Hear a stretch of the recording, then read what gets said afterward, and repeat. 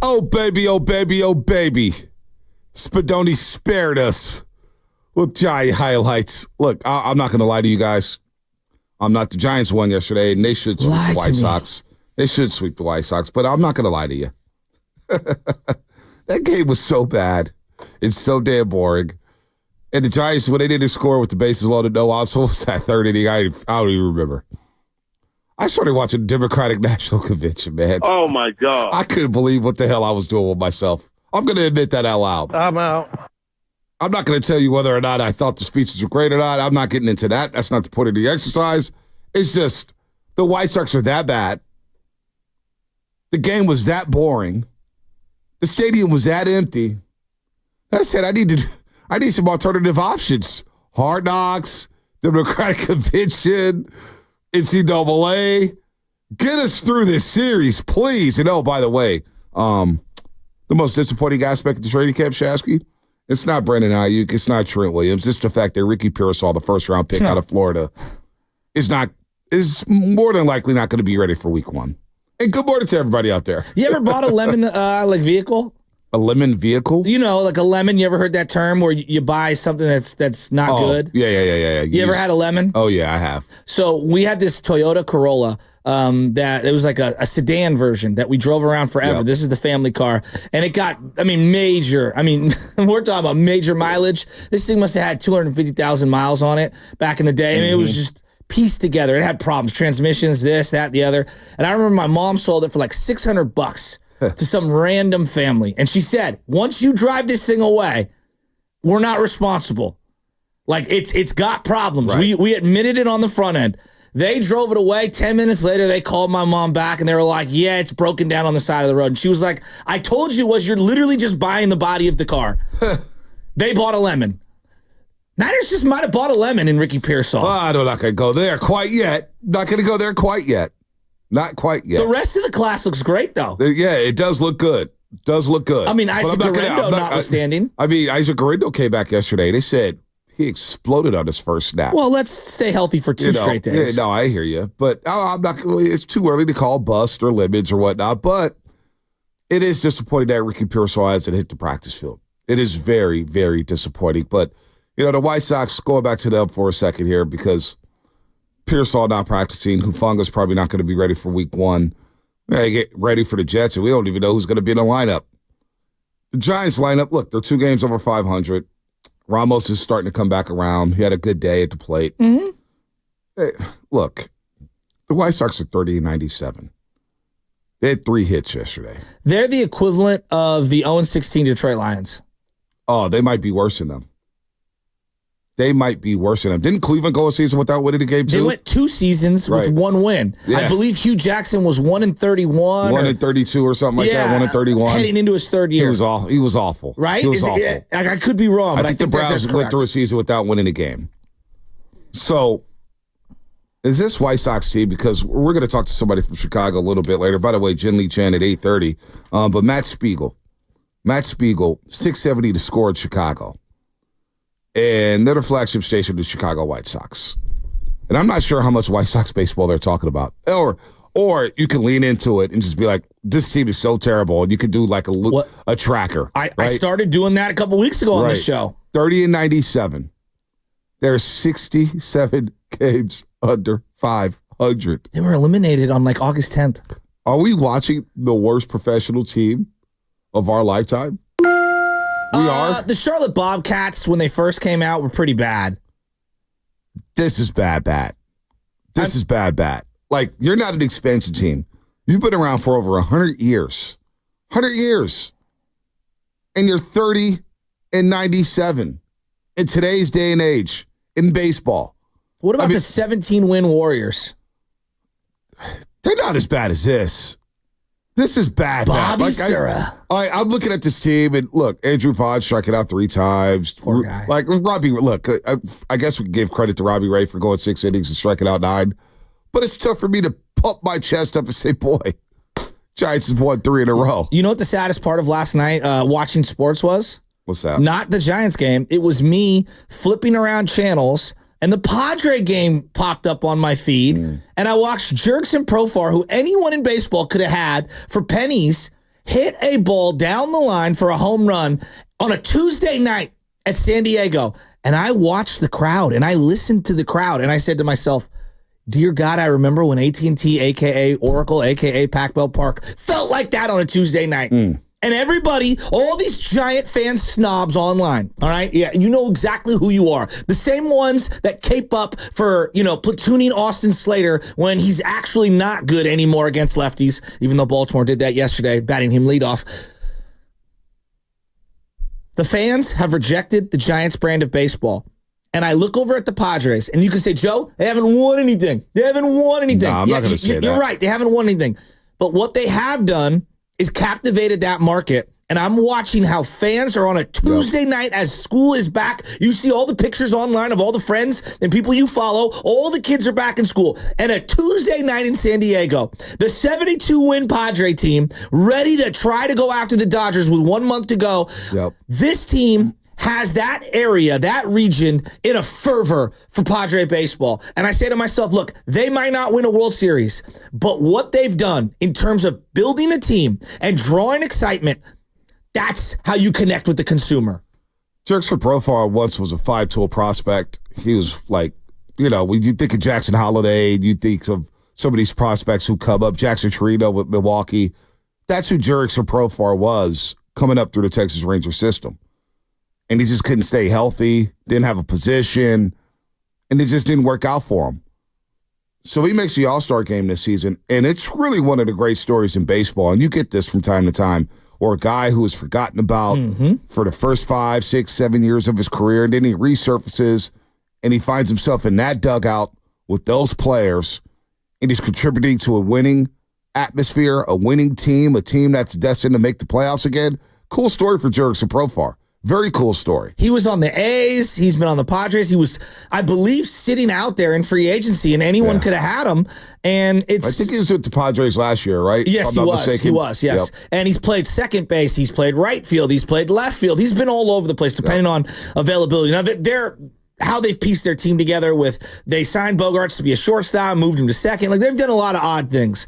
But the Profar thing, but again, when he's not the centerpiece of a lineup, look at how he can impact things. Yeah, no doubt. He's legit. Did you see the crowd? Oh, I see it every day. And then I looked at the crowd that the Giants had, and I said to myself, I longed for the days where Tuesday nights there was energy in the building. Well, Lutman and I were going at it last week about the Padres. When he goes, well, they haven't won yet, blah, blah, blah. And I was like, dude, they got it going on. That's what I'm saying. In Petco Park, the Gaslamp District. And the great thing about that yard, and I underrated it because I thought it was overrated at first. It's pretty cool. But the great thing about it is Ed and I stayed at a hotel a few years ago downtown San Diego, and we just rented a scooter. You could ride the scooter down to Petco Park. And then you walk there to the outfield. There's the Hall of Fame. There's the Tony Gwynn statue. There's kids running around. It's just a really good atmosphere. And then when you leave the yard, you just pick up a scooter and scoot back up 4 or 5 blocks up the street to the hotel. 75 degrees at, 9 o'clock at night is it's beautiful. Pretty beautiful setting for baseball. It is a beautiful setting. So where do the White Sox fall? Are they going to be the worst team in baseball? Now, the 1916 Philadelphia A's were 36-117. Would they play 154 that year? Yeah. 117 plus 30 is 147 plus 6. That's 153. Yeah. Because I believe the 62 Mets was the team with 43 wins in the modern era. No, the 62 Mets were 40-120. 40-120. The Washington Senators, 1904, 38-113. The Boston Braves in 1935, 38-115. So when you think about wins, I remember that team. 1952, the Pirates, 42-112. 42-112. Wow. The 2003 Tigers. I'm a Pirate fan. You gotta have more hope than that. 03 Tigers. Give them to me. 43-119. The 03 Tigers? 43-119. Did they get Verlander out of that, though? They may have got some players. They might have. Yeah. They might have. So that roster, looking at that roster, I got to, hold on, let me pull it up here. Was it Ray Ordonez? That had to be too early. It's got to be too early. Maglio Ordonez, you mean? Maglio, excuse me. Well, there's two Ordonez. One was the shortstop, one was a right fielder. For the New York Mets. Yeah. I meant the right fielder. DH. Where is this roster? Okay. Give it to me. Hold on. Alan Trammell had to be gone. because this is wiki here. Oh, by the way, 04 draft, Justin Verlander, number 2 overall. Number 2. Like So they had Who had the number 1 overall pick? Padres. this Who is was it, active Sammy? roster. Matt Bush.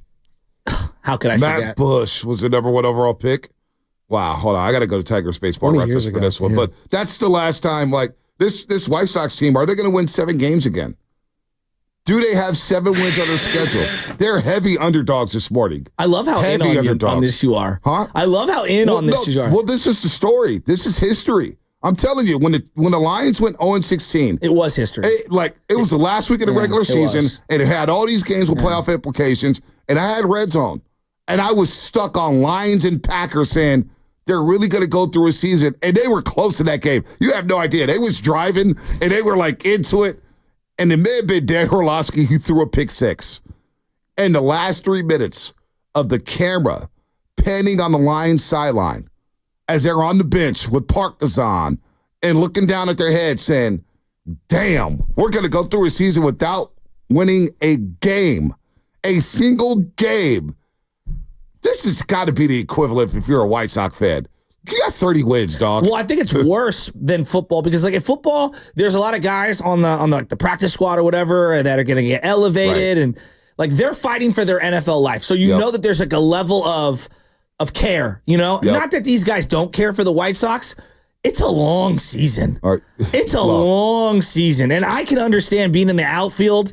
And you got, what do they have, 30 wins you said right now? 30 wins. And you're out in center field, and you're down 4-1, and you're just sitting there going like, for who, for what? Yeah, the old Ricky Waters. I mean, for who, for what? For who, for what? So Brandon Inge was on that Tigers team. He was 26 years Wow, old. Brandon Inge. Carlos Pena, first baseman. No way. 18 I homers, don't believe 50 you. RBIs. Warren Morris, Ramon Santiago, shortstop. Remember him? Eric Munson, Craig Monroe. He actually hit 23 Craig home Monroe runs. wasn't bad. 23 homers, 70 RBIs I think he was that a year. Brewer after that. How about our boy Dimitri Young? Dimitri Young was sweet. He had great goatee, dye facial hair, and he got into some stuff in the minor leagues. He was a hothead. Him and his brother. He was a MVP baseball draft guy in the video game. I would draft late. Dimitri Young, number 21, I believe. 29 homers, 85 RBIs that year for the Detroit Tigers. 29 It's like a years Pedro old. Feliz year. Dude, he had a great year. Shane Halter, Kevin Witt, Omar Infante. Omar Infante was solid. Andres Torres is a 25-year-old, played in 59 games for that Tigers No team. way. Yes, this is He great. told me he was going to hit a home run. I guess you guys don't know what I'm talking about. AJ Hinch. Really? AJ Hinch. Cody Ross was on that team. No way. He played in 6 games for the Tigers as a 22-year-old. AJ Hinch was 27. Ernie Young, DH, played in 5 games. Now their pitching staff.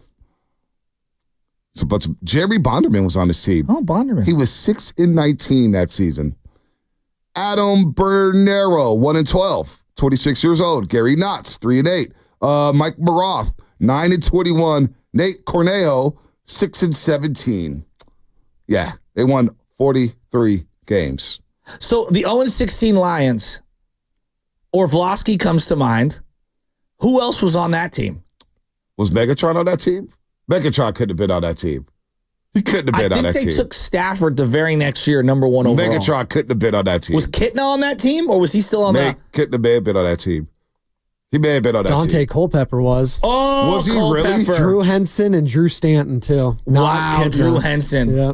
Michigan Wolverine. Drew Henson was one of those high school. Yes, So They yes. did have Calvin Johnson, by the way. Yep. they did have Megatron. Drew Henson, Spinoti, was a guy who was a 3-4 star in high school, and we would get all these high school magazines, and he was supposed to be like the can't miss prospect. Like, this is the guy. Like, think of LeBron James and the chosen one.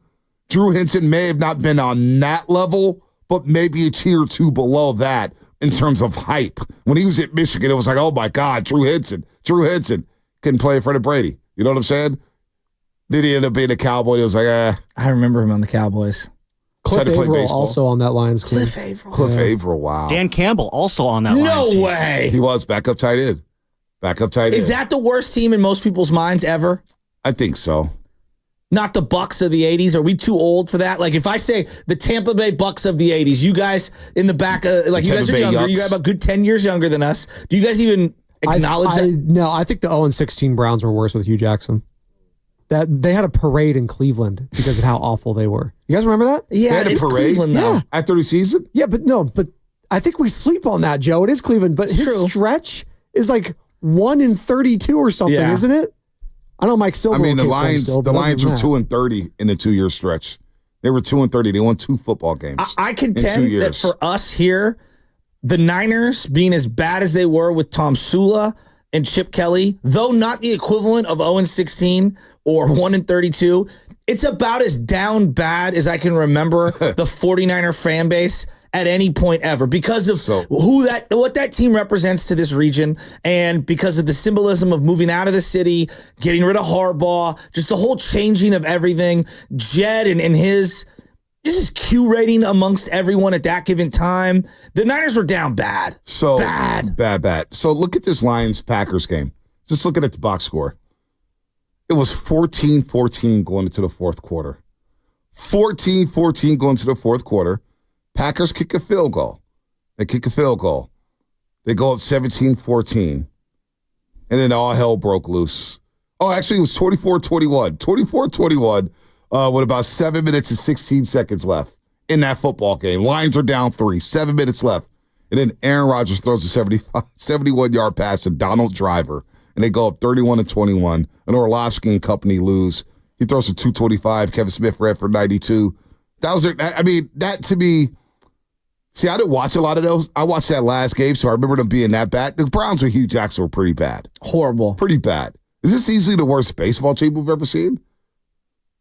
With the White Sox? Well, They're what's 30 crazy and is- 97, folks. I mean, come on. What's crazy is like we've said this about the A's, and then you look up middle of the year, and the A's got 3 or 4 guys. Like, man, you know what? Like, this next wave of guys. I mean, they're 3 years away from arbitration, but they look pretty good. Like, I'll give the A's that. I watched this White Sox team, and I know you like Luis Robert. He's okay.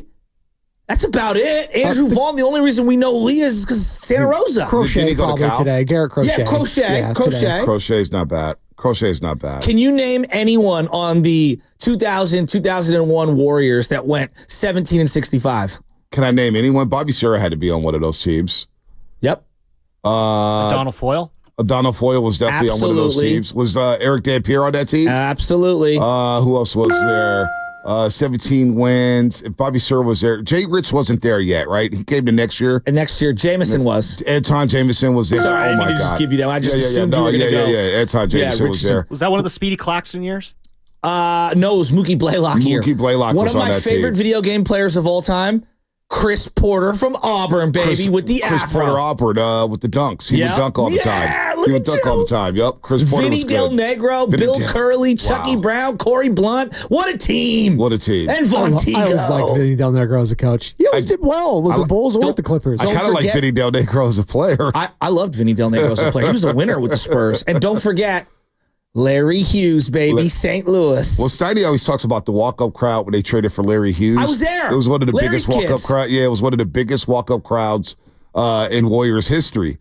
So, yeah, there's some pretty bad teams. 888-957-9570. What is the worst team you've ever witnessed?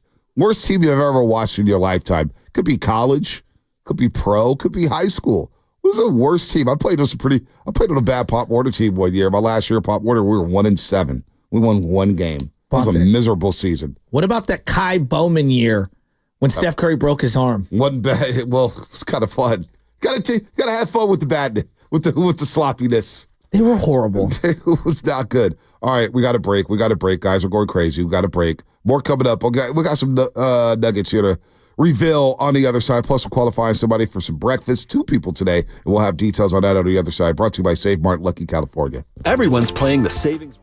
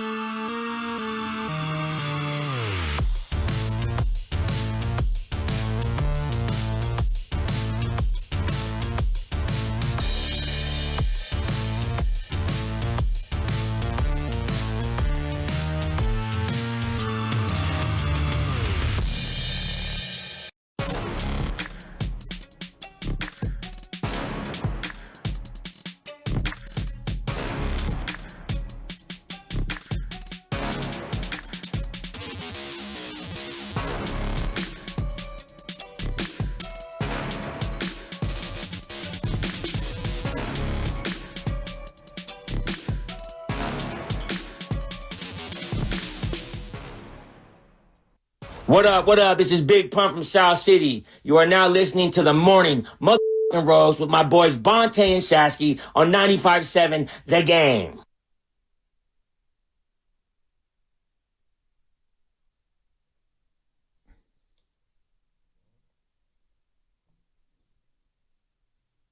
You feeling it?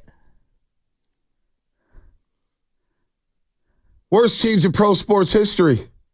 Pac, man, he ages so well. I've been playing a lot of Pac lately. You know, I played so much Tupac growing up. Me too. That I had to give it a break. I'm with you. I gave it like a 5 to 10 year break. Like literally, like just I would play songs here and there, but I just had to give it a break. Which one is your favorite album? Which of the 50 Machiavellis that came out after his it's All death? Eyes on Me. Like that, the double disc, that album, that was the one. Blind stares of a million eyes, looking hard but won't realize. But Machiavelli was also hard too. Machiavelli was Shook Shot Me. Shook Shot Me. Machiavelli. Do you guys even know? Do you even understand that reference? No, at the beginning of the album. At the beginning when you turn it up all the way. Shook Shot Me. Yeah, it's what it sounds like. That's what it was, a conspiracy theory. Like he said, Shook shot him. And the album was just from front to back. It's just hard. I had the cassette tape, so it was like first one flipping over. God, it's so good. That whole album. Then he had Tupac and the Outlaws. That was really good. Then he had this Teardrops and Closed Caskets. Yeah, Teardrops and Closed Caskets. There's another album I've been playing recently with Until the End of Time. Oh, that's a classic. That's a classic album. It's got a lot of really good beats on there. Yep, a lot of good beats. Jazzy Faye did some stuff on that. Yeah, that album was pretty good. I was actually recently playing it, so that was a good one. Yeah, I've got I gave him 10 songs, an eclectic list. Even though you're only supposed to give him 5. Well, that's how I do it, you know? We just don't have 10 rejoins. Otherwise, I would love to do all of them. Well, then maybe that on the way out the door, we play some of them, you know? I have a nomination for what I believe to be one of the worst teams that I've ever seen in my entire life. What team is that? If I say the name Buddy Tevens and Walt Harris, what do you think of? Oh, my God. Buddy Tevens, Walt Harris? Walt Harris. The white Walt Harris. Yeah. Not the cornerback who played for the Niners. Okay, so we're talking baseball then. No, we're talking Stanford football 2005, 2006. Oh, my gosh. Walt Harris from Pittsburgh, the head coach who was at Pitt. Did he go to UC Davis after or something like that? So what happened was I believe, and this is off the top of my head, and I did a little bit of research at the break. I remember when they lost to UC Davis. And yeah, they lost to UC Davis. That was the signaling. It was the freeway series, whatever they call it. That was the signaling of, oh my God, could Stanford football get dropped from Division I? Should they be relegated out of the Pac-12, which at the time was the Pac-10? And then they hired Walt Harris in 06 and went 1-11. 1-11. They were bad. They were really bad. They were so bad. They were really Can you name bad. any players? I can't name one player. I'm going to give you a couple names. I can't name one player on that team. Ostrander. Trent Edwards, Buffalo Bills. Yeah, Trent Edwards from he played at Los Gatos High School. Los Gatos High School. Toby Gerhart. Was he on that team? On that team. Wow. Anthony Kimball. I mean, some of these names. A young Richard Sherman playing wide receiver and running back. Yeah. No, Tank wasn't on that team, right? Tank Williams? He wasn't on that team. I don't see him on here. Former Tennessee Titan. That team, I honest to God believe that the Stanford Cardinal, and I know that's not going to be in people's number one. I believe that 05 into 06 Stanford Cardinal program was as bad as any pro. I truly believe City College of San Francisco would have smashed them. Yeah, they would have smashed them. Smashed them. Not just beat them. Smashed them. They would have smashed them. They lost to UC Davis. Yeah.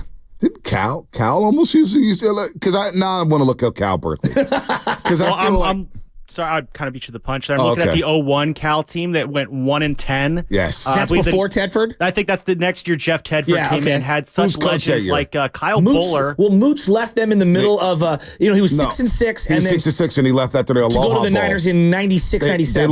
They lost the Aloha Bowl to Navy. Yes. In Hawaii. Then he got the Niner job like a couple days later. It's like, he went 6-6. Well, it was very Cliff Kingsbury-ish. Yeah.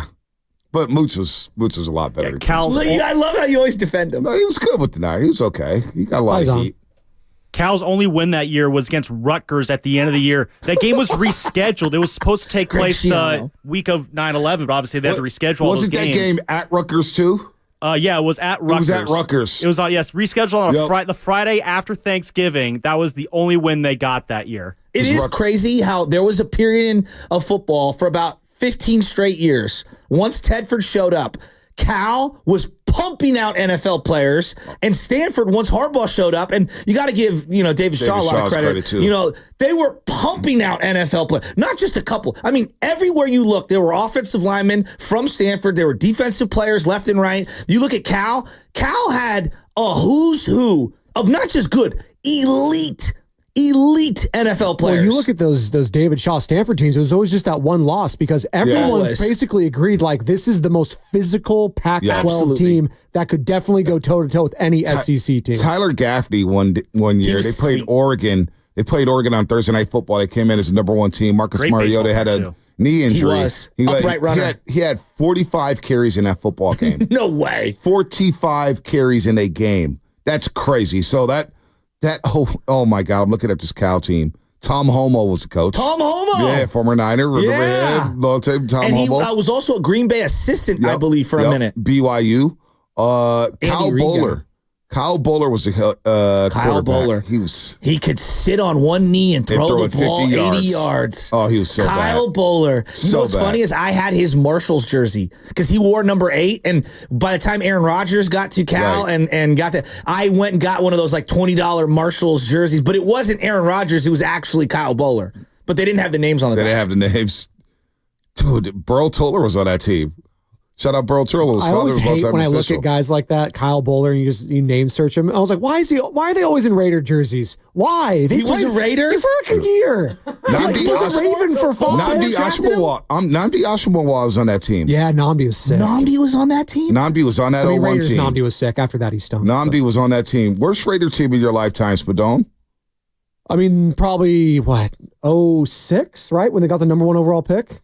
Like heading into that because they got Jamarcus that year. 2-14. That's the last time they drafted a quarterback in the first round. We were talking about yesterday. Andrew Walter, Arizona State. Yep. Oh yeah, Aaron Brooks went 0-8 in that game. I actually like Aaron Brooks. I do too. Ronald Curry, Drew Hinton, was a high school phenom. North Carolina. Yep, North Carolina. Hooper too, right? Yeah, Hooper, football player. He was supposed to be that guy. He was a quarterback, and then obviously moved to wide receiver. Lamont Jordan was on that team. Zach Crockett. Justin Fargas. Hey, Zach Crockett, 4th and 1 in Madden, undefeated. It was. You cannot stop him. It was. Good call. Randy Moss was on that team. Randy. Played 13 games, 42 receptions. Yeah, he was cooked. Oh, yeah. I remember they traded him to New England, and I always tell the story that fantasy draft that next season. It was an auto draft pick for some reason, and I got Randy Moss with the Patriots, and I shut the draft down. I was like, no, I don't want Moss. Like, it was a best 4th-round draft pick trade ever. Yeah, I mean, your boy was happy after that. I remember that first weekend, everyone was like, oh, dear God. Oh, yeah, against the Jets. Oh, my scored God. 3 touchdowns. This might be the greatest wide receiver season ever. Oh, my God. And then he wore his welcome out immediately. Well, he ran a post right against the Jets and like 3 dudes. Hey. And I smoked them all. That was Spygate. And Brady threw a dime, and it was like, Randy Moss had 3 touchdowns. I'll never forget when T.O. was on the Niners. I would sit there watching the games with my grandfather, and he would say, "Look at the safeties. Look how they have to. They're all hovering over to T.O." And then when T.O. left the Niners, like it was 1-on-1 on the outside, safeties in the box. We are not scared of anyone. Yeah. And this is all during the Harbaugh era, especially during Alex Smith's run. The second they got Randy Moss in 2012, every team safety was like, even he was like 40 at the time. Every safety was like, I gotta shade over here to Randy Moss. Doubt. The fear of Randy Moss at 40 years old was still there. Well, you better get Ayuk in the Kev because we may see a lot. We may see 9 in the box this year, considering who's playing wide receiver. Trent Taylor, I mean, if he's a receiver, he will. I don't think Trent Taylor will be on this football team. I'm not going to get outraged about Trent Taylor. Can Nick Bosa drop back in coverage against Trent Taylor? By the way, have breakfast with the roast. All this week, we're giving you a chance to come in and have breakfast with the roast. Friday, September 6th, to kick off football season with us. Listen all week between 7:30 and 8 o'clock. We have 6 spots remaining for this breakfast. And each, whenever you hear the sounder, air horns, be the 10th caller, and you win a spot for breakfast with the roast. Breakfast provided by our good friends at Jack's Restaurant. Should be a lot of fun there. Coming up, brought to you by Fremont Bank, celebrating 60 years of full-service banking with no compromises. We'll continue to roll on our worst teams that we've ever seen in our lifetime. Worst teams ever. What's the worst team baseball, football, basketball, worst team you ever seen in your lifetime? There's some bad Sixer teams out there. Some bad Sixer teams. Trust the process. Trust the process. I've got a CYO team I'm going to nominate. There's some Pop Warner teams. There's a lot of high school teams. What's the worst team you ever seen or played on? That's coming up here. 888-957-9570 is the number. We'll do that coming up on the other side.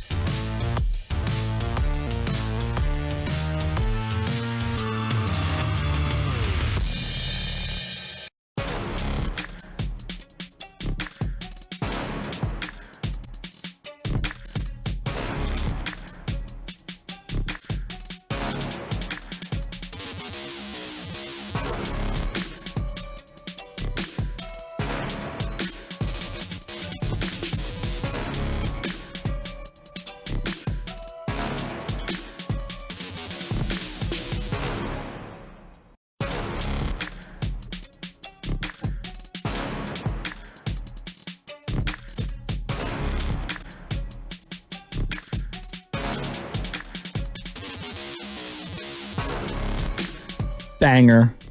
All right. Hey, check this out. This is San Leandro Mo, and you're listening to 95.7 The Game, the morning roast with Bonte and Shasta. My suitcase and guitar in hand. Do you know this, Bonte? I have no idea what this is. And no one man. No, you got to play it. It's the best part. Is this the Beatles? No. Simon? Garfunkel? Yes. When my thoughts are escaping home. This is on your playlist, top 5? This is a banger, dude. You got to have top depth. 5? Homeward Bound. This is I'm driving solo in the car, thinking about life, thinking about family. Sounds like you think about other things. Well, it's about the grind of life. Sounds depressing. You don't have songs that you play when you like. Oh yeah, I definitely do. I definitely do. You didn't like that song, Spadoni? Usually you have some character to you. No, who said I didn't like it? You smiled like you didn't like it. No, I like it. It was just funny going from Tupac to that. But I know. That's the versatility of me. Pick and choose. No, I just thought about the movie. Remember the movie Homeward Bound with like, the dogs and stuff like that? That's just what I thought about. So Simon and Garfunkel, that was actually used in this television show that was on HBO, and I had already knew because I'm a big Simon and Garfunkel fan, and that song was him trying to get back to his normal life, and it was really good. It's deep. It's very deep. I'm looking at some quotes here. Yeah, and I don't know if that was your best selection, Shasky, but that's okay. All right. I'll listen to it. I'm not mad at it. Yeah, to each their own. I'm not mad at it. I'm not mad at it at all. 415, Xfinity Mobile text line. New York Mets, when Casey Stengel was their manager. 62. Some quotes from him about his Mets. You look up and down the bench, and you have to say to yourself, can anybody here play this game? There comes a time in every man's life, and I've had plenty of them. The only thing worse than a Mets game is a Mets doubleheader. And the great Roger Craig lost 20 games on that team. He did lose 20 games on that team. By the way, join 95.7 The Game at Hardy Park Friday, September 6th for the Pettinelli Financial Partners Golf Tournament benefiting the Autism Society, San Francisco Bay Area. Go to 957thegame.com to learn more. Presented by ACO Pest Control, the Bay Area's locally family-owned pest control company. It's some bad teams. We're going to get to Walking Back Wednesday in just a second. Walking Back Wednesday, we'll introduce this next segment. Don't forget, Baldy all day tomorrow, Thursday, all 4 hours. Baldy will be live in studio. You don't want to miss that. As the segment is sponsored by Golden State Lumber, serving the Bay Area for 3 generations. When you succeed, we succeed. Visit GoldenStateLumber.com. Real quick, let's get to Skills and Vallejo about the worst team ever. What's up, Skills? Hey, good morning, Bonte. Good morning, Joe. Good to be on with you. Good morning. Good morning. Yeah, I gave it some thought, and now I think about it, I think the worst teams I've probably seen would be the 2011 through the 2013 Houston Astros. And you got to remember that they were in the World Series as recently as 2005. And then they tried to build around guys like Carlos Lee and guys like Tejada later on around Lance Berkman. It didn't work, so you just tore it down to the studs, moved to the American League, couldn't win anything. I remember they would lose to the A's in some of the most horrific fashion that I've ever seen. It was bad. And for 3 straight years, they lost over 100 games. They had literally nothing except a young Altuve and maybe a couple other guys. I think Keuchel was on one of those teams coming up as a youngster. And then eventually they were able to turn it around. But, yeah, that's my contribution to the worst teams I've ever seen. Wow. Those early 00 teams, they brought in all the old guys. Remember, it was like Roger Clemens and Pettit, Jeff Kent, Lance Berkman was there. They had a really fun team. He referenced Beltran. Yep. That team was fun. No, they had a lot of good teams. They had a lot of good momentum going on in Houston. And they, you know what? Credit to them. They bottomed out, and now they've been on this decade-long run, and they're still humming right now. I was talking about that this morning. I was looking at all the contenders in the AL. Yeah. I'm taking Houston over in any series. I'm taking them over the Yankees. Yeah. I'm taking them over the Cleveland. I'm taking them over every single team right now. I know. Like, there's something to be said about them just sticking around. Kind of like the Chiefs last year. Yep. You had your opportunity to not have them win the division. The Mariners, you had your opportunity. Rangers coming off a World Series, and now they're going to win it, and they're probably going to be favored in a lot of these series. Yeah, Rangers probably the most disappointing team for me in the American League. I thought they'd come back strong. Injuries have kind of derailed them a little bit. World Series hangover is possible, but they're playing with house money. They got the World Series. They can today. This year for them is just it's house money. But the Astros, it takes me back to Mike Francesca. Was it last year or maybe 2 years ago? He had this little podcast after Yankee games, and he just riffed for like 15 minutes. The Astros owed us. They owed us. They owed real estate. And now I'm thinking, boy, if the Yankees had to play the Astros again. The pressure. Because I don't think the Orioles, that pressure. You're kind of onto something, Spadone. The Astros might wake into the World Series. Don't count them out. I wouldn't count them. Hell no, I wouldn't count them out. No. I am pulling for the Guardians, so would that be something if Cleveland? It would be cool. If Stephen Vogt in his first year won the World Series? I know. Kai Correa's on that staff, I believe, somewhere. Kai Correa's on the Guardians staff? Yeah, I believe he's on that staff. I wanted Stephen Vogt to be the Giants manager, damn it. You did. You were on that. Man, damn it. Minnesota, by the way, 70-56, the Twins. Don't sleep on them. Minnesota! Let's see. Carlos Correa, though. Yeah, I was just about to check on him. What is Carlos Correa doing? I bet he's playing. What is Carlos Correa doing? Yeah, but get back to us in a couple of years, guys. He might not be that guy. Exactly. Let's just don't even. Wait, he's not even on this roster. What the hell is he? Is he hurt right now? What the hell's going on here? Yeah, he's on the 10-day IL. 10-day IL. He's already He's batting hurt. 308 this year. He's got 51 runs, 47 RBIs, 13 jacks, OPS 896. Yeah, he'd be pretty good on the Giants.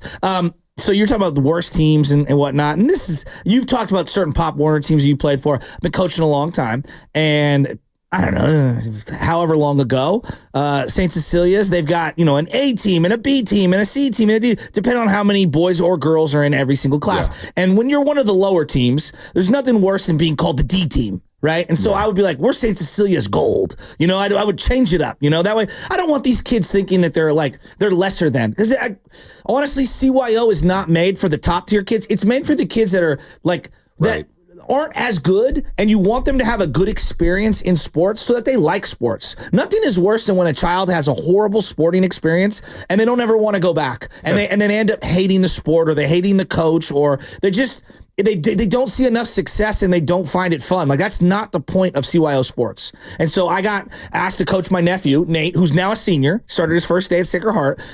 And this team was so bad. We didn't win a game for a full 3 years. And when I say it wasn't close, it wasn't close. We would lose by 30 and 40 points. Now, granted, they're 24-minute games. Damn. We would lose every single week. And every year I'd go to CYO and I'd go to Pete Francesca and say, Pete, you got to get us in a lower division. These are kids that are fringe. They're never going to play basketball. And I'm not trying to rip these kids, but they're all talented in different things. My nephew's a great cross-country runner, but he's not a good basketball player, okay? I go, these kids have to have a good experience. Let them win a game, for crying out loud. Let them win a game. And I would beg CYO to drop them down. Well, finally, 8th grade year, they dropped them down. We went 4-4. We snuck into the playoffs. We knocked off the number 1 team. This is their 8th grade year. We won the championship. Parents were crying. Oh, my God. And you know what? That's what sports is about. This team that lost 3, they literally didn't win a game for 3 straight years. And when I say it wasn't close, it wasn't close. And for them to have an opportunity, forget the championship, that was really cool. And all the kids from the upper level teams all showed up to support them, because they were the only team that won. Oh, it was great for the parents. I can't get over the parents were crying, and now I'm envisioning them winning the trophies, and they're soft. Well, you got to think about this. Some of these kids weren't going to play in high school, whatever sport, right? So this might be the last sport that they play, and it does matter to them. Look, getting a trophy or a ribbon, I'm not saying you got to win everything, but it's got to balance out. You can't lose year after year after year after year. You got to build some positive memories. Whoa. There's always those Pop Warner teams. I remember Central San Rafael. Their program was not that good. Every year we played them, man, they were like, yeah, we'll be 1-7 this year.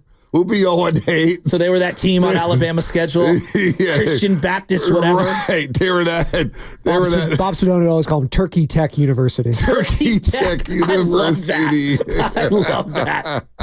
No, but on the real, young Benny's going to get into sports, and your daughter's going to get into sports at some point. Maybe. I don't know. And this is the way I view it. If you win every game, what are you learning? If you lose every game, what are you learning? You want to win some, you want to lose some. No, when you're winning, you learn a lot. I mean, Coach Shasky, though, I got to come down your road. You couldn't get 1 win in 3 years? Ponte, we would lose in the layup line. So you're throwing your players under the bus? Can't run some boxing 1? Look. Some triangle in 2? Look at.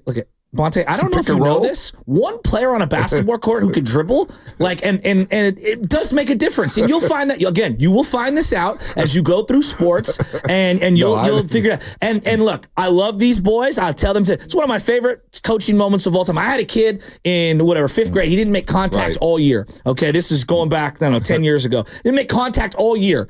He got a big base hit in the championship game. And his mom was literally crying because the kid struck out every single at bat all year. And he knocked in one of the game-winning runs in a championship game. That's awesome. Those things matter. That's what sports is about at the youth level. Not winning championships and dominating everyone and stepping on their throats.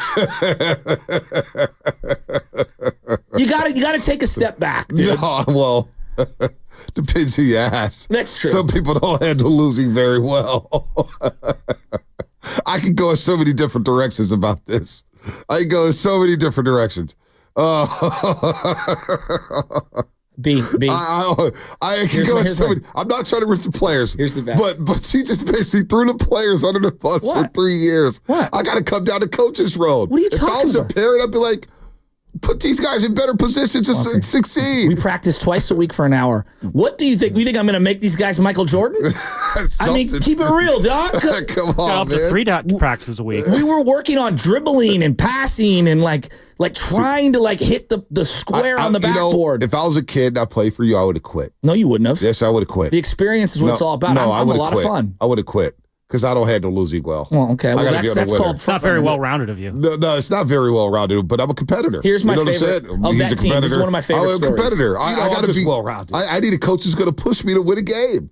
I need to win the game. Look, there's a time and a place. Win the game. There's a time and a place to be that guy. But we were losing so bad. We were down 40.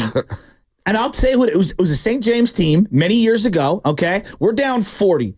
We're literally have 2 points on the board, all right? There's 30 seconds left. We have a kid trapped in the corner. Trapped in the corner. The kid's pivoting. The other coach calls timeout.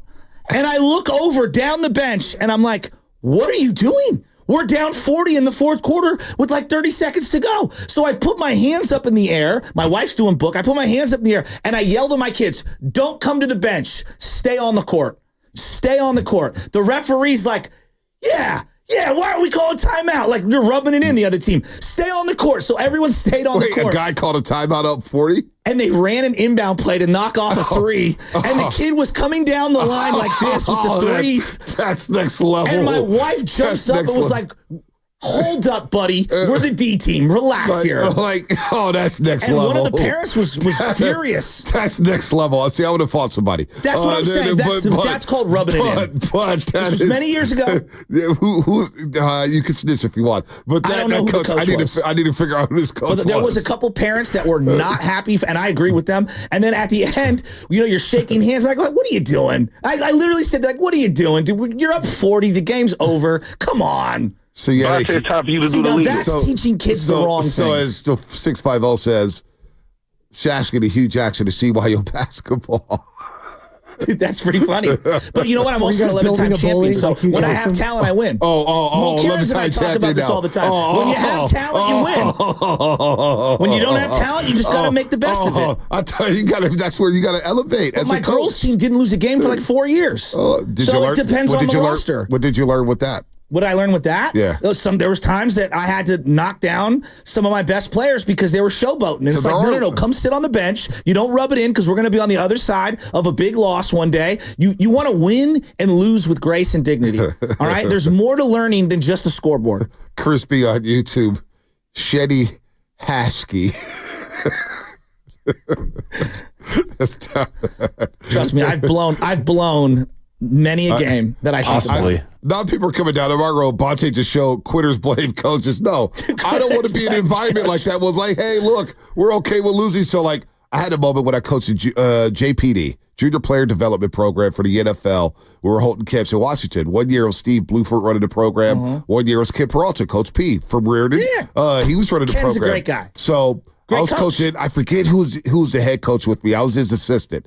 So we had a team. We're the 49ers. And there was the Panthers. There was the Saints. There was the Raiders. Cool. It was really cool. It was 8 teams. Yeah.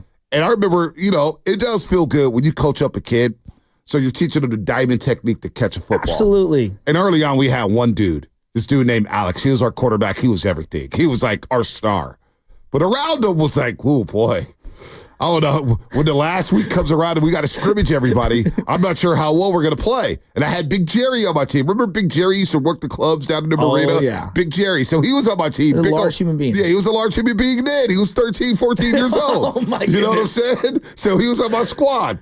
So, no, he was he 13? He was probably 12 or something. So I had this one kid named Brian. I'll never forget his name. White kid, slow as molasses. Could not catch a cold. So he had the disease, the white man's disease. The white man disease. But by the time we were scrimmaging, he hit me.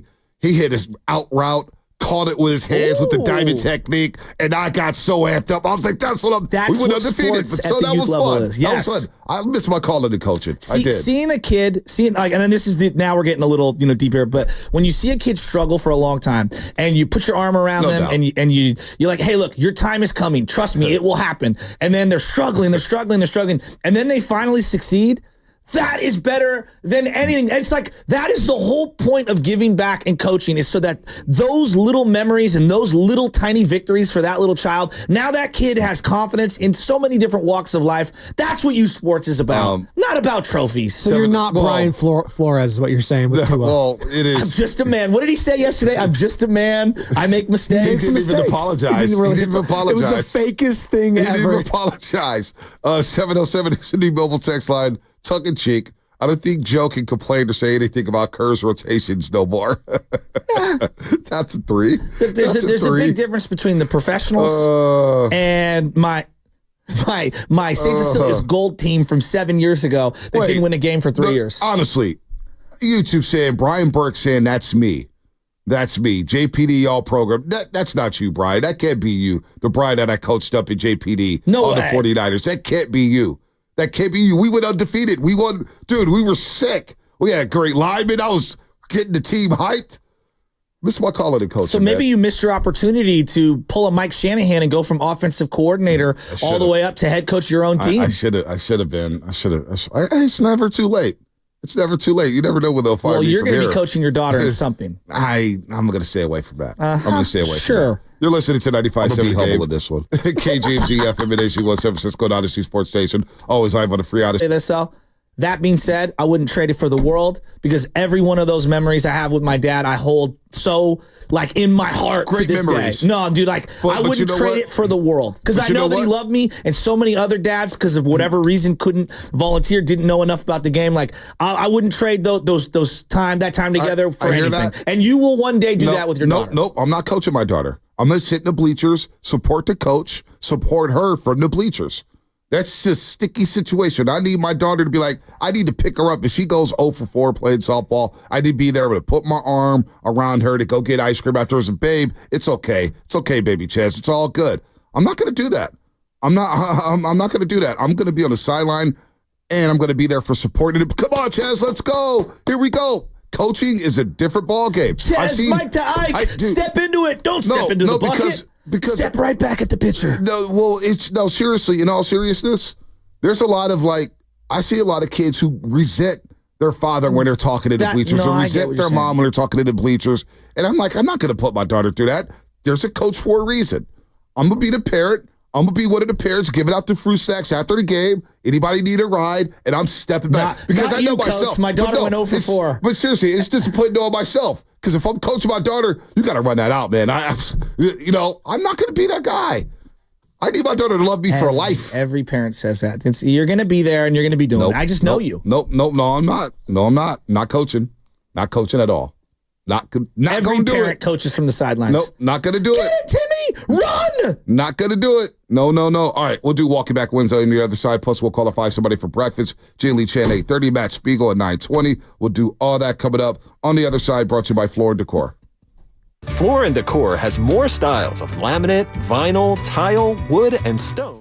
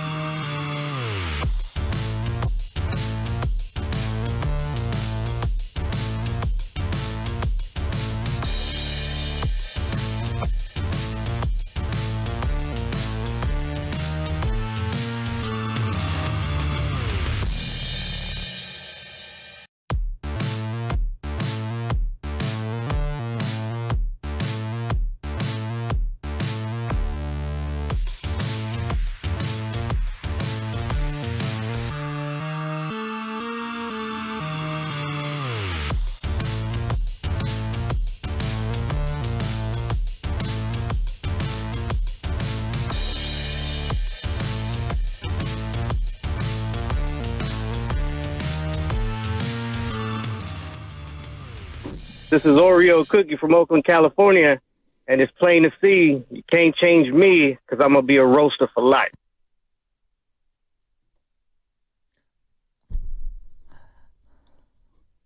Best rap verse ever? The best what? Rap verse ever? It's in my top 5. It's in my top 5. Let's ride, Notorious Thug. Boom, boom, boom. So this is my part of my playlist. For those that are just tuning in, Kirk Cousins put out a playlist for his birthday the other day. Yesterday we did Sam's playlist. Today is mine. And I picked a lot of different stuff. So I think we've done Tupac. We've done Simon and Garfunkel. And now we've done Notorious B.I.G. You got to mix it up a little, man. I'm waiting for that verse to kick in. V is just waiting. I'm waiting for that verse to kick in. He's methodical. Waiting for that verse to kick in. In the meantime, 650, it's easier said than done. Once you see some of the parents that volunteer, they just label us notorious. Oh, wait. Just label us notorious. The bus. He comes so sick on this. How to get the clean version, obviously. I know. I'm glad you did. High off weeded oxygen. I'm scared to rap it. I don't even want to do it. Back off this one. I'm gonna leave it alone. I'm gonna leave it alone. So-called beef with you know who. That verse is one of Biggie's best verses. It's like he never left a breath the whole time. Right. It was so good. I don't know if it's number one in terms of best rap verses of all time, but if an alien came down to Earth and was like, explain to me rap, I would probably play that verse. It'd be on a short list. I'm looking at some stuff here. All right. 888-957-9570. We'll talk about the worst teams in professional sports history because God knows, is there any takeaway with the Giants yesterday? Patrick Bailey's on the IL, right? Oblique injury. That was it. I don't know how legitimate the oblique injury is. I don't want to pretend like they're making it up. The guy was clearly having horrible at-bats for weeks on end. So terrible. If he is indeed seriously injured, I wouldn't be surprised because something doesn't look right. He's not driving the ball. He doesn't have any balance in his swing. He was like a one-arm swinger. So I don't know what was going on, man. And clearly batting from the right side against lefties has not been good at all. So I'm looking at these texts here. We're going to walk it back Wednesday in just a second. 707 Xfinity Mobile text line. Okay. Dad coaching me in baseball story. Like Shasky said, got to be best or worst. 11-year-old, I was the best on the team. Practice before playoff game, my dad did not let me take batting practice because he said I didn't need it, and other players did. I went 1 for 4 when I would go 3 for 4 normally. We lost. That was the last time my dad coached me. I fired him. Can you fire your dad at 11 years old? Yeah, you could. I think where it gets difficult and for a lot of parents is, let's say you're not coaching and the people that you see that are volunteering, you think that you maybe know as much as them or whatever, or you have a car ride home with your son or daughter and they're struggling and they go to you, they go, Dad, I need help. You know, can you help me? And they physically ask you to help them. I think that's where it gets tricky, you know, and if you know enough, then you try to help them. If not, then you try to find the resources of someone who can help them. Yeah, that's what good parents do. Yeah, no doubt. You want to see your child have a smile. No doubt. That's why I'm going to smile from the top of the bleachers. Smile. I'm going to be waving pom-poms. I'm going to be the fun parent. I'll be leading the chants, leading the cheers, having fun. And what if they go winless for 3 straight years? Well, it's going to be a problem. It's going to suck. He's hitting that transfer portal. Well, my kid's doing something, right? It's like Jack Parkman with the Indians. Yeah, I don't know. We're. Oh boy. Yeah, I don't know if that's going to work out. 3 years. We go 1 year without a win. Yeah, we're out. I'm actually excited about the Giants. I was so excited about the Giants yesterday that I switched over to the Democratic National Convention. That's how bored I was with that baseball game. I started watching politics. What the hell's going on? What'd you have? A Truly? And then of course, I popped on the NCAA, and first time ever, Coach Hill has the best recruiting class in the country. I was searching the internet last night, and I came across that Jurickson Profar home run, and then I found out oh, Aaron Banks might be out for an extended period of time, and he's probably going to be put on the PUP list. Yeah. What the heck? With the little finger. The broken finger. And no Ricky Pearsall. He's not practicing this week. Hufanga's going to hit the practice field next week. He's probably not going to be ready for week 1. Does it feel a lot? How do I put this? It doesn't feel right. Does it feel a lot like the 2018 season where as things started to progress early on that year, like Jerick McKinnon got hurt and they didn't really have any pass rushers, and you could see now this team's way better than that team. I'm not, but in terms of feel and vibe, and there's so much expectations, it almost feels impossible to live up to them. There's a lot going against the Niners right now. You know, like this Brandon Ayuk thing, and I saw what Mark Willard was saying yesterday, and he's just exhausted like we all are. Like, get on the bus and let's go, or not. Like, pick a side, dude. I'm tired of it. Maybe it's not all on him, though. No, I'm not saying it's on him. It's on both parties. But, like, get this thing done. Yeah, no doubt. We're like 17 days away from opening day. Like, figure this out. I'm hearing Deshaun Jackson talk about Trent Williams. Yeah, Play the sound. Did you pull that sound up? Did you pull the sound? We sent it in the thread. Deshaun Jackson was on...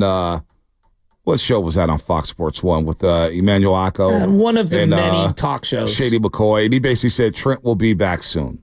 Great. I mean, Here it is right here. I don't think we need to panic so quietly. I just was on a phone call with my boy Trent. We call him the big boy, man. You know, he's the gorilla, man. He's working out. And when I say he working out, he in that gym, man. So, and you know what, a little insight, you know, I don't want to talk too much, but I'm going to give y'all a little something, man. They working on something, man. I think they going to make it right for my boy to come in there, man. He might be showing up a little late. You know, he got some fines and some fees he might have to take care. But he going to be there, man. So, you know, for the Niners fans, it's going to be all right. So y'all take it easy. But honestly, man, he'll be there shortly. He'll be there shortly. That's from Deshaun Jackson on Speak on FS1. So he's made his television debut as a podcast with Shady McCoy as well. If you were a fan of another team and you were looking at the Niners as one of the teams that you're going to have to get through, wouldn't you view the situation of this offseason in its totality and be like, wow, there's a lot going on with the Niners? Not that they're a garbage team by any means, but they got a lot to overcome.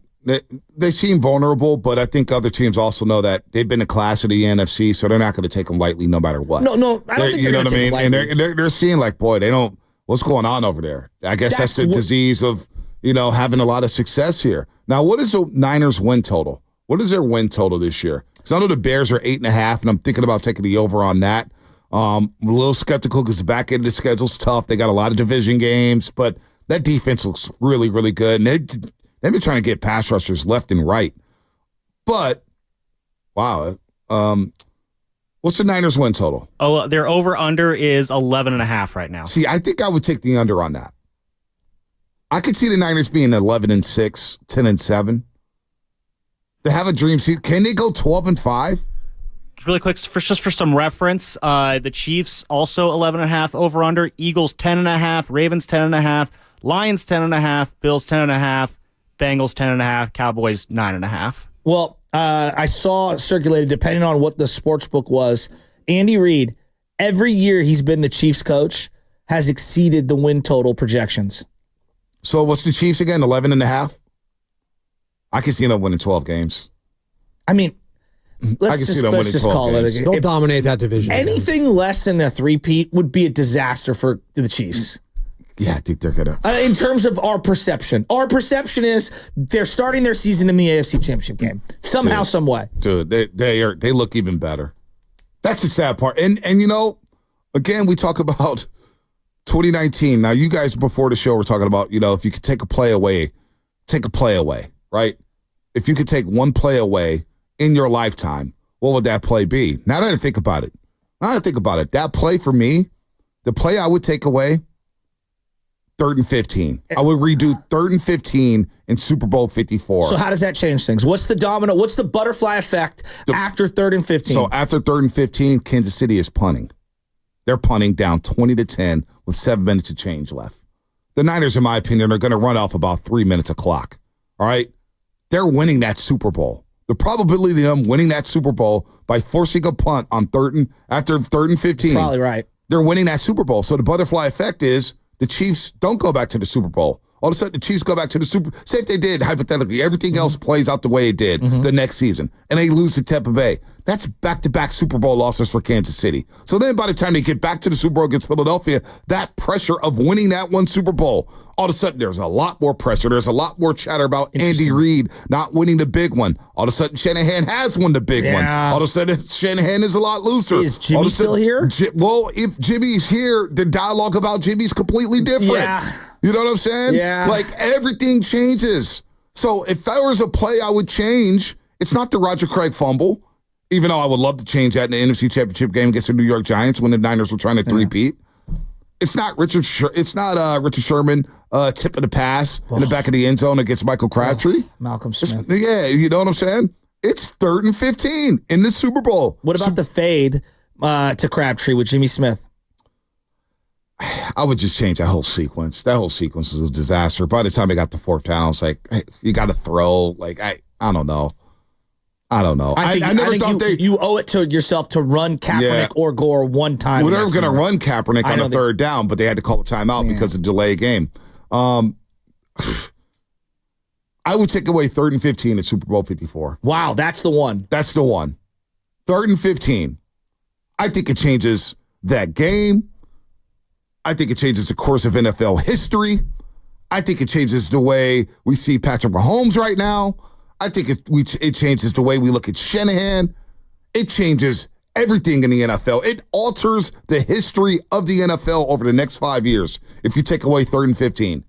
Kansas City's punting. That's the part for, like, as I defend Kyle Shanahan, not just to you like we're talking about certain late game situations and things like that, just in general, when I defend Kyle Shanahan, I think the margins are so razor thin that it's easy to be like, he's an idiot. Oh, what's he doing? He's a choke artist. And it's like, well, hold up.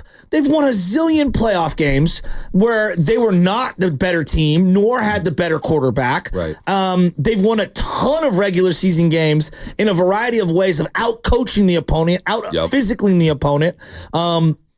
And yeah, there are some things that he wants back. Show me a great coach, and I'll show you a lot of 4th quarter mistakes. No doubt. And sometimes the ball just doesn't bounce in your direction. And I think about it all the time. Like, how would we view Jim Harbaugh different if he won that one Super Bowl? Where would Cap be? Where would Frank Gore be? Where would Patrick Willis be? Right. But the whole 2019 Super Bowl,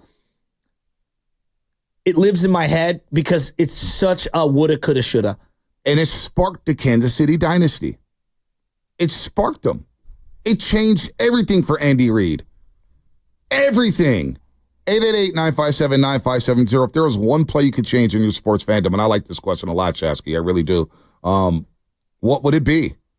It could be basketball. It could be like, so like I'm sure, fans, like, would you change the at-bat with Felix Rodriguez against the Angels, right? It's Scott Spezia. Yeah, well, I wouldn't flip the ball to Russ Ortiz if I'm him, and but whatever. Like, I've talked to A's fans, and the older A's fans are like, yeah, I would have pitched around Kirk Gibson in that situation. It's like, wow, like he was hurt. He wasn't playing. Like, I can see where you're coming on that one. You talked about the 49ers, and there's the whole Roger Craig fumble.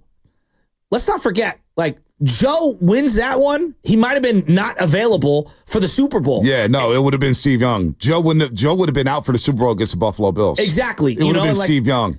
Think of how you look at Bill Parcells differently if they lose that game. Yep. And so there's a lot that goes into it. Scott Norwood, because that was the wide right game after that. Yep. I think about that a lot. I think about how we would look at Seifert differently. If he wins, he's the guy who wins the 3 in a row, and 2 of them are on his watch. That's a big one. Giants lore, what if JT Snow plows Ivan Rodriguez and he drops the ball? See, and then it's Cubs, Giants. Well, see, and Dusty Baker. Like, that situation, I wanted them to hold JT Snow because Rich Arroyo was on deck, and Rich Arroyo was having himself a year. Yeah. And Rich Arroyo, I wanted to have in that bat because he had a clutch gene to him. He just seemed like he was a clutch gene. I was like, just hold him. Hold him. I always think about what if, Matt Morris isn't the one pitching at Chicago, and he's pitching at AT&T Park in that series against the Cubs in 2016. Oh, Matt Moore? Matt Moore, excuse me. Matt Moore. He should have never been yanked. Well, and in game 2 should have been Matt Moore instead of Shamarja. Exactly, You're right. Shamarja was terrible on the road. By the way, we're going to qualify. And now's the time all this week, we're giving you a chance to come in and have breakfast with the roast Friday, September 6th to kick off the football season.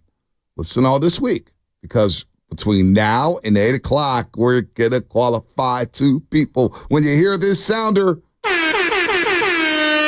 the 10th caller, and the number is 415-523-4652. When you hear that sounder, call 415-523-4652, and you will qualify to have breakfast with the roast, breakfast provided by Jack's Restaurant. All right. One more before we go. What if Steph Curry doesn't go around the back to Klay Thompson out of bounds? Well, I think the play that you all want changed is the LeBron block. What if Iguodala makes the layup? What if he dunks it? Well, he was going to dunk it, but J.R. Smith made a great play to make him double pump. I know. So that is What if it. Harrison Barnes hits a shot? What if Anderson Varejao doesn't play in the first half? Harrison Barnes. What if Festus doesn't? And I love him, but what if he doesn't foul LeBron on the 3-point? Well, LeBron was cold in that game, and he hit all 3 free throws. LeBron was 9 of 25 in that basketball game. Well, I'll never forget. I'm not going to bring that up. Festus is not going to be hanging out tomorrow. So Festus, I didn't bring that up. I told you I like him. It's just a play. I didn't bring it up, Festus. Just don't leave your feet. Let's go. Let's hear some people. Cadillac in the town. What's up, Cadillac in the town? What's up, baby? Top of the morning, fellas. How y'all doing today? Good, man. Good, Cadillac. Man, my sports moment, and it definitely would have changed the history of the NFL, the Tuck rule, baby. Tom Brady probably wouldn't be who he is. The Raiders probably would have won the Super Bowl because they was killing that year. But in that moment, it changed history for sure. No doubt. And they even made up a rule for that play. Yeah. No, you're right. You're right. That's a hell of a play. That's a hell of a play. Let's go to Zach in Redwood City. Zach, what's happening? Hey, what's good, Bonte? What's up, Zach? What's up, Zach? Still waiting on that NCAA matchup, but one play that you didn't bring up is the Jaquaski Tart, drop pick. Oh my God, bro! Oh, that's a good one. In his hands. Man. I would have went for it on 4th down though. But you know what though? Yeah. You know what though? Before the punt where they pinned him in. But you know what though? You're right, Zach. That play felt like it was the game. It did. Because I told Rocco right before the play, before that drive, I said, Stafford's going to throw one up. I know. And look, I asked Rocco to this day, I told him, I said, Stafford's going to throw one up. And he literally threw one up on 1st down. Yep. Damn, yep. Zach. Yep.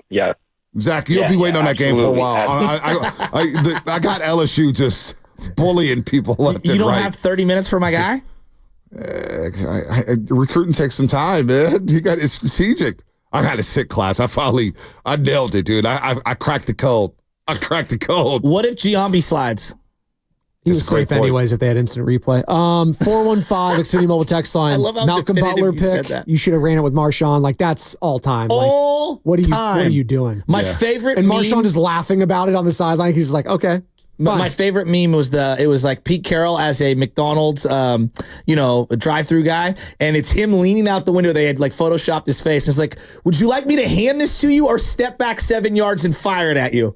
That's pretty good. Isn't that good? It's really good. And Sherman's face after it's one of the great memes ever. Iconic. You know what? We had Doug Henderson, Marshawn Lynch's agent, on when you were out that Friday. They talked about that on their podcast, Politicking. Gavin Newsom, Doug Henderson, and Marshawn Lynch. It's actually the fact that they got Marshawn on the podcast is pretty remarkable. But I think they discussed that play in the latest episode. He teased it because we're going to get into that. I don't think Marshawn Lynch was a fan of that play call. I don't think he was a fan of that. It's like a yak yards after contact. You can't stop the guy. Like, what are you doing? And then there's the conspiracy theory that they wanted to give the MVP to Russ and not Marshawn. That's why they did it. I kind of believe it. Well, one thing that I think about, and this is fair or not, one play that I think for the Warriors, if you're a Warrior fan, like the Danny Green Clay play. Yeah, the Danny Green Clay play lives in my head forever. I don't think Danny Green meant to hurt him, but I did think it was a borderline dirty play. Yeah, period. It was. I do too. I don't think he maliciously was trying to injure him, but it's one of those plays. He's up in the air. I think about woulda, coulda, shouldas, and Clay and Bowman are two guys that I think about nonstop. What would their careers have been had they not that they got injured? Clay was entering his prime, dude. They got injured in the worst fashion. Yeah. It was the worst way. Prime. It was prime years, man. You man. robbed a man of his youth. Oh, this is one. Keeping the Faith on YouTube. the 6th play for the 49ers, the Purdy, Tommy John play. Wow. Where Hassan Reddick with the elbow. I mean, do they beat the Chiefs that year? I think the Niners beat the Eagles. I don't even know if they beat the Eagles. I was fully confident walking into that football game. I was. I don't know why I was. Would we been able to get out okay if they won that game? Probably not. Well, we would have celebrated for a long time. We probably would get out our ass kicked, but that's okay. I would have took an ass beating for that win. Oh, man, I would have loved that. I'll be in Philly next week. Thinking about bringing a Niner hat or two. 415-523-4652. Be caller number 10. This is the first of 2 opportunities in the next 15 minutes to qualify to win a spot for breakfast with the roast. Brought to you by Jack's Restaurant. You're coming live in studio. We'll have some fun. We'll do some things with the microphone. 415-523-4652 is the number. All right, we got a couple more here. Brian in Key West. Out there in Key West, baby, what up? What's up? Good morning, gentlemen. You guys are the best, by the way. You guys bring therapy here all the way down in Key West, and my wife and I are realtors here, so if you're coming to the Keys, definitely hit us up.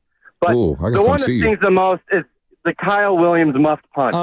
That one, I can't get over that, and I think Eli Manning's performance in that game proved that was one of the best performances and one of the strongest man moments ever. To muscle through that defensive line was epic.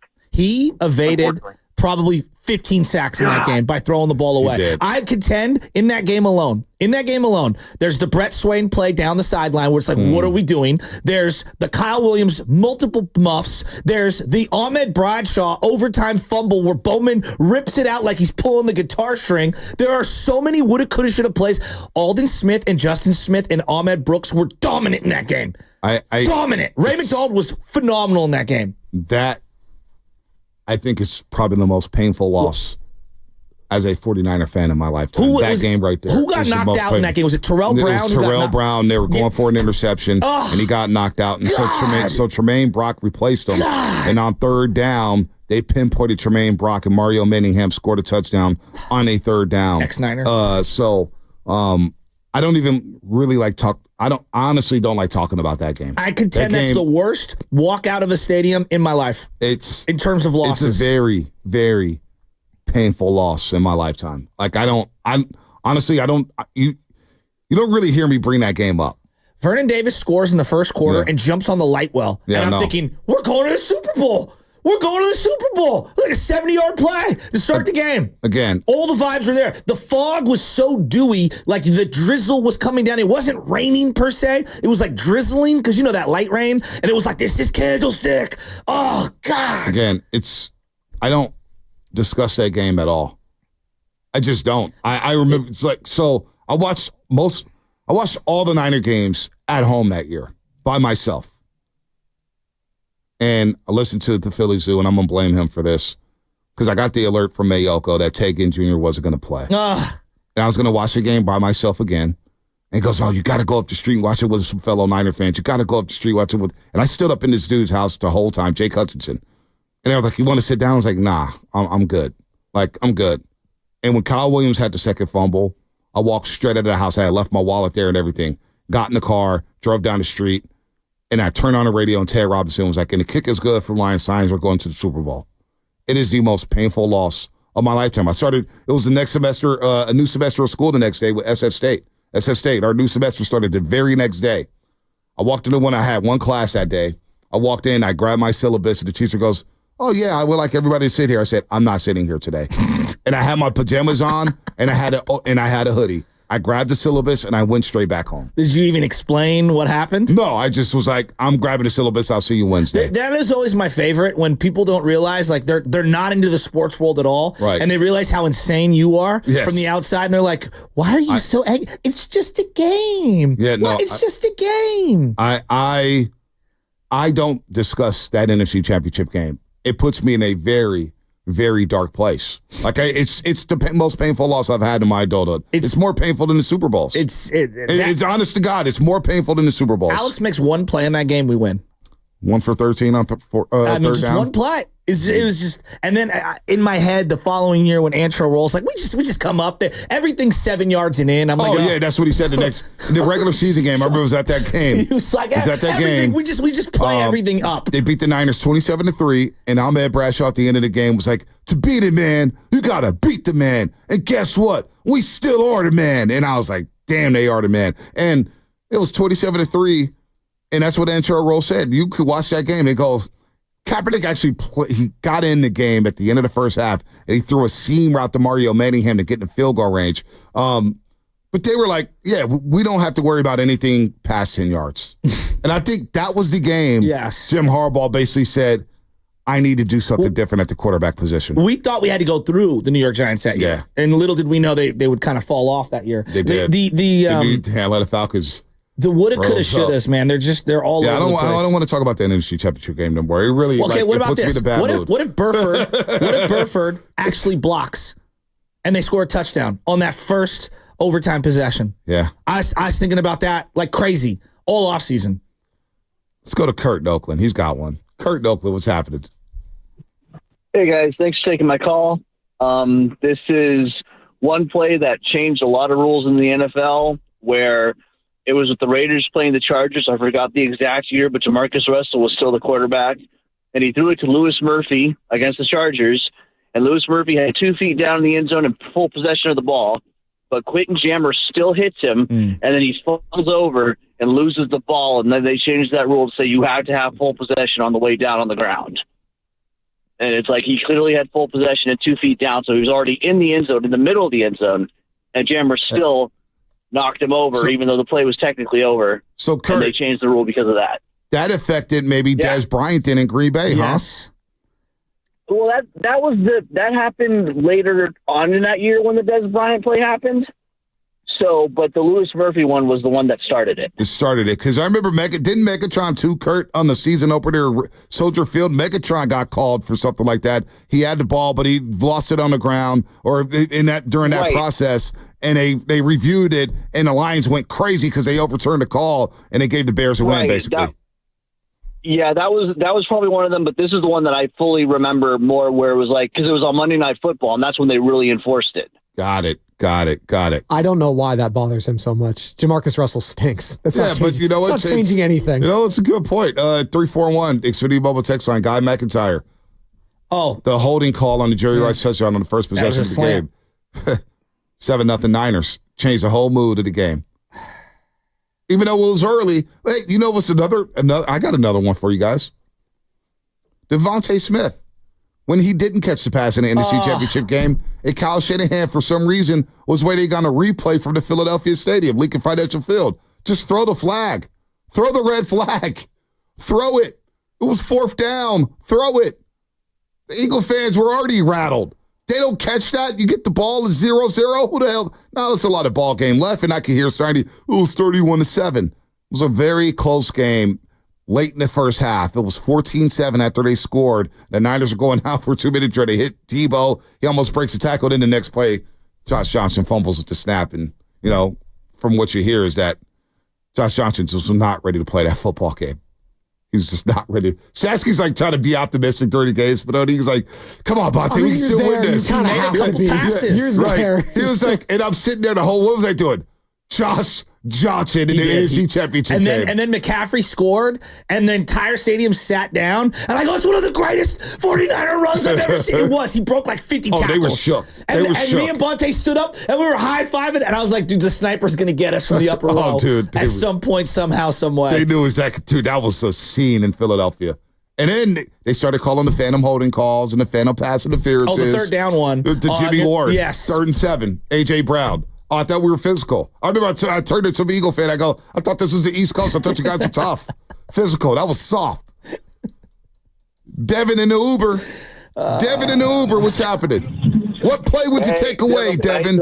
Devin, what's the play you're taking away, Devin? One play. The play where Derek Carr got his leg broken, man. I was in the stadium. When I tell you we were celebrating, we were partying, we think we're going to the Super Bowl every year, right? The delusional part of us, we think that. But that year was very special.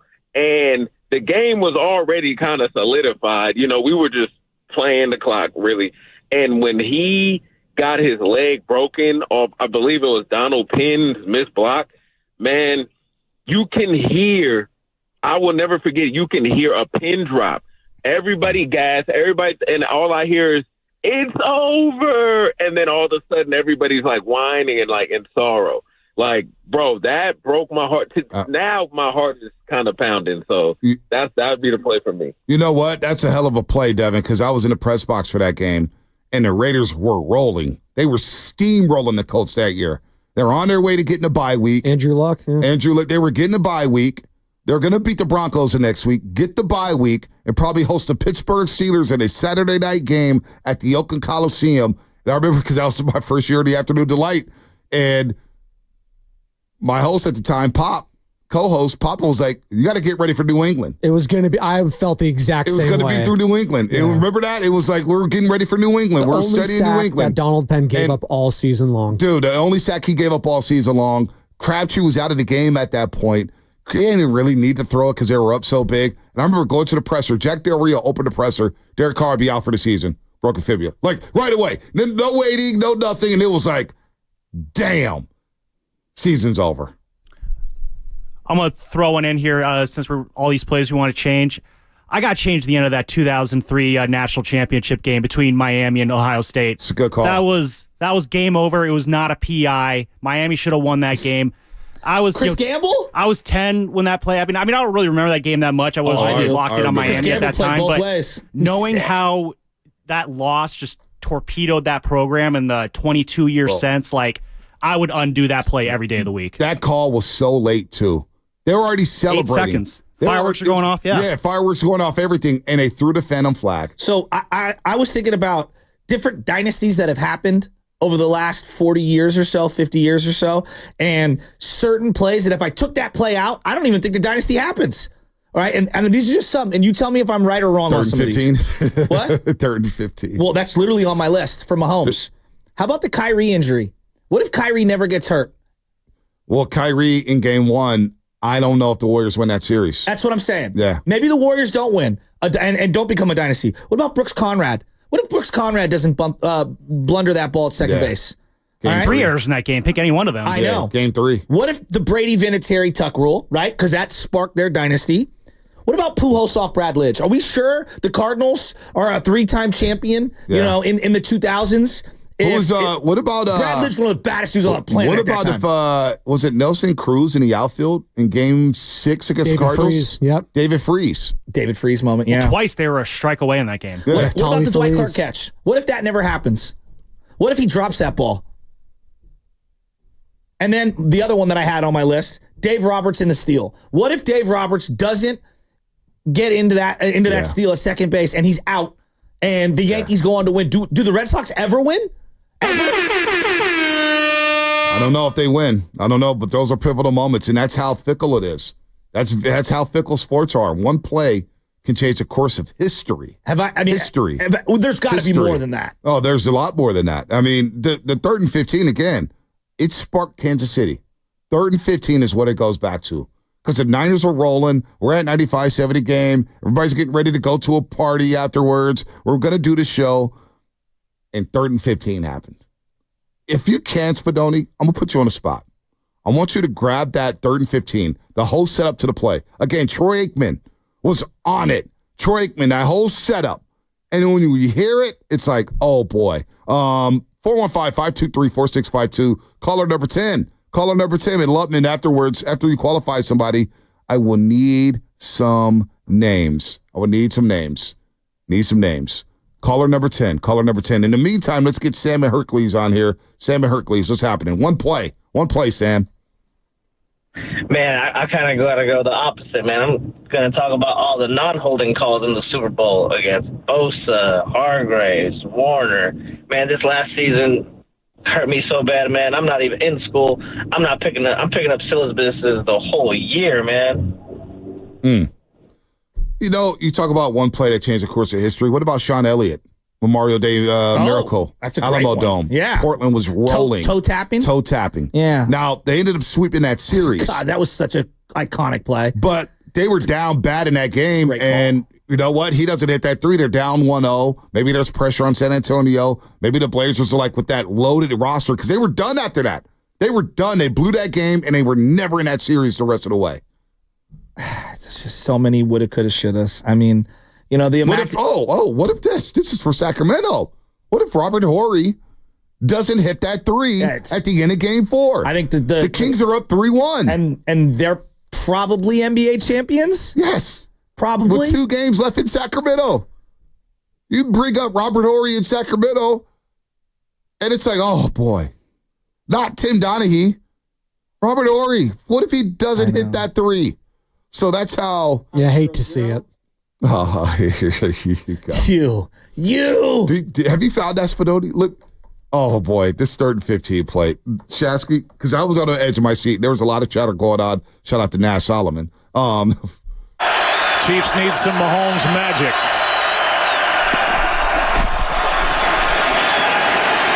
Launches down the middle. Hill open. Caught. And they get it. Kansas City, the big play. Needs to catch his breath on the sideline. The longest play of this Super Bowl so far. Yeah, I think he had to wait on it. I think it was DeForest Buckner that actually was the one who applied the pressure. But look at that. I mean, if you're Jimmy Ward and you've got Tyreek Hill who runs a 4-2, and he's barreling down on you, and the quarterback has time. So even that was a great call by Joe Buck and Aikman there, Fox Sports. But don't ever play that again.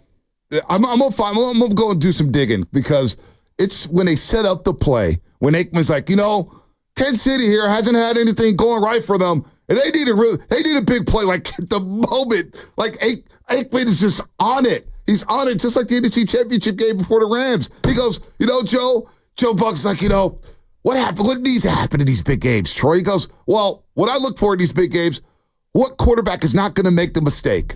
Who's going to stay away from the mistakes? And let me tell you, these 2 quarterbacks really take their fan bases through roller coaster rides. And it was like, he was on it. Oh, man. 3rd and 15. 3rd and 15. Kyle Shanahan was asked about it a couple months ago during Super Bowl week, too. Was he? Yeah, he was asked. I'm not sure exactly what happened. It looked like we were playing his zone defense. It looked like he was able to hold on to the ball for a while. And then it looked like Tyreek got behind us on a corner route. Someone just asked him, he's like, hey, Kyle, remember that 3rd and 15 play? And that was it. He didn't sound very happy about it. Whether it's pro sports or baby Ches, you will be in the car one day with her and you're going to be driving back from one of these games, whether it's an NFL game, an NBA game, a volleyball game for her in 4th grade. And you're going to be reliving these moments and you're going to be thinking about it. And that 3rd and 15, I talked to my dad that night after that game, after you and I did hours of the post-game show. And he's like, you can't let that player beat you in that spot. Yeah, I mean. And when you're coaching at whatever level it is, you just know there are certain guys in certain situations. Anyone else can beat us. I can't let that guy beat us. And he beat us. It just crushed me. The omen of the end of the first half was bad because I went crazy when they didn't call the timeout. I went berserk. I went like borderline insane. You were justified. I couldn't even enjoy the halftime show because of that situation. But I remember that 3rd and 15 in the old studio. I was on the edge of my seat. And I had my hands like this, Jessica. I'll never forget what I was doing. And I was sitting there, I'm just thinking, boy, forget this stop. They're about to be Super Bowls. In my head, I'm thinking, and I'm not saying nothing to anybody. And they completed that pass, and I said, oh, boy, buckle up. I think he had a big F-bomb. I think I remember that. Yeah, remember? Because there was a lot happy. of chatter going on. Yeah. A lot of chatter. And Spinoni was by himself in the studio. And I think I dropped an F-bomb, and I looked back at Spinoni. I maybe even walked to him. And I said, we got problems. We got problems. And that rewrote the history. That, like, the Chiefs are not 3-time champs. I know. Oh, it's making me sick now. How different does everyone talk about Shanahan with just one Super Bowl? Because it feels like the floodgates have now opened up for Andy Reid. And you could make an argument that if Andy peels off 3 in a row here. Oh, my gosh. And 4 overall. He's not that far behind Belichick. No, he's not. You're looking up, and he would also have one more than Bill Walsh. You're going to look up, and you're going to say, all right, if you were doing a Mount, I don't do Mount Rushmores. That's a Dibs thing, and I don't want to steal his material. But if you're doing a Mount Rushmore of great, it's Lombardi, it's Bill Walsh, it's Belichick, and it's probably Andy Reid. At this point, yes. Yes. I mean, if he can win this right. one. He may be up there right now. Well, he may be there right now. Bonte, given the rules of where the game is, I'm probably taking Andy over Belichick right now. For this era. And when you think about Belichick, okay, he had the 20-year run in New England. Andy had a lot of success in Philadelphia. Well, he won with a variety of quarterbacks. He had a lot of success in Philadelphia. Didn't get the big one. Garcia, Vic, Cobb. Look what he did with Alex Smith. All these guys had their best years with him. No, he's 3rd and 15. 3rd and 15. Wow. Now my soul is injured. Ow! I'm afraid that it's going to have to be Jimmy Garoppolo that gets it done. I'm afraid it's going to have to be Jimmy Garoppolo that gets it done. And you hear that crowd noise? Everybody going crazy. Jimmy was so rattled. Those final 2 possessions of the NFC Championship game doesn't get discussed enough.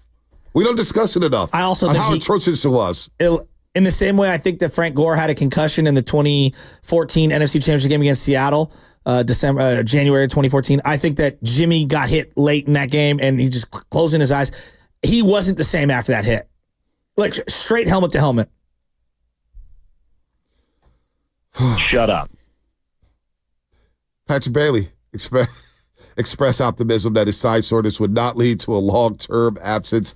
Giants placed their catcher on the injury list with a right oblique strain. Bailey began experiencing tightness in his side Monday night while taking some extra swings in the batting cage. He needs a couple days off anyway, so he'll be back maybe in next week. He may not need more than the minimum 15 days to return, but we're going to see a lot of Kurt Casale. A lot of Kurt Casale coming up. Oh, boy. Giants, they do get a couple wins over the White Sox. They've won 3 in a row. They're looking for a sweep today, so there is a little optimism there with the Giants injury report brought to you by Boxer Girls in Northern California's premier workers' compensation law firm, helping agent workers get their lives back for over 40 years. What is coming up in the game? Brought to you by Fremont Bank, celebrating 60 years of full-service banking with no compromises. One play. It could change one play in your sports lifetime. What would that play be? I'm surprised nobody's brought up the Immaculate Reception. Deception. Yeah, it wasn't a catch. I mean, that's pretty obvious. And the officials were too afraid to call it the other way. Because Pittsburgh fans were on the field, literally on the field. You ever watch that Football Life? It's incredible. Right. They were on the field mean bugging the officials saying, I dare you to call that and overturn that catch. We got to go. Clean it up, Ante. This is Larry Flick, owner of the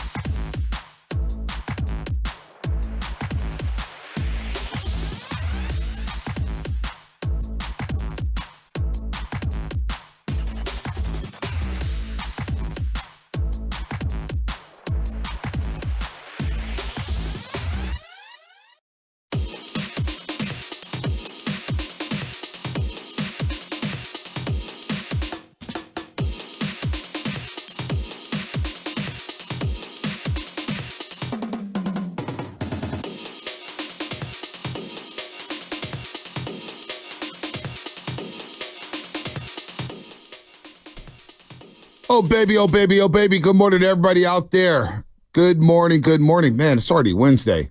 Hump day.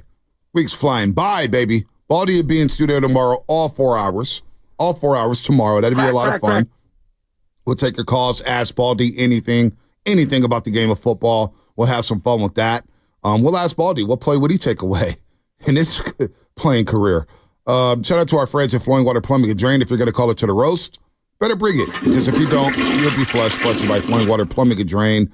Again, we're going to qualify 4 more people the rest of the week. Lubman, who did we qualify today? Who did we qualify? So today our winners were, as I pull them up here, Mark Linville. He'll be joining us, and then Jordan Brugioni will also be joining us for breakfast on September 6th. So far another Paisan. He's an Italian. So far we have 6 people, right? That is correct. We got Mark, we got Jordan. Yesterday we had Bill Abraham. He scored a spot. Jaime Anguiano, he'll be joining us.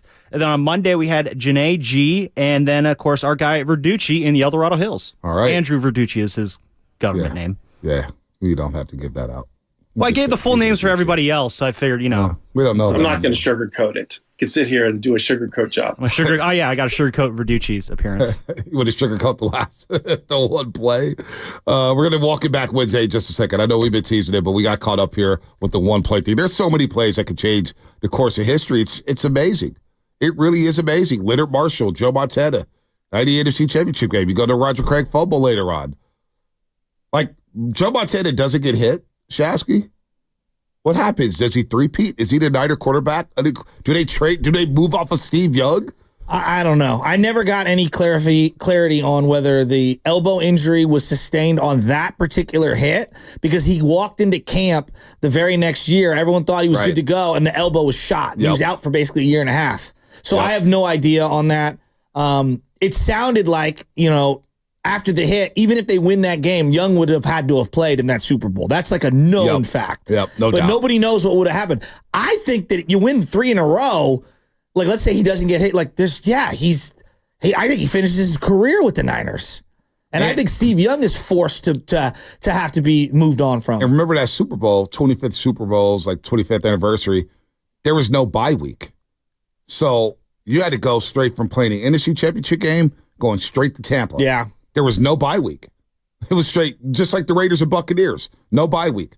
You win the AFC Championship game against Tennessee, and then next thing you know, you're in San Diego the next day, getting ready for the Super Bowl. Lincoln Kennedy talks about it all the time. He was like, not having that bye week, all of a sudden the first 3 days are dealing with tickets and family and everything. It's like, we got a game to play.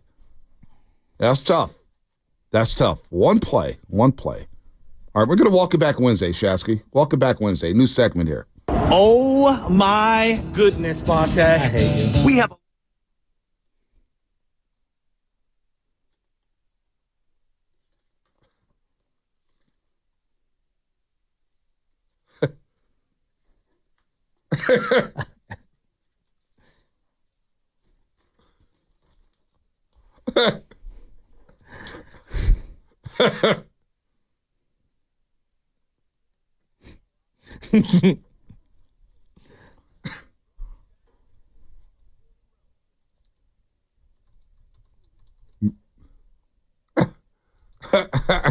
Walk it back, Sassy. Kick us off, man. All right.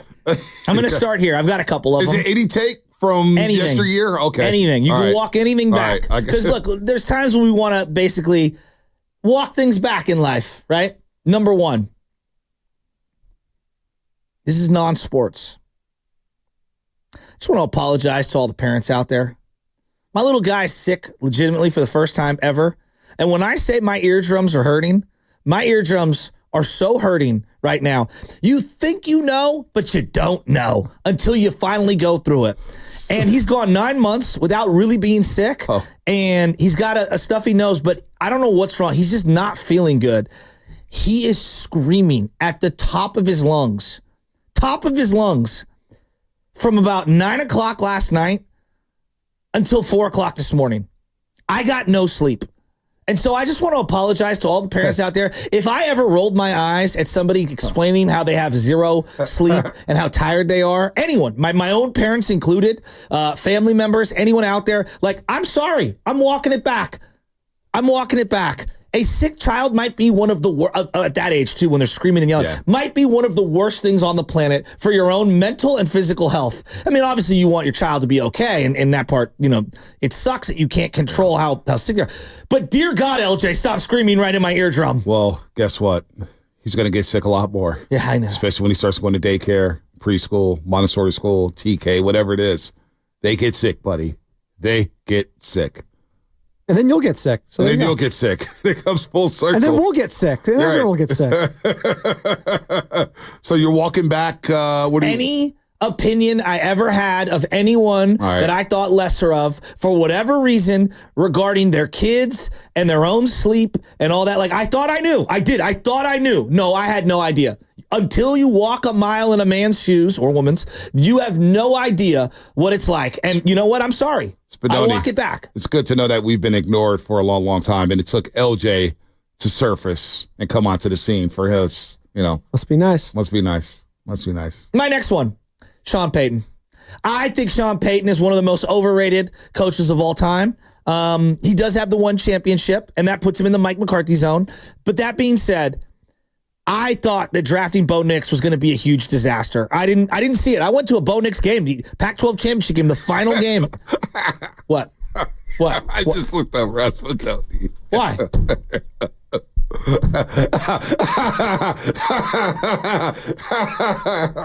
Two preseason games in. Hear me out. Two preseason games in. Hear me out. When I watched Penix versus Bo Nix couldn't see the field. Bo Nix did not look like an NFL caliber quarterback. He just didn't. I'm just being real. And I was very, very unimpressed.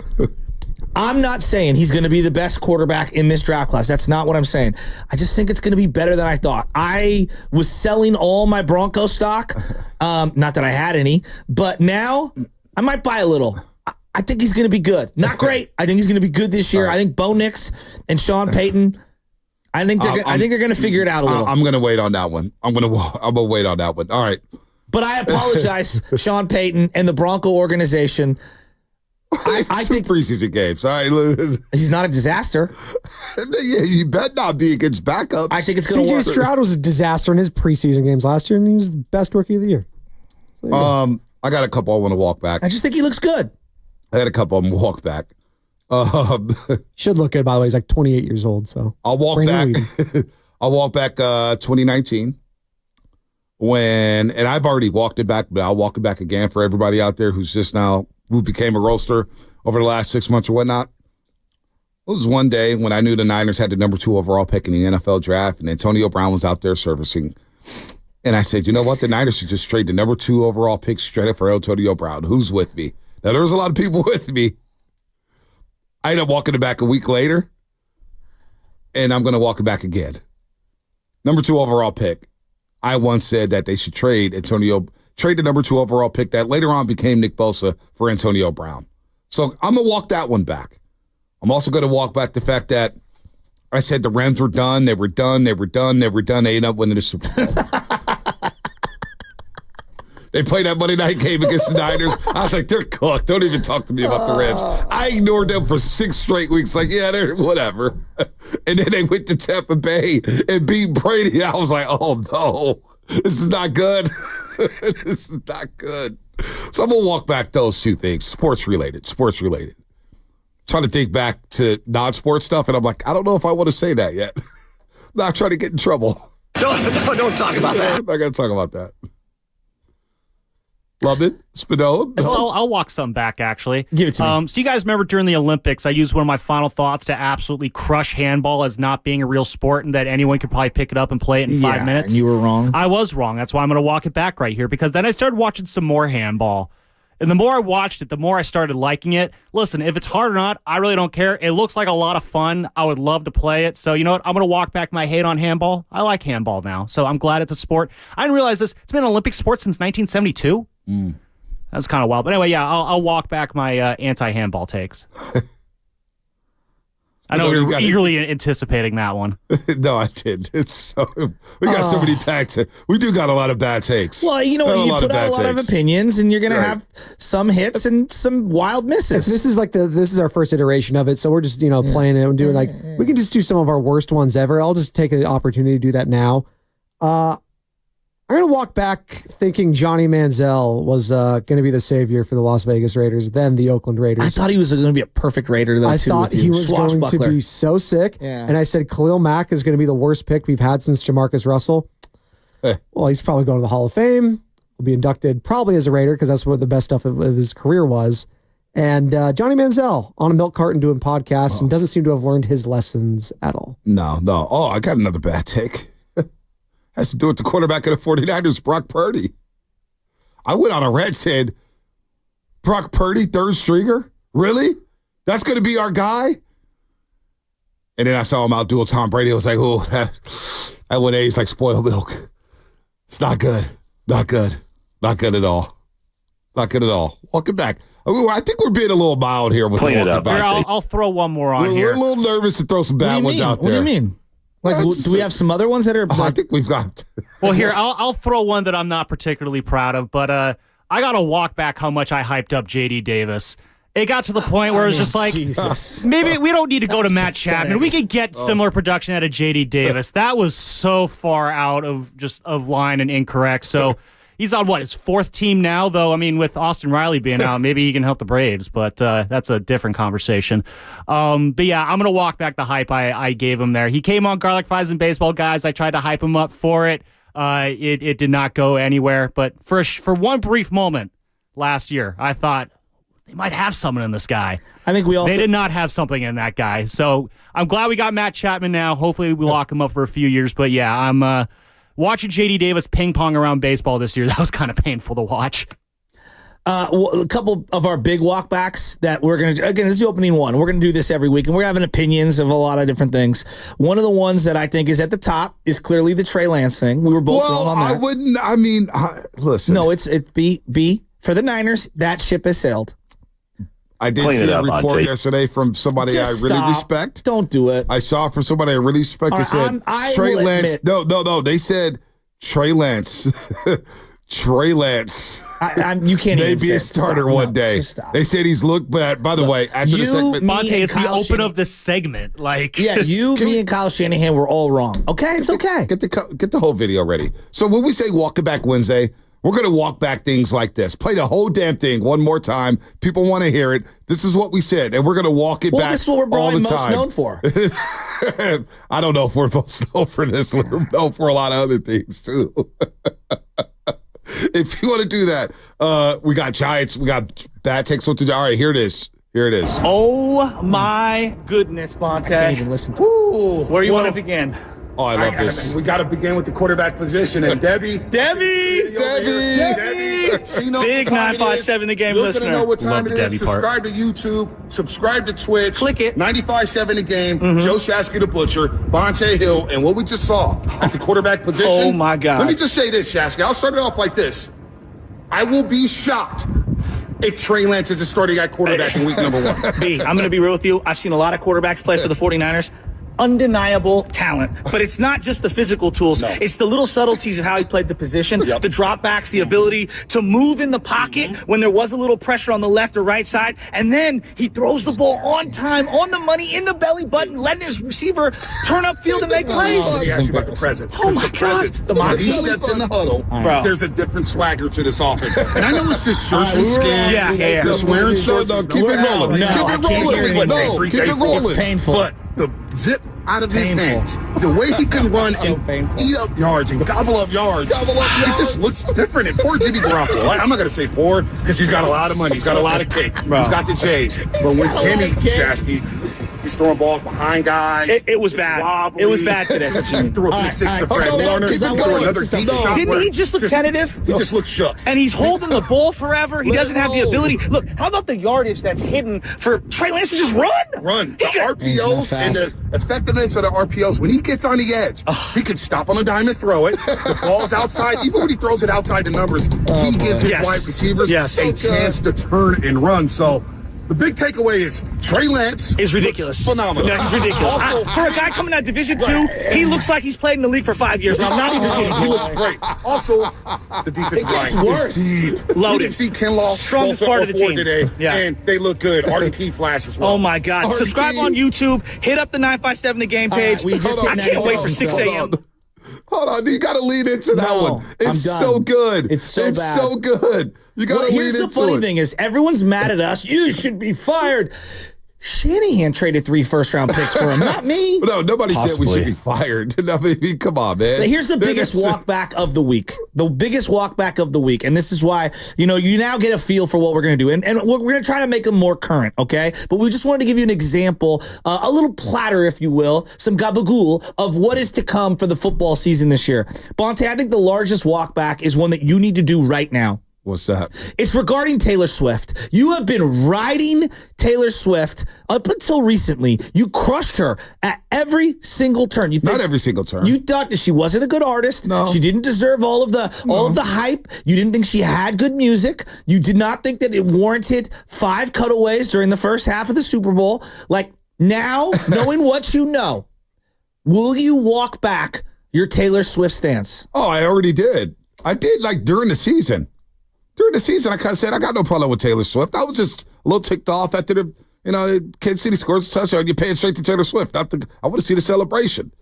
So I've walked that back. Taylor Swift is fine. She's good in my book. I've walked that back. All right, so I'm glad you walked that back. I got this. This is great. Give it to me. Regarding Trey Lance. Niner Nick, our buddy Niner Nick. Uh-huh. Found a tweet. Who's it from? So it's my tweet. Uh-huh. And I tweet, text from Niner Nick. And I put it in quotations. Text from Niner Nick. This is a text from Niner Nick. Okay.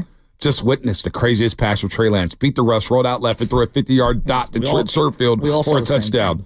And it also sounds like he's taking first-team reps today. And then I go in the tweet by saying, it is what it is, folks. It's Trey Lance season. Yeah, we were wrong. And Niner Nick was on. Everybody was on it. That's why it's not cringy. Guys. That is the funniest video ever. It's hilarious. Clean it up, Bonte. All right, what's one take from me that you want me to walk back? Because I'm glad you did the Taylor Swift one. I'm glad. Yeah. Oh, Casey Schmidt. That's obvious. I mean, that one's not even worth. That's not even worth bringing up. No, the best part about it is we get George Contos on the show, and Contos goes, "Well, it's got a 50% chase rate," and Shasky's like, "Well, come on, Contos." And then Contos goes, "Well, come on, big boy, you want everything, right?" And then we get Contos off the air, and Shasky goes, "Well, he's just a pitcher anyway. He doesn't know."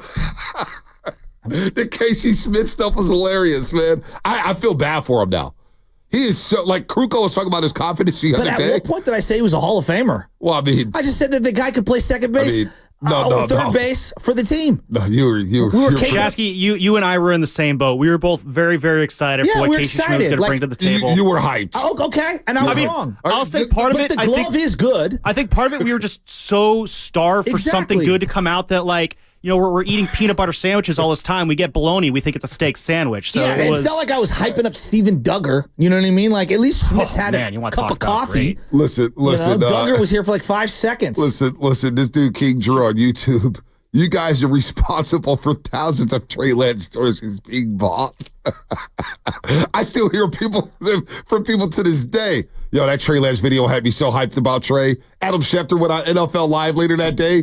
Shasky was so hyped. I didn't even get in the house yet. He was already on the airways at 95.7 the game. That was my favorite part of that day because I was producing our afternoon show that day. I get the call from Shasky. I have to go on air right now and tell you about Trey Lance. How it went down. No, I believe it went down like that. Back. He dropped me off. I might be paraphrasing a little bit, but he dropped me off. We did field of Adonises. Yeah, a field of Adonises. I mean, listen. Some people are good at radio. Hey, listen. I'm not one of them. I went on IG Live. When we went on IG Live from In and Out with Brad Graham, and Brad Graham from SF Niners was smiling ear to ear, listening about Trey Lance, because he was on Trey Lance too. Because remember early on, when it was the pandemic year, we were doing the morning roast with Kate Scott, and I started scouting quarterbacks. And I sent down a tweet to the Ethernet saying, Trey Lance, just watch Trey Lance film. Wow. And then Brad Grant was on it too. He may have been on it before me. And he was like, yo, dude, Trey Lance, he's the one, huh? I was like, dude, Trey Lance looks sick. He looks sick. I think I want to make sure we're very clear on this Casey Schmidt thing. him being on the opening day roster was not me saying that he was going to be a 10-year pro and an all-star. All right, I was wrong. I'll admit I was wrong, but I was excited about the player. So sue me. Name a fan out there who wasn't excited about the player. Back Wednesday, you got to lead into it. I'm not going to sugarcoat it. But I sit here and do a sugarcoat job. I'll walk it back. He doesn't even look like a big league player. Oh, my God. I also don't think he can play second. He's a third baseman. I don't know if he can play in the majors. Well, no, defensively, he can play third base. Oh, man. I don't know how well, but he can. I don't know. He can't hit. Oh, man. There's money in being wrong sometimes, all right? You just got to double down on it. See, the way I look at it is, even when I'm wrong, I'm right. Or no, actually, let me walk that back. When I lose, I win. LeVar Ball. There you go. There you go. Alex Cobb. But nobody gives me credit for Hayden Birdsong. Oh, see, now, stop. Oh, Sask. Oh, now we can. This is a Walk It Back Wednesday, not a Talk It Up Tuesday. Now said he's mad because we call him out. See, I leaned into Taylor Swift. Taylor Swift, I'm delicate, or whatever that song you played the other day. You got to laugh. It's Baker. Yeah, play it right now. Well, Hayden Birdsong, by the way, has a 5 ERA this year and 9 starts. The timeout, that was inflated by one where he had to go out there. No, it's the truth. He had to stay out there. I don't know if it was the Guardians or whatever. Like, they had no one available. You got to laugh it off, man. Like the Trey Lance, the funniest part about the Trey Lance thing was we're in the parking lot about to get in my car, and these kids are leaving the team store, and Sassy goes, you may want to go get a Trey Lance jersey. And literally, the mom's like, yeah, Trey Lance, huh? 5 minutes later, as we're about to pull out, the kids are walking back to the team store. She goes, I got to get this Trey Lance jersey for the kids. Look, me, you, Kyle Shanahan, and Ask Papa, we're all wrong about Trey Lance. That's fine. Hey, it won't be the last time I'm wrong about something. I'll tell you that much. It won't be the last time I'm wrong about something. Sometimes it's fun being wrong. Unlimited possibilities. Oh, man. You weren't talking about Casey Smith like a star, no. I ain't letting you get away with that. When did the word star come out of my... No, I was excited for a young player. You're so hyped, man. And I was wrong. I know, it's Walking Back Wednesday. It's okay. It's Walking Back Wednesday for a reason. We're going to walk back all our bad takes. Sue me for having faith in my Giants. Who I hate watch. I, Bonte Hill, will never lie to you ever again. Chili Check coming up, brought to you by Floor & Decor. Floor & Decor has more styles of laminate, vinyl.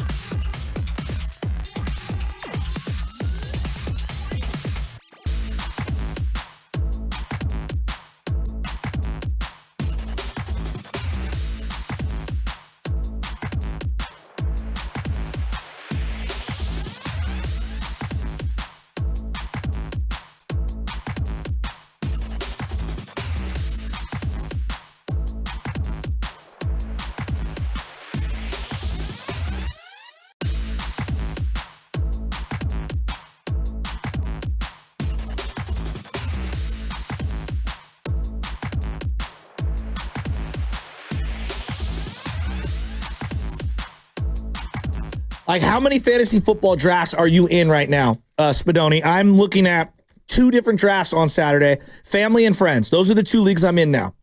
And I'm trying to get the family league to go dynasty. I don't have any leagues that go dynasty. I want to do a dynasty league, some sort of a keeper, right? And my brother is just he's driving me nuts. I don't want to do dynasty. And it's like, really, you're that one guy? You're that one guy? Yeah, Pat, I'm talking about you. Never done a dynasty league. Has Bonte, you in dynasties, Bonte? I've never done the dynasty league. The Players Club, our draft is next Thursday night. Is it in person? No, I'm not going to be in person if it is in person. So it's online. So we might do a Zoom link, but it is being voted on right now, Dynasty League. I voted no for Dynasty League because football just changes so much. Yeah, but you don't have to keep anyone. Yeah, depends on the rules. I mean, that's why I got kicked out of the baseball league, because apparently I was forced to keep players, and I was like, no, I'm not keeping these guys. I've emptied the deck, and no, I'm not in that baseball league. I've got a grievance to file, and I want you guys to tell me if I'm right, wrong, whatever. So we got a buddy who has lived in San Diego for quite some time, and he really can't make the draft. And I understand on some level the in-person draft is great. You get to see all your buddies that you don't see. Yeah. We were all guys we grew up with. We've been doing it for 25 years. Ours is called the Sucker Free League, the SFL. And we got a couple guys that are adamant that we shouldn't do online. And every year it's the same thing, right? Where you got to phone into our buddy who's down in San Diego, like, nope, that guy's gone. That guy's gone. No, that guy's gone. Why won't you guys do online drafts? Because some of these guys are so insecure regarding their own draft status. They think they could draft better if it's not online and the computer isn't helping you. Bro, I'm still taking who I like. I'm not looking at the rankings. That sounds You're ridiculous. overthinking the whole thing. That sounds ridiculous. I would have left that league. Yeah, I would have just left. Well, it's a specific guy, and he knows exactly who he is out there. Throw his name under the No, I'm not going to throw his name out there, because then I'm going to get a phone call. They're like, why you got to put my stuff out there? Is it a cousin? No, it's not a family member. It's a friend, a good friend. He knows you. He likes to put you in check. He likes to put me in check? And that's what he thinks. Guido? No, it's not Guido. Although Guido's been very spicy on the friend thread.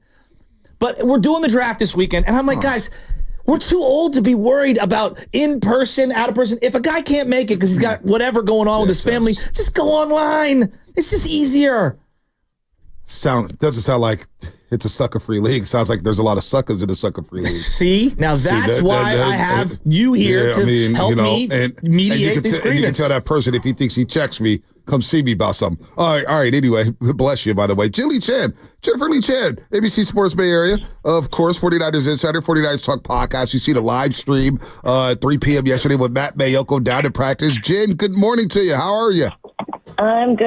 How are you guys doing? Good. I'm just hoping Chasky doesn't die over here. He's like coughing up a storm. He scarfed some nacho cheese Doritos during the break. First of all, why is he eating nacho cheese Doritos at 8:30 in the morning? Because I'm hungry and I'm dehydrated and I wanted to have a little something. So he's scarfing chips here in the morning about to choke on himself. Jeez. Louise. Anyway, Jen, let's do this, because we've been having a lot of fun this morning, right?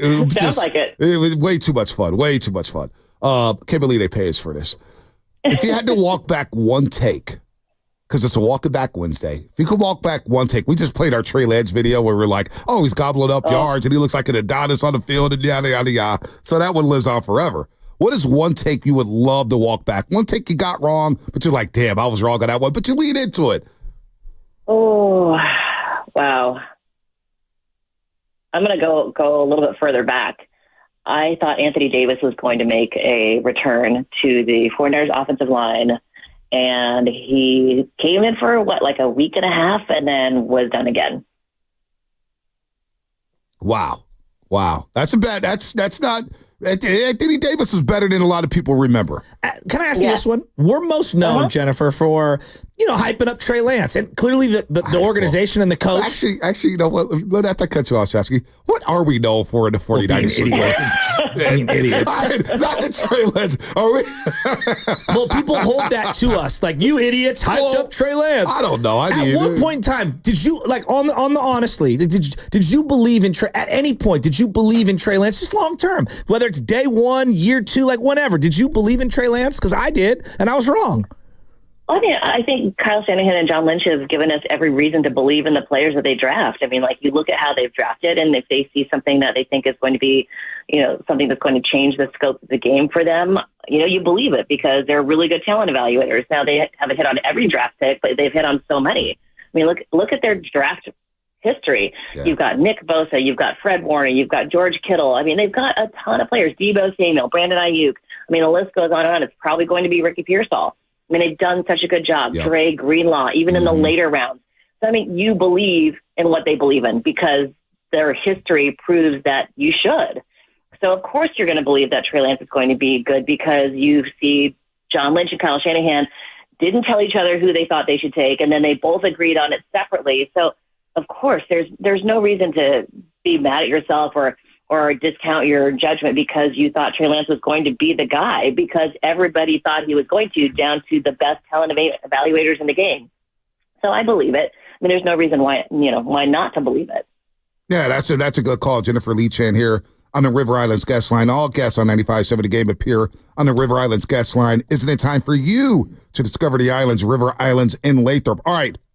Before we get into the 49ers and all the Ayuk and Trent and Ricky Pearsall and who's on the field and who's not, as a fan, Jen, because we all grew up as fans, what is one play in your fandom that you wish you could change? Like I threw out 3rd and 15 from Super Bowl 54 when Mahomes hit Tyreek Hill down in Miami. Shasky's got a bunch of them, NFC Championship games, Kyle Williams. What is one play? Maybe Burford blocking in the last Super Bowl. Yeah, maybe I think that's on that the play. One. Wow. I hate to identify him like that. Right. But I mean, he admitted it, right? He said he should have played it to a certain way, and he kind of went off script and went the other way, and that was the end of that play. So I mean, there's a few. I mean, I don't think I need to say corner fade, do I? I don't know. No, don't say that. Don't say that. That was on my list. We won't go there this morning. That was on my list. Nice morning. Let's not do that. How many years have you been at training camp now? This is my 11th season. Wow, 11 years. Yeah. Well, okay. Yeah. So I just, again, I'm not there every day. You are, and you've got a better feel for this, and you seem to be reasonable when it comes to just the overarching themes of the team. No, I'm unreasonable. I admit it. Like, that's just who I am. I'm very emotional. Something feels a tick off with this team from afar. We're talking about contracts and holdouts, and there's all of these injuries. I'm not saying they're not going to be good, but it feels like I haven't gotten up off the mat from the Super Bowl still to this moment. And it feels like kind of like the team is just a tick off, if you will, if you're just looking at them from afar. What's your feel when you're there every day? Do you feel similar, or do you still feel like this thing's fine? I mean, I think it's fine, but I would say it's not quite as spicy as it normally is. I mean, normally you see that rivalry between Fred Warner and Brandon Ayuk on the field, and they are going at it. And that kind of spices everybody up. And there's, scuffles, and there hasn't been any. There's been a little shoving, but there hasn't been that boiling under the surface where, something's going to happen. It's very, very calm, very collected. There isn't that extra juice that you've seen at previous training camps. So I would say that, but I mean, they seem very locked in. You talk to these rookies and they're very mature. I think it's one of the most mature rookie classes that I've seen in a while. But really it's a different type of focus. Usually there's a little bit more, I wouldn't say they're lacking intensity, but it's just not as spicy is what I would say. Yeah, no, I've been hearing the same thing, Jen. Ricky Pearsall, obviously some unfortunate news. He's not going to be on the practice field. Probably unlikely to see him in week number 1. Now, if you just observe Ricky Pearsall in the practices that he did partake in, how did he look? Do you still think he could be a contributor in his rookie season? Because it's not the end all be off. It doesn't happen this year. I mean, he's got another 4 years here with the 49ers. And not Trey Lance. Brandon Ayuk didn't exactly pop off the film right away as a rookie, but then, he became an all-pro. Ricky Pearsall, from what you've seen from him, do you still believe that he can contribute to this football team in the regular season? Oh, absolutely. Absolutely. I mean, he came in very locked in. He's very mature. He's very focused. He's also a big film junkie, which is, I think what Kyle Shanahan loves about him. He is a studier of the playbook. He really wants to perfect his routes. And, even though he can't be on the field during practice, he was running routes on air because right now he's, dealing with a little shoulder injury. Before it was the hamstring. So now he can actually go through walkthroughs. He's been, I think very intense. When I talked to Deommodore Lenoir last week, he said, yeah, I really like him. He's really smooth out of his routes. The way he breaks is, really, I think he said it's going to be a trouble for other defensive backs to cover. So he's been a challenge. He's really a finesse route runner, and I think that could be a real good thing for Brock Purdy and this offense. What exactly is going on with Aaron Banks? I thought it was, a very, not a simple injury, but I thought it was something that he'd be back and ready to roll. And then yesterday it sounds like he's going to be out for an extended period of time. That really concerns me. Yeah, the offensive line, they're really nicked up. John Feliciano had surgery, so he'll be out for a few weeks. Spencer Burford should be making it back. But, the good thing there is that Dominic Cooney has really kind of slid in and felt really comfortable in there. He's, gotten a lot of praise from Fred Warner, from Kyle Shanahan, from Chris Foerster. So, that's a guy at least who's a draft pick who's going to be able to contribute. It looks like he's going to be a day one starter, and that's really difficult for an offensive lineman in Kyle Shanahan's offense. Interesting. Jennifer Lee Chan here on the River Islands guest line on 95.7 The Game. She does a great job covering the 49ers for NBC Sports Bay Area. 49ers Talk podcast, of course, with Matt Bayoko. They got the live streams popping off after practice there. So, Brock Purdy, what's your thoughts when you saw Brock Purdy play in the preseason game without Devo, without Kittle, without Trent, without Banks? It was without everybody. Without everybody, Jen. He was just out there running around throwing to guys he probably won't throw to in the regular season. Yeah, I think it was just good for him to get reps. He's a guy who's going to, look at the film, dissect it with Kyle Shanahan, and learn from his mistakes. He really didn't have any of his weapons out there at all. I think Chris Conley was the only one who was out there who may have some reps during the regular season. But ultimately, Cowing, I guess, because I think he's been good as a rookie, but even though he's behind because he missed practice a little bit. It was Jake Brendel. It was Colton McKivitz and Dominic Cooney on the offensive line. Everybody else that was on the field is not going to be on the field with him come week one. It was even Juwan Jennings, who has a strained oblique. So he wasn't on the field because I think in previous preseason games, he's been out there with at least like a couple of guys, but really it was down to the bare bones of who they could put on the field. So I don't think I would take it, into too much consideration. Don't freak out. Because I think he'll be fine once week one rolls around. All right. We don't talk about these things until the games start to matter. And we know every year it comes down to the end, special teams. From your feel, who's the kick returner, punt returner? How is Jake Moody looking? Because I know he missed the kick in the game the other day. He made a bunch, but he missed one. And then this Presley Harvin III. Obviously, he's looked really good. Again, controversy. I'm just asking because if you could save $1 million, or who knows if you can even can't, but if you can upgrade and save money, you do it, right? That's what all businesses across America are looking to do. Give me your breakdown on all those because I do think these are going to be things we monitor throughout the year. Wow, the backspin on Presley Harvin's punts was impressive, right? Every time the ball hit the ground, it didn't go in the end zone and went the other way. It's really cool. It was every single one. So, yeah, he's been pretty impressive. As far as Jake Moody goes, I think he'll be fine. Again, he's a second-year player. He missed a couple in 2023, but ultimately I think he's going to be a really solid kicker for the 49ers for years to come. Special teams. It's just, I think all the teams are kind of being very vanilla with what they're going to do. I think the potential is that they just kick it all the way through and just don't worry about, the worst returns because some of the returns they've seen don't look great. The coverage has been, not great. I think they've had a couple big returns allowed. So, maybe it's, where they still just kick it all the way out and just take it at the 30 because, why not? Why risk it being at the 50 when you can guarantee that it's at 30? So, yeah, it'll be interesting to see what happens once week one, rolls around and then the 49ers play on Monday night. So you'll get to see what everybody does Saturday, or I guess Thursday, Sunday, before the 49ers hit the field on that Monday night game. Yeah, no doubt about it. Jen, just looking at the defense and my observation from week two, just being at the game and looking at everything, defensive line depth.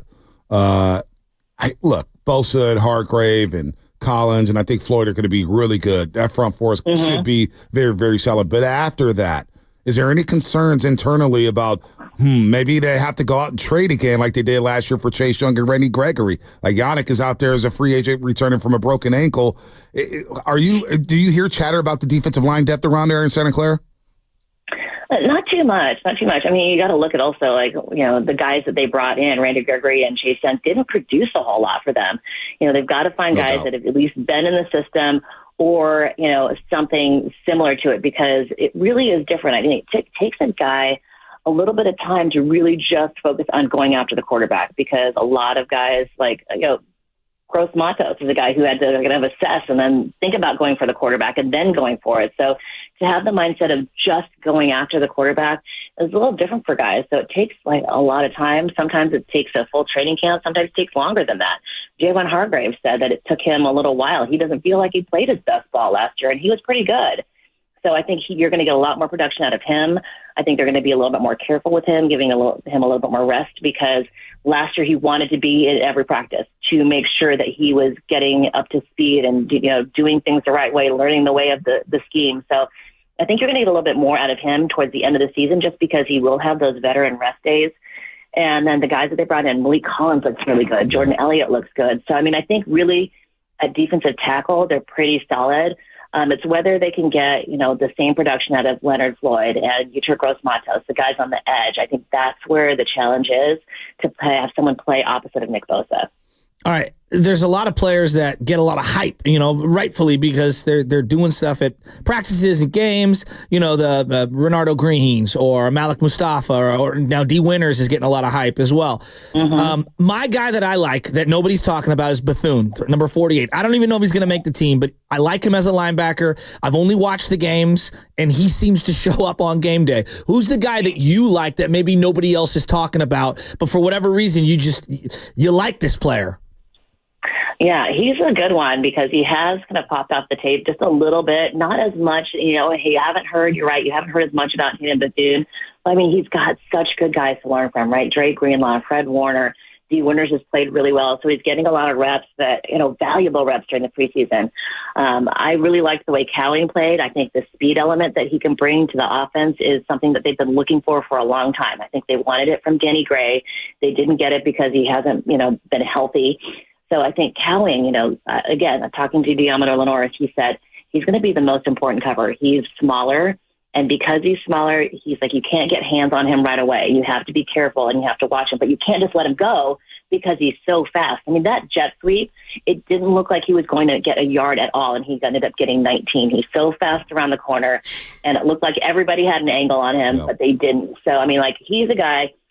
Kyle Shanahan has been waiting for a speedster for his offense for a while, and this could be the key to unlock it just a little bit more. Nah, his Arizona tape looked phenomenal, Jacob Cowing, man. Yeah. This tape, when they drafted him, I said, there might be something there with this little slot guy. So be interesting, man. Preseason. Are you going out to Vegas, Jen? Are you going back out to the Legion? Yes, I am. Oh, yes, boy. Bad memories for the team, huh? Are they looking forward to going back to that stadium?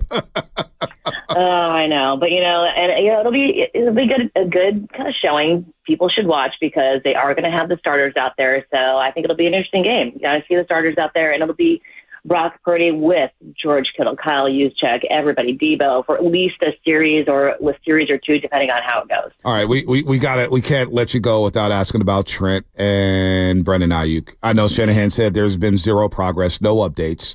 I heard Deshaun Jackson on Fox Sports said, hey, Trent's on his way. He'll be there shortly.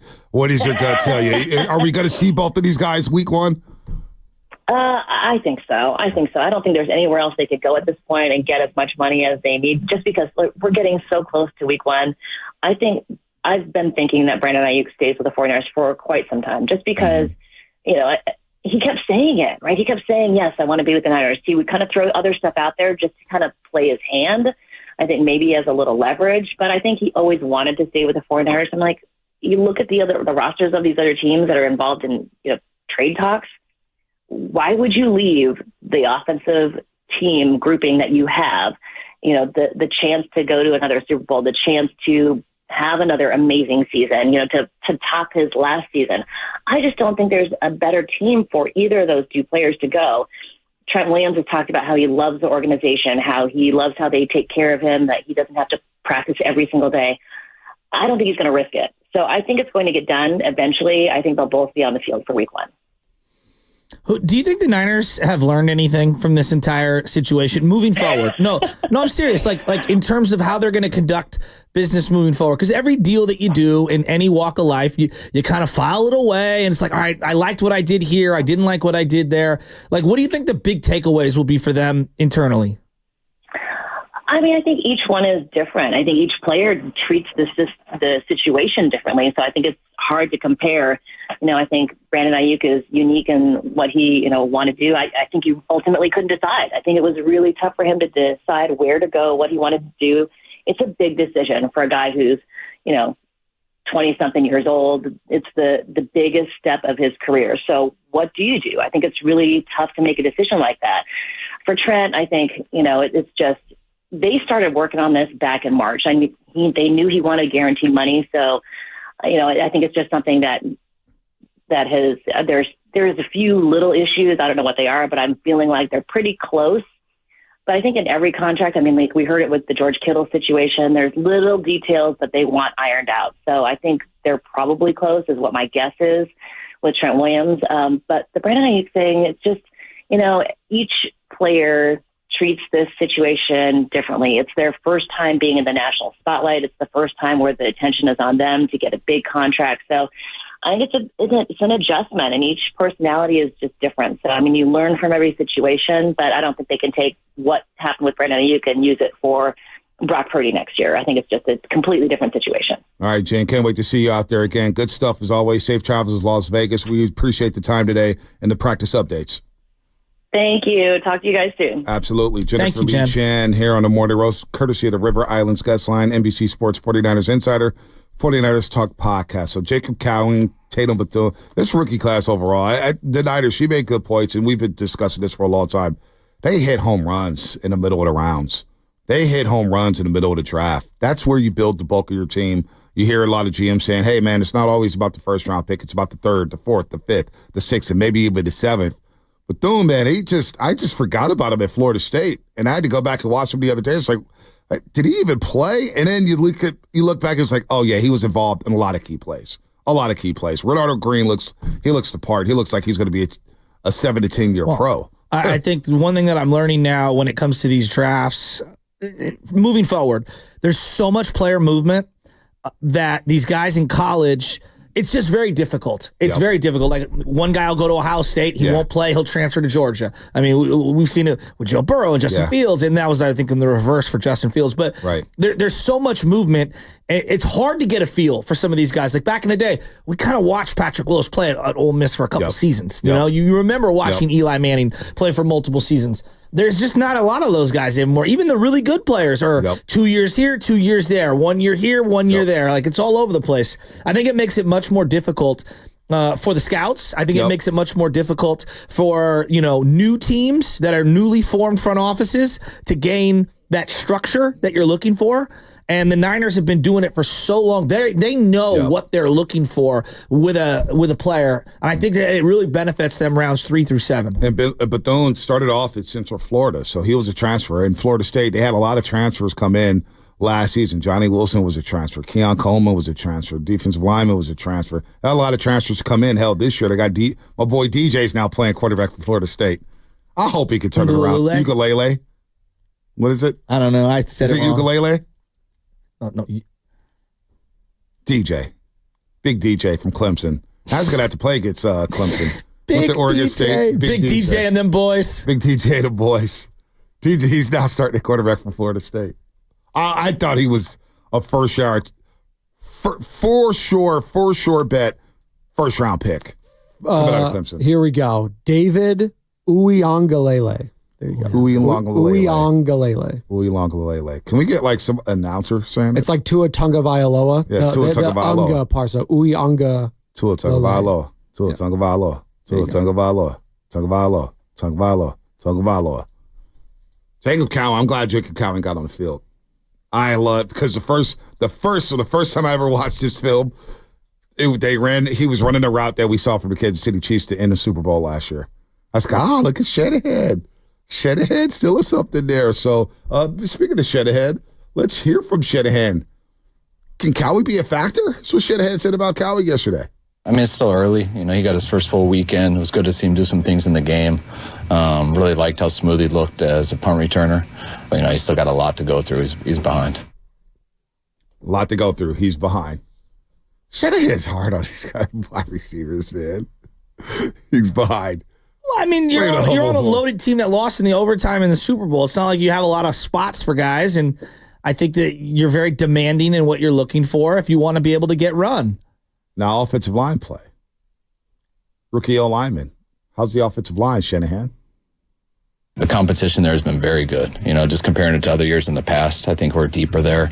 I think guys who have been around here who, whether it's practice squads or the last guys on the roster who haven't started much, I think those guys have all gone better. And the more you can do that, obviously the better these guys get. But there's no harder position to develop than O-line because you get better at O-line by playing football. And the O-line, really, that's been taken away from them in the offseason. So I think those guys get hurt the most, which is how offseason rules go. Training camp's so much faster, so they always are behind on it. And college football O-line play is night and day different. I'd say like 95% of the schools than NFL O-line play. So it's really a tough deal for those guys. But if they can hang in long enough, whether it's the last guy on the roster, whether it's practice squad, if they're made of the right stuff, and they have the ability, all those guys usually do get better, but it's very tough with their timeline. There it is. And the offensive line, he made a key point there, like 90% of offensive line play is completely different in college than it is in the NFL. So they do have good competition. Like, it's not, if Banks is out week 1, having Burford back, you can slide Pooney maybe to left guard next to Trent Williams, because I'm fully expecting Trent Williams to play week 1. I'd be very, very, very disappointed if Trent Williams missed week 1 Monday Night Football. I think he's just got to get in and get rolling, because Right. I feel like every day that this goes on longer, it's just I'm less confident he's going to hit the ground rolling at the start of the season. That's fair. But moving Burford over, having Burford back, now you can mitigate the loss of Banks for a couple weeks. Banks the is Niners really have done good. this. Banks is really, really good. Joe Staley was really, really good. The Niners have been able to navigate for a game or two without key offensive linemen under Kyle Shanahan. So it's not the worst thing in the world. Get right. It is disappointing. We see how much time he's going to miss here. But Burford being back makes me feel a little better. And then Pooney's playing so well. You got to have Big Trent there. If you have Big Trent, then, okay, let's play ball. All right, Feliciano. Speaking of Feliciano, another guy who was playing right guard and platooning with Spencer Burford. What's going on with him, Shanny? It could linger for a while. He ended up having to get some type of, I don't know exactly the surgery he got, but he got something done, and we'll end up probably starting on IR and hope to have him back towards the middle of the year. Jeez Louise. Middle of the year, Feliciano. All right, so let's get a rolling count here. No Ayuk, no Trent. Feliciano. These are guys who started for you last year. Feliciano hurt. Greenlaw hurt. All right, that's 4. Aaron Banks hurt. That's 5. All right. CMC. That's 6. Well, he said there was a game on Sunday. I'm just going through who's healthy and who's not right now. 6. All right. Who else?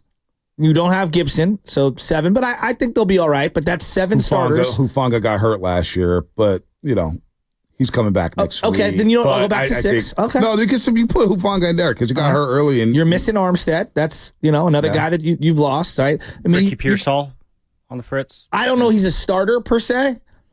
Okay, you're going like hardcore. Yeah, I'm going like hardcore starters here. Like, that's just a lot. I'm not saying you can't do it and you can't overcome it, but I think when you go back to the draft, we like, look, dude, there's no spots. You don't have any holes, and then you look up and you're like, you got a lot of holes. I don't like the aura that's around the team right now. I think we're going to need Brock Purdy to really, wave the wand and bring some magic to the table this year. I think he's going to have to move around and make things happen. I think this is a big year for him. I think he's ready to deliver. Well, let me ask you this. If the style points matter for you in the regular season when it comes to the Niners right now? What do you mean by style points? Like they got to win big? Win impressively, clean football. I mean, like, big. What does it look like? Like, if we look up and they play a bunch of 17-13 games and they have a top-ranked defense and they're hanging on, but they're playing smart football and they're not turning the ball over and special teams looks buttoned up and we're playing the field position game, yeah, I'll believe that actually is sustainable come playoff time. And the offense is, like, for whatever reason, a tick off. Like, I still think that the offense can get it right. Like, I want the defense to be top-notch this year. Yeah, I would love for them to be top-notch. But like, what if they go into Monday Night Football and they're coming off of this training camp and they win 17-13, 17-16? I think that would be impressive. All right. Yeah, to me, it doesn't matter what it looks like. For example, let's say this year, Purdy throws 25 touchdowns and 17 or 16 interceptions, but he's got a bunch of fourth quarter comebacks, right? And the offense is boggled down because of injuries and because the offensive line has him running for his life. And he's got a bunch of, late game heroics where he puts the team in a position to win and just does enough to win the way Russ did early on in his career. Like, to me, that could be as successful, if not more successful individually for Purdy, overcoming some of the shortcomings on the roster. And even though the stats don't look good, like, I'll feel hella good about the team, and I'll feel really good about where he's at. So I think there's a variety of ways this could still make us feel really confident about this team. It's just we're talking about a lot of things that aren't on field. Do the Niners not on field? Trent not on the field. The Niners. Let me ask you this. Let me ask you this one because a lot of fans feel like you. A lot of people feel like you. I'm not there yet. But when I look at this team and look at everything that's happening, do the Niners deserve the benefit of the doubt in this sense that they've been to 4 NFC Championship games the last 5 years? They've been to a Super Bowl, been to a couple Super Bowls. Don't you feel like when we talk about faith and hope, don't you have faith in Shanahan and Purdy and Kittle and guys like that where they could just flip the switch and say, we're fine, guys. We're used to the noise. So I remember the Warriors, even when they were going 3 straight, there was so much noise around the Warriors during that 5-game run. So different. It is different, but in the sense that, boy, there's all this chatter. There's all this chatter. It's getting to it because those conversations were happening. Yeah. It's like, no, they're going to be in the NBA Finals. They're going to be in the Finals. So like the Niners, they've been in the NFC Championship game 4 to 5 years and 2 Super Bowls. Don't they deserve the benefit of the doubt to where they can block out? Because there's been a lot of noise here before. A lot of noise. Yeah, you had Jimmy Gate. You had Bosa. You had Debo. There's always been something with this team. The Trey Lance draft pick, training camp. What's going to happen with Jimmy? Is Jimmy going to have to look over his shoulder? They've dealt with the noise pretty well under Kyle Shanahan. Of course they have, but they've also played a 5-year run with this core, which is pretty impressive. And you got to turn your roster over and start counting on some different people because the game is violent. It's inherently violent. And, I don't think they're not done. Everybody thinks they're going to win 10-game minimum, right? Don't we all? Anything less than 10 games probably is a really disappointing down year. Yeah, if they win less than 10 games. Anything less than 10 games. So I think that the benefit of the doubt that they've earned is, I think your season starts with me saying you're going to win at least 10. Now, what are you going to do with those 3 or 4 that are up in the air, 4 or 5 that are up in the air? Do you win half of them? Do you lose them all? That's the difference between winning your division and not. Would it stun you if the Niners open the season 3-0? No, look at the schedule. I don't know what to make of the Jets. Do you? Jets, Vikings, Rams, right? I think they should beat the Vikings, but I would rather play the Vikings at the end of the year than at the beginning of the year because they're probably more optimistic come, first quarter of the season. It'd be interesting. The Sam Darnold experience when you get to December probably is not as sustainable. When I think about all this stuff, by the way, you're listening to 95.7 Game, KGMZ, FM, and AC1 San Francisco, and Odyssey Sports Station, always live on the free Odyssey app.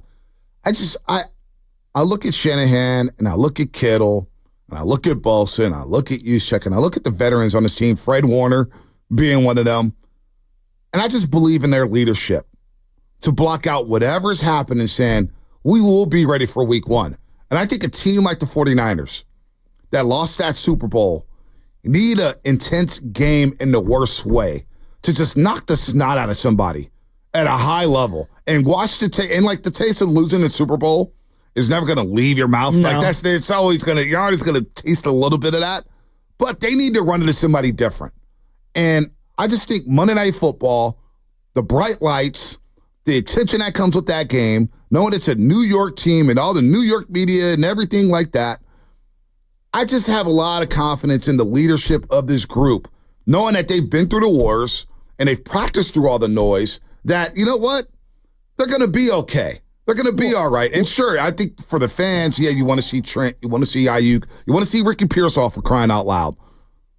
But I do think I'm giving them the benefit of the doubt. That's why I'm not as down as other people are right now about the 49ers. We're still 2.5 weeks away.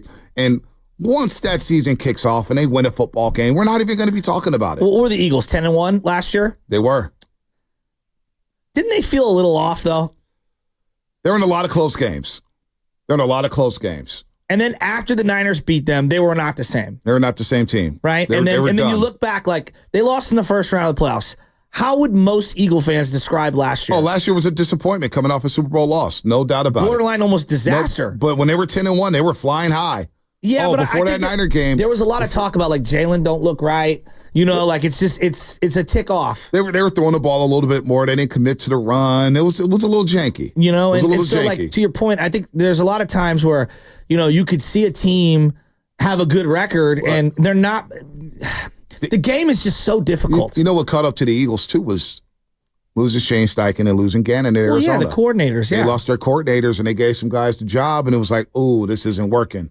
Well, and their defense, some A.J. Brown stuff. They lost C.J. Gardner-Johnson last year. Now he's back in Philadelphia. That was a big loss for them at the safety position. So they retooled. So, yeah, it was a disappointing season for the Eagles. But they were riding high those first 11 weeks. I just look at the history of the NFL. It's just really difficult to have two unbelievable seasons back-to-back and get back to the promised land. It's just hard. No one's saying you can't do it, and they've earned the benefit of the doubt, but it's just hard. It's really, really, really hard. And outside of the New England Brady Patriots, there's not a lot of teams that continue to just go back year after year after year, and that's why the Chiefs are being, you know, basically put in the catbird seat. But boy, 4 NFC championships the last 5 years. Well, the Niners have debunked a lot of history here. But what if I play the other side of it? Well, now their bodies are all starting to come crashing down. Well, after a long run. Well, maybe we don't know that yet, though. No, but I think that's the cynic. Yeah, I mean, I guess we got a lot of cynics around here. See, I don't look at it. Yeah, I hear you. Seattle's got a new coach. Yeah. I want to see what they look like. You know, I look at Arizona. They still feel a year away, but I'm not counting them out. And then I look at LA, and they have a very young team that surprised everyone last year. Stafford is obviously, health is the most important with him. He just had a hamstring injury. I know. Health is the most important for him. And if he's healthy, though, you fear the Rams. So I'm looking at the division, and I'm saying, like, I still think the division is the Niners, but I'm not crossing out Seattle, and I'm not crossing out the Rams. No, you shouldn't. You shouldn't. But I think I'm looking at it from this angle. And some people are going, oh, you're a Shanahan. No. I just got a lot of belief in Shanahan. And I got a lot of belief in this system. We were talking about programs earlier, right? Yesterday with Tom Brady, building programs. And this program that the Niners have built, they have a very good program, a very good system in place. And so I'm off that belief saying, I've seen them do this. I've seen them fight through, like the Jimmy Garoppolo stuff. I think we're underrating that now. Him being on the baby field every single day with Trey Lance practicing and every little struggle, oh, bring Jimmy back. What are you doing with Jimmy? What are you doing with Jimmy? They handled that noise pretty well. They made the big trade now. They started off rough. They made the big trade for McCaffrey, identifying, we need a home run hitter or a running back. And boom, they take off.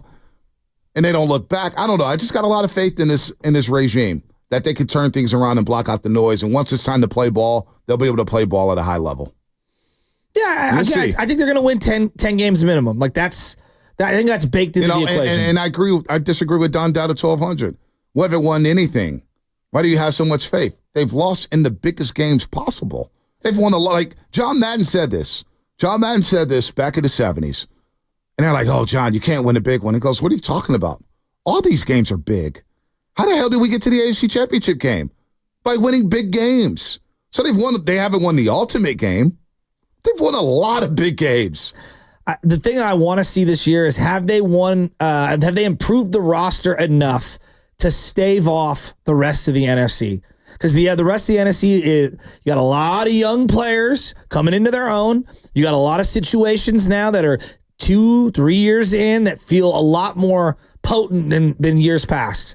And, did the Niners lose a little step? Have they replaced some of these players that they've lost? Have they got some young guys who could take leaps forward? We'll see. That's the beauty of the NFL. Yeah, it is. 54-29 in the regular season under Shanahan over the last 5 years. They've done a lot of winning, folks. A lot of winnings. All right, a team that's not doing a lot of winning, the Chicago White Sox. What is it? Light covered the Chicago White Sox. Let's talk to Matt Spiegel. 670 to score in Chicago. Matt Spiegel does afternoons on the score. How did it get to this point with the White Sox? We'll ask Matt Spiegel on the other side here on the roast. 9 out of 10 hiring managers are having...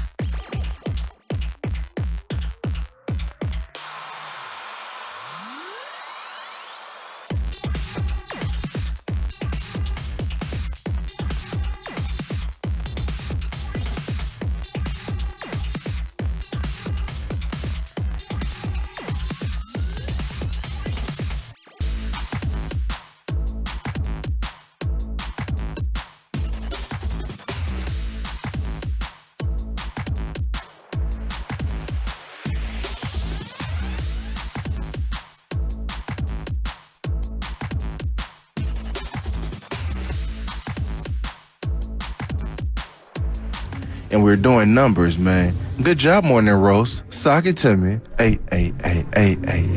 Yee!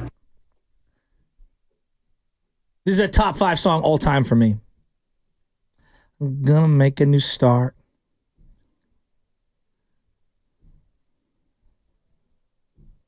You know the song, Spadone?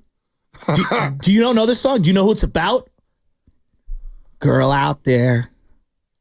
Top 5 song for you. In her hair. See, when I'm learning, this is Led Zeppelin. What I've learned about going to California, they wrote this song looking on television, seeing Joni Mitchell wear flowers in her hair in San Francisco, and this entire song is him visualizing and dreaming, or tripping, if you will, about what it would be like when he flew a plane out to California. See, what I've learned about Shasky is that his top 5 is really a top 30.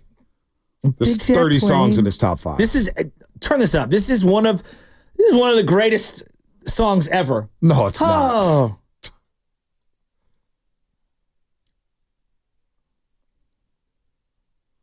Feels like I'm back at church camp.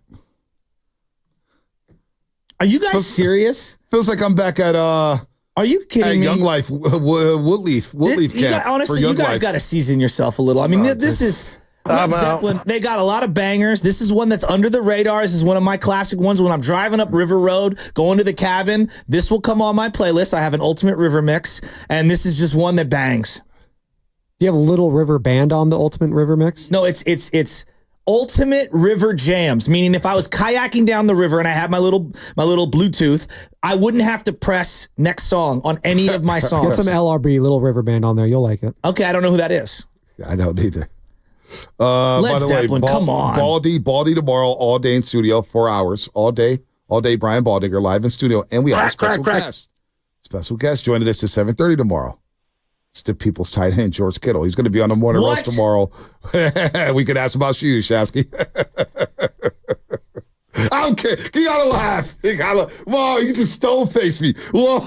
I'm disappointed that you don't know Led Zeppelin. Oh, that's what it is. You're disappointed. I don't know Led Zeppelin. Well, I know that you know it, but I mean, come on, man. That song, it's a classic. I guess so. Not everything needs to be like, just because, like, for example, I look at some of the greatest pitchers of all time, right? Roger Clemens. Yeah, he had the fastball. He also had the splitter. He had the changeup, the curveball, slider, right? You know, you look at Greg Maddux. I mean, a zillion different off-speed pitches. You don't have to just be a one-pitch guy. All right, now you could be Mariano Rivera. Go right ahead. That's what I am, and I'm gonna walk my ass straight to the Hall of Fame. I choose to be more Greg Maddux. Straight to the Hall of Fame. I know who Led Zeppelin is. I don't know their music. I'm sorry. I love that song. Sue me. Matt Spiegel. We want to talk about classics.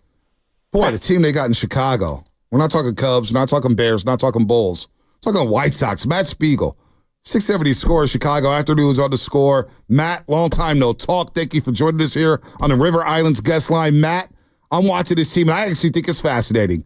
Like, we're watching history here. 67 games under 500. How the hell did we get to this point with the Chicago White Sox? You guys are watching something historic right now, Matt. Good morning. Yeah.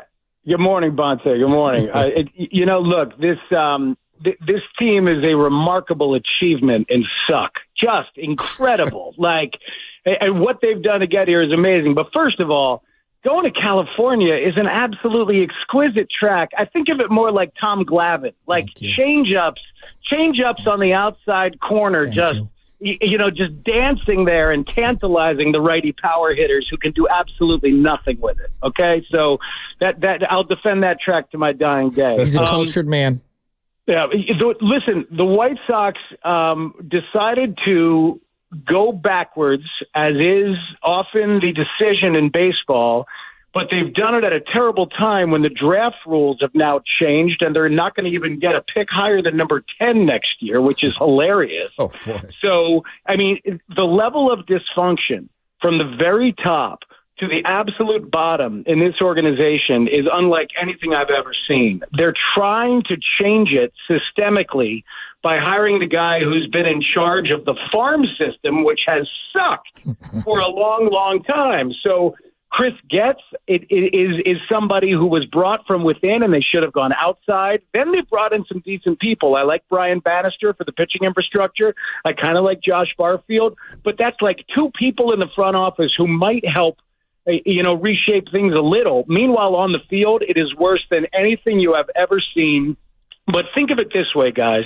If the Tampa Bay Rays on the field are a product of the health of that organization for the last 15 years, the Chicago White Sox right now on the field are a product of the dysfunction of this organization for the last 20 years. It's been an absolute debacle, and they deserve to be as bad as they are in every possible way. Have you seen the documentary on Netflix, The Saint of Second Chances?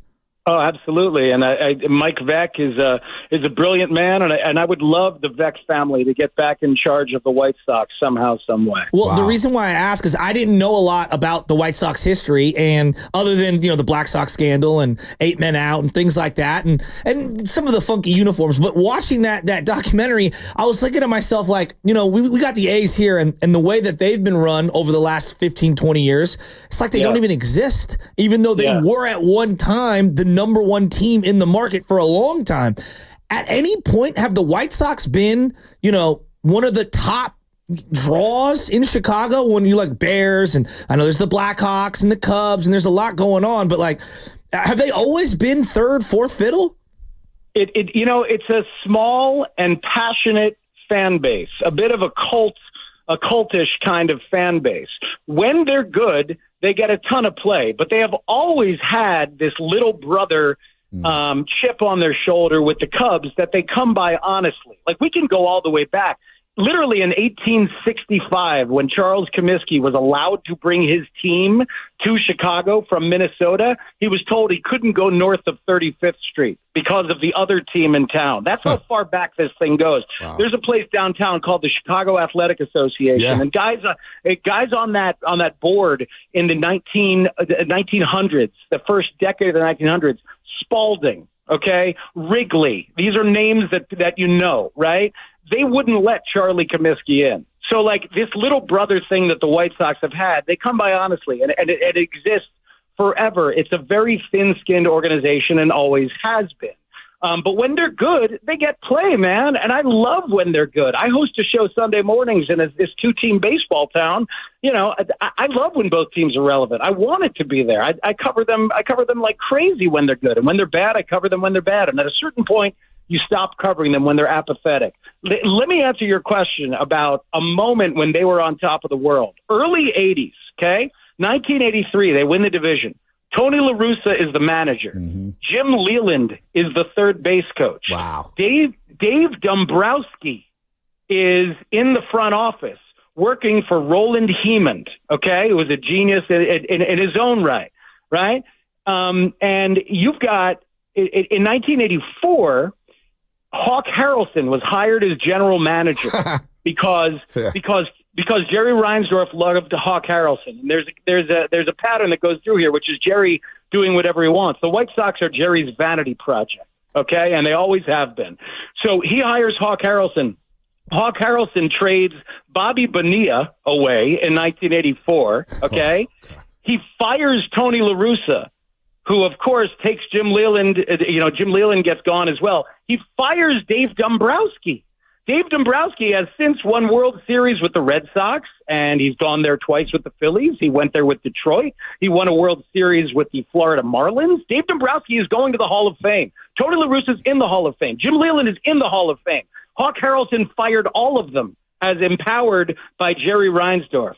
So look, when Jerry brings back Tony La Russa in 2022, trying to right a wrong of what he did in 1984, it was a horrible decision based out of vanity again. It's like, and Jerry is a good owner in some ways.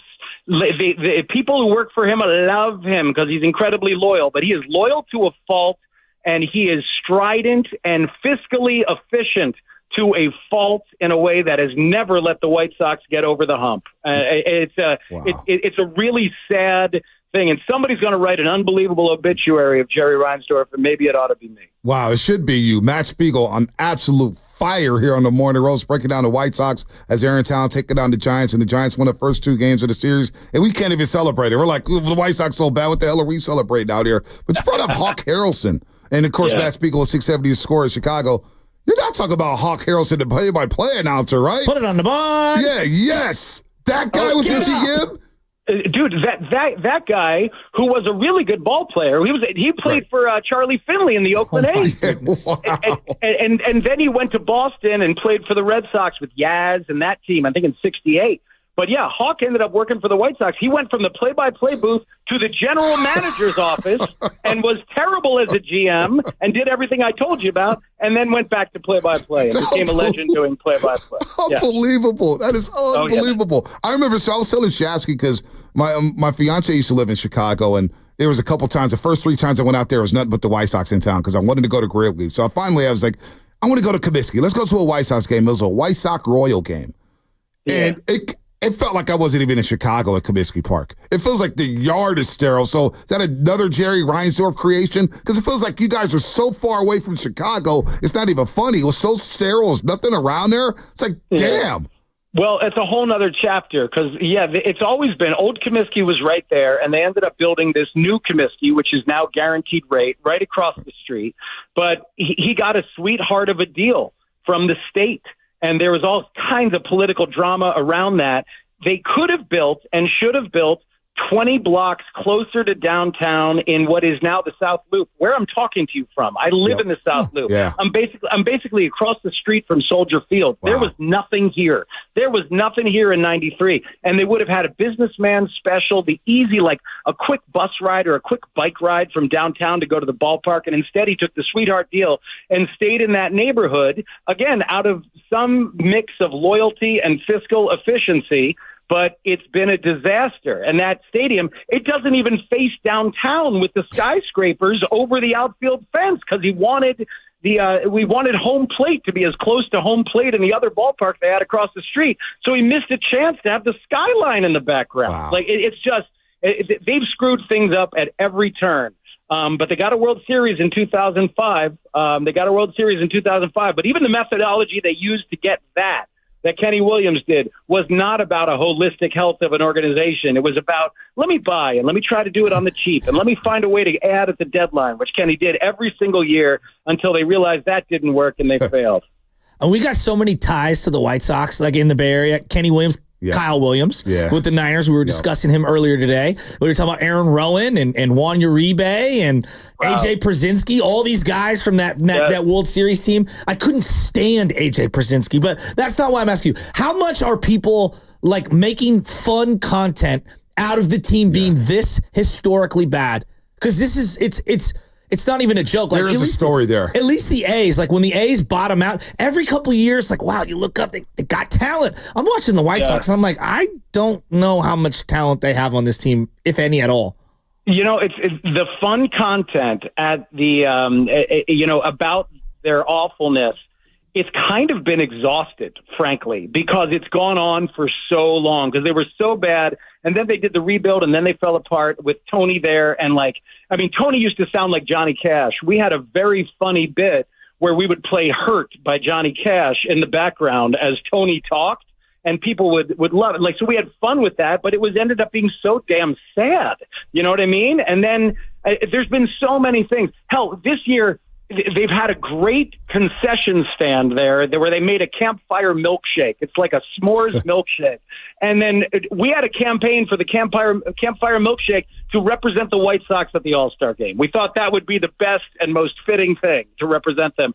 I think Garrett Crochet had a nice first half, and he did it instead. So, but people are exhausted by how awful they are, and now everything is turned to Caleb Williams, baby. I mean, here up there, because the Cubs have been frustrating. The Cubs season has been like one big taunting penalty where they good for 2 days and then they're bad for the third day, and the Blackhawks are rebuilding. The Bulls have been a debacle, and now they're rebuilding.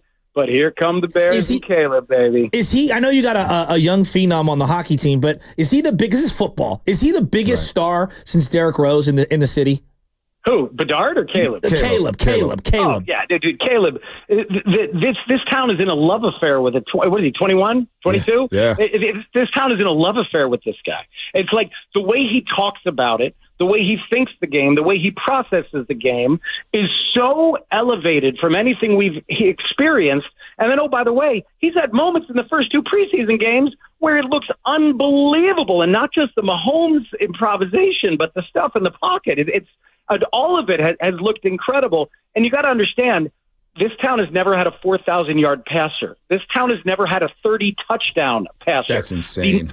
The number one quarterback by quarterback rating with a minimum of 20 starts in the history of the Bears is Mitch Trubisky. No. That's number one. A quarterback rating of 87. Look it up, man. Wow. It's like, it's outrageous. So, yeah, the town is going crazy for him. And, oh, by the way, the team is real good. And we've got Hard Knocks feeding right into it. It's outrageous. I'm taking the win total. It's 8.5. Maybe it skyrocketed already. But I love the defense. I love the weapons with Caleb. I got the Bears winning at least 9 games as well. Division. It is a tough division. But that defense, man, you guys got a defense out there in Chicago. They played very well down the stretch last season. So, Matt, thanks for the time, man. I'm sorry about the White Sox, man. That's got to be brutal. You're on fire there. We'll do it again soon. Yeah, let's when the talk Bears soon. play the Niners. They're coming out here to the West Coast later on this season. Should be fun.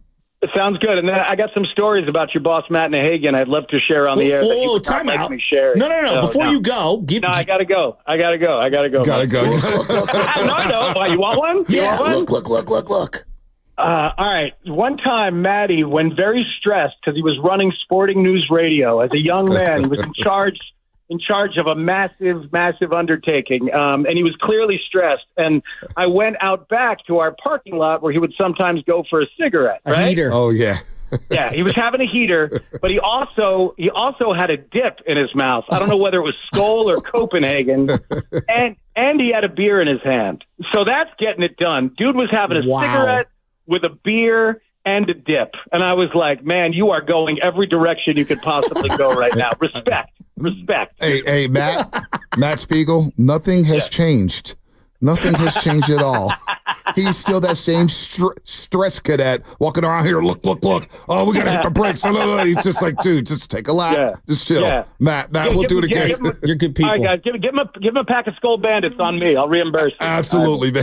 Absolutely, Matt Spiegel. 60-70 to score in Chicago. Afternoons on the Score. Really on fire here. But we, as much as I want to laugh about that, we do have some breaking news. 95.7 The Game breaking news. Yeah, sad day for the franchise, for the Golden State Warriors. And kind of knew this day was coming the last couple days as Al Attles has passed away. He was surrounded by family at his East Bay home. He took his last breath. And when we say Al Attles, for a lot of youngsters out there, you need to know who Al Attles is. He had been with the Warriors for 6 decades, okay? Over 60 years. Player, coach, GM, ambassador. No person in NBA history has been with one franchise for over 60 years. How many people have only received a paycheck from one employer in their life? Not many, right?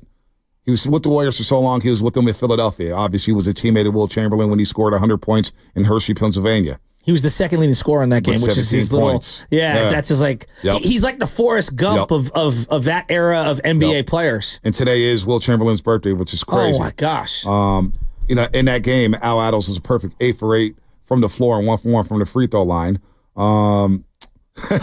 Prompting Will Chamberlain to sign the ball for him, saying to Al, the man who always did the right things at the wrong time. A true story. Of course, he was a coach of the 1975 NBA championship that Rick Barry holds deeply to his heart. He's still the all-time leader in regular season coaching wins for the Golden State Warriors. He coached the Dubs for 13 years as a GM. He drafted Chris Mullin. And he was a community ambassador since the 1990s, and he's the nicest guy I've ever met. And I thank the heavens that he was alive to get enshrined into the Naismith Memorial Basketball Hall of Fame back in 2019. He is really, truly one of the nicest men I've ever met in my career, one of the kindest hearts. His number 16 is retired up there in the rafters next to Rick Barry, next to Will Chamberlain, next to Chris Mullin. And there's some quotes here. And I'll read one from Chris Mullin. And I know Rick Barry has a quote there you can read, Shasky, but Mullin said, "This is a difficult day for me." And I remember we did a package on Al Attles, maybe last season, maybe the season before. And Mullin obviously was choking up. And Mullin said Al Attles had a huge positive influence on me and my career, not just drafting me in 1985 and bringing me to the Bay, but guiding me through my journey as a player and a young man, both in good and difficult times. He was a dear friend, mentor, and role model, and someone I admired tremendously and tried to emulate. He set the standard for all of us when it comes to integrity and humility and was truly a champion both on and off the court. There will never, ever be another Al Attles, a.k.a. the Destroyer. And I know we have some sound from Mullin on Al Attles because when Mullin was going through a difficult time, drinking and he had to go to rehab or whatnot. And when he first got drafted, Al told all his coaches back east, I got Mullin. He's in great hands. I got him. And the respect I saw Mullin have for Attles, the respect I see Rick Barry have for Attles, the respect when they had ring night a couple years ago, Al Attles was there. And he got one of the biggest pops in that arena, Chase Center. One of the biggest pops out there. Because we understand who Al Attles is. We understand. Let's hear from Mullin on Al Attles. When I was drafted, Al Attles was the GM. Class personified, always prepared, humble, and gracious. Yes. And, when I got drafted here, he told my parents one thing: I'm going to take good care of your son. And he did exactly that. And that man, he's meant so much to me over my life. That piece is beautiful. Yeah. It almost doesn't do it justice because this guy is one of the most beautiful human beings I've ever met in my life. And he's impacted so many lives in this Bay Area. And it's just, he's just the greatest. Al Attles is the greatest guy I've ever met in my life.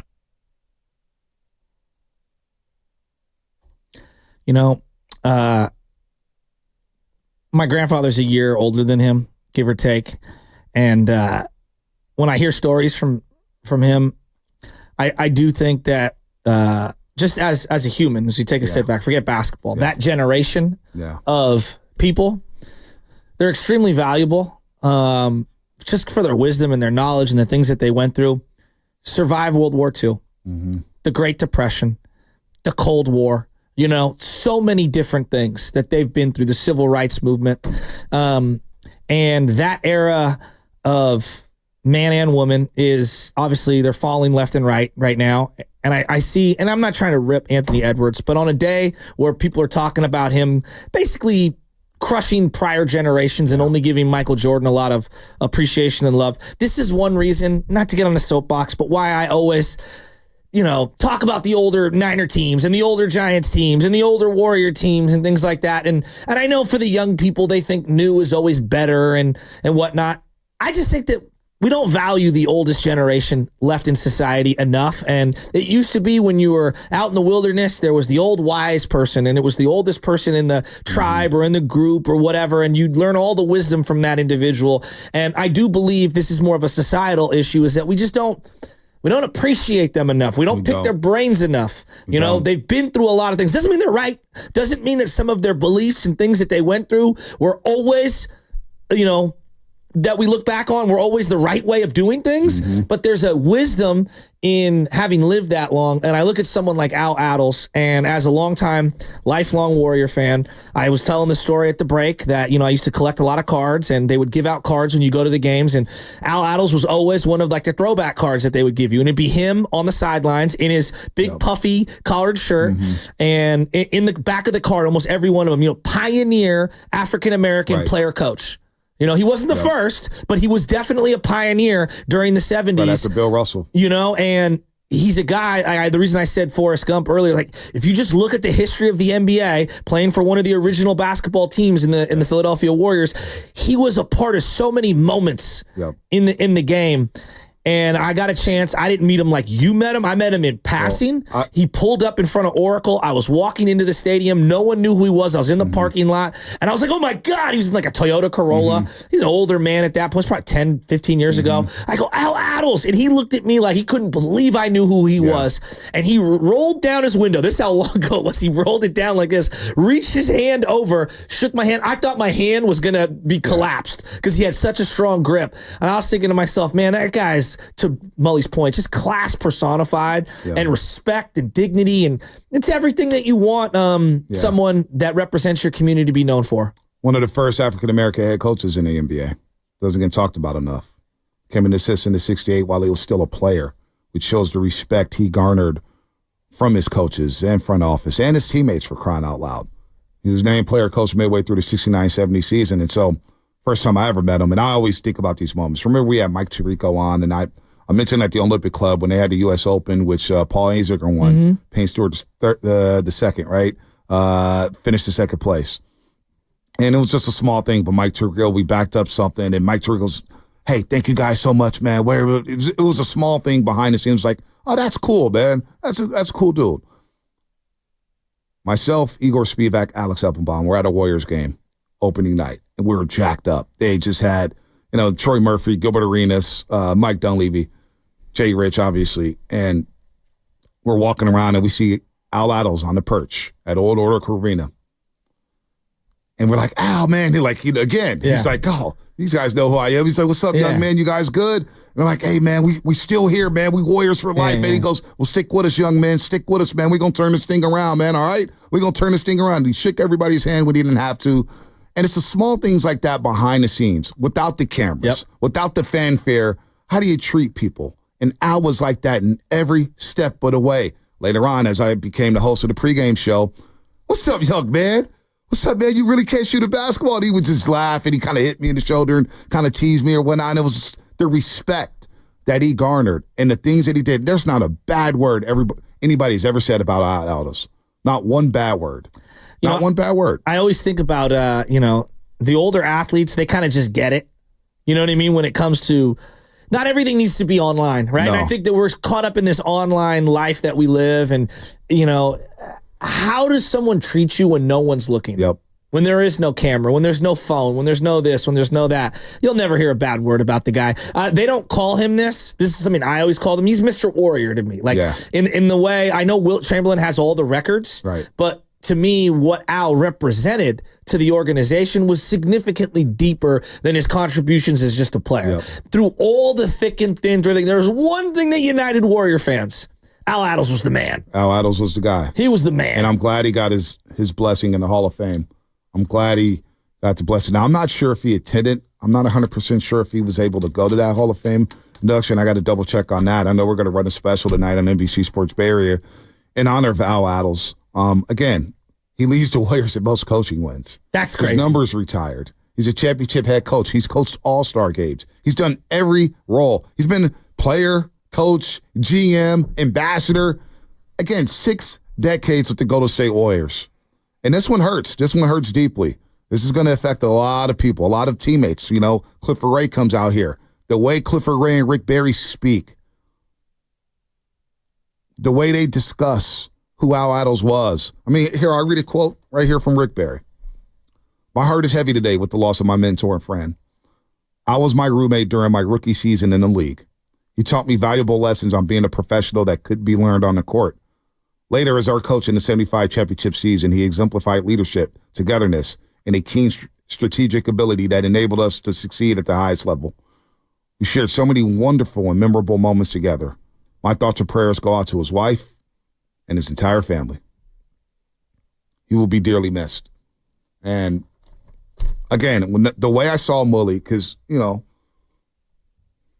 working with Mullin now for over 4 years. The way I saw him choke up when discussing Al Attles kind of hit me in the face like, oh, this is deeper than that. He was discussing Al because he knew Al was struggling a little bit and he wasn't coming around the arena as much as he used to. And the way he choked up, it's like, oh, Al had a bigger impact than I thought. Because we see the number retired. We know who he is as a coach. We see him all the time. But it's like, oh, wait, it's deeper than that. You think about the community. Steiny and Evan just had a son on yesterday, Al Attles Jr., and all the camps he would run. Juan Toscano Anderson, his career kind of got kickstarted because he met with the Attles and went to a camp. Logan Murdoch was at a camp ran by Al Attles. So his community work behind the scenes, he lived and breathed the Bay Area. He never left us. He never left us. Think about that. 60 years with one organization, man. That's crazy. I'm glad you put that out there. We've talked. I mean, I had a tough year this year, and I don't try to always bring it back to me and my family, but it's just legacy. Like, what's your legacy when you pass on, right? And I'm not trying to make this an indictment of anyone. Sometimes we go through life. I'm so guilty of this. And this thing that's bugging me is the most important thing in my life, at that moment, for whatever reason. When at the end of the day, it's so dumb You know, and I think we spend a lot of time, and I get it. It's the topics of the day. And you and I are both guilty of this. The audience is guilty of this. Everyone, the money and the this and the that. It's some of the NFL, the NBA, Major League Baseball. You know, we're losing our minds about everything.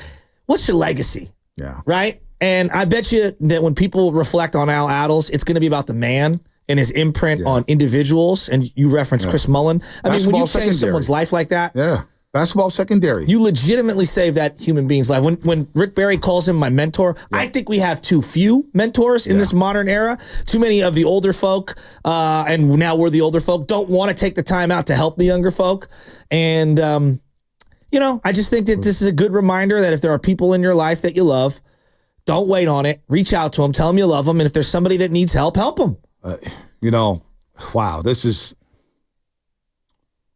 You know, the youngsters got to, you know, that's why the Anthony Edwards, and I sent it to the thread yesterday, the Anthony Edwards quote about, you know, Michael Jordan was only a skillful player. And I'm like, oh, you're falling down that rabbit hole again. And I see Isaiah Thomas, and I had a quick chat with Mullin about, and it's just the lack of respect for those that paved the way. That came when J.J. Redick talked about, oh, Bob Cousy played against a bunch of plumbers. And J.J. Redick, they would have locked your ass up. You wouldn't have made all the money you made if you played in that era. And it's the lack of respect. These young kids, you know, it's the lack of respect that they have for the guys who paved the way. You know, that's why guys who came before us on the microphone, whether it's television or radio, no matter what, I have the ultimate respect for them. Respect the seat, respect the opportunity, respect the people who came before you in whatever work you're in.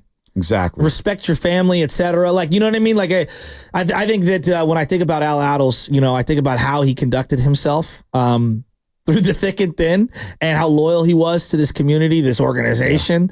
It's a rare trait in today's bounce around society. You know, the guy we just had on, Matt Spiegel, you know, his partner just left for a television gig, and he's trying to better his family, and he's trying to, but like, to stay with one company or one person 60 years. No. One check from one employer. That's pretty rare. And I think that speaks to how good of a person you are. No doubt. No doubt. I mean, to be over there 60 years through all the ownership changes. You know, because a lot of owners will come in and they don't respect the people who paved the way for them to get the job or to become the owner of the team. And some of the historians there, and they're like, man, he stuck through all the ownership changes. And think about the Warriors having all these ownership changes. God. And GM changes and coaching changes and what the franchise has gone through. And still, ring night, parades. You know, when you look at the parades with the Giants, right? Willie Mays always had a car. Of course. McCovey, Bonds. Well, the Warriors.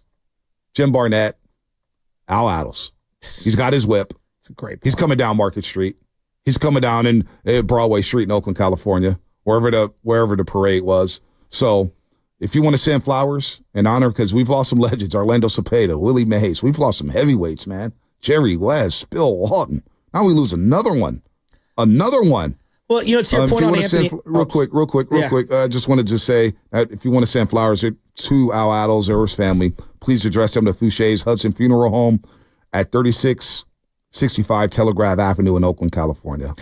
You know, it's something that I hold as like a duty, if you will. You're talking about Anthony Edwards. That is somebody, whoever's in his life, somebody older, could be a mentor for him or somebody who plays with him. I don't know. Somebody, that's an opportunity to like put your arm around them and educate them and explain to them why it's important. You know, like I'm a big believer in that. Like you're going to have, and there's people in your life, cousins and uncles and nieces and nephews and your own children or whatever, friends, you got to put your arm around them and explain to them why these things are important. Kevin Durant was just hanging out with Anthony Edwards. You know, Kevin Durant is a guy who appreciates the history of the game. For example, I've seen Kevin Durant a couple times come back to Chase Center, and he sees Mullin. He beelines at Chris Mullin. Big hug, big embrace. How you doing, Mullin? Embracing the guys. Kyrie Irving, when he came out here with Dallas, Mullin was telling his story. He was in the back. He's walking in, and Kyrie goes, "Oh, what's up, Mr. Mullin?" Called him Mr. Mullin. Wow. And he goes, "My dad always talked about you, man. He always talked about you." And the respect there. That's why I kind of come around on Kyrie Irving, because I was like, oh, he does respect the guys before him. Yeah. And he discusses that all the time in his post-game pressers. I know he went off the deep end a little bit here and there, but he does respect. Somebody needs to get around Anthony Edwards real quick because he's such a likable human being. He's the next superstar here in America, but that's not That's not something that needs to be said. Like, you're going to disrespect Scottie Pippen? Well, he wasn't skillful. Charles Barkley was a skillful. Karl Malone, Hakeem Olajuwon was a skillful. I could go on and on and on and on and on. When you're 23 and you feel invincible, there's things you say and do, and you look back at your life and you go, yeah, I regret that one. It's like me coming out of a Niners training camp thinking that Trey Lance was the man. Hey, we all did. He still might be the man. And then next thing you know, 2 years later, I'm saying he should go to the CFL. They got KD, but we got Jaden McDaniels. Oh, gosh.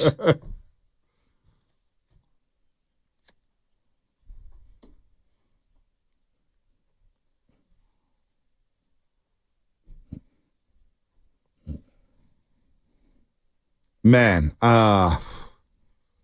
Marky Baez is sex. Good morning, B. Really appreciated words on now Attles. Can begin to express what a wonderful man he was. If you ask me who was the best man I've ever met in my life, my 45 years of sportscasting, without a doubt, number one, Al Attles. Dusty Baker, number two. Wow. I love you, Mark. Hope all's well. That says it all. Marky Baez has interviewed many people, many athletes, many GMs, many coaches. On his list is Al Attles. Yes, salute to Al Attles. That's my final thought. Number 16, the Destroyer. I call him Mr. Warrior. From the greatest generation that, again, I've said it before and over, survived the Depression, World War II, Cold War, Civil Rights Movement. Everything that we enjoy to this day is because of that generation of human beings. And if there's somebody in your life that is from that era, listen to them, hug them, take them out to lunch, let them know you love them. Because, unfortunately, they're all getting really old like we all are. Love you, Al. The Destroyer is an all-time nickname considering he was only 6 feet tall and playing with Wilt Chamberlain, but your nickname was the Destroyer. It's pretty badass. R.I.P. It is badass. No, my final thought is that was a great tribute that you guys did there for Attles. He's a guy for me who, obviously he played well before my time. He exists kind of in legend to me. So rest in peace to this Warriors legend. Man, 87 years old. 6 decades with the Warriors. All-Star game coach, championship head coach, GM, player. Rest in peace, legend. We'll miss you. Al Attles leaves this world at the age of 87. Longest stint with one franchise in the NBA history. 60-plus year career with the Golden State Warriors. May you rest in heaven, Al. What's better than having Baldy on every Tuesday?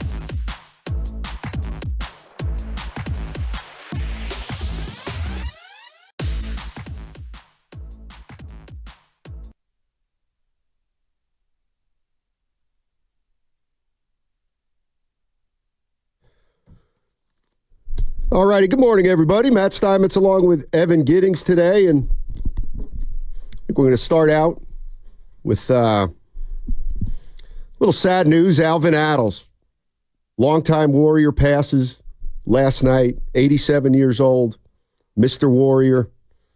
And he was a titan in the Bay Area. That's the word that comes to mind when I think of Al Attles. Been with the Warriors for over 60 years. There's no NBA employee that's ever been with a team as long as Al Attles was with the Golden State Warriors and the Philadelphia Warriors. He was drafted in 1960, and he stayed with the organization all the way up until last night when he passed in his home in the East Bay with friends and family around. Of course, he won a title in 75 as the coach of the Golden State Warriors. He's a Hall of Famer. He was on the court when Wilt Chamberlain scored 100 points as his teammate. He was a player coach. He was a general manager. He did it all. But more than anything, he was a class act. I was lucky enough to get to know him a little bit when I was covering the Warriors, starting in 1995. And he's on my Mount Rushmore of great gentlemen. He's an unbelievable guy, filled with humility, class, and knowledge. And we're going to miss him. We're going to miss him. If anybody was ever affiliated with the Warriors, they knew Al Attles. He was the Warriors. So R.I.P. Al Attles. We're going to try to get some former players of his, people that knew him, to talk about him. I don't know how much time we'll talk about him, but he deserves, man, more than a mention, that's for sure. I mean, he was synonymous with the Golden State Warriors. Alvin Attles passes at 87. Yeah. That's all I got, Evan. Well, it makes me even more appreciative that we got to talk to his son yesterday before he passed. You know, I can only assume late last night, early this morning, the Warriors putting out a statement about it and just getting to learn a little more about him. And I can't wait for the documentary that his son is putting together about him that is going to come out.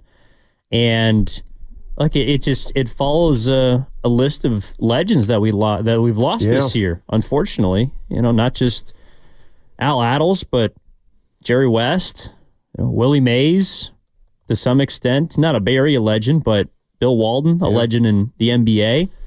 A lot of people have passed, and at least for me, look, I'm not going to sit here in front. I didn't have a chance to meet Al Attles, and obviously wasn't old enough to watch him or learn much about him with the Warriors. But from talking to yourself, talking to Bonte, talking to people that did know him, you know, it just sucks. A lot of times I feel like it takes someone passing away for us to all fully understand his impact. And that's also a testament to him. But, you know, I look forward to speaking with some people throughout the show. If we get an opportunity, people sharing their stories about Al Attles. He also seemed like a local legend in addition to just a Warriors one. And those are the kind of people that you miss when they're gone, the ones that affect you in kind of just unexpected ways, you know, and to hear the stories from his son yesterday was just really powerful and special. Yeah. So I started covering the Warriors in about 1995, and they weren't very good. And they weren't very good for a while. And they had a lot going on back then. They had an owner, Chris Cohan, who wasn't very well liked. They didn't have a lot of success. But Al Attles was always a beacon for the franchise. He used to sit up at the old practice facility. He watched every practice, and he would be up there, and you could just sit with him and chat with him about basketball. He was always more than welcome. Darryl the Guru Johnson, who's not here, interestingly, ironically, he's taken his daughter. I don't know if this is a coincidence or not, or if it's ironic, but Darryl the Guru Johnson, my partner's taken his daughter this week back to North Carolina A&T in Greensboro, North Carolina, and that's where Alvin Attles went to college.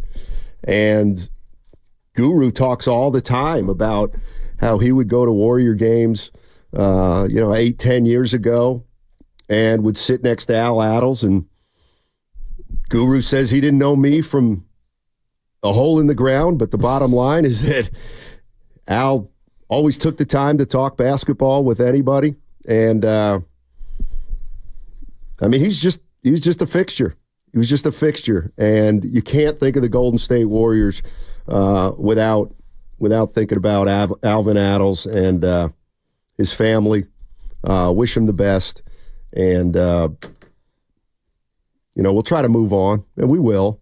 Yeah, but I also think, look, a lot of those experiences are ones that other people have had as well. Whether they're willing to call in and share them or just kind of reminisce on them.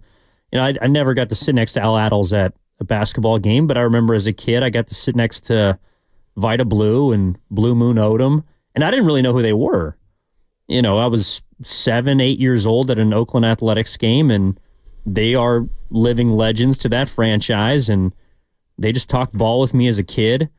There's people that when they pass, it all just comes rushing back. I had a neighbor recently pass away who I grew up with, and he was in his early 90s.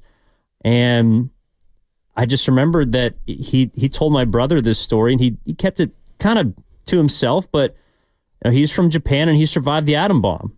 And that's an experience that he did not talk about very often because understandably he was not very happy, but it was powerful. And all of these things have just come flooding back into my mind about people that have since passed. And I feel like a lot of people probably feel that way about Al Attles, thinking about how he touched them maybe, and spoke to them the way that he was able to speak to Guru and just give them a little piece of themselves, because people like that don't have to do that. And I think we forget about that a lot, especially nowadays with how much, privacy people hold dear. And, they kind of express themselves on social media, but they don't express themselves in person. And someone like Al Attles is from a generation in which human experience, that is the most valued piece of communication. And they just don't make them like that anymore. Yeah, let's. So we had Alvin Attles Jr. on yesterday. Of course, he's putting together a documentary about his father called The Destroyer, and the timing obviously now becomes very bittersweet. But yesterday we had Alvin Attles' son on, and we were talking about his dad, and he was talking about what kind of coach and what kind of man Alvin Attles was. This is what his son said just yesterday. How would you describe your father's style as a coach back in the mid-'70s? What was he like? So my father was the ultimate player's coach, meaning he was a guy that he would, and I know because I'm his son, and he had some fire and brimstone to him, meaning like he was not afraid to get up under guys, challenge them loudly, but what he did was he always talked to them in a way so that all the players understood what he was asking from them and what he challenged them for. And so my dad was I would say a combination between and he wasn't a yeller, but he was very commanding. So he's a combination between a commanding coach, but very, very understanding because he had also played the game. And if you remember this, because they no longer do this, he was a player coach. Yeah. So he had both of those facets of technique in his delivery as a coach. He understood what it was to be a player, understood what it was to be a coach. And so I think he was just very well balanced as a coach. All right, so that was Alvin Attles Jr. yesterday talking about his father. And the one thing I was thinking about is the one thing I haven't talked about with Alvin Attles, and you can't talk about Alvin Attles without saying this word, voice. He had an unbelievable voice that was just incredibly commanding. It was Lou Rawls-like, and he was the type of guy that every time you heard him talk, you just wanted to listen because he had so many stories. He had so much knowledge. And, here's the other thing about Al Attles. He lived in the East Bay for decades and decades and decades. He was a fixture here in the community in the Bay Area. And he was one of these people that touched a lot of lives, not just people that he worked with or Warrior players or coaches. I mean, he was out in the community. He was Oakland. Al Attles was. And, you know, I'm sure there are people out there at 888-957-9570 who've come across Al over the years. And if you want to share a story, now would be the time to do it. But, yeah, we lost a great one, a pioneer. Can I ask if you felt like you were listening to Al Sr., listening to Al Jr. at all? A little bit, yeah, a little bit. I mean, Alvin Attles was the type of guy who, okay, so when I was covering the Warriors in 95 to 2005, and I was there every single day, he was, you know, and you're a reporter, so you want to find out, you want to get information. And one of the things that I always will remember about Alvin Attles, is that he told you everything, but he gave you nothing. If you know what I mean. And the one story in particular that I have is, you know, taking you back to 1997 when Latrell Sprewell was a member of the Golden State Warriors, and he assaulted at practice PJ Carlesimo twice, and it was the biggest story in the NBA by far that year. It was a national story. And everybody was looking to get information about what happened in the gym that day.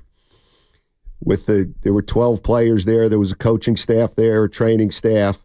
And as any reporter would, you know, I'm trying to sniff around and talk to people about what happened. And about a day or two later, after the incident, I found out, which I should have known, the practice was closed to the media when it happened. But like he always was, Al Attles was at that practice, and he saw it all. And so a couple days after, I went up to Alvin and I said, so you were in the gym when that happened?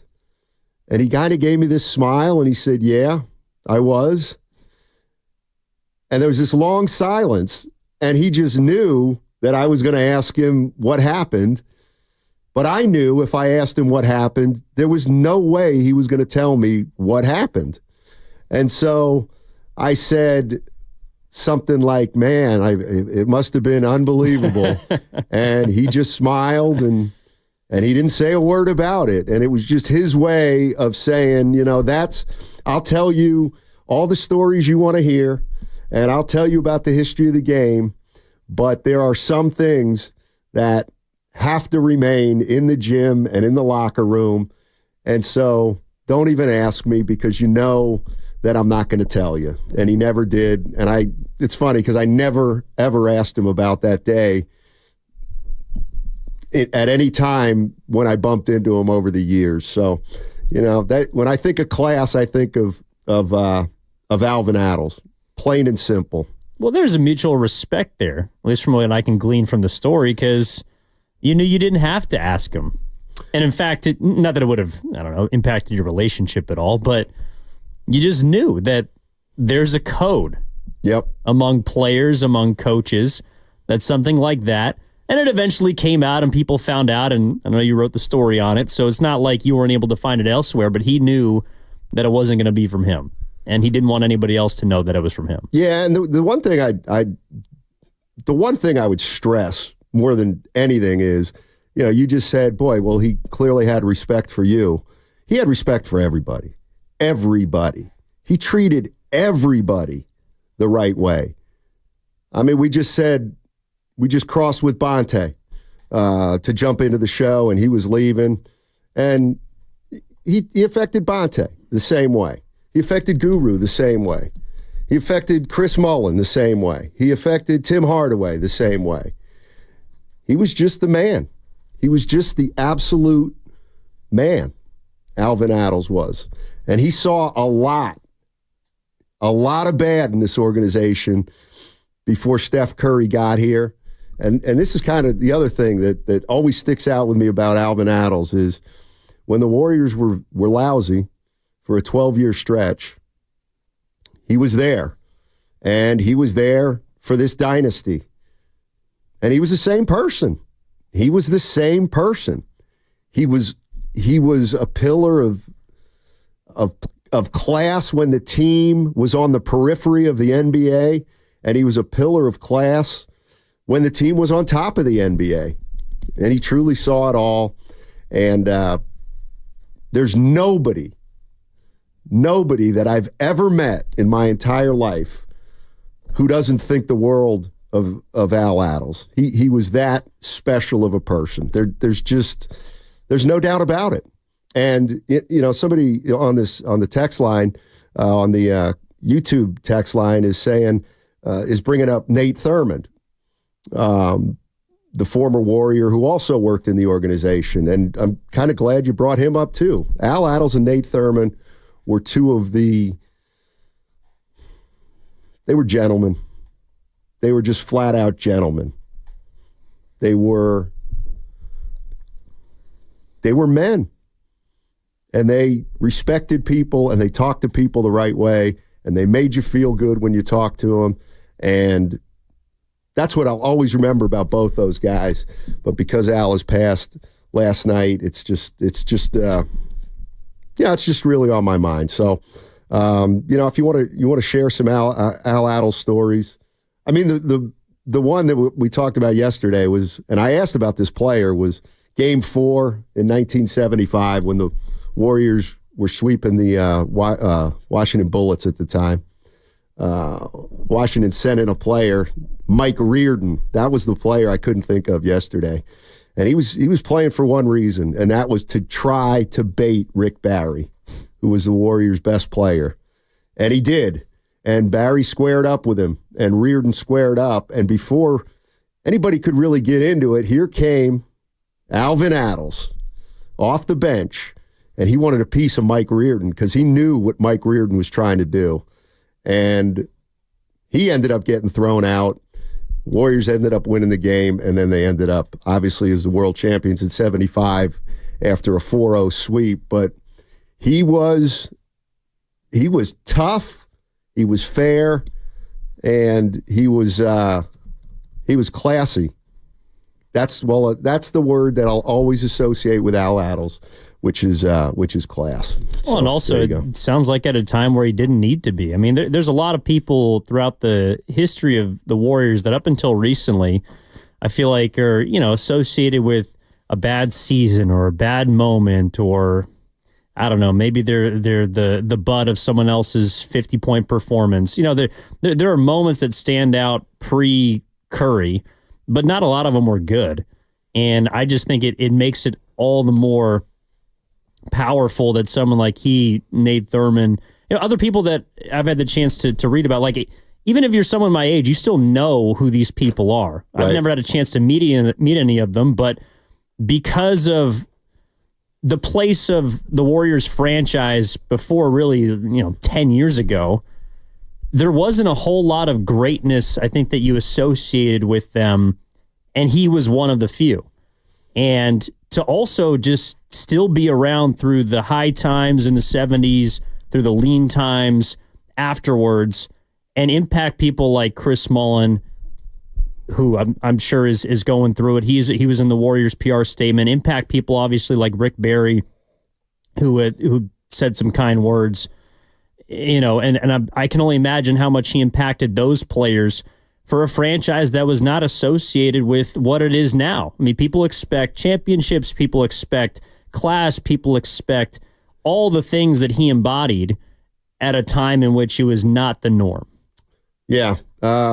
Special guy, and he deserves his respect. He deserves people to know about him. That's what he deserves. And I'm proud to welcome in right now one of the greatest players in Warriors history, Chris Mullin, who obviously knew Al Attles extremely well.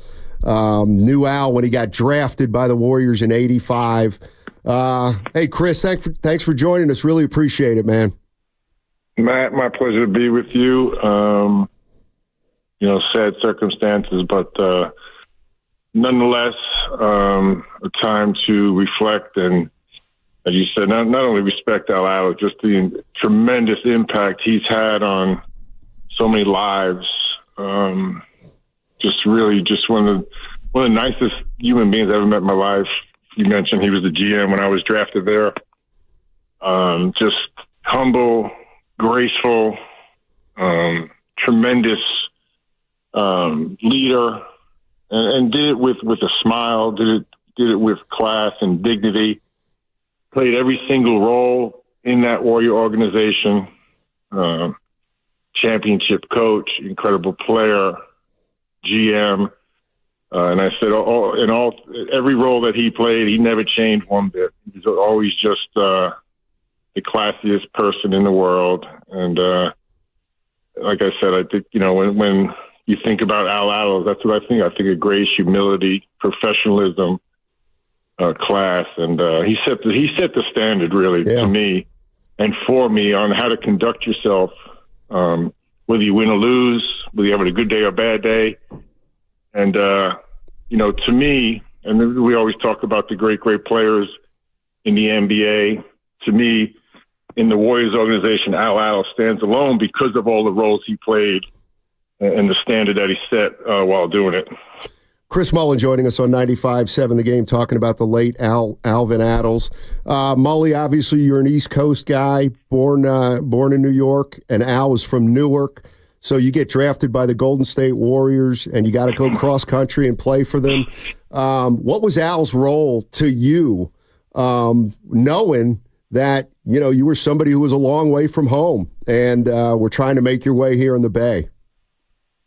Yeah, just comforting, honest, truthful, and he played for Frank McGuire with the Philadelphia Warriors, and Frank was an old St. John's coach who was very close to Coach Carnesecca.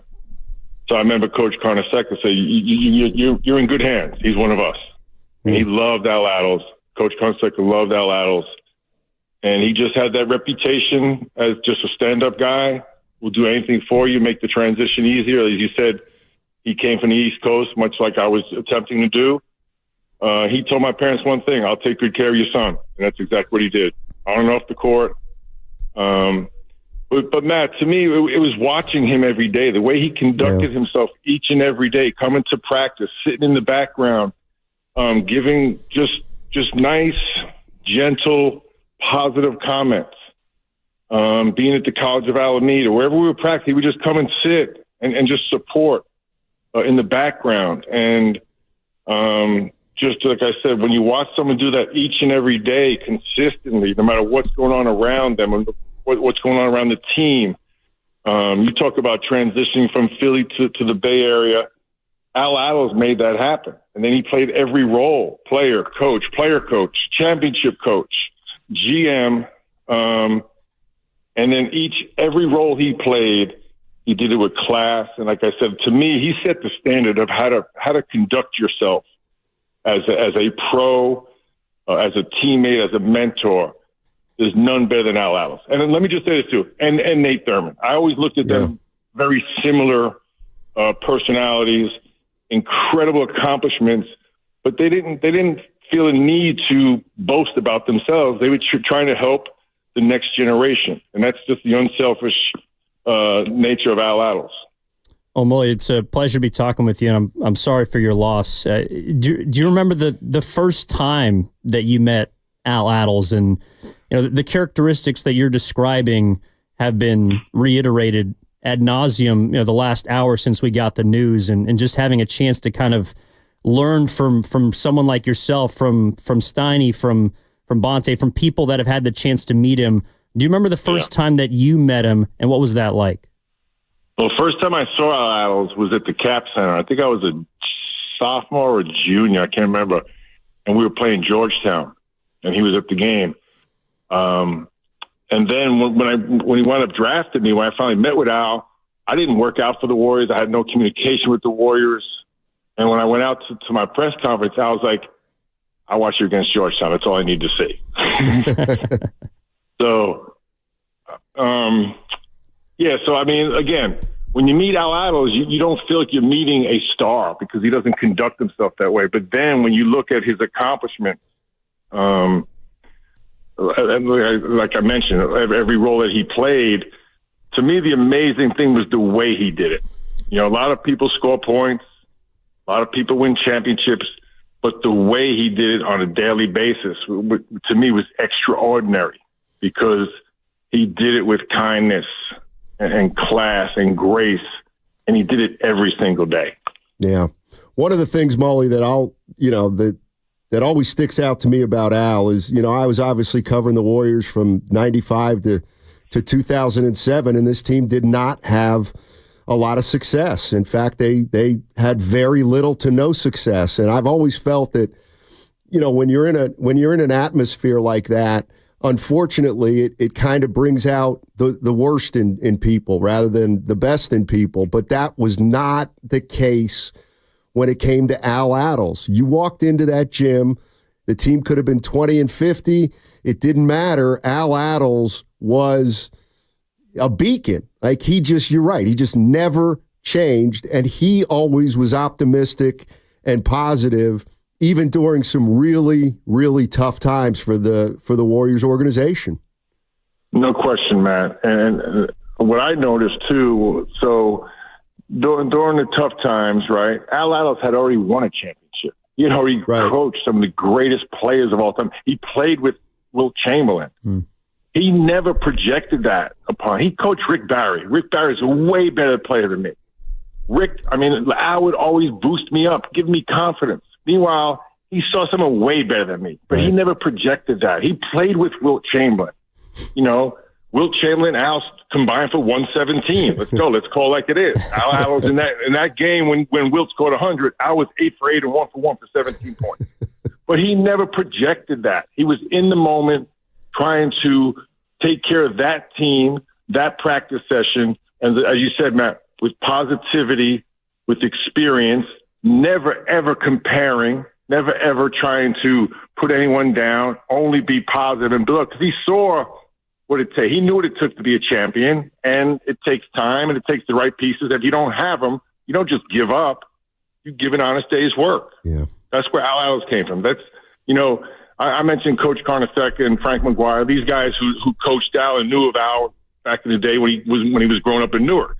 Yeah, those guys, that generation, the things that they passed on to me, which I would always stick out in my mind, is an honest day's hard work. There's no replacement for that. And we're talking about his humility, Al Attles. Don't wear a big hat, right? Don't toot your own horn. Let your opponent say how good you are. You don't have to boast about everything you do. And then, lastly, would be sharing. Share your experience. Share your knowledge.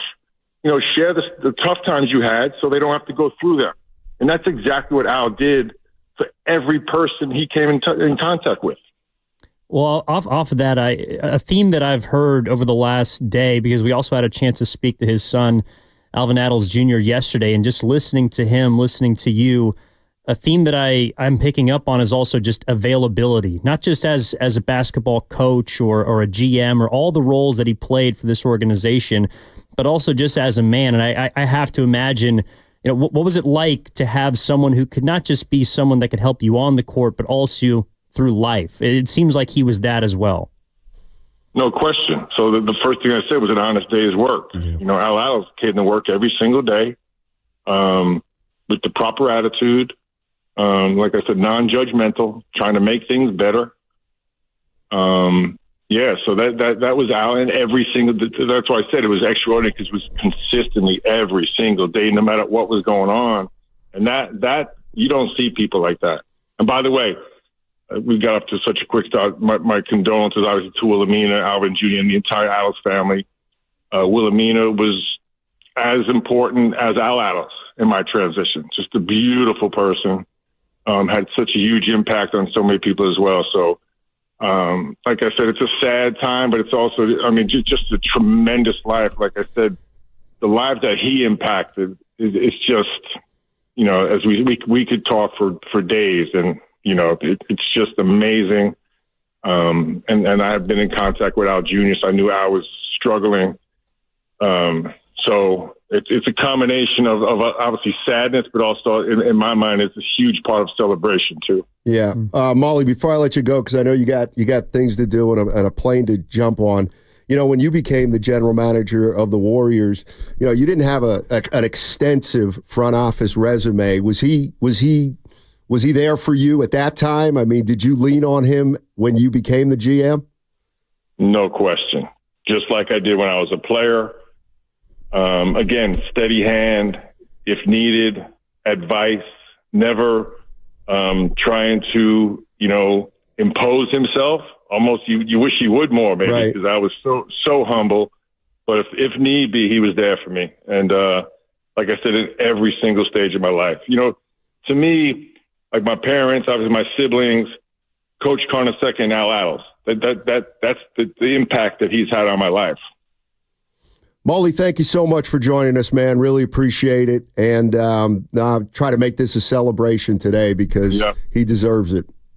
All right, Matt, Evan, thanks. All right, man. Thank you. Thank you. Chris Mullin, Hall of Famer, one of the greatest Warriors of all time.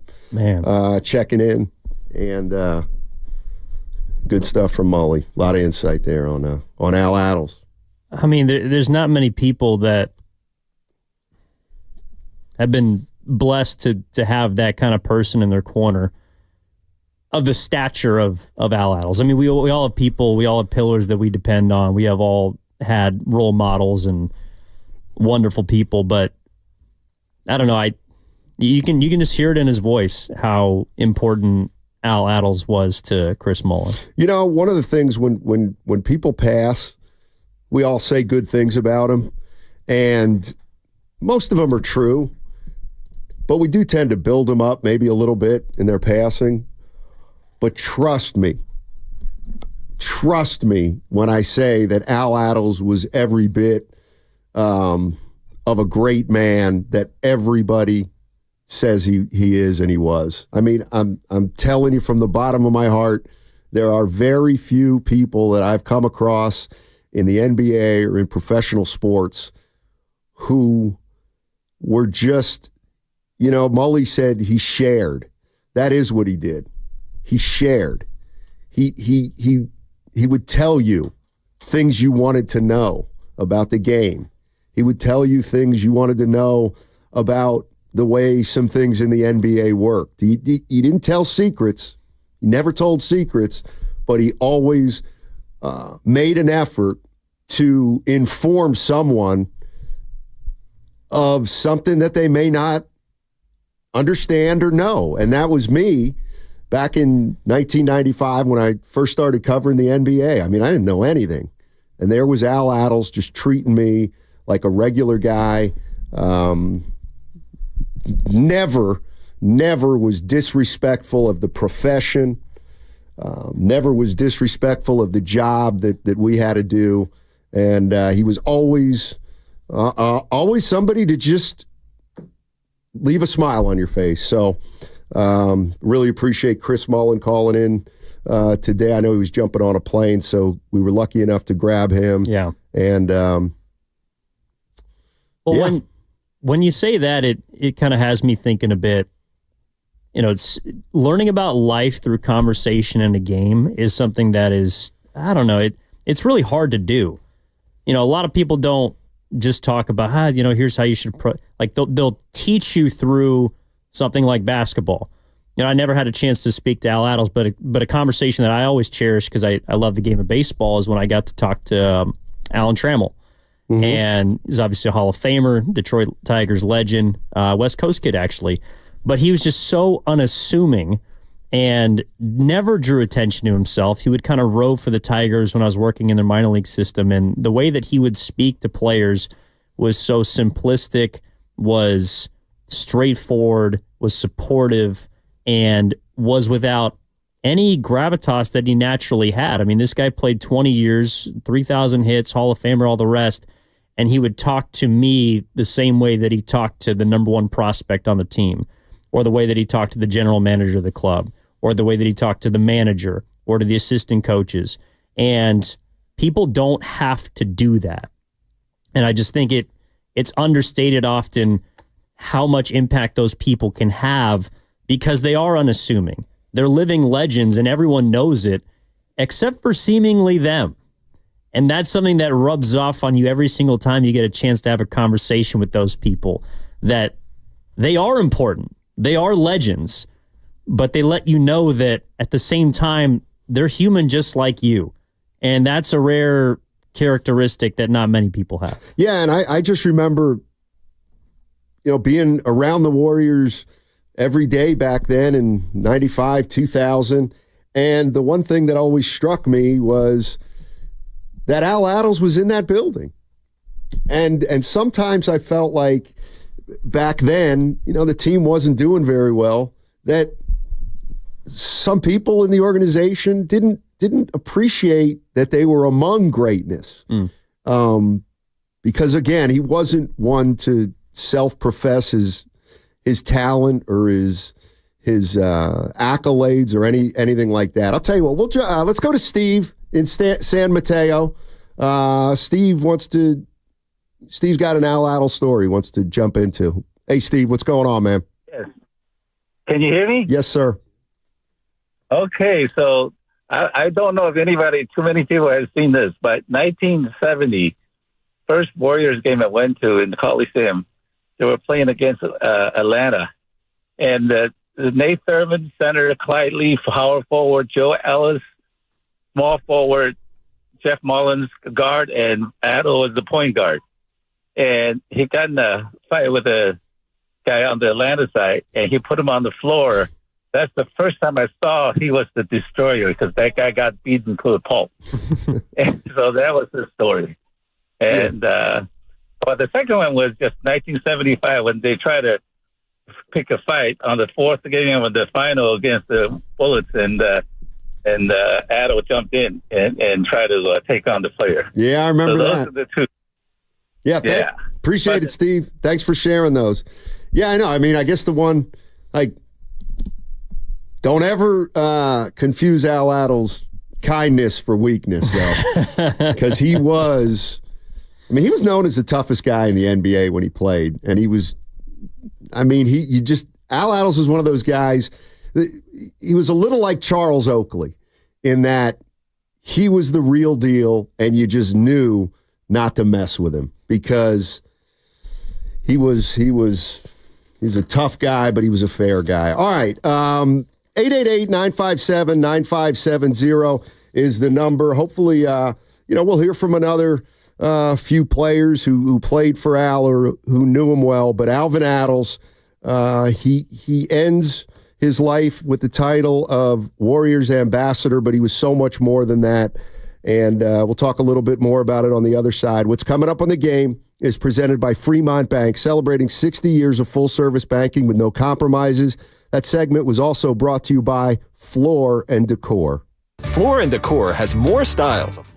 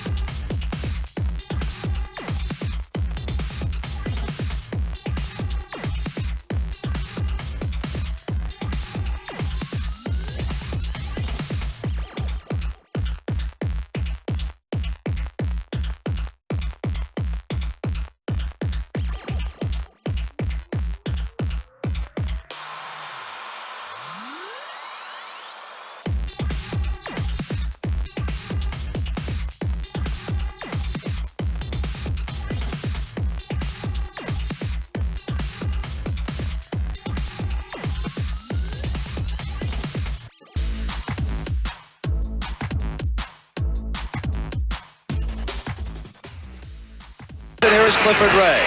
Sets a pick for Rick Barry. Barry looking for some shooting room. Reardon is on him. Now hold on. Attles has come out at Reardon. Coach Al Attles wants Reardon. Unseld's got Attles. He's pushing him back. Attles won on him. Reardon was all over Rick Barry. Attles is furious. Now Bill Bridges has a hold of Unseld. He's trying to push West back. Joe Roberts grabs Attles, yanks him back out of the way. Well, I tell you, this is a man's game. I get it.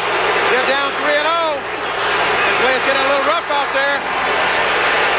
Coach Al Attles came right out after Reardon. Now, back to Steiny and Guru on 95.7 The Game. Remember when Jeff Van Gundy grabbed Alonzo Mourning by the leg? Yes. That was the version of it back in 75, only Al Attles didn't go after Mike Reardon's leg.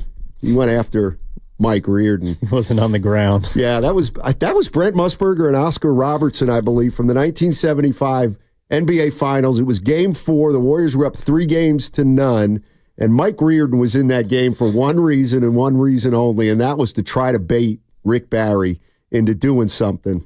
And he almost did until Al stepped in and did something for Rick Barry.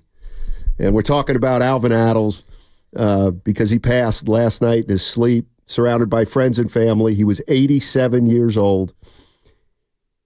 His 60-plus year career with the Warriors is the longest stint with one franchise that any person has had in NBA history. He's been a Warrior since 1960. He played for the Warriors. He coached the Warriors. He was a general manager for the Warriors. He's in the Hall of Fame. And he is, or was, the definition of NBA history. NBA history. And he passed today. I do want to, I'm sorry, passed last night. I do want to play a little cut from Rick Barry, and maybe Rick Barry will be joining us a little bit later. But Rick Barry's got a funny story about this is pretty cool. He and Al Attles back in the day. Take a listen. This is fun. I always give credit to Al. I tell Al two greatest things for Al that ever did. First of all, to be my roommate because he gave me incentive because we room together, right? He's the veteran. I have to sleep. He likes a hot room. He likes to watch crappy TV shows. And I walk in one day and it's the worst stuff ever. All the black people can relate to this. You go, they don't use razors, you guys. I mean, so they put this stuff on Magic Shave or whatever it was, the worst smelling stuff in the world. I walked in, oh my God, Al, what the heck is that? And he's, I'm shaving. I said, what? Shaving. So I said, you know what? I got to play really well so that I can go in and negotiate a single room for next year. And so he gave me that incentive. But the greatest coaching move he ever made, what coach would take his top player out of a game in the middle of the third quarter in a game 7 against the Bulls and put me on the bench, not just for the rest of the quarter, but into the fourth quarter. I thought he's going to put me in at the start of the fourth quarter, but Cliff and the guys did a great job. We were down double digits. I think we were still down when I finally went back in the game. And fortunately, I played the last 6 or 7 minutes like I should have been playing the whole game because I was like 2 for 14. But Chris, you got to keep shooting. Keep on shooting. That's right. Shoot or shoot. All right, that was Rick Barry talking about Alvin Attles, who passed last night at the age of 87. Nobody's more of a Warrior than Al Attles, that's for sure. Imagine if someone did that to, well, I guess like Steve Kerr did that to Curry, just benched him after a poor shooting performance and kept him out for the majority of the game. I don't know, but only somebody of his stature could do something like that. And I do think that it's appropriate that Rick Barry appreciated it and understood it. Maybe not in the moment because Barry's a pretty fiery guy. Trust me, he didn't in the moment. But he looks back on it and he says that was one of the things that stood out about Attles to him as a coach, not being afraid to make the correct decision for the team. And from what we heard from Mullin, it sounds like he also made the correct decisions, from a human perspective too, in the way that he treated people, the way that he talked to people, and just the aura that he had about him. Yeah, he had it. I mean, the one thing, too, that Alvin Attles was, I don't know if it's known for, but he was best friends with Wilt Chamberlain. And Wilt Chamberlain was from Philadelphia, and I used to talk to Al a lot about Wilt Chamberlain, and he told me some unbelievable stories about Wilt Chamberlain. And the one thing I always remember Al, when he was describing Wilt, was he said that Wilt Chamberlain always, he wasn't self-conscious of his height, but he almost felt, Al said, like he had an unfair advantage on a basketball court because he was 7'1". Well, he did. And he was put together like, Terrell Owens, and he was just a physical force. And Al would tell me that there were times in his career where it's not that he wasn't playing hard, it's that Wilt felt like he had such an advantage that he was less of maybe a killer as a player than he should have been. And he told me, obviously one year Wilt Chamberlain led the league in assists. And, he kind of said that was an indication of kind of what I mean by a guy who at times, I don't know if he got bored with the game, but the game didn't challenge Wilt all the time. And so one year, Wilt Chamberlain, rather than scoring 50 points a game, although he scored a ton, he said, I'm going to go out and lead the league in assists, because he needed to kind of trick up the game a little bit to give himself a challenge. And then, sure enough, one year, Wilt Chamberlain leads the league in assists. And so, Al gave me a ton of insight on Wilt Chamberlain. And, Al was an East Coast guy, so he talked a lot about Wilt Chamberlain being at a place called Kutcher's, which is in the Poconos. Wilt Chamberlain used to work there in the summers and play basketball there in front of groups of like tourists who would go up there and they'd vacation up in that area. And Wilt Chamberlain worked there in the summers and would put on exhibitions there against pro players and stuff like that. So, Alvin Attles, 87 passes last night in the East Bay. Well, and you also told me earlier this morning that Wilt Chamberlain would have been 88 today.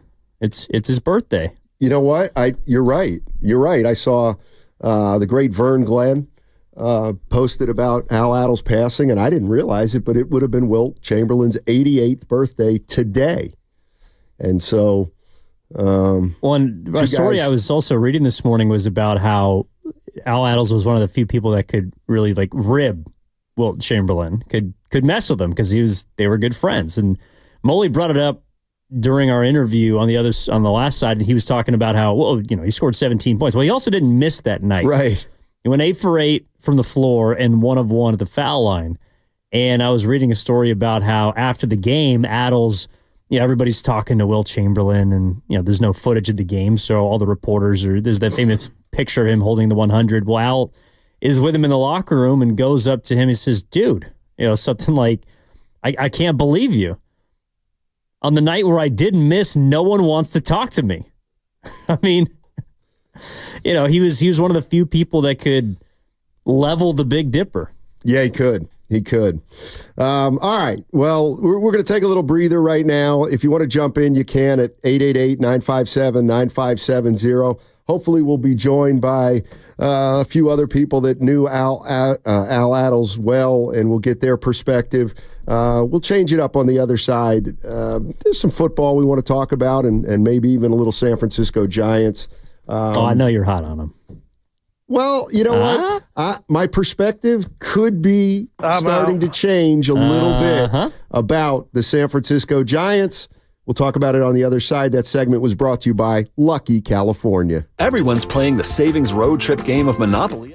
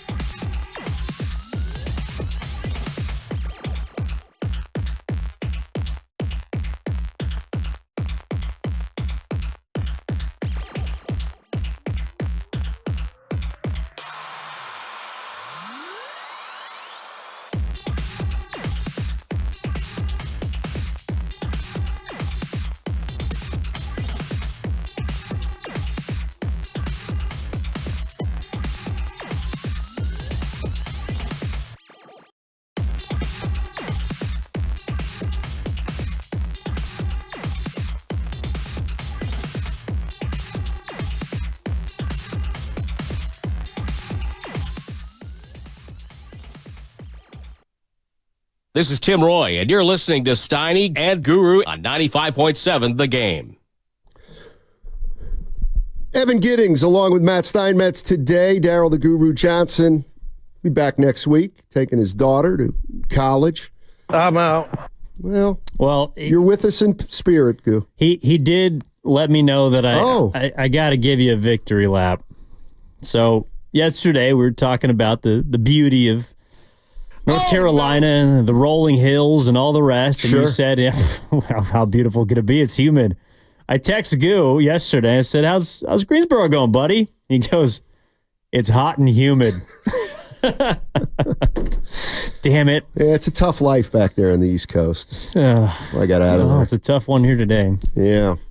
Alvin Attles, Warriors legend, passed last night at 87 years old. We heard from Chris Mullin earlier in the show, and hopefully during the course of the show we'll be able to talk to some others who knew Al very well. In the meantime, we can mix in some other things. And here's one thing I was thinking, Evan, and you tell me what the difference is. What's that? All right. So when we talk about, and I can't believe I'm saying this. Yes, you can. I'm wondering how much I believe it, but to me, the analogy works. And here it is. You ready? We talk about the Warriors, okay? And they went 46-36 last year. And there's a general school of thought that had Draymond Green not gotten suspended, that'd be a 50-win team. Okay? Oh, yeah, of course. Fair enough. So I'm looking at this Giants squad, and I'm thinking, all right, they're 2 games over 500. Yep. They've got 2 pitchers who are absolutely lights out, Robbie Ray and Blake Snell. Well, it was last night. Ray was. Sure. I mean, why wouldn't a Giants fan think we're not far away?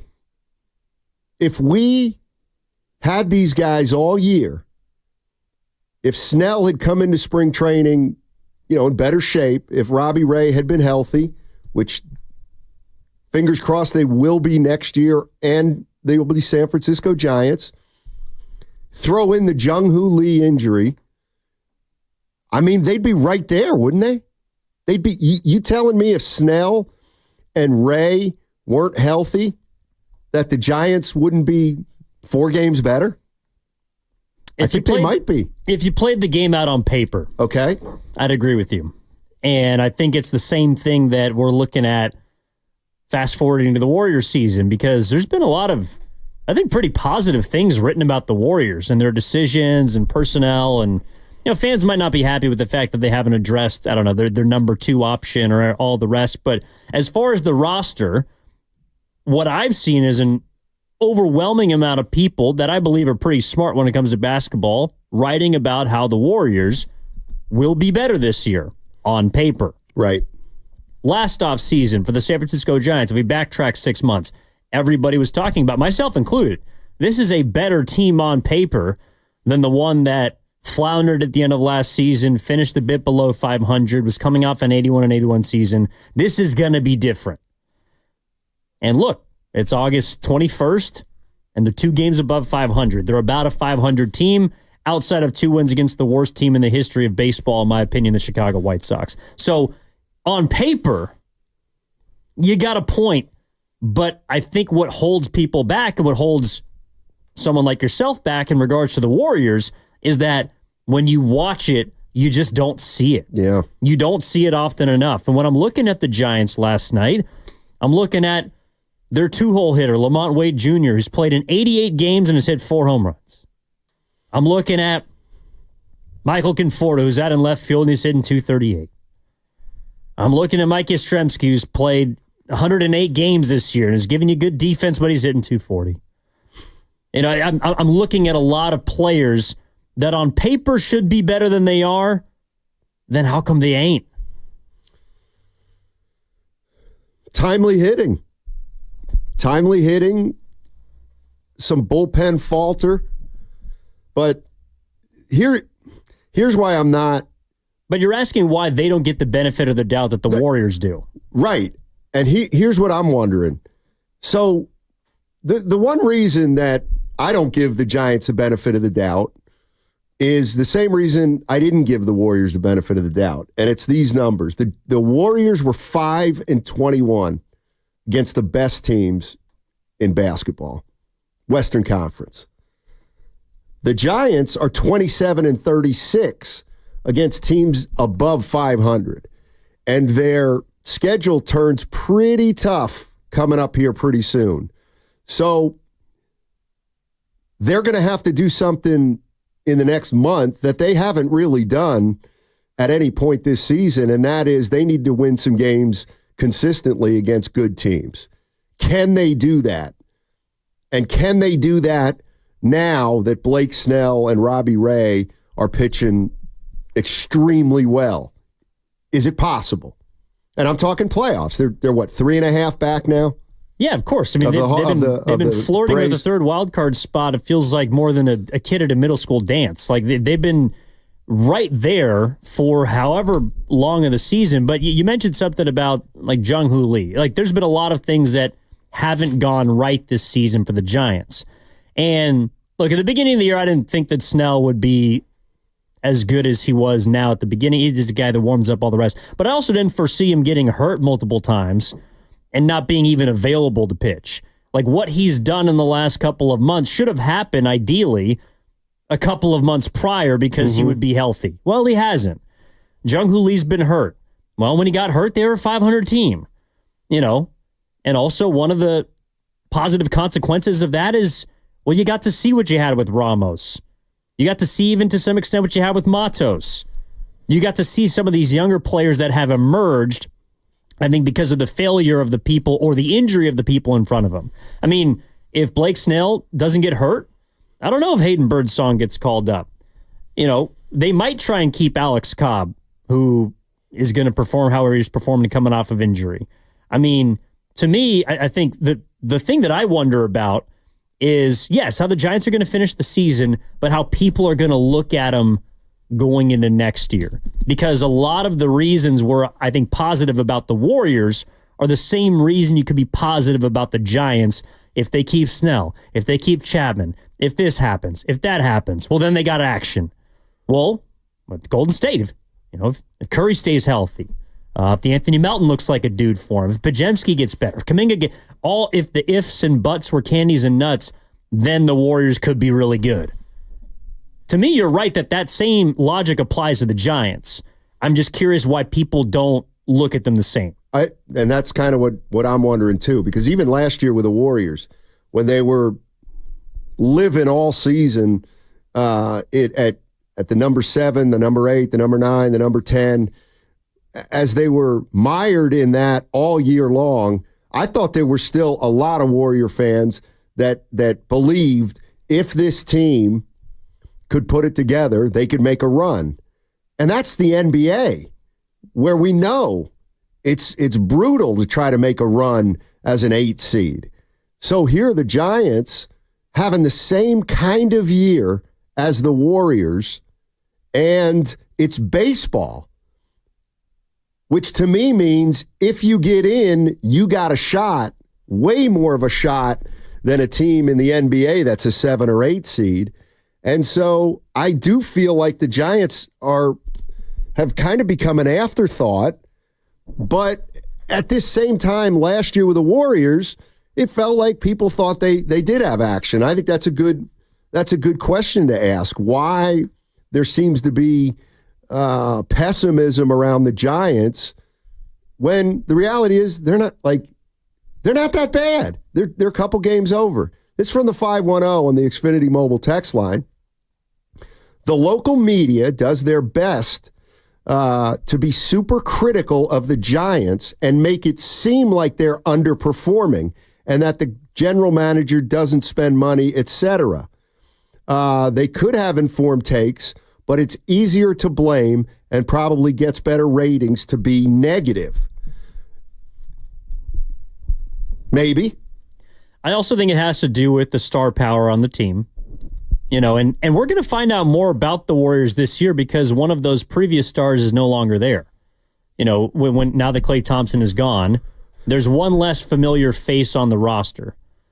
And there are not very many familiar faces on the San Francisco Giants. Their best players are free agents. Matt Chapman's been their best position player this year. He's never been a Giant before this season. And their best pitcher currently is Blake Snell, who's never been a Giant before this season. So even though they've gotten a couple free agents and a couple of guys that I think have played very well, or at least up to their standard as of late, it's nobody that has been around for as long and has accomplished as much as the Currys and the Draymonds, or even the Steve Kerrs for that matter. I think people are a little hesitant about Bob Melvin, the way that they were hesitant about Gabe Kapler. They're obviously hesitant about the front office. I think we've seen some Warriors fans vocalize that they're kind of questioning Dunleavy a bit, but he hasn't done anything catastrophic yet.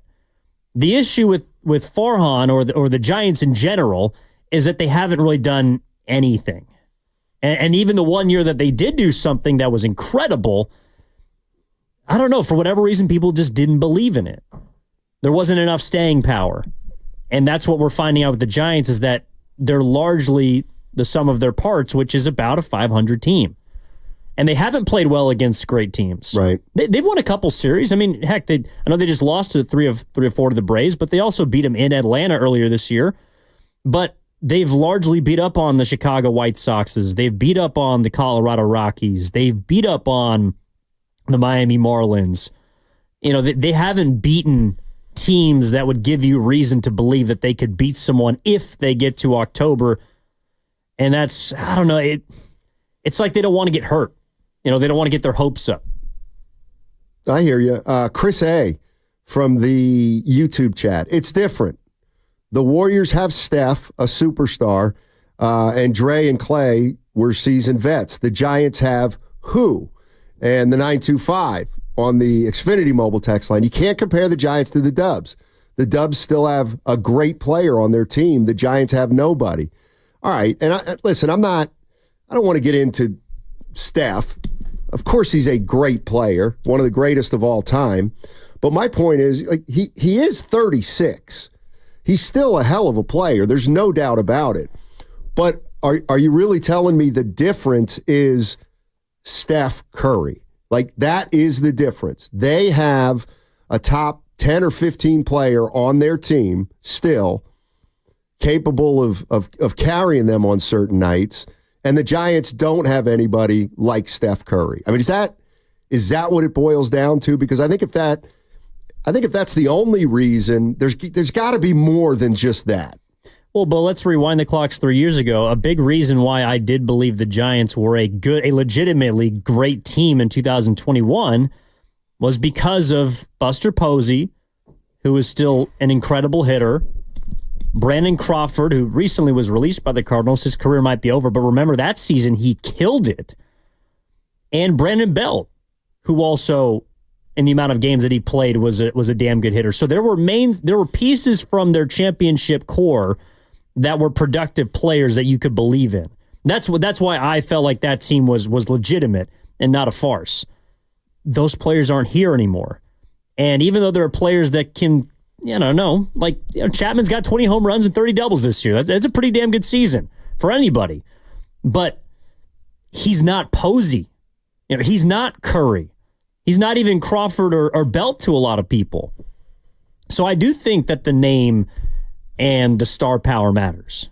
Well, when you look at the Giants, I mean, is it really that bleak if you look into the future? So if you go around their lineup, okay, Patrick Bailey. I mean, I don't know how good Patrick Bailey is going to be. I just know that right now he looks like a starting catcher. He's young. Obviously, he's slumped in the last 40 to 50 at-bats. But you have a catcher, Patrick Bailey, correct? Yes. I mean, you're going to move forward with Patrick Bailey. You're going to move forward with Ramos. Okay, so those are two young players you have. Then you got Chapman, who's shown this year that he's exactly who you thought he was. and that is somebody who's great in the field and a professional hitter. They've got a pitching staff that could be one of the best in baseball if everybody's healthy. Now you got Tyler Fitzgerald. Is he the real deal? Well, I don't know if he's the real deal, but he's probably earned the right to be their starting shortstop for the foreseeable future into next year. I guess what I'm saying is, and Jung-Hoo Lee will be back next year, you would think, in center field, which would move Ramos to left field. That's not that bad. I mean, I'll just put it this way. That's not that bad, is it? No, like those 10, 12 guys who are your core. I get it. It's not murderer's row, but it's not terrible. No, but what's the standard? Is the standard to be not terrible? Well, I think the standard is to start improving. And can you improve with your young guys and these veterans that are producing at least? No, look, I agree that the next season probably looks a bit brighter than the last few because, and to me, it's because of the younger players. It's because you've finally been able to see a few of them actually do something at the big league level. But at the same time, if your expectation is just to, well, we'll give it a go, let's look at the Golden State Warriors. All right, I'm looking at their roster, and I'm kind of there with you. Like they're not that bad. People don't want to hear you say, well, the Golden State Warriors ain't that bad. This is a team that's expected to compete for titles.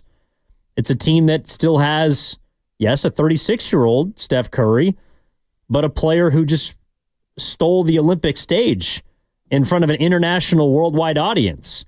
People don't want to hear you say with that guy on the team, well, yeah, they're not that bad.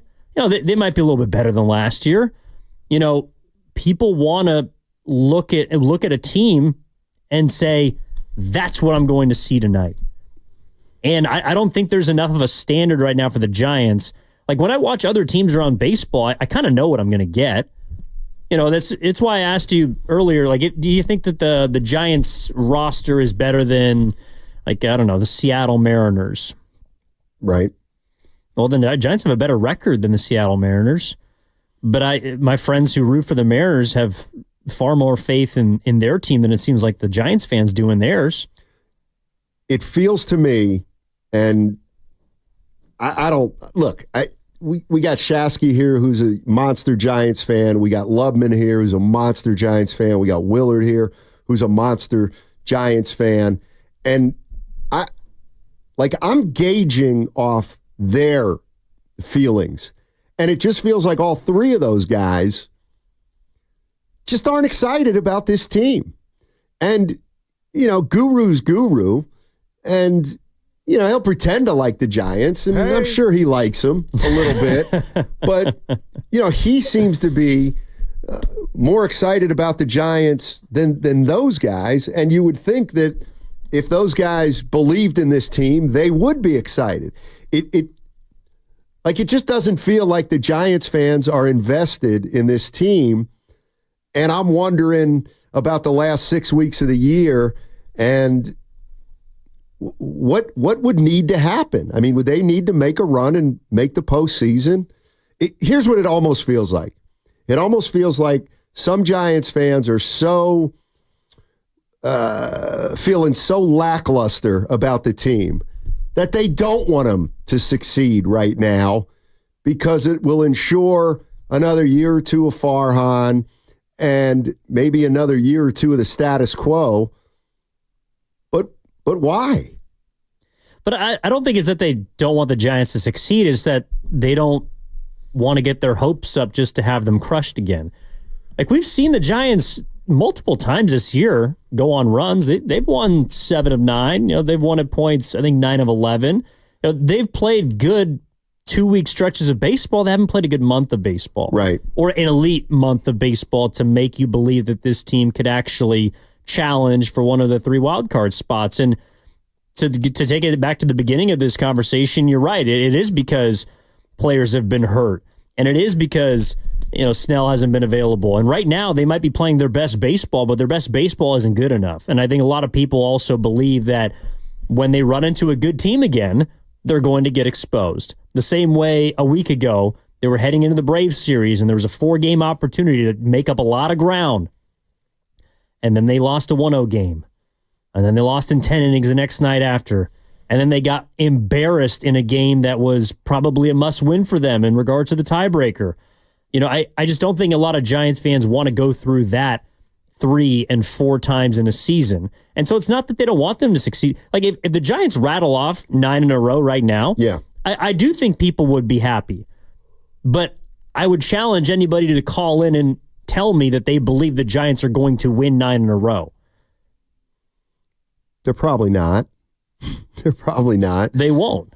I mean, Travis on the YouTube chat, fire Farhan and we'll get excited again. But that's what I think Giants fans have been relegated to.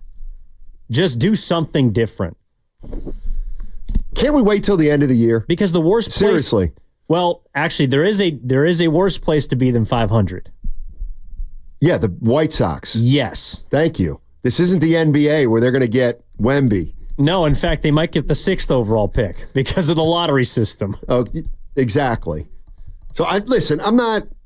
People are laughing at me on the text line saying, hey, the Giants, they're not that bad. Well, and they're saying, that's great. They're not that bad. I think they're... I don't know. I think they're achieving about what we thought they were going to achieve, given the circumstance that we knew Snell would get off to a slow start and Ray wasn't going to meet him or pitch till the middle of the year. I mean, I know. Listen, I'm the guy who comes on this station with Guru and says relax when he says they're 4 games out and 3.5. 3.5. And do I think they're going to make the postseason? No, I do not think they're going to make the postseason.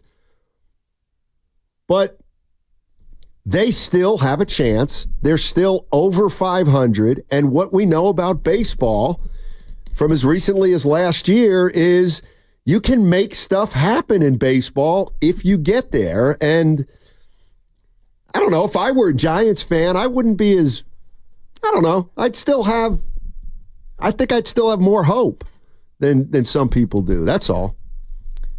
Yeah, look, I watch the Giants every night, and it's because I love watching baseball. There's always something that you can learn about the game. There's something you see that can be special. I love watching Matt Chapman play defense. You know, I love watching Tyler Fitzgerald grow as a hitter. I love seeing the professional at-bats that Ramos is putting together. When I was at the Coliseum this weekend, I could not believe how far Elliot Ramos hit that baseball. Like, seriously, it threw me back 10 years to watching Yoenis Cespedes put a ball up in the suites in center field. That's why I watch the game, but that's not good enough for a lot of fans. You know, they also want to see their team win consistently. They want to see their team be good, and they want to see their team challenge for something. So, and I guess I would ask why people are watching the remainder of this season. Is it because they want the Giants to make the playoffs, or because they want to see the emergence of young players? Or are they not watching at all? Or do they want to watch them not succeed so it forces the team into action? 888-957-9570 is the number. A lot of this has to do with why do we need to make such a snap judgment on a player or on a team? I want to play some sound on the other side of 2 of the greatest quarterbacks to ever do it and who they think is among the great quarterbacks in today's game. And it sparked a discussion between Evan and I that I want to kind of start with next segment. Download the Odyssey app directly from our QR code on both YouTube and Twitch, brought to you by First NorCal Credit Union. For a low-rate auto line, apply today or just ask for First NorCal financing at the dealer. Blake Snell, he stinks. What's better than having Baldy on every Tuesday at 7:30? I'm just trying to give America what they want. Having him in studio.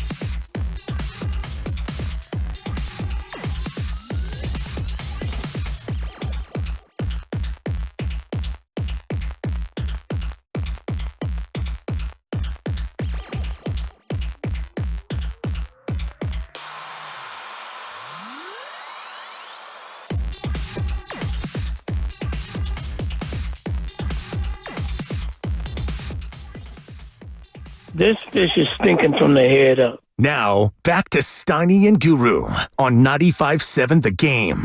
All righty. Evan Giddings in for Daryl the Guru Johnson. I don't know. I just glanced up to my left. And have a heart.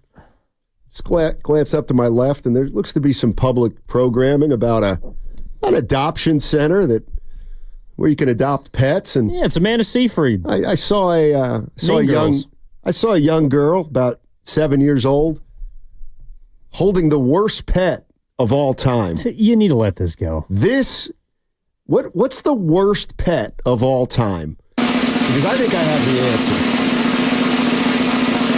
answer. The guinea pig. Why would you say that? The guinea pig is the worst pet you can own. There's only one answer. They're filthy. They're filthy. Well, you keep them in a cage. They're filthy. It doesn't matter. When they do their thing, you ever see a dog paw at the grass after they do their business? Yeah, this morning. They do the same with the shaved wood, and it gets all over the place outside. They stink. They don't really provide you with a lot of comfort. They're not the kind of animals you hold for a long time. My kids had a guinea pig for about 7 days, and I said, get rid of it. That's because you haven't had a rabbit. I don't know if they're from the same family. My one daughter had a rabbit. Yeah, rabbits are a-holes. What? Rabbits are mean, hurtful, emotionally damaging animals. They don't like anybody. My daughter had a rabbit that they had for a while. They loved it. It would just come chill. No, maybe we've had different rabbits. They didn't have to keep it in a cage. They also, the chinchilla. The chinchilla is a very deceptive pet because they're so soft and they seem like they're cuddly, and then all they want to do is bite you. Yeah. Worse than a snake, Steiny? Yes. Yes. Snake will just sit there. And it's fun. You know, snake eats a mouse. It's kind of fun. It's got a little cool. It's kind of fun. You know what a snake could also eat? A guinea pig. Yes, sir. Yes, sir. Oh. Anyway, if you're a parent out there and your kid wants a pet, I can't encourage you enough to just go, don't try to get cute. Get a dog. Get a dog. Let's put the rat on the table. Also a bad pet. I'd like to put the guinea pig on the table is what I'd like to do. Can't put the guinea pig on the table. There's no bad pets. There's only bad owners. Daughter also, another daughter, oh God, I don't even want to get into it. Talked me into a gecko. How'd that I don't go? know if it was a gecko or a lizard. It was one of those things. And the one thing they told her was, listen, if you get this lizard or gecko, just make sure once, every day or every other day, you take the lizard out and put him on your hand and let him know that you're a friend of his. And sure enough, we bought this lizard early April, and by the end of April, my daughter had never taken it out of the cage. And then we were afraid to clean the cage, and I said, it's time. Get it out of here. And we took that one back. The 510 is with you. The only pet worse than a guinea pig is 2 guinea pigs that become 7 guinea pigs. Yeah, it's all bad. It's all bad. I knew one named Ronald. He was pretty cool. Ronald the guinea pig? Yeah. That's a good name for a guinea pig. Yeah, hamsters too. See, do without them. I generally don't like animals that are named after humans. Like a human name for a pet, I kind of like that. I find a bit inappropriate. Oh. You don't like a dog named Fred? Well, your dog, it's Rosie. Yeah. But it's not named Roseanne. No, we sometimes will say Rosarita. Yeah. You need a nickname. I'm not going to call a dog Philip. Hung Lu? I'm sorry? My boy Hung Lu? Yes. Is that Jung Hoo Lee? Is that who it was supposed to be? No, that was his Hung Lu? Hung Lu. Oh, no, that's his friend. Yeah. That's his buddy. Hung Lu and Big Dex. My daughter had a hedgehog. The hell's a hedgehog? I mean, it's like a gopher? Sonic the Hedgehog. Yeah. But that I've heard of that, but a little spiky.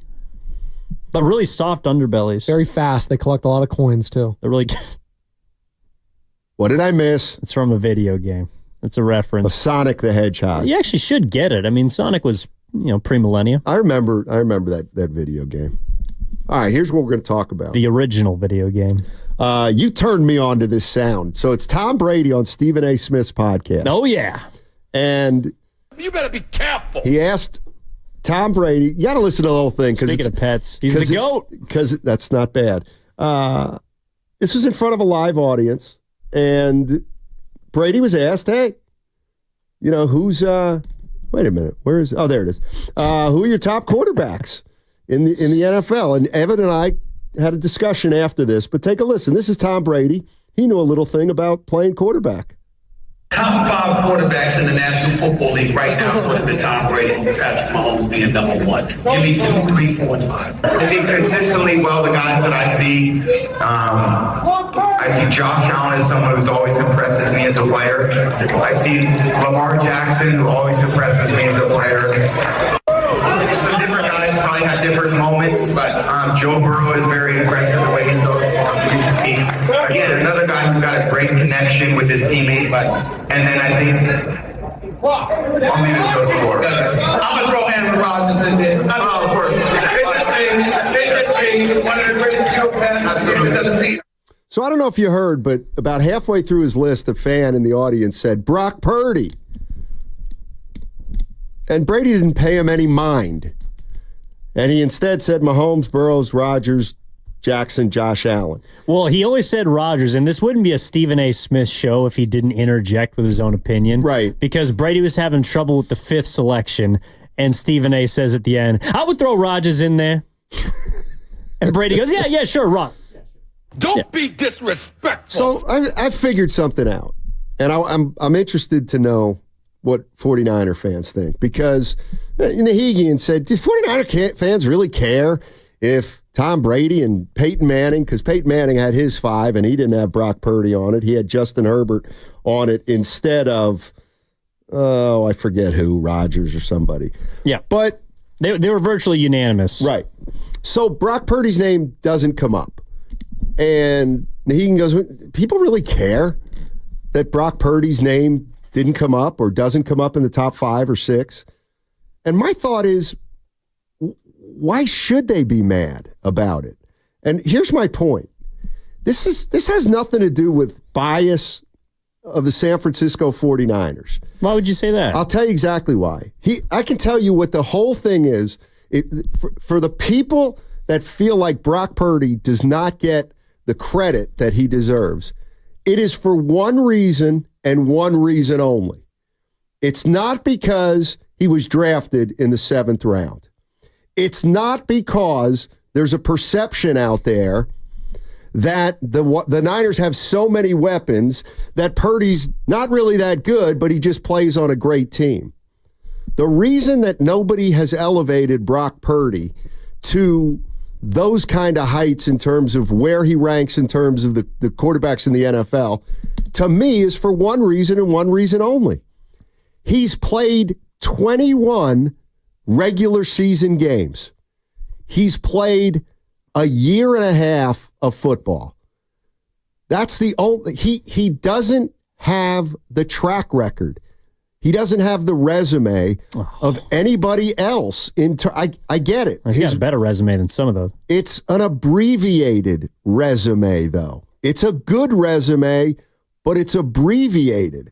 Nobody's going to put Purdy in the top 5 or maybe even the top 8 because they're going to put a quarterback on that list who at least has been a quarterback for 4 or 5 years and has proven himself over that time, especially guys like Brady and Manning, who've seen a million quarterbacks come and go. And it's not a slight on Brock Purdy, but it's led me to believe, you know what? This is why, yes, Brock Purdy still has a lot to prove. A lot. And this is the year that is the transition year to me between a quarterback who doesn't have much of a track record in terms of games played, even though he's had success in those brief amount of games. If he has another great year this year, has a really good year, then I think we're going to start talking about him the way they talk about the top 5 or 6 or 8 quarterbacks. To me, he just hasn't done it long enough yet. And listen, I'm not saying what he's done hasn't been impressive, but why can't we just say it? He's been a quarterback for a year and a half. Yes, we need to see more. But there have been quarterbacks across history that have been recognized as extremely good, if not top 5 after a year and a half. There's one who's playing right now. He's the unanimous choice at the top of the list. Patrick Mahomes. Yeah. Okay, so Mahomes played one game his rookie year. Yeah. Then played the entire next season. Won the MVP. Won the MVP. Made the AFC Championship game. Made the AFC Championship game. Lost to Brady. Okay. At the end of that year, going into the next year, Patrick Mahomes was a top 5 quarterback.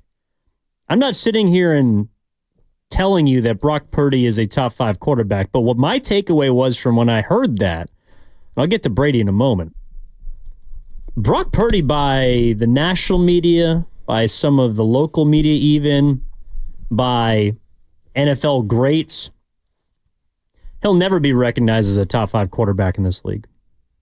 Ever? That's what I hear. You see, I would never say that. And like, that's kind of my point. And I'll bring the Giants in here. What is this? And I do it too. The fascination with being the best at your profession? The fascination, and again, I do it too at times. But the fascination with trying to make a grand statement when it's not time to make a grand statement. And I'll use the Giants. They're not done. You can say they stink. You can say they're going nowhere.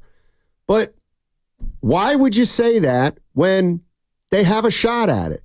Brock Purdy, what is the benefit of saying right now, oh, Brock Purdy's one of the best quarterbacks in the NFL? He hasn't done it long enough. Let's wait. Let's just wait a year or so. You know what I mean? But he's not one of the best top 5, one of the best quarterbacks, according to Brady and Manning. They just told you. Right. It's because what they've seen in the first year and a half isn't enough for him to supplant guys who have done it for 5 or 6 years or 4 years in Herbert's case. Well, but Justin Herbert has been to one playoff game. He has a I think at or if not sub 500 record as a regular season quarterback. Lamar Jackson, you know how many playoff victories he has? I think 2. Yes. Okay. Purdy has double that. And I'm not saying that Brock Purdy is better than either of those 2 quarterbacks that I just named, but those 2 quarterbacks were taken by Brady and Manning, Lamar unanimously between them, as top 5 quarterbacks in the game. My thing is, Purdy has already accomplished more than a lot of really, really good quarterbacks.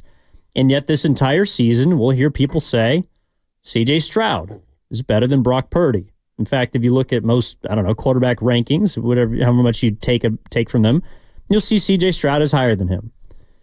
I think by the end of this season or midway through this season, you'll probably see people ranking Caleb Williams higher than Brock Purdy because they believe in him more. And what I hear from Tom Brady is interesting to me because he was one of the most doubted quarterbacks for the majority of his career. It took this guy winning 3 MVPs, 7 Super Bowls, and I want to say it took until he won his 3rd for people to recognize him as one of the greats. I remember listening to Ross Tucker talk to you guys at the Super Bowl, and he kind of compared Purdy to Brady, not from a skill standpoint, but from the standpoint of people were still doubting how good he was as a quarterback 10 years in his career. Is Brock Purdy never going to be a top 5 quarterback? That was a blanket statement. But my point is that it's going to take something unbelievable for him to achieve.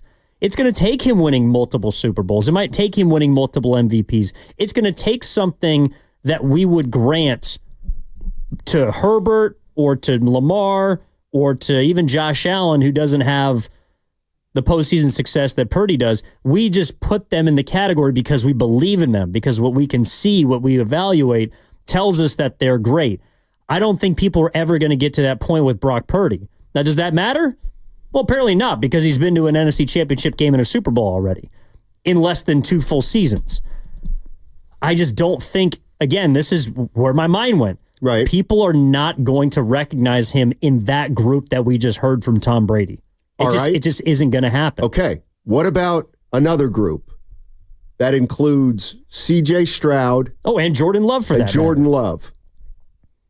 People will tell you that, at least from what I'm reading, people are telling me that C.J. Stroud, Jordan Love, and Caleb Williams are all better than Brock Purdy.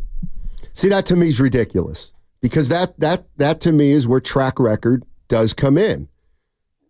And I can't put either of those guys above Brock Purdy until maybe the end of this season if they follow up their great rookie seasons or real good rookie seasons with another good year. And Brock Purdy doesn't have another good year, then I think we can start talking about it. But I mean, why is C.J. Stroud above Brock Purdy in terms of quarterback rankings by a lot of people? Because Houston was not expected to do what they did last year, and he was the driving force behind it. Okay. And that's kind of my point about football, too. Willard comes in here yesterday and says, I wish I could remember. What did he say? He said, how many times in the NFL have more than half the division winners repeated? I know it's tough, but it's only happened it's only got like 3. It's happened 2 or 3 times. So in a league like football, where we all acknowledge it's year to year, and injuries happen, and guys improve, and guys regress. That's why it's tough to break in to the top 8 quarterbacks, because I think you're going to have to do it for 4 or 5 years. And I think that's the only thing working against Purdy. No, I shouldn't say the only thing, but I actually think it's the biggest thing working against Purdy, as opposed to he's in Kyle Shanahan's system, so he won't get the credit that other quarterbacks get because Kyle's considered more of a, offensive guru that puts his positions in a better puts his quarterback in a better position to succeed than others. No, I agree with that. My point is that if there was somebody in the game now that is an analyst that would have Purdy in that category as one of the elite quarterbacks, I'd think it would be Brady, because he's the only guy that can associate with Brock's position more so than anybody else. I mean, like Peyton Manning, Peyton Manning's the number 1 overall pick. Peyton Manning has been the most highly touted prospect probably his entire life. Peyton Manning, from the time he was born, was just expected to be great and was born into a football family, and his father played in the NFL and was a legend at Ole Miss, and his brother Eli was a great college quarterback and won multiple Super Bowls. Like Manning, that makes sense to me, because, and Manning's also, and this is another part of it too, which I'll get to in a moment, but Brady was Mr. Irrelevant before Mr. Irrelevant. He was the 199th pick or whatever. He was the guy that no one expected to be as great as he was. And he told everyone to go F themselves. And so when I hear him not give credence to Purdy or not put him in that category, I feel like if there was someone that was going to do it, it would be him. And that's why I believe that it's going to be more difficult for him than any of his peers that are at the accomplishment, that have the resume that he has. It's going to be the hardest for Purdy to crack that top 5 or even top 10. I don't know where people rank him, but it's just harder for him to do because of doubt, because of his surrounding, and because he'll just never pass people's eye test. Couldn't you say the same thing about a Jeff Garcia? And I'm not saying Jeff Garcia was a top 5 quarterback, but I think he was a quarterback who, the more we saw him, the more appreciation we had for him, because he was smart and he was mobile and he made all the throws he needed to make. I guess, I don't know. I just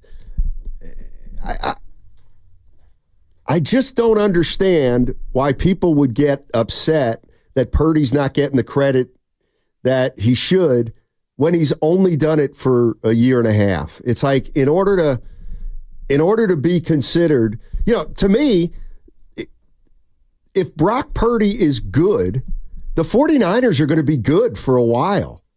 And that's why, to me, this year, and the more I think about it, the more I know this bothers people, but does Brock Purdy have anything to prove? Yes. He has a lot to prove. He's got to prove that he's the same quarterback or better than he's been for the last 2 years. And my question would be, what if he doesn't this year? What if we notice a tick down? Just a tick. And you even said it. You think that there's a chance that his numbers may not be as good this upcoming year. Well, I think it's going to be really hard to put up better numbers than he did last year. 31-11. He was the most efficient quarterback in the NFL last year. That's hard to repeat. My point is not that he's going to have to prove it. I believe Purdy does have something to prove. And he would tell you that, I'm sure. But in order to be in the same class as the quarterbacks, again, that Tom Brady and Peyton Manning are discussing, he's going to have to do it again. And then he's going to have to do it again. And then he's going to have to do it again. And again. And again. Just like Brady did, to be finally recognized among his peers as the best or one of the best at his position. He had Manning 3-0 in terms of Super Bowls after his first 4 or 5 seasons. Yeah. People were still saying that Peyton Manning was a better quarterback than Tom Brady. That's what I think that Purdy is up against. And that I don't think is going away, especially when I hear someone that is in his or was in his situation telling us so. Tom Brady is telling us, yeah, Purdy's not among the elite. And if there was somebody that was going to put him there, I think it'd be him. Interesting. All right. We can let it there, as they say. Coming up on the other side, we're hoping to get Rick Barry to join us. If you haven't heard, there's some sad news today. Alvin Attles, longtime Warrior. He's with the Golden State Warriors organization for 64 years as a player, a coach, a GM, a member of their front office, ambassador. He passed yesterday in the East Bay at 87 years old, led the Warriors as a coach to the 1975 NBA title. He's in the Hall of Fame. and we're trying to pay him the respect that he deserves today. So hopefully Rick Barry will join us on the other side. What's coming up on the game is presented by Fremont Bank, celebrating 60 years of full-service banking with no compromises. That segment was brought to you by Floor & Decor. Floor & Decor has more styles of laminate.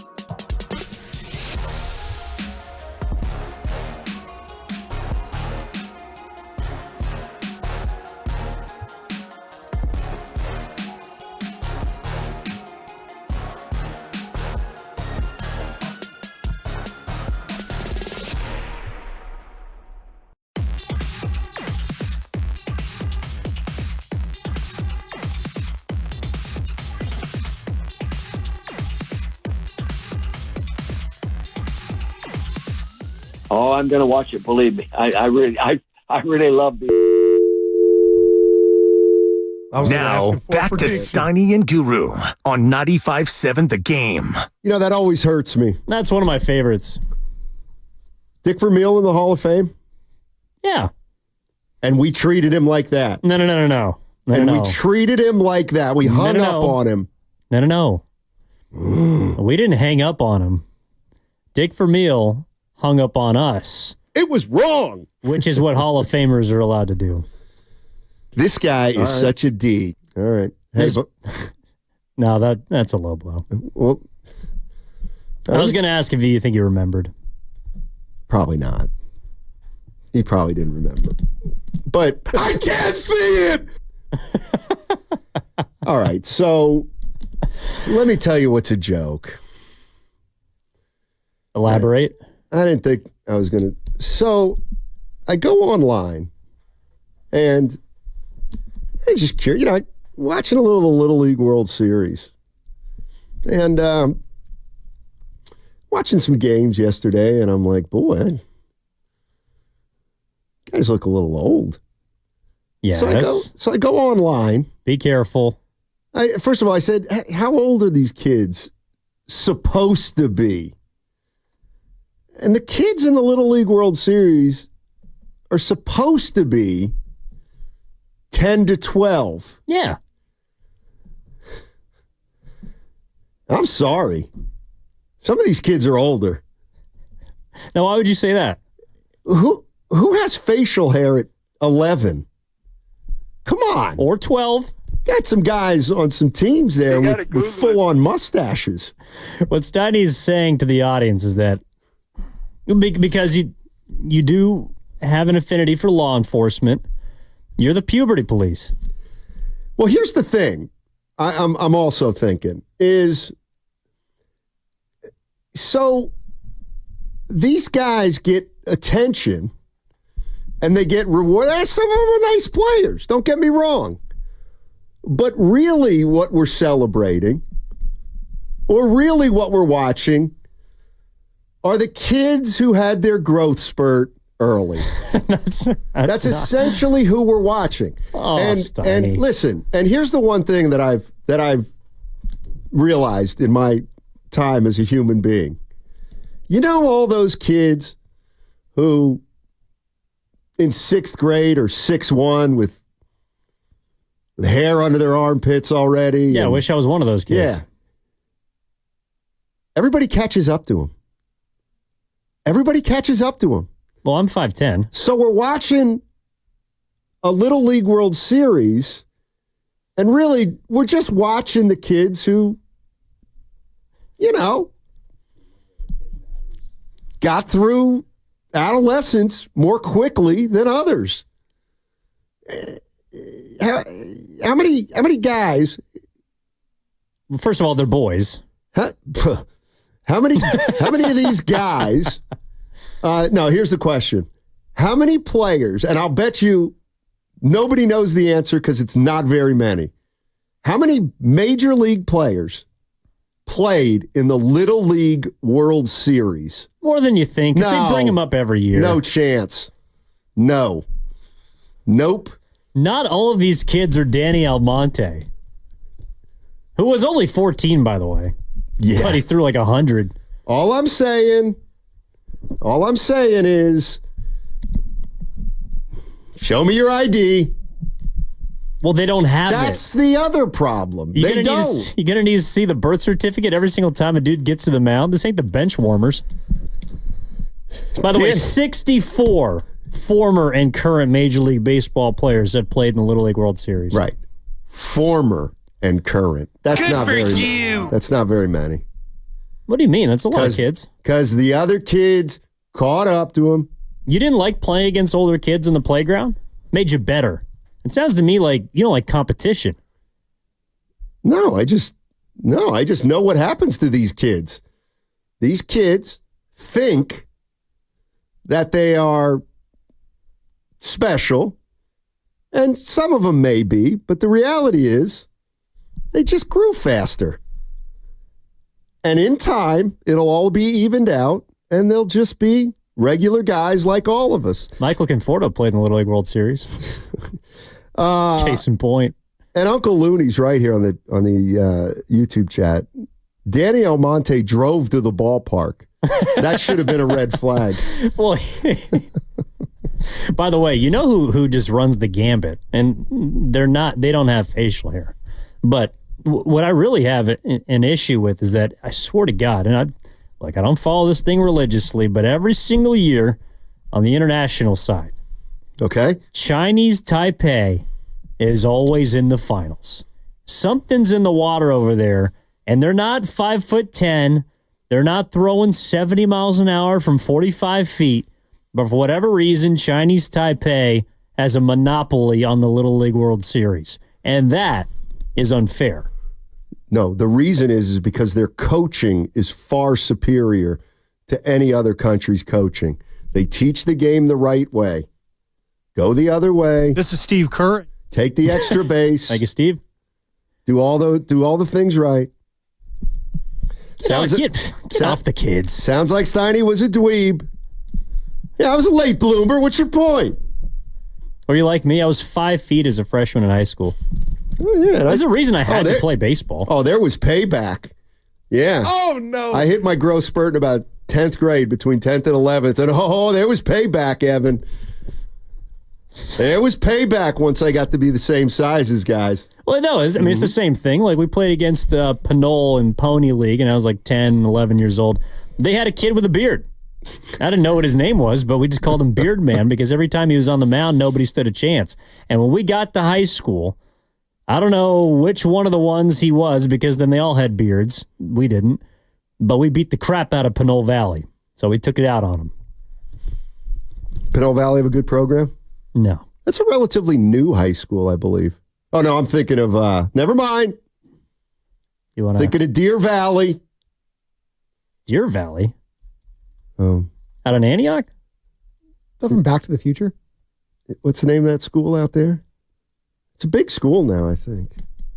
It started in 1995-ish? Well, that's not very new. Well, for me it is. That's very new. Google it. Is it Deer Valley? It opened the year you got out here? Is it at Deer Valley? I got out here in 90. Yeah. I think, there's a Deer Valley in Antioch, isn't there? Hill Valley was Back to the Future. Sorry. Oh, yeah, I was going to say, there's no Hill Valley. I think I'm right. Yeah, you got to Google it. All right. If you're just joining us, Alvin Attles, longtime Golden State Warrior, as a player, a coach, won a title. As the head coach of the Warriors in 75, was their GM, was associated with the Warriors for 64 years. He was a Warrior from 1960 until the day he passed, which was last night.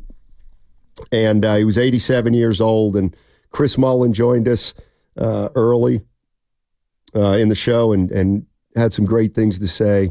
And so we were passing that information along, and hopefully we'll get some other people on here today who knew Al. Thank you. It was Doherty Valley or Doherty Valley. Doherty Valley? Yeah, that's the one I meant. Thank you. Appreciate it. Deer Valley is also in Antioch, according to the Xfinity mobile text line. Oh. Don't you get it, Evan? What? Don't you get it? Well, you said it was new. You still could be wrong about this. No. And if you are, I will find out. Don't you get it? I'm like Tony Montana in that scene. Even when I lie, tell the truth. I'm that guy. Even when I think I'm wrong, I'm right. It's incredible. What was wrong was Pacino playing a Cuban guy. What? Come on, Pelican! I'm sorry. He's not Cuban, right?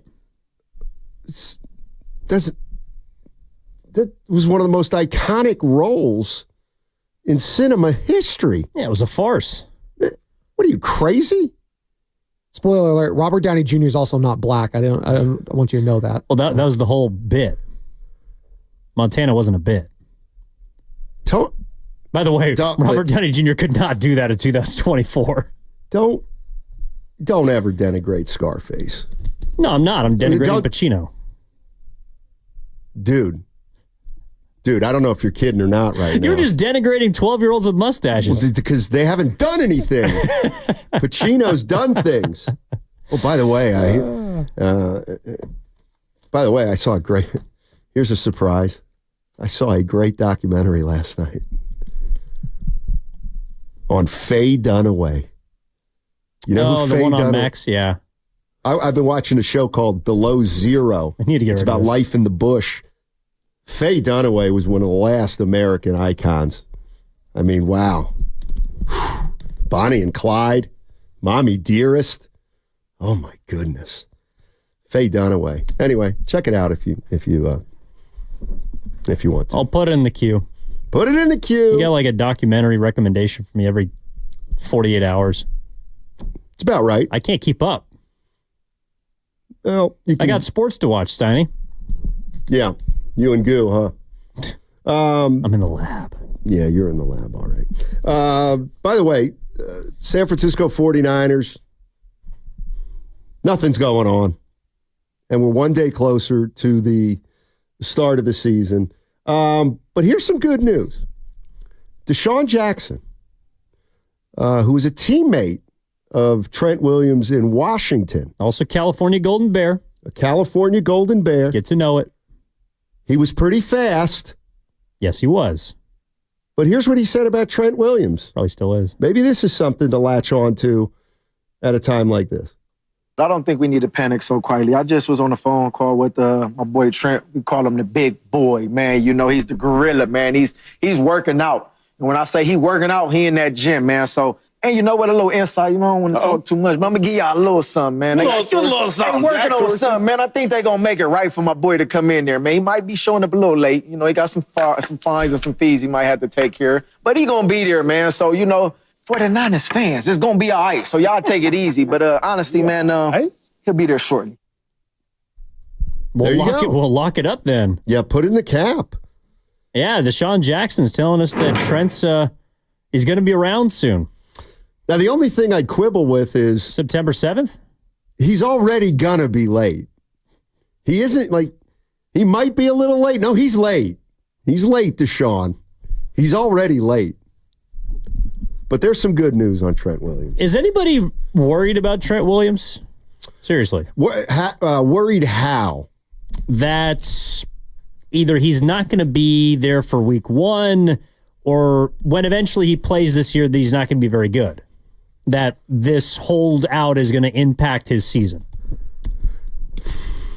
Does anybody have the appropriate fear about Trent Williams the way that they have about Brandon Ayuk? And I appreciate we've gone 2 hours and 15 minutes without saying that. It's a hell of a job. It's a hell of a job we've done. I think it's twofold. For me, as somebody who's somewhat skeptical, I have no, and I don't know anything. Go ahead and cut that. But it's already been cut. The one thing, you know me, I always question. I always like to ask questions, and for me, I understand why people are not worried about Trent Williams, but I just take the other side and say, well, what do you know?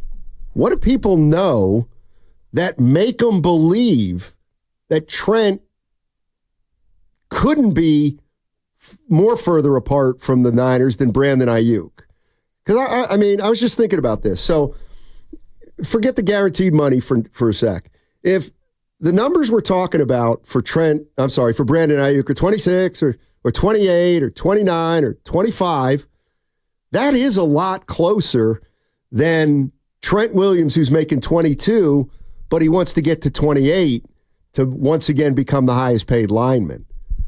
Like, on the surface, it feels like he could be further apart from the Niners.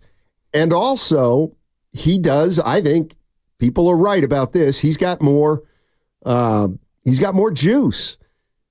And he's talked about retirement before.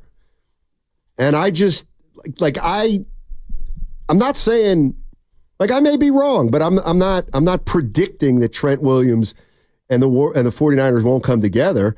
I just haven't seen or heard anything that leads me to believe, oh, well, Trent's a formality, and Ayuk Ayuk's not. I haven't seen any tangible evidence of that.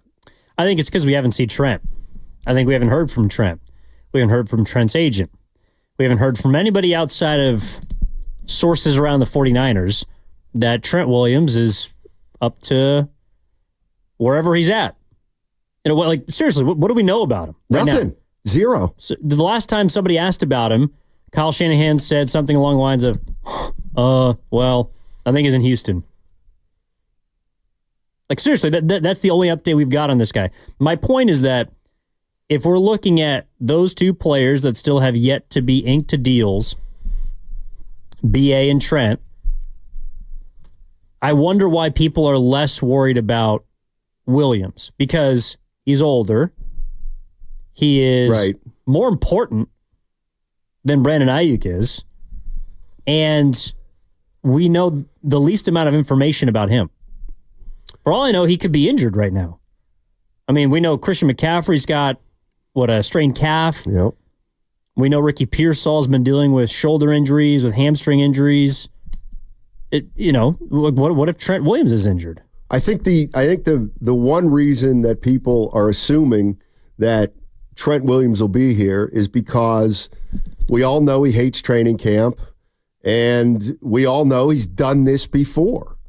So if he's done it before, I think that's the reason that it gives, fans a sense of he'll eventually join the team. But he's also held out in season before. I know. But now, which Brandon Ayuk has never done. True. Now, you could say he held out in Washington when things were a mess there, and that's a big reason why. And would he ever hold out on a team that's got legitimate Super Bowl aspirations? And we don't know the answer to that question, but the situation also had to do with money. Right. This situation, as far as we know, has to do with money. And I haven't heard appropriate fear in relation to him as I've heard with the wide receiver. And it's been more public. It's been more perplexing with Ayuk. But that's only because we have tidbits. We have information, or the same information that keeps getting regurgitated in different forms. With Williams, there's no information. And I just find it funny that people are more concerned about what they don't know as opposed to what they think they know. Trent would concern me because I saw an offensive line over the weekend that didn't look very good. I saw an offensive line that last year, quite frankly, didn't look great outside of him. So the fact that he's not here, and I'm just assuming he'll be on the roster when they make the cuts in 6 days. I'm assuming he's going to be here week 1, and I'm assuming he's going to be an All-Pro again. But what I think is when it comes to Trent Williams and Brandon Ayuk, there's to me 2 issues. One is if and when they get in here, and then issue number 2 is how they perform once they get in here. And I seem to hear a lot of concern about Ayuk missing training camp and then having to redevelop chemistry with Brock Purdy and redevelop chemistry with the offensive players. But I hear no such concern about Trent Williams when, to my way of thinking, he's 36 and he was hurt last year for 3 weeks. And I would be I'm as a Niner fan and the type of season they have, I would be more concerned with Trent Williams than Brandon Ayuk. And the reason is because Trent Williams is 36, which is old for a football player, and Brandon Ayuk is entering his prime. So I think Brandon Ayuk is more likely to be impactful after not going through training camp than Trent Williams. Yeah, but it just, again, building up our last conversation about the quarterbacks, I think a bigger reason why people, again, wouldn't put Purdy into certain categories because of someone like Trent Williams, who's an All-Pro, and someone like Brandon Ayuk, who's an All-Pro. Well, if those players don't play like All-Pros this year, well, then there's going to be more pressure on the quarterback. I think that's another reason why Brock Purdy might statistically take a dip this year, because he might not have players that are fully in shape at the beginning of the season. I think more the way that I'm reading this offseason, in addition to, maybe some of the skepticism that people have is, there's going to be a lot of pressure on Purdy this year. And I think things are going to be more on an even playing field in regards to talent. Purdy is not going to have as good of a team, I believe, as he did last year. And so he's going to have to do more. And I don't know if people believe that he can elevate himself. Why would you think the 49ers offense, just offense, might be worse this year than last year? Is it just because of Ayuk and Trent? Well, it's got to just be because of their holdouts, right? Well, it's about them. It's also the fact that McCaffrey's at a certain age. Okay. McCaffrey's been a bit banged up this training camp, and that's flown under the radar because of the rest of the distractions. But compared to last offseason, like McCaffrey was 100%. He was full bore in the spring and in the summer. And he, along with Brandon Ayuk, I remember reading articles about how incredible shape they were in, about how they just turned heads in OTAs and in training camp, and they were ready to hit the ground running, which, by the way, they did. McCaffrey, I think, had $150 and a touchdown week 1. Brandon Ayuk caught 2 touchdowns against Pittsburgh week 1 last year. I'm not sure I foresee that start for someone like McCaffrey, who is as important in this offense as anybody else. So again, it's just an accumulation of all those things for me that has me looking at Brock Purdy and feeling like he's going to have to do more this year. If I asked you what's your biggest concern about the Niners right now, I know what mine would be. What would yours be?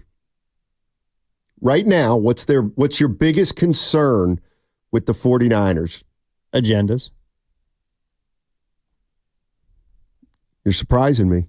I was just... Wow, were you going to go with the position? Yeah, I was going to go. Like, to me, Trent Williams is the biggest concern that I have for the Niners.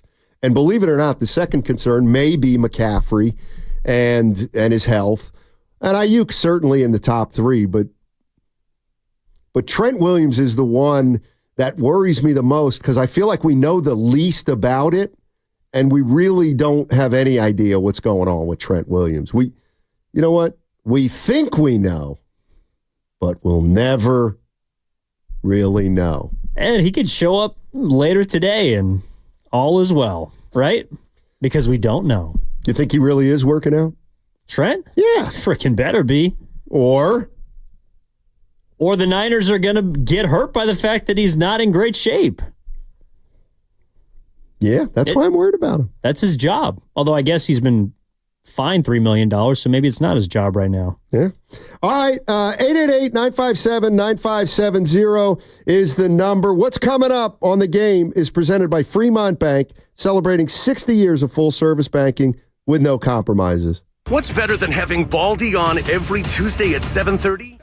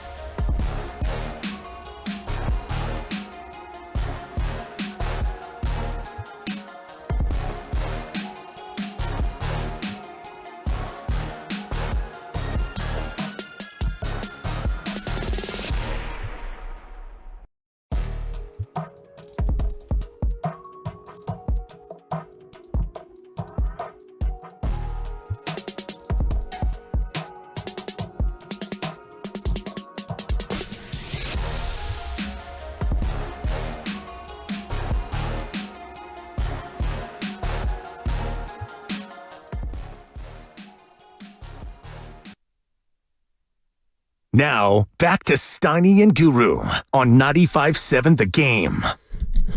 Oh, I got a question for you. Lock in. And when I say you, I mean 49er fans and our audience. When do you want to hear from the owner of your team? When do you want to hear your owner address the media? And the reason I thought about that, because of my good friend Daryl the Guru Johnson, who wants to hear from owners 3 times a day. That doesn't happen. But when do you want to hear from an owner? And I'll tell you, I think right about now would be a good time to hear from Jed York. And the reason I'm saying that is because I would love to ask Jed a simple question, and that is, what is your role in the Brandon Ayuk contract negotiations? It's as simple as that. Where is Jed York during this entire process, and where is he coming from with all this? Because I actually do believe that, would you agree with me that Jed York is the one person who could end all of this immediately? Well, yeah, he's the owner of the team. Then why isn't he? He should have talked yesterday. What was yesterday? Well, yesterday was the first time we got a detail about something that needed to be ironed out with ownership approval. That was the Jordan Schultz report. Ownership approval. Okay, well, now the owner is being dragged into this because there's clearly something that's at his doorstep that needs to be ironed out. I don't know, whatever it is. Yeah, I want to hear from Jed York. I don't necessarily believe that, though. What, that it's up to him? Yeah, that he's looking at something and he's deciding yes or no. I don't, that's the point. I have no idea what is going on.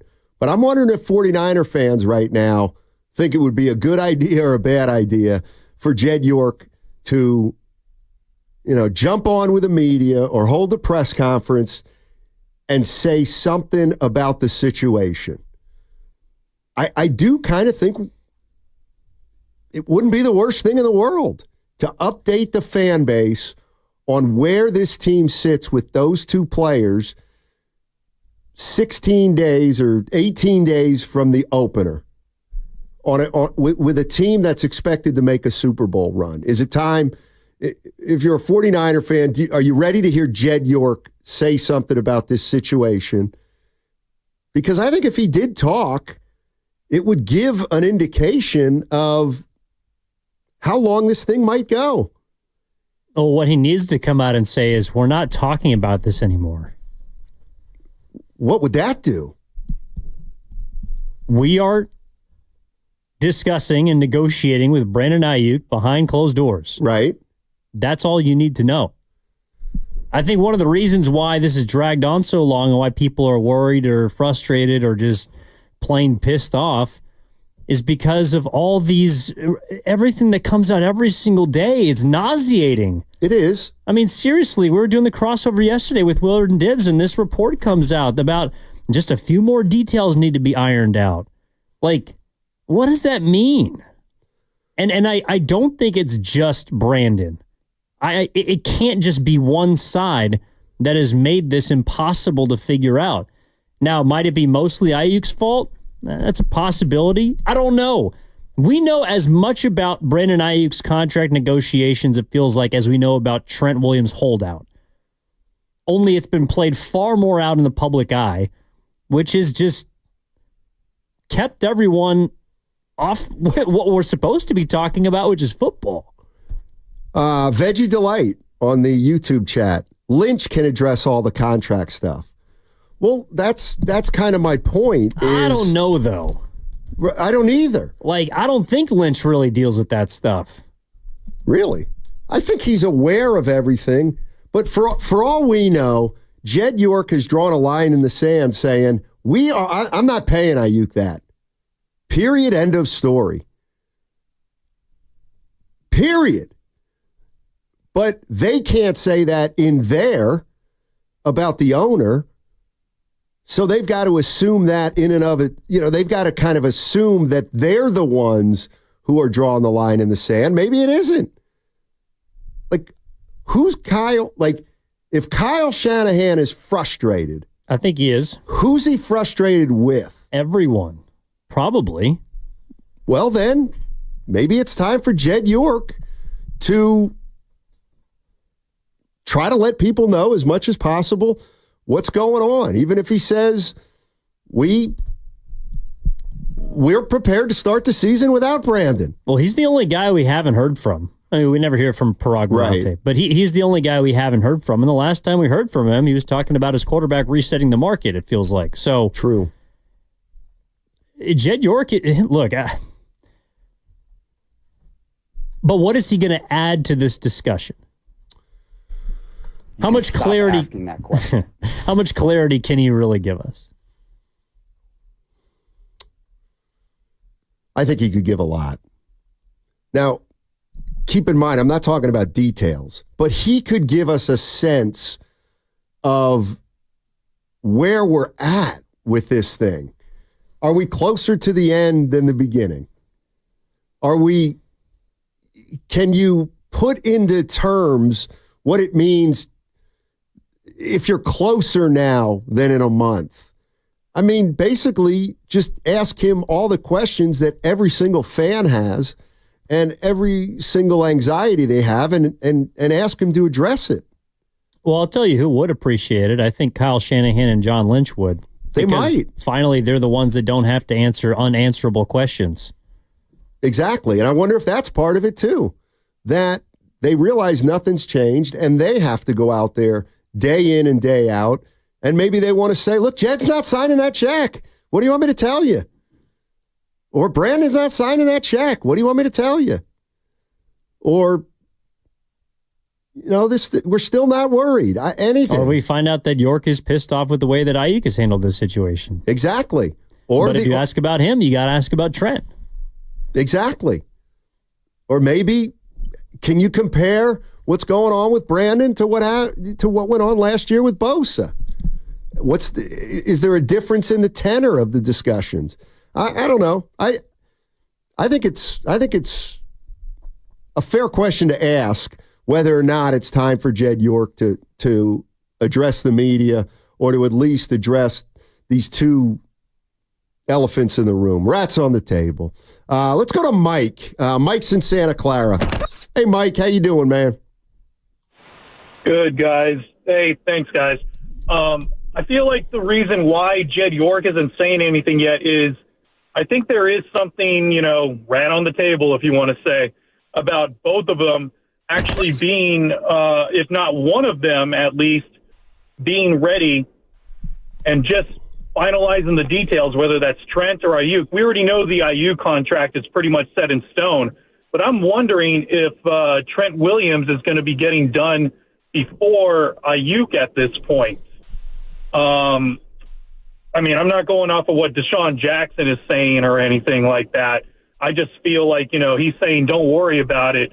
So it does give me a little bit of optimism, but I'm just trying to figure out, is he waiting until at least one contract is being done and then having an update on the other? But, with the IU contract, with how long it's going on, Steiny, I don't disagree with you. Maybe he's just tired of hearing about the whole Ayuk thing at this point because he's being so stubborn and holding out.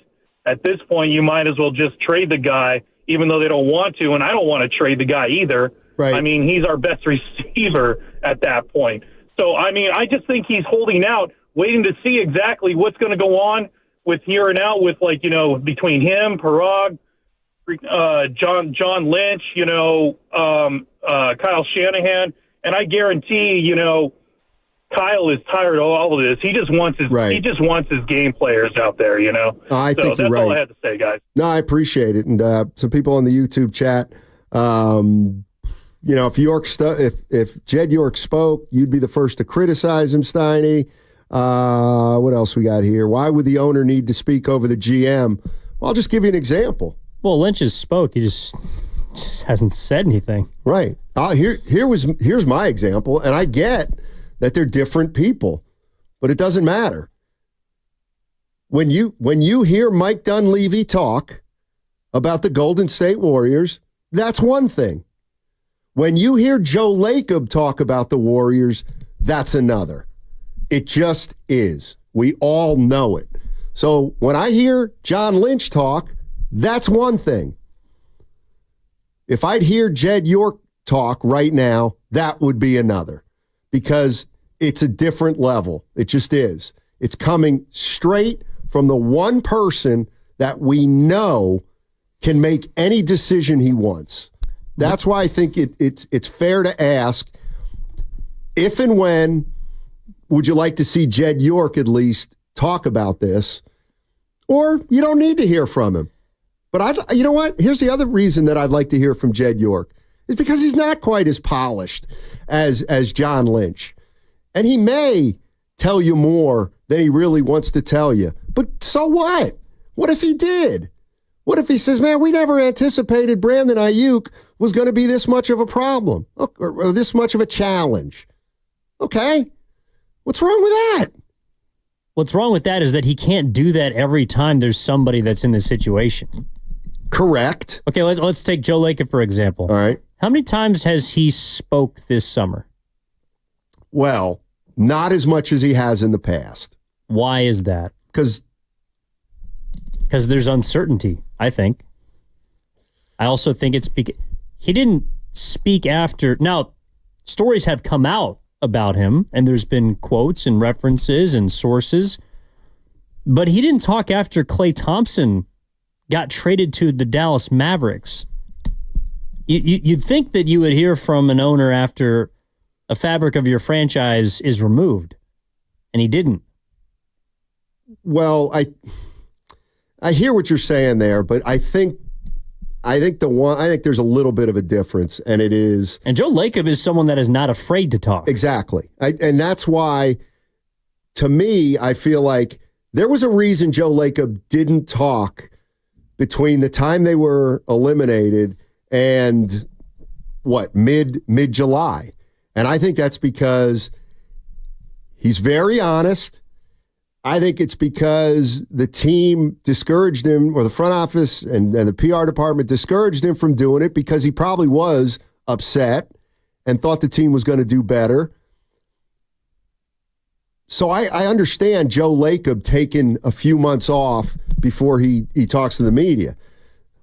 I'm just asking 49er fans, is there a time that Jed York should come out and maybe talk more in detail about what's going on with these players? And here's the other thing I would just say.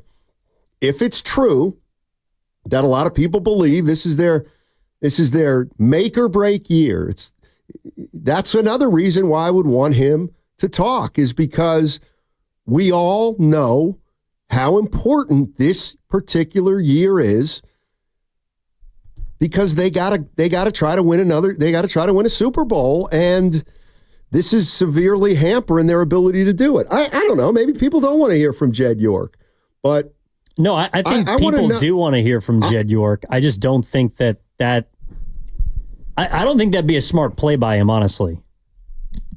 Like from his standpoint, I don't know what I'd be able to add to whatever's going on here. Yeah, I think if you ask 49er fans what they want the most when talking about Trent Williams or Brandon Ayuk is, can you give us some kind of estimate? How about this? Is there any possibility that one or both those guys is not playing against the Jets? Now, they probably say, well, I get a chance, but even from that kind of question and answer, I think we get a sense of, wow, they may play the Jets without Trent Williams. Are you telling me they're going to play against the New York Jets without Trent Williams? But what I think we'd learn is what we've kind of been picking up this whole summer, which is they don't know. And I know that yesterday we talked about what great leaders are, and Steve Kerr gave his definition of a great leader, which is someone that's aware that they might not have all the answers. But when you're the owner of a team and you reveal, unintentionally perhaps, that you don't have all the answers, well, then more doubt creeps in from your fan base. More doubt creeps in maybe from your players. I'm sure there's a lot of players on this team that don't know what's going on with Brandon Ayuk. And they're the ones that have to go out there and play the Jets, not us. You and I are just going to talk about it. But those guys in the locker room, I'm not sure they even understand where these negotiations are at and if their wide receiver is going to be there. Because Kyle Shanahan can keep someone like Brock Purdy up to date with all the information that he knows, but it also sounds like the goal line's being continuously moved. And we don't know who's moving it. It could be Brandon Ayuk. It could be another team that's calling about Ayuk that wants to trade for him and that's willing to offer this or offer that. It could be the Niners that are waking up and saying, well, damn, Brandon, you're busting our you-know-what here, man. Like, we can't give you this money or this is what we're offering. You got to figure out whether you want it or not. If the goalpost gets continuously moved as a player, I have no idea what to expect. And if Brock Purdy can't expect Trent Williams or BA to be there week 1, well, then I'm not sure what the owner coming out and telling us is going to be really worth. Because I don't think inside the building right now they really know where things are at. Let me ask you this. Has John Lynch been asked this question? Why is Trent Williams not at training camp? Has he been asked that? Yeah, I don't think he has. Like, we don't. Trent. Well, I'm just saying that everybody's assuming why, because he wants more money, but do we know that for a fact? There was the Fowler report from the summer that there were whispers that Williams was unhappy with his current deal. Right. I think that's the information we have to go off of right now. And to me, I'd like to hear John Lynch, or I don't need to hear Jed on this one, but can you give us a reason why Trent's not there? And at least he'd have to say, well, we're working through some contract things. Okay, so now we know it is about money. I get it that it's probably 90% about money, but we don't even know that for sure. And maybe we don't deserve to know it, but I don't know. I think sometimes fans do deserve to know more than the information they're getting because they're important. What I know is they got 6 more days until they got to figure out their 53-man, and they got until September 9th to figure out what team they're going to put on the field against the New York Jets. And I just find it very strange that the New York Jets, who are not the most buttoned-up franchise in the world, have had a holdout also this summer and just nipped it in the bud and just said, we're not trading this guy. You know, we traded for Hassan Reddick this offseason. He wants to hold out. He wants a trade. We're not giving it to him. I mean, like the Niners right now are a bit of a circus. I think they are a circus right now. And I think that's the reason why we want to hear from the owner. It's the same reason why I think Giants fans want to hear from the Johnsons. It's the same reason why Warriors fans want to hear from Lacob at particular points. It's because we've already heard everyone else speak, and they haven't given us anything.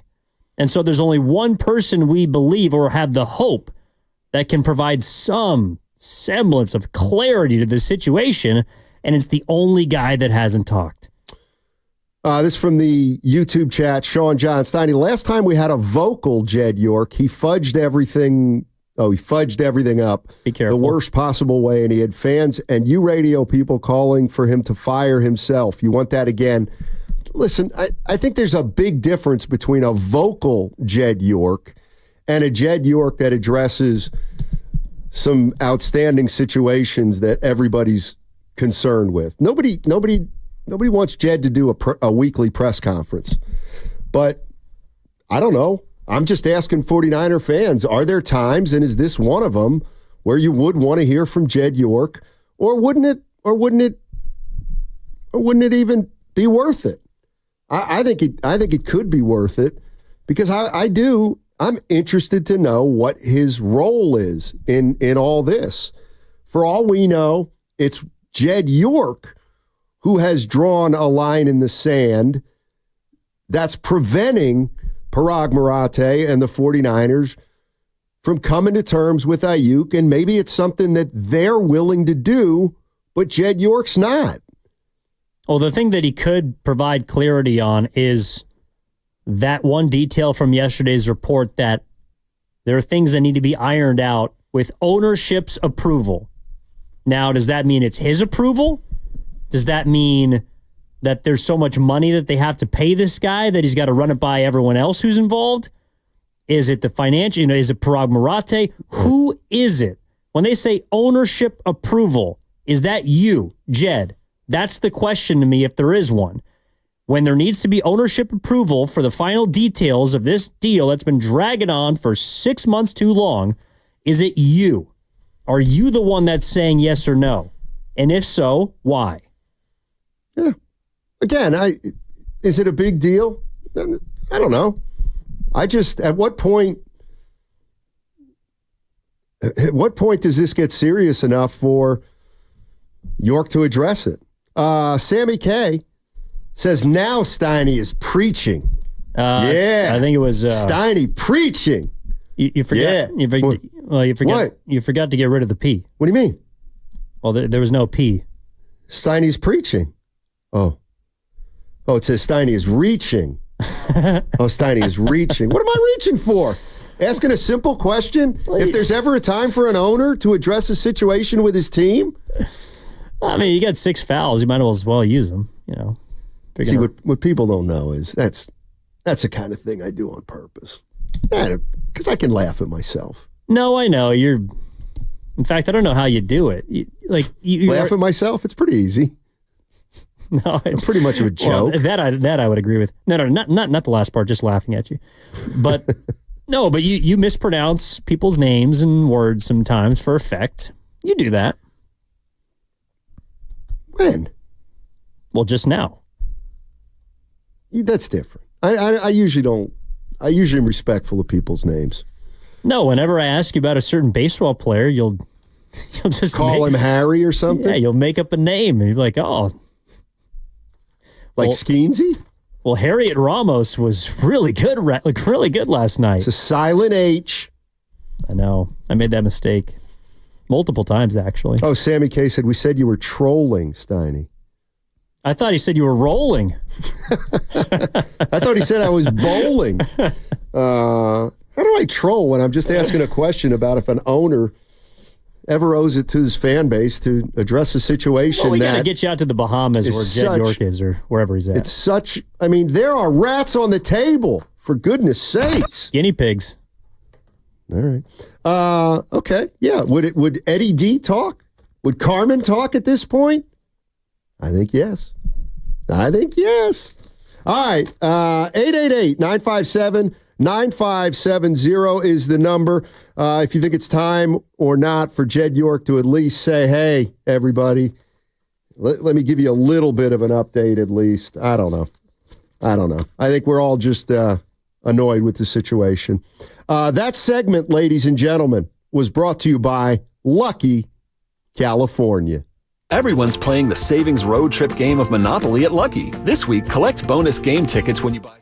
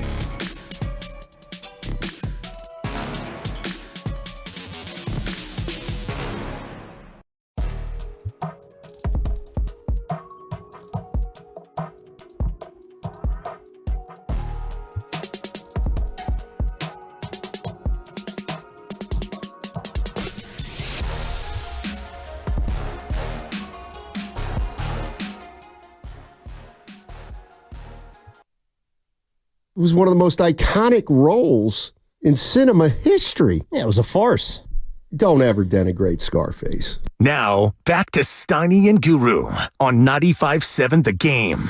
All right, Matt Steinmetz and Evan Giddings with you. It's 1 o'clock, and it's a day where we've spent some time honoring and reflecting on Alvin Attles, who was a member of the Warriors organization for 64 years. He was drafted in 1960, and he's been a part of the organization. He passed last night at his home in the East Bay with his family and friends, and he was an icon, member of the Hall of Fame, championship coach, was on the floor when Wilt Chamberlain scored 100 points. He had a role in a variety of ways with the Golden State Warriors over the year, including being their ambassador. And let's welcome in right now Bob Fitzgerald. All guests on 95.7 The Game appear on the River Islands guest line. Isn't it time for you to discover the islands? River Islands in Lathrop, the television voice of the Golden State Warriors, Bob Fitzgerald. Bob, thanks for joining us. Really appreciate it, man.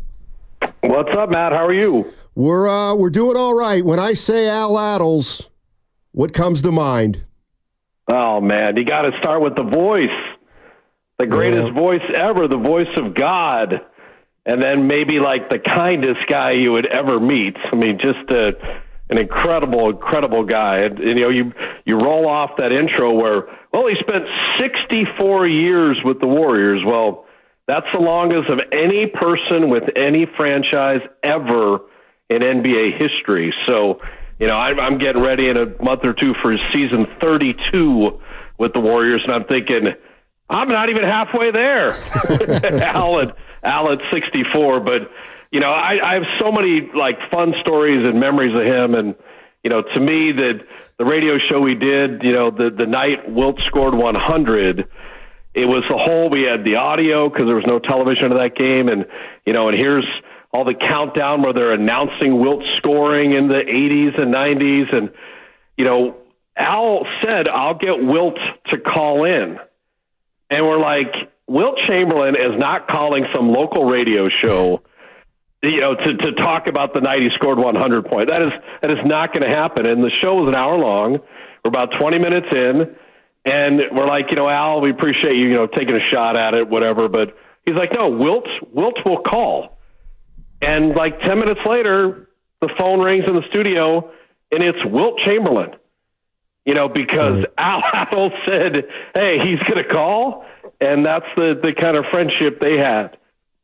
So it's just great stuff for him. And then we always tease Al because he had the 17 points at the night. Wilt had 100. He was 8 of 8 from the field, 1 of 1 from the line. And Wilt signed a thing for Al that basically said that the actual game ball, like, to Al Attles, who always did the right thing at the wrong time. Because Al had the perfect night, but it just happened to be when Wilt had 100. So, you know, I think about that, and then the other one, just to, you know, let you jump back in, but, you know, every time he talked about the 75 championship team, which to me, we had just moved to the Bay Area from Chicago as a kid, and that was my team. That was Bill King calling the games, and, you know, that was then Keith Wilkes and Rick Barry and Clifford Ray and Phil Smith and, you know, the Hopper, Charles Dudley and Derek Dickey. And I love that team. And Al would never mention that championship team without talking about having to trade his great friend, Nate Thurman. Mm-hmm.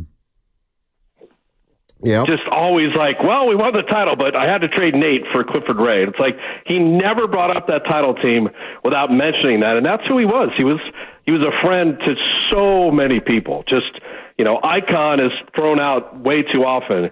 He was an icon and was Mr. Warrior in every way, shape, and form of the word. Well, Fitz, I've just been a fly on the wall listening to those stories and listening to a lot of conversations that we've had today about the great Al Attles. And, you know, I read an excerpt today about that 100-point game where he was kind of ribbing Wilt in the locker room after saying essentially, yeah, well, on a night where I did miss, no one wanted to talk to me after the game. That's right. I'm just curious if you can recall the first time you met Al, because I do think there is something about the first time you get to experience something that you have an idea about as great as he was. But do you remember the first time you met him? I do, because when I was doing the evening show at KNBR, I followed the Giants games and I followed the Warrior games. And we know, Matt knows, because we played pickup basketball after the games at the Coliseum. So, I'd be doing the show, and then we'd run out, and, all the media people would be done with writing their stories, and we'd play 5-on-5. But the KNBR spot was like midway up in the stands, and I'd go there to cover the game and get ready to do the show after the game. And that spot sat me next to Al Attles. And so the first time I ever went out to a Warrior home game, I'm like, I'm sitting next to Al Attles. Like, are you kidding me? Like, I get to watch the Warriors and cover the NBA and do a little radio talk show, but I get 2.5 hours sitting next to Al Attles on a regular basis. So the very first time I sat down, and, Al, people know him, Babe Ruth used to do this, but Al always said, he always called everybody Babe. Yeah. So you sit down like, hey, Alvin, and, how are you? Hey, babe, how are you? How we doing tonight? Hey, babe. Like, that was, but the first, like, he sat down first time I met him. He talked to me like he knew me for 20 years. And I just kind of sat there and all like, God, I'm a broadcaster. I'd kill to have this guy's voice. But just to listen to him talk about players and talk about history and talk about the league and talk about what it was like to be a player and a coach and a GM. And, you see Michael Jordan, and then Al could relate to so many players from the Celtics and Dr. J and things like that. It just, he was history. He was everything. So, I remember the very first time I met him. Hey, babe, how you doing? Like, oh my God, I'm sitting next to Al Attles. Like, greatest part of the job for sure. Bob Fitzgerald joining us on 95.7 The Game. All guests on 95.7 The Game appear on the River Islands guest line. He is the television voice of the Golden State Warriors. One thing about, the job you do, Bob, and to a lesser extent, the job I do, so many people kind of hear what you say. You sometimes forget that everything you say is for everybody to hear. And certain people, comment on it or not. And I'm just wondering if Al ever shared anything with you about the way you were calling a game or something he liked or gave you advice, or was he the type of guy who said, well, Bob's the announcer and that's his area of expertise, and so he doesn't need my advice? No, he watched all the games, particularly obviously the road games and things like that. He attended most of the home games. So, no, Al would always have a nice way of, hey, this was like, if we had a particularly good game or a good call, and he was so close to Jim Barnett as well. Mm-hmm. So, he'd have a thought or two, and it was stuff that made him laugh, or stuff that, oh, you guys, hey, you were talking about Sidney Wicks, when he fought this guy when he, took on Calvin Murphy, and Calvin Murphy was a Golden Glove boxer and beat the hell out of Sidney Wicks, who was the 6'9", 250-pound power forward. And, the thing that I always found incongruous was that Al Attles' nickname was the Destroyer. And so he was as tough a person and a player and everyone in the league that ever talked to play Al. Like, you did not mess with Al Attles. Like, do not let the smooth taste fool you. And yet I had known this kind, incredible guy, and I'm like, I'd always ask Jim and his, the Destroyer, like, they're like, no, nobody played with Al Attles, believe me. And, I think fans got to see that in 1975 as the Warriors swept Washington. In Game 4, they sent Mike Reardon out to get in a fight with Rick Barry to get him ejected. Yep. And it was sort of like, okay, well, Reardon's a, role player. If he gets a fight with Barry, the Warriors will lose their star, and, maybe Washington can turn this series around. No, Al Attles jumped in the middle. He's like, I'll fight the whole team. Yeah. You're not getting Rick out of here. I'll get ejected from the game, but I'll take on every one of you guys. And that's when it was like, whoa, that is the Destroyer. That's the guy. So, no, Al always had a kind word, always had a fun anecdote, always had a little something to add, and always let you know he was listening and watching, which was cool. Like, that's, you think about you're calling games, but then when you see someone like that say something about a game or a player or something you said on a broadcast, like, it carried like 50,000 times the meaning. Well, off of that, Fitz, and I think one thing, and you mentioned, year 32 coming up with the Warriors for you. One thing that I think, I pick up on is you guys don't just call the game now. You'll try and teach people a bit about basketball. And I have to imagine either sitting next to Al Attles or talking to him, wherever you guys were, that he also helped you learn the game a little bit. I'm just wondering if there was, I don't know, a story or just something that you can recall about learning about the game of basketball from Al Attles. Well, I mean, it's a great question, Evan. I mean, to me, 3 guys have taught me the most about the NBA, and it would be Doug Collins, Jim Barnett, and Al Attles. Mm-hmm. And what you find for people that know the sport at that level, they tell you things that are going to happen before they happen. And that was the thing with Al, and the same thing with Jim, is that you'd see a guy like a Chris Mullin hit a shot or two, and the average fan would be like, oh, he's getting hot. Al would be like, he's going for 40 tonight. This or that guy can't guard him. Right. Tim Hardaway crossing the guy over, like they have no guards to guard Tim Hardaway. He's going to go, berserk tonight.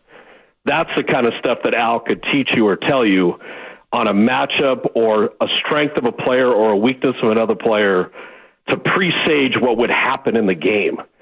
So you're having that conversation the first or second quarter, sitting next to him, and then you'd see in the third or fourth.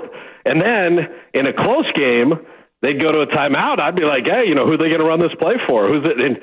And half the time you'd think it's, the star on an opposition. And I was like, nah, they're going to go to this other guy. Like in crunch time, he's the guy. Like he'll have the ball. Interesting. And so that kind of stuff was really cool because he never really took that coaching hat off. He knew the game as a player. He knew the game as a coach. He knew talent as a GM. So he could really add, to your understanding. And if you're smart, and I'm halfway sometimes, you'd ask a lot of questions to learn more. Why is this happening? Why do you see that? What should I be looking for? What are things early in a game when a coach would use a timeout or when he would let his team kind of take it on the chin a little bit and get down 15-18 to learn something for future kind of iterations. And so, I just loved every time Al would tell stories, every time he would joke around with people. Al and Don Nelson, I can't think of 2 more characters to be around a lot. Like Nelly taught me a lot about basketball too. I should have mentioned him as one of the 4, but Al just little nuances, little nuggets, little things about players, about teams, about history. And we always want to do the last thing, recency bias.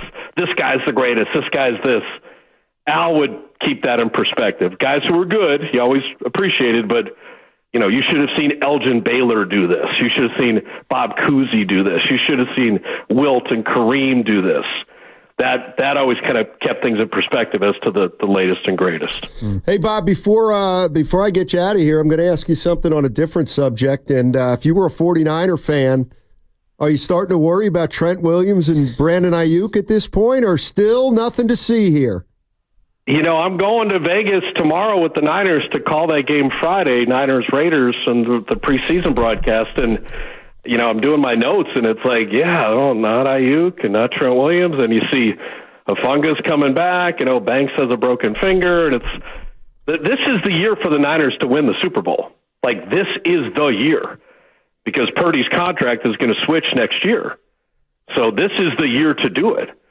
And so the finances in the NFL are always such a big deal, but I mean, as a fan and someone who's, very vested in the Niners, like, I'm just kind of hoping, can they get them signed? Can they run that Rubik's Cube of finances with the cap and all that and get it done? I think that John Lynch will. I think it might come down to the wire, just like with Bosa, but right. I think Ayuk and Trent Williams will both be playing when they play the Jets. All right, Fitz, we'll have a good call on Friday. We'll be watching, and good to talk to you under, not the greatest circumstance, but it's always nice to celebrate someone who deserves it, and nobody deserves it more than Al Attles. For sure. And that's, the Warriors will celebrate that this season in absolutely the right way as well. Yeah, exactly. Thanks, Bob. Take care, buddy. All right, guys. Be good. Take care. All right, that's Bob Fitzgerald, television voice of the Golden State Warriors. Nothing to worry about. I'm talking about with the Niners. Yeah. No, of course. Yeah. Wait. What was it? That was another subtle dig. See, you always wait until he's off the line. What do you mean? Well, you just took a shot. I said there's nothing to worry about. Fitz thinks they'll be here. With the Niners. What do you mean? Well, I thought that was a shot at the Warriors. No. He does preseason football games. No, I know. I think he works for Westwood One or Compass Media or one of those.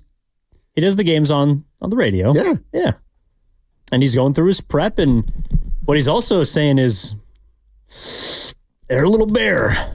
Yeah, but I think what we can glean, looking a little naked right now. Yeah, but I'll tell you what, Fitz on that team plane going to Vegas, he'll get some info. He'll get some info. He'll figure it out whether this is something to worry about or nothing to worry about at all. Yeah, do you remember the last time we were on a plane to Vegas? Was that the one where my daughter came? No, we were going to the Super Bowl. Oh, for Radio Row. Oh yeah. I do remember that. We stayed at Circa. Yes, we did. Well, I think you guys stayed there both times, right? No, we stayed. No, I wasn't out there.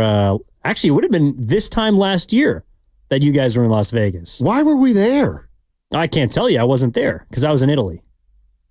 Well, that must have been the one with my daughter. Yes.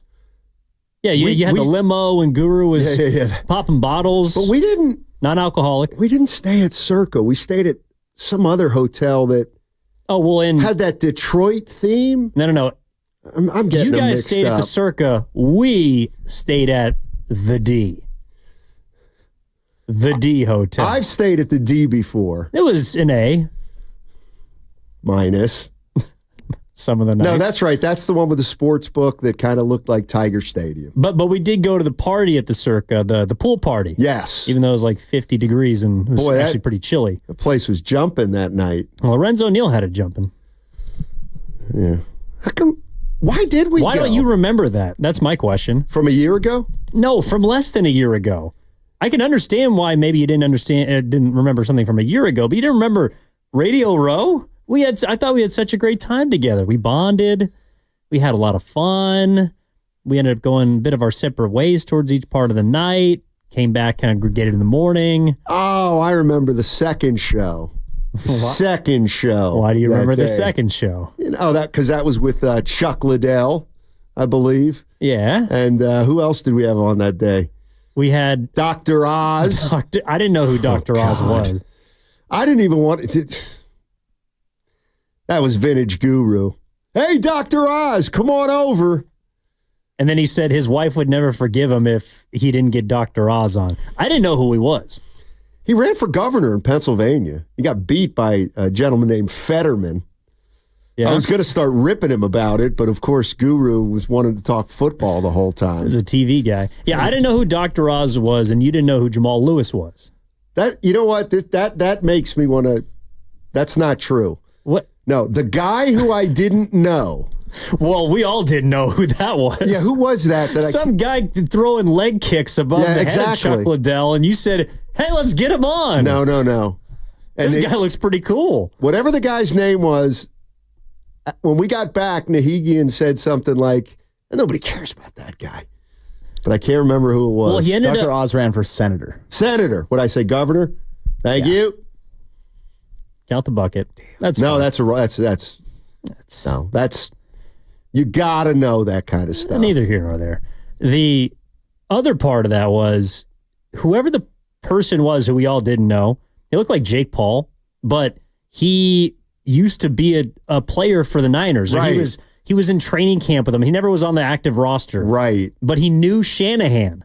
And he played in 2017 or 2018. Yeah. Oh, man. I want to say Grandy or Lucas knew who he was, but none of us did. Well, we had him on for 20 minutes. We had him on too long, according to the boss. But hold on a sec. I'll tell you who would know is our guy Ernie Chavez. Yeah, he probably would. He would probably remember who the guy was. Oh, speaking of Jake Paul. Or Logan Paul? Logan Paul, who's going to get knocked out by Tyson? That Which fight's one? not going to happen. You want to bet? Yeah. They just did another press conference. It's on, baby. Well, it was supposed to be on 6 months ago. Well, but Tyson had a health scare. Yeah, he's 55. It's Jake Paul. I hope he knocks the crap out of him, but... Yeah, did you see Tyson push him? Oh. What? Well, now I got to watch. Well, that's why Paul's going to have problems. See, people don't realize, the only way to beat Tyson is to get inside on him. The problem is he's so strong that he can get you off him. And Paul's going to find that out. See, the problem is you're analyzing Mike Tyson like he's 21. You ever seen him work out on the bag? he still looks like he's 21 when he hits that thing. Does the bag hit back? The bag does not hit back, but you want to bet on it? I'll bet on that fight. You know what? I don't want to bet against Tyson, but I might just bet against you. Don't bet against Mike Tyson. I'm not betting against Mike Tyson. I'm betting against you. By the way, has there ever been an athlete that has hit rock bottom and then come back and made it back to the top like him? Like, he's loved now. I'm fascinated by Mike Tyson. He's like a modern day Socrates. He was a philosopher. Well, you ever hear him talk? Yeah, the guy is brilliant. That's called drugs.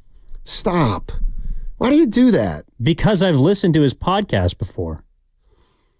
He's very open about it. Yes, he is. Ayahuasca, DMT, something with a toad. Don't talk about that. Anyway, good luck to Mike Tyson. Well, I hope he does well. I'd like to see him just knock him out. He's your age, right? 50.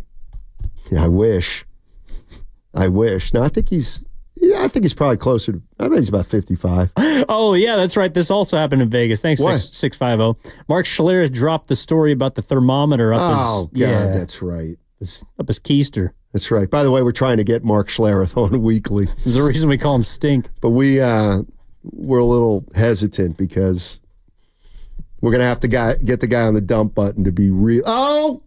That's the guy. That's the guy. I thought someone was making a joke. Cassius Marsh. Was that Ernie? That was the guy. 650. I'll tell you what. You guys are the greatest of all time. We do have great listeners. Unbelievable. You guys remember stuff better than us. Cassius Marsh. Well, yeah, you didn't remember we were in Vegas for the Super Bowl. Or should I say Cassius Marsh? Cassius Marsh. But then we need some sort of description for him. I have no description. Detroit Pistons. 16 teams he might have played for. Yeah, in one season. Somebody always wanted him. Played for 95.7 the game for 20 minutes. Yeah, sure did. Yeah, nobody knows who that guy is. I'll never forget that. Gotta go. Hey, join 95.7 the game at Harding Park Friday, September 6th for the Pettinelli Financial Partners Golf Tournament. It benefits the Autism Society of San Francisco. Go to 957thegame.com to learn more. Presented by Atco Pest Control, the Bay Area's locally family-owned pest control company. What's coming up next on the game is presented by Fremont Bank, celebrating 60 years of full-service banking with no compromises. Coming up on the other side, I'll tell you what, I saw something in The Athletic today that should get Warrior fans excited, or it should make Warrior fans feel better. And that is, of course, if they're not feeling great about their team. I will, as Matt Steinmetz, uplift you on the other side on 95.7 The Game. What's better than having Baldy on every...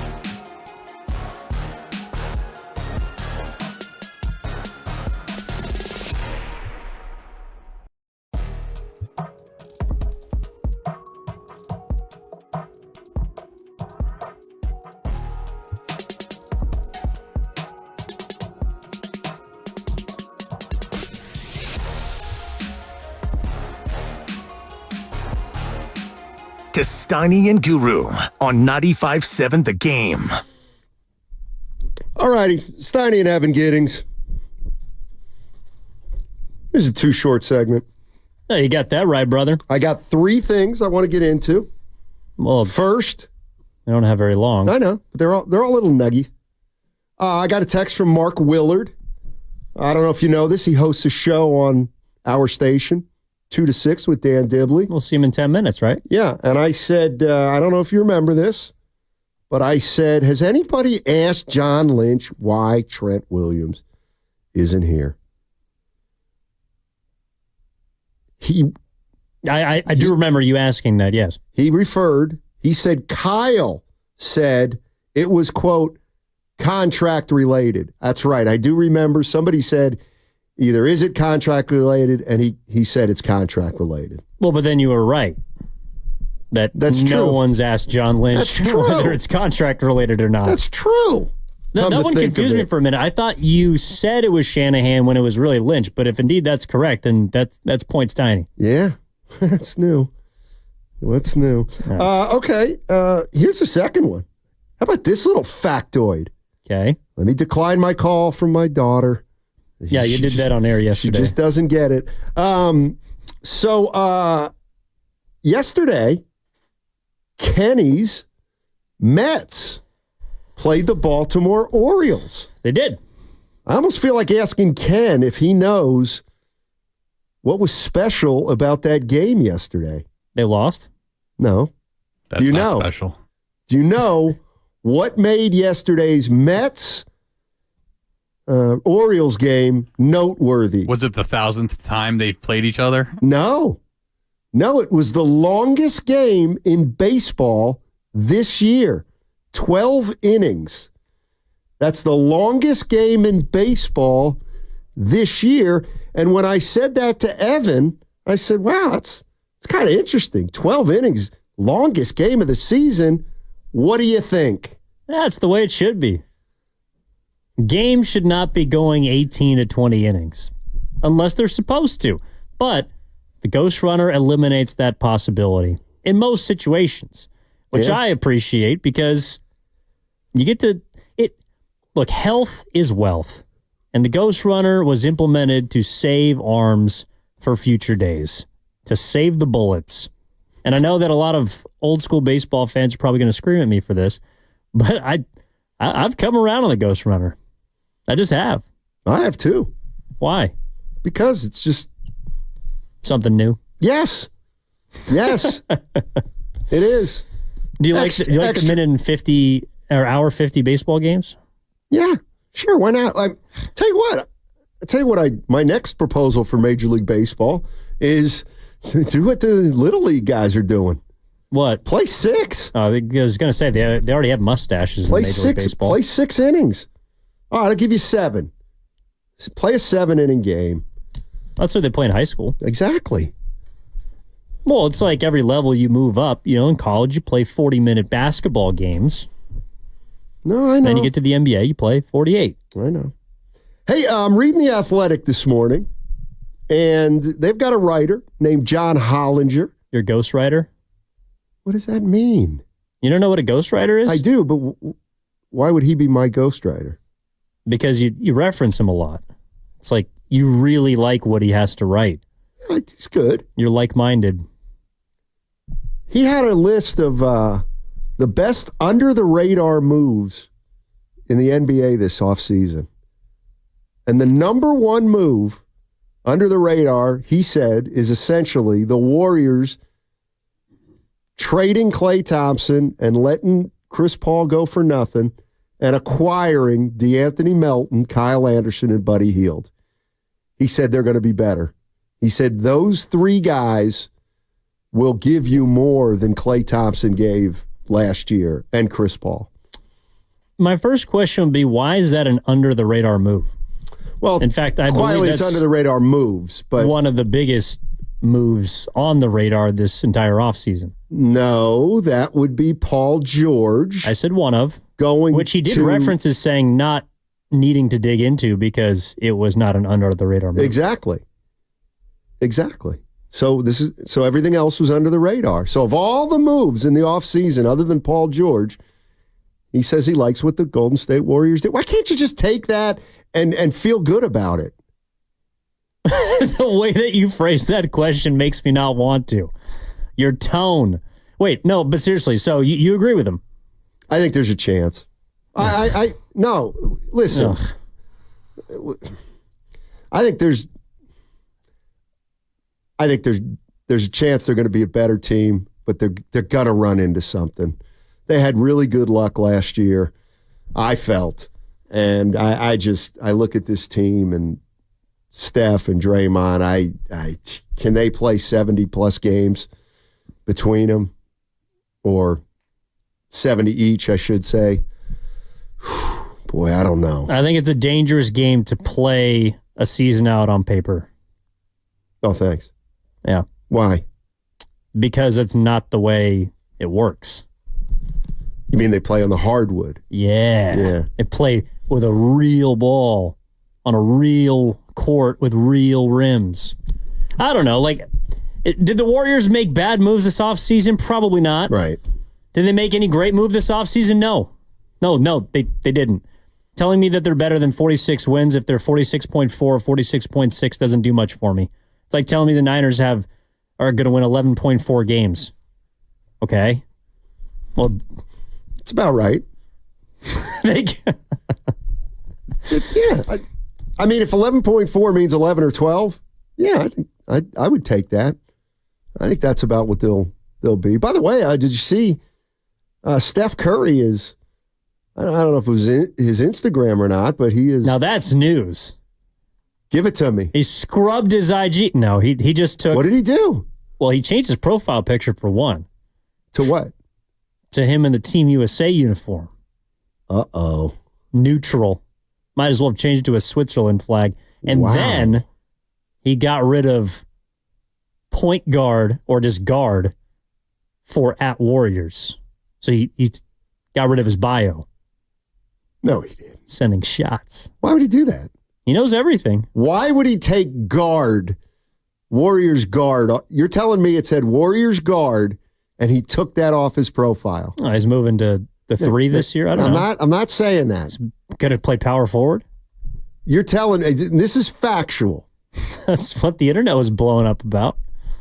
I know that you're not on social media. You've conquered every medium except for social media. But I don't know. I feel like Curry doesn't do anything unintentionally. That's weird. That's a little strange. He also posted a picture of him, KD, and LeBron together. Just saying. And people think I like to stir it up. All right. Well, you do. Well, so does Curry. Yes, he does, apparently. All right. Hey, what's coming up next on the game is the crossover, and it's presented by Fremont Bank, celebrating 60 years of full-service banking with no compromises. That segment also brought to you by Axe Revival Center. The Prophetic Matrix. Unlock the secret code to your destiny.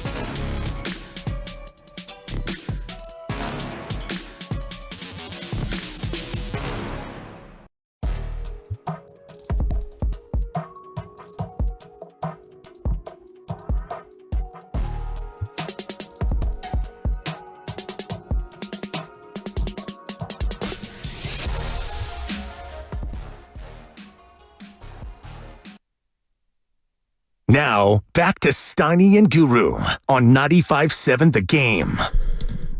All right, Evan Giddings in for Daryl the Guru Johnson. We're also joined by Mark Willard and Dan Dibley. Good afternoon, gentlemen. Gentlemen, what's going on? Yeah. Yeah. Hello. Hey, how are you? Hell of a day, boys. Steiny, yeah. Aren't they all, Evan? Aren't they all? Yeah, some more than others. Well, Jim Valvano famously said in his Don't Give Up, Don't Ever Give Up speech that if you want to have a day, you need to think, laugh, and cry. And so on my way in today, listening to you two, I've had a day based on Jim Valvano. And yes, I thought a lot about what you said, you guys, about Brandon Ayuk and Trent Williams. And I cried a little bit thinking about Alvin Attles and, you know, what he means to me with my father already being gone and growing up as a young man. And, you know, he was the gold standard. It was Clifford Ray and it was Al Attles. That was your Warriors. And yes, Rick Barry as well. But when they won the title in 75, I was 7. I don't really remember, but I remember it in the way my dad and my older brother would tell the stories about that team. And I also laughed during the show, and it had to do with you guys talking about pets. And I want to start there because your guinea pig take, Steiny, was probably the best you've ever been on radio. Oh. Your breakdown of pets, and it had to do with adopt a pet or whatever you were seeing to your left or something. The idea of a guinea pig, the way you broke it down, your scouting report on the guinea pig as a pet, I thought was elite, amazing, fantastic. So I want to thank you and praise you for your honesty about your time with the guinea pig. I had a real bad experience with a guinea pig. You sure and did. And a lizard or gecko. I can't remember which one it is. Either way. And I just told people, Mark, listen, if you're getting a pet, don't get cute.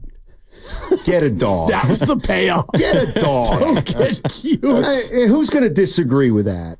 Well, it depends on how you mean don't get cute. Don't get a Gila monster. Right. I understood how you meant it. Yeah, but if you tell a kid we're going to get a pet, don't get cute. Right. They're going to be like, but I want cute. That's the point. I want my dog to be cute. I want to make sure you're not telling people to get an ugly dog. Cute? Not that there's anything wrong with ugly dogs. Ugly dogs can be cute. Yes, true. It's so ugly that it starts to cycle back around. He's got one eye with his tongue out. 4th and 1, you're not going to run a flea flicker. Thank you. Quarterback sneak. I mean, off tackle. But a Philly special might do. What if it works, though? Well timed. Well, then it's brilliant. Sure, but you're still living with. Oh God! Shout out Richard Guinea Gere. pig. Like spiders are out. Richard no Gere snake. He did ruin the gerbil. Big fan of the gerbil. Wow, and Evan probably doesn't really even big know fan. what You we're can talking Google it, about, Evan, and anyway. I wouldn't Google that on a work computer. Yeah, do that on. That's on going to your be phone. on the I'd go to the library for that one. Throw Pony in there too. You've had a pony? Yeah. No, Andrew Filipponi. Oh, he's having a good We'll week. see. He's close to having a hell of a year. We'll see. He's getting closer every day. He's still got a shot. He does. He does. I'm And actually that's- getting close to rooting for him. At this point. That's what I've read. That's what's happened to me in the last 7 days. I'm now rooting for the pony. So he's our Pittsburgh radio brother Yeah. who has said for the past 4 weeks that Brandon Ayuk will be, underlined in all caps and bold, a Steeler. And he has not backed off it. And here we are on, August 21st. And we've had this conversation now 39 different days. And he still could be a Steeler. Yeah. And I don't want to have it for another day, by the way. Like, there's not going to be very... we're doing 4 hours today. No, here's what I've decided is it's in our power. Are you a believer in manifestation? You know what that would be? It would we be live a in the land of manifestation. manifest destiny. Yeah, so. manifestation sensation. Thank I know, you. but Don't step on the bit. it's okay. It's okay. It's kind of tired anyway. I love but Evan. anyway, Never tired. Yeah, point is, Never tired. I figure if we line our show up with a bunch of non-Ayuk stuff, that will guarantee that the Ayuk news will break. Interesting. And part of this is me still, these are my scars from having Fred Warner on the show and Gabe Kapler getting fired 2 minutes into the interview. That was awkward. And us having to duck out of the best linebacker in football because a manager who most people didn't like had been relieved of his duties. So anyway, because of that, I now believe that the likes of Juan Toscano-Anderson, coming on, who's going to be on here in 37 minutes, Sweet. And the likes of Tim Roy. Okay. Unbelievable. And some pretty fancy Brock Purdy takes that I think we've amassed. And also, potentially later on this afternoon, some baseball-related things. Add all that up, and Brandon Ayuk will break in 8 minutes. Yep. Yep. That I have never been more sure in my life. And blow up our show sky high because Director of Sports Lucas Alexander has actually, and maybe the breaking news sounders in order, booked a show. Oh. He's booked a good show. But because he's booked a really good show, it's a really good shoe. Shout out Ed Sullivan and anybody over 80 in our audience. But Thank you. You're welcome. Because of that, Mark is right. The Ayuk or even the Trent is going to breaking news. Yeah, I hope BA gets traded at 213 then at that point. We're hoping more for like 503, I think. I don't know. So you guys are being as precise as Filipponi. Yeah, well, and if Pony's right, then the deal will be consummated. It'll be a consummation sensation. And how dare you say that bit is tired? I know. That bit goes on and on. I was trying to make Evan feel good. Yeah. That's all. I was trying to make Evan feel good. I appreciate that. No doubt. Couple things. Don't forget, hey, ask Juan Toscano Anderson. Yep. About Al Attles' wife. I believe she taught him. That's what kind the of hell the do whole, you think's the point? That's kind of the whole angle. I mean, why do you think we called him? Well, we called him to talk about when I actually did play-by-play for his high school game when he was just Juan Anderson. Right. And we will get into that. We'll start there. And I want to see if he still has the tape because I was on point that day as Castro Valley took on San Leandro. I'm sure he's got it in his garage. He had better. For sure. He balled out that day. But anyway, get together. It's a sold-out house at Chabot College. Al's wife was Juan's teacher. Yes. What do you think about the subject? It was kind of Ayuk and Trent Williams related that I concocted for a segment. What do you think? Is it time to hear from Jed York? No. I mean, please, someone help me. How honest do you want me to get with my answer? Just keep it real. You guys have not fought in about 8 weeks, and the audience demands it. I brought gloves. I think she's in she's in a class right now, so she won't hear, and so it's okay. I literally your conversation spurned a phone call from my lovely Christy. Oh, because she, who used to work in PR, thought the idea of the owner of the 49ers addressing the media about a private situation that has absolutely no good answer, nor would sharing anything put him in a better position or light in any way, shape, or form, offended her. You know what I got to say to that? She said, Steiny is smarter than this. The owner is not only not going to speak, the owner shouldn't speak, and then the owner shouldn't speak again. Shout out, no doubt. The owner should not speak. Don't speak now. Hey, Christy. Oh, boy. You better be careful. And hold on, before you go after my girl, I concur with her. Why, Steiny? Well, that's the mark of a good relationship. Other than we want info, if you remove that, when is it time? It's an open-ended question. If I can just answer it in a less than emotional way, because Mark is tied up in a relationship, and I adore her and I adore them. Shout out Instagram, but it's a different situation than what you have with Joe Lacob. Joe Lacob is the GM, and Mike Dunleavy has the office and the nameplate, and they trot him out when they need to for press conferences. I'm not trying to disrespect Mike Dunleavy, but Joe Lacob calls the shots. And with the Giants, well, heck, we don't know what's going on there. There are no shots. With the 49ers, when it comes to contracts and money, it's Parag Marate. And yes, he marches to the beat of Jed York's drum, but Jed is going to hide behind Parag, who hides behind John Lynch and Kyle Shanahan. So you're not ever going to hear Jed York come out and say exactly what's going on or what needs to be done. If Parag and John decide that this is going to get done, they go to Jed and they say, Jed, it's going to take $40 million guaranteed. I'm going to need you to go into the vault and 27 right, 13 left, 11 right. We're going to need $20 million in cash right now for Brandon Ayuk. And Jed says, I've got that, guys. I'll be right back. So other than that, Jed's got nothing to say. Well, let me add something real quick. This is an active situation. And that was a guess on the combination, by the way. Okay, yeah. Like Joe Lacob, he did speak on the Klay Thompson thing to Tim Kawakami after it was over. We called for the Giants to speak on the Carlos Correa thing. They did after it was over. If you want Jed York's commentary on what was going on here after it's over, feel free to put in a request, and he may sit down and talk to you. Jed's been known to do that, but two things. A, this is active, so there's no chance, no way, no how, nor should they. And secondarily, I don't want Jerry Jones to own this team. I don't want somebody who comes down to the football field to start talking about football every day when you're the owner of the team. That is meddlesome. It is unproductive.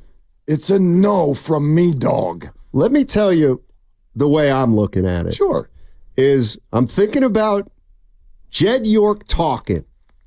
I think the math works. I think the math works. That's a 4. That's great. You're listening to 95.7 The Game, KGMZ FM and HD1 San Francisco. Always live on the free Odyssey app, Twitch and YouTube, powered by First NorCal Credit Union. Yeah.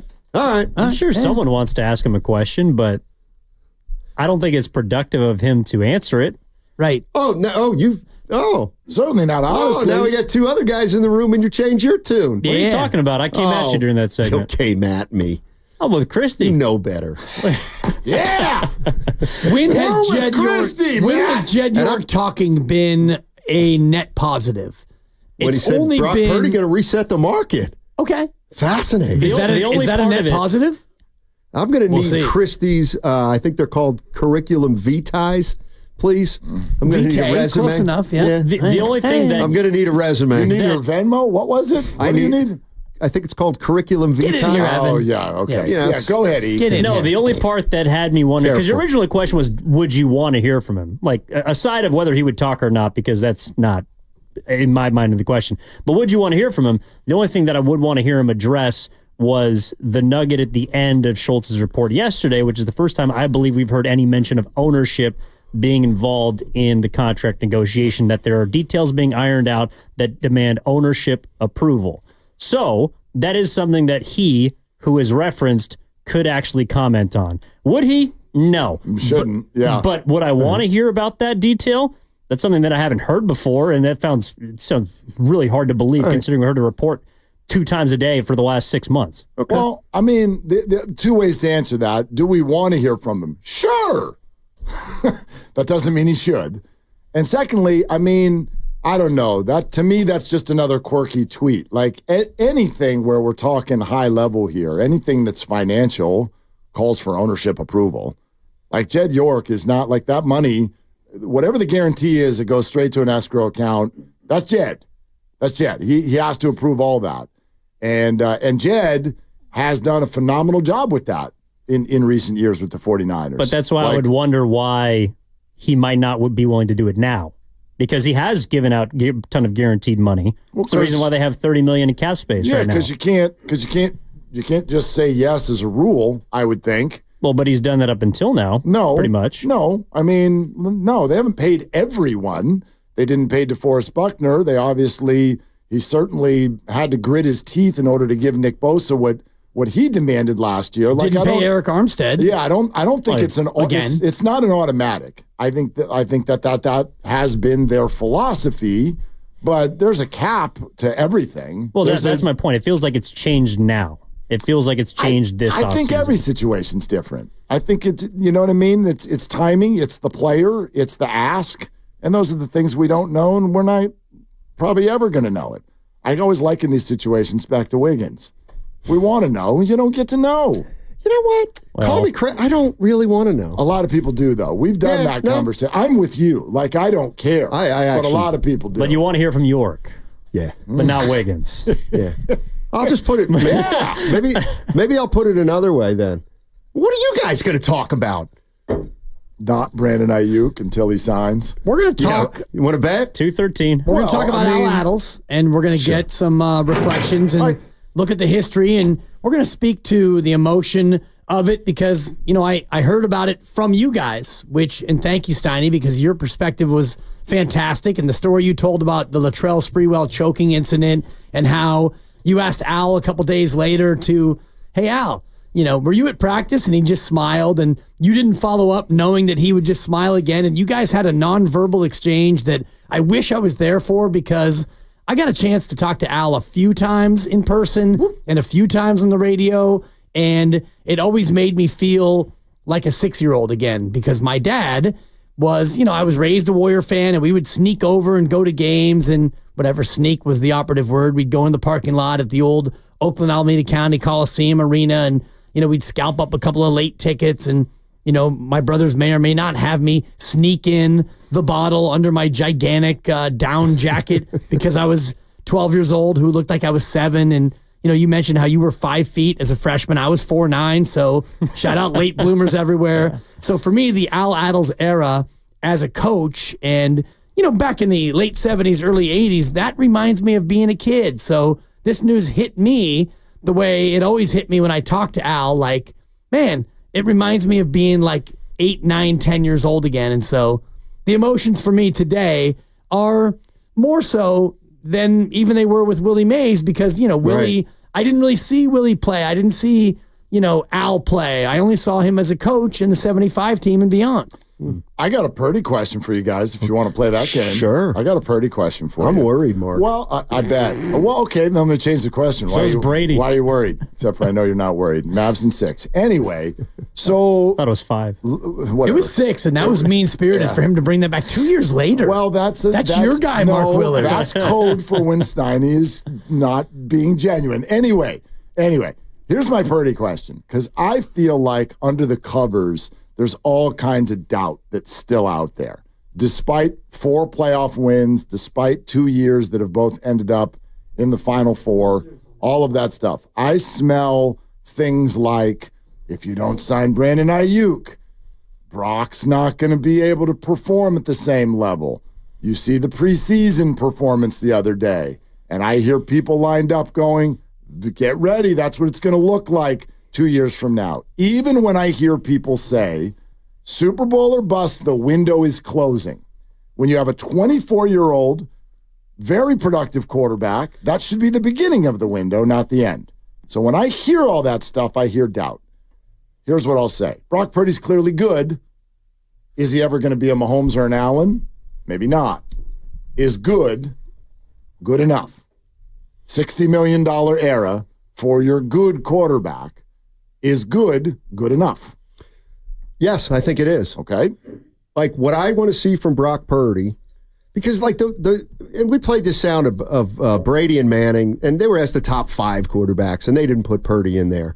And there's some conventional wisdom about why people don't give Purdy the credit that he might deserve. Well, he was a 7th-round pick. He's got a ton of weapons. I actually think it might be more practical than that, and he's still only quarterbacked 21 regular season games. Like, that's it. And so I don't know when you go from proving yourself to, you don't have to prove yourself anymore. But no, I do think this is a big year for Purdy. And I think if he shows that he's the quarterback that he was for the last year and a half, then he's going to be fine. And the Niners are going to be really good. They're probably going to pay him a ton of money. What if it's more murky than that? And the eye test tells you he wasn't quite as good, and maybe they only go 10-7 and win the wild card game and lose. Like, that's what I think is worth discussing. I just don't think that there's anything that could be murky. And I heard you earlier talking about, like, not only the sample size, but, he has something to prove. There's only one quarterback, in my opinion, in the league that has nothing to prove. If Patrick Mahomes goes 0-17 somehow, well, he's still a guy who has had an unbelievable run and back-to-back Super Bowls, and he comes back intact. Every other quarterback in the league has something to prove. Even 40-year-old Aaron Rodgers, who is already going to the Hall of Fame, and Matthew Stafford, one of only 5 quarterbacks currently playing to have won a Super Bowl. Russell Wilson, he's got something to prove. Is it over? Joe Flacco's won a Super Bowl. He's got something to prove. They all have something to prove. Okay, but tuck that I meant in terms of the contract. Right, the contractual conversation. Like, Evan, what would you say? $60 million on the table, because this is the conversation that tends to come up more often than not. No one thinks Josh Allen or Joe Burrow or Lamar Jackson has something to prove in terms of when it's contract time, do you want to keep them?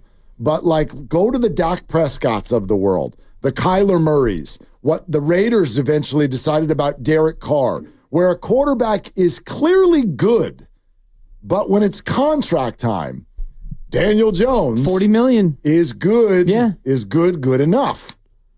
It's a good question. Well, he's already better than those guys whose good was good enough. Daniel Jones is good. Was good enough to get $40 million. Well, but his good's already been better than that. But agreed. Most people would argue that the Daniel Jones thing was a mistake. Yes, as was the Kyler Murray. Yep. Kyler Murray, I think the jury's still out just because I really like him. But Daniel Jones, I think most people would identify as a mistake, even as it was happening. The Purdy thing is interesting, though. Yes, he's proved that he is good enough because. It's, I think, kind of why Ayuk is in the situation he is, because he feels like he's good enough. He's good enough to get whatever the type of money that he wants. Brock Purdy, I think, is going to figure out next offseason that Dak Prescott is also probably good enough to get $50 or $60 million. And so that's going to be what he's going to get paid. Deshaun Watson was good enough to get the biggest guaranteed contract in history. Well, although that could have been a mistake, though. No, it was a mistake. Right. So there's the Daniel Jones, Brock Purdy one might be a mistake. I just don't think that think that it will be. Lamar Jackson and the guys who wanted that kind of money didn't get it, though. I mean, Jalen Hurts, I think, was the other one. They both wanted fully guaranteed contracts and didn't get it. But they got the big bag to be the starting quarterback. I look at the Purdy thing, and I think that no matter where you are on Purdy, a sane person believes he's proven that he's a franchise quarterback in the NFL. But is he great? Could he ascend to that list that we use of Burrow, Allen, Mahomes, and Hurts, and feels like Jordan Love, maybe people think that's going that way? Or does he go to Dak, Jared Goff, Kirk Cousinsville, where I think there's a conversation? Vikings let him walk. And he's a good player. Sure. Nice little player. He's a very good player. He's a productive quarterback. And the Vikings went, nah. And we could talk about what good means, because all those guys you named, they have 0 Super Bowls other than Mahomes. Yeah, but that's also contextual. No, but I think that's, to me, what it comes down to when you talk about good. Because Brock Purdy can be an elite game manager and they can win the Super Bowl this year. And he becomes worth $60 million because he's a Super Bowl winning quarterback. Washington also let Kirk Cousins walk, and they've been in Struggleville up until they got the number 2 overall. Right. I'm not saying it was the right decision, but I mean the Purdy thing. Aren't you projecting whether or not he can be a great franchise quarterback when this era of stardom all over the roster expires? That's a good question. I think that's a great question. And I look forward to answering it. And I think Dan's going to answer it. Where am I going to answer it? On 95.7, The Game. Stay tuned. They're longtime friends. Let me tell you something real quick about Dibs that I'm sure not everybody knows. And first-time partners. Hang in there, big guy. There'll be brighter days ahead. Now, these two homegrown Bay Area boys finally come together to take over sports talk. Get the hell off of my doorstep. Major League Baseball, you stink. It's Willard and Dibs. On 95.7 The Game. Yeah, let's play with that for a sec. And yeah, Juan Toscano-Anderson's going to be on here in a little bit less than 20 minutes. Juan's just awesome. Juan's awesome. Rest in peace, Al Attles. And, can't wait to hear his perspective. I think that'll help people. But Juan is also Juan's awesome. So Juan will be on. Tim Roy's going to be on. We're going to have some fun today for sure. But yeah, is good enough? This is for me is a constant quarterback question in the NFL. And it's kind of the bucket I've always argued you don't really want to end up in that bucket. I'm not saying that's where Brock is. I think that's the question that's left. There's no more question about whether he's good. The question is he great? And the question is can he engineer a team that's a little bit less eye-poppy. But those are the quarterbacks right now, I'd say he's at minimum arrived at Cousinsville, Dakville. Right. Kyler Murray, Jared Goff. Sure, Jared Goffville. I think that's a good one. Yeah. And yes, largely these guys do get the contract. Sometimes it's with a different team, right? Jared Goff got given up on by the Rams. Cousins has been let go twice. When you've got a good quarterback, you know you're relevant, you know you're a playoff contender, but I'd also argue those teams know you're probably not going to win the Super Bowl. Like Atlanta's not like, we're going to win the Super Bowl. Dallas, I mean, Dallas thinks. When was the last time that they were in the conference championship game? But they're myopic. The Dallas Cowboys are the definition but they're, of I think, a great delusional. comp because they paid Dak thinking exactly what you're talking about, which Dak is good enough to get us there. And yes, the owner and the owner's son, they're overreaching, and the team always seems to be, 10-3. Here comes Dallas, and then the late December and January fade. But I think they're a perfect example of thinking that their quarterback is good enough, but then he's not. But it was more reasonable the last time that they paid him than it is now. If they pay him. If you ask Cowboy fans. Yeah. But the favorite in that debate is that he's going to get paid again. Because he's gonna go out there this year, and he's got CeeDee Lamb, and he's gonna put up, like, if you want to go back in time, go look at Dak's numbers last year. If you're a numbers person, Dak was the best quarterback in the league. Sure. Period. It's great. Numbers are great when you throw it 42 times a game. And you make all of your stats build up in the game against the crappy teams. Like if you take Dak against the New York Giants last year, he's the best quarterback who's ever played the game ever. But if you put him against the 49ers each year, you're like, this guy's a chump. So, and that's kind of what I'm getting at. Because what you risk when you let that quarterback go, you risk losing your relevancy.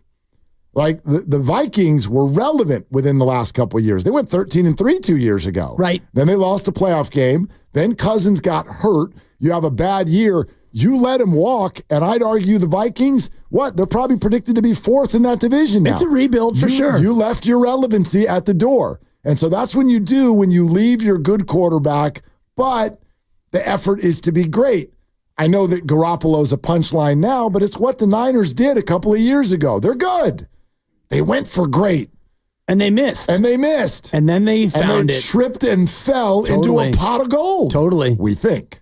Well, it's been a pot of gold so far. Yeah. Is good enough? Yes. And good is good enough because their team is good enough. And if they go through this year and they don't win the Super Bowl, then, it might be Brock's fault. It might be Kyle's fault or everyone else's fault. But I would guess that they're not going to go 8-9.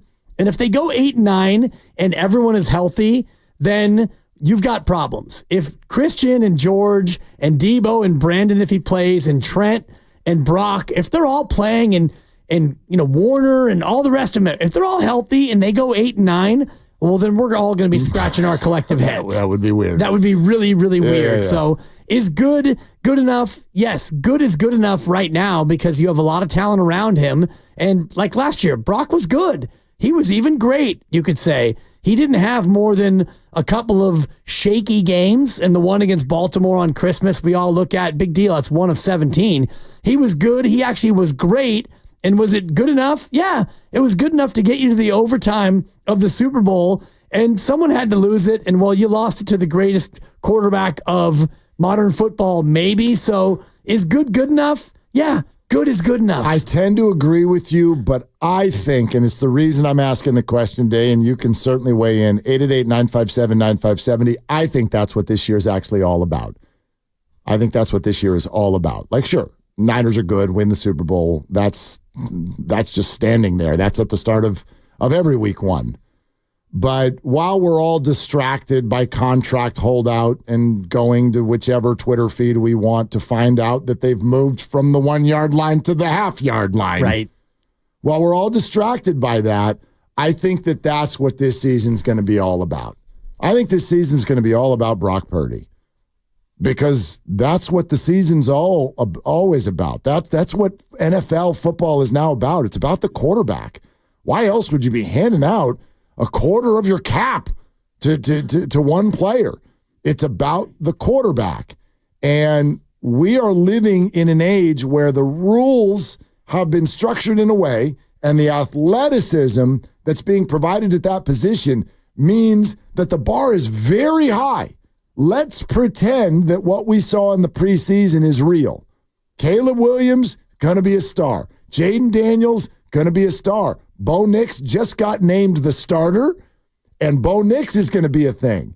And Herbert's now got a coach, and there's already Mahomes and Allen and Jackson and Jordan Love and Dak Prescott and Jared Goff and Kirk Cousins and Matthew Stafford and Kyler Murray. Like, dude, I just named half the league has quarterbacks that all I need to do is use their first name. And you know exactly who I'm talking about. And so this guy who has already shown people he's good, I hear all over the place, tucked into so many different football points right now, that a lot of you still don't really buy that he's great. And if he's not great, then what do you do after this year? Is there a movement of the number? Do you open yourself up to the unthinkable, which is going a completely different direction? I find that to be almost laughable at this hour, but we have a whole season to watch. Of course. I think that's what this season's about. If he's been great, and if he just comes back and he's good, and like Steiny was saying, maybe you're a wild card team and you lose the first playoff game, and he's good, but he's not 31 touchdowns and 11 picks. Maybe he's 30 touchdowns and 15 picks, and the yards go down to 3,800, and he fumbles 6 times, and you go 10-7, you don't go 12-5, and you take a step back with all the same talent and all the health that you have. Well, then I still think you keep him, but the number probably goes down. Maybe he doesn't reset the market, but he still gets big quarterback money, because I believe that Kyle Shanahan is 100% sure that Brock Purdy is the dude. Brock Purdy understands what Kyle wants. He processes very quickly. He can make all the throws. He makes good decisions. I think that Kyle thinks that Brock Purdy is the dude. I agree with you. So then it comes down to, what's that number going to be? Okay, but does that feel good to fans? Not that matters, not that goes into the contract negotiation. But I guess what I'm saying here is, so Fred Warner did the thing last week where he's like, he's one of the best in the game. He's going to be, soon to be the unquestioned best QB in the game. And everybody collectively went, okay, Fred. All right, Fred, your teammate. Exactly. We're gonna gas him up. I mean, you could have hid yourself a little bit more than that, because what I think people really think is, well, the Niners have a good quarterback, but there's no chance that he's ever Mahomes, Allen, or Jackson. And in fact, I watched in fewer games Jordan Love pop in a way last year that made people go, and Brock's ceiling is not even that. And Jordan Love has played nowhere near as many games as Brock Purdy. He's had nowhere near as much success. And no matter what the hell it looked like for 3.5 quarters, they played head-to-head, and Brock made the plays in the end, and Jordan did not. And Jordan lost. But if I offered to 49er fans right now, next 10 years, Brock or Jordan, who do you want? Be a hell of a debate. And so because Jordan's a first-round draft pick, because he has different measurables, I think of a lot of people have accepted Brock Purdy's good, but he's never going to be those guys. And if you accept that, that's sort of my question. You good with that? Are you cool with 8 years of like, yeah, our guy's good? Oh, it depends on what you value. No. If you're a fan who values, winning, then yeah, you're good with it, because that's what he does. But that may not always be the case. But of course not. Yeah. I mean, his arm could fall off again and he could miss a year. You never know what could happen. But based on what he's done, and I thought it was interesting the way Steiny was talking about sample size. Brock Purdy, he's only started, 21 games or whatever.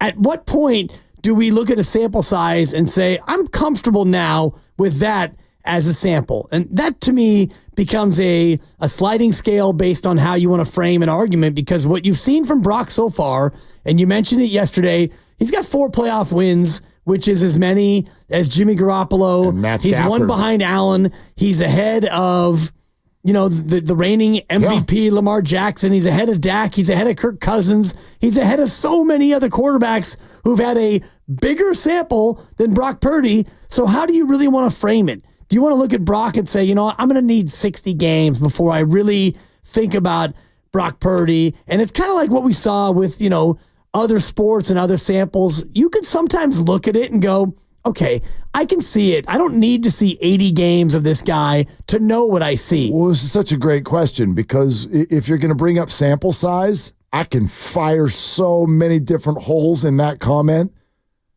Nobody is sample sizing C.J. Stroud. Exactly. He doesn't have near the starts that Brock Purdy has. You mentioned Caleb Williams. People are already falling over themselves. He hasn't played in the NFL yet. A game. 0 games. Correct. Jaden Daniels, Bo Nix, Caleb Williams. All those guys. No games combined. C.J. Stroud, less than a full season of football. Right. And 2 playoff games. And you would never hear anyone go to your fantasy draft. No one is going to go, well, let's hold the front door here on C.J. Stroud. Careful. Let's get another year or 2 or 5 before we really decide if he's good. No one would ever say that. It's because we inject our bias into everything. And draftism, right? Like we've been over all that for sure. So I guess the question is twofold. Do you think that Brock Purdy can ever legitimately be a part of that elite group?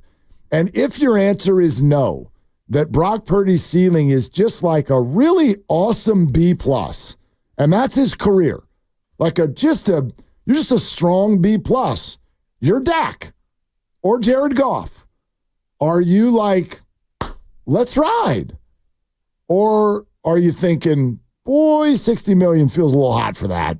I'm of the camp of let's ride, because you know who is Captain B+, but he's probably going to be a Hall of Famer? It's Russell Wilson. He's the king of the B+, because you look at what he did in Seattle, and a lot of that was built on a very good defense, and you had beast mode in the backfield. Russell Wilson didn't really carry you to many of those big-time games. He was a very good quarterback. He made plays. He got the offense to where they needed to be, and they won games because they had an unbelievable home field advantage. They had a great defense. They had a good run game. They had an identity, and he was a good quarterback. I mean, it's a fair point. He's thrown for 4,000 yards 4 times in his career. Okay. And that's great, but that comes more than half of his years he does not throw for 4,000 yards. And if you look at his first 5 years of his career, 11-5, 13-3, 12-4, 10-6, 10-5-1, 5 years of unbelievable football as a team. Yeah. And like you said, only 2 of those 5 years he went over 4,000 yards. So for me, he's Captain B+. The stats are good. I mean, he's gone well over 30 touchdown passes, 1, 2, 3, 4, 5 times. Career quarterback rating of 100. Russell was great. But Brock is on a pace, and I know it's early. He's on pace to be even better than that. And this guy's a Hall of Famer. Right. But he's a B+, in my opinion. Okay, and that's a fair opinion. Yeah, we're sponsored by Safeway. Glad you're with us. If you want to weigh in on this, those of you on hold, stay right there. We'll take your calls, 888-957-9570. Also, though, coming up next, we're going to spend a little time with Bay Area favorite and Bay Area guy, Juan Toscano Anderson, the passing of Al Attles, and more. Juan knows the family as well as anyone, and they have a lot to do with why he became a Warrior. So all of that is coming up next. Willard and Dibs.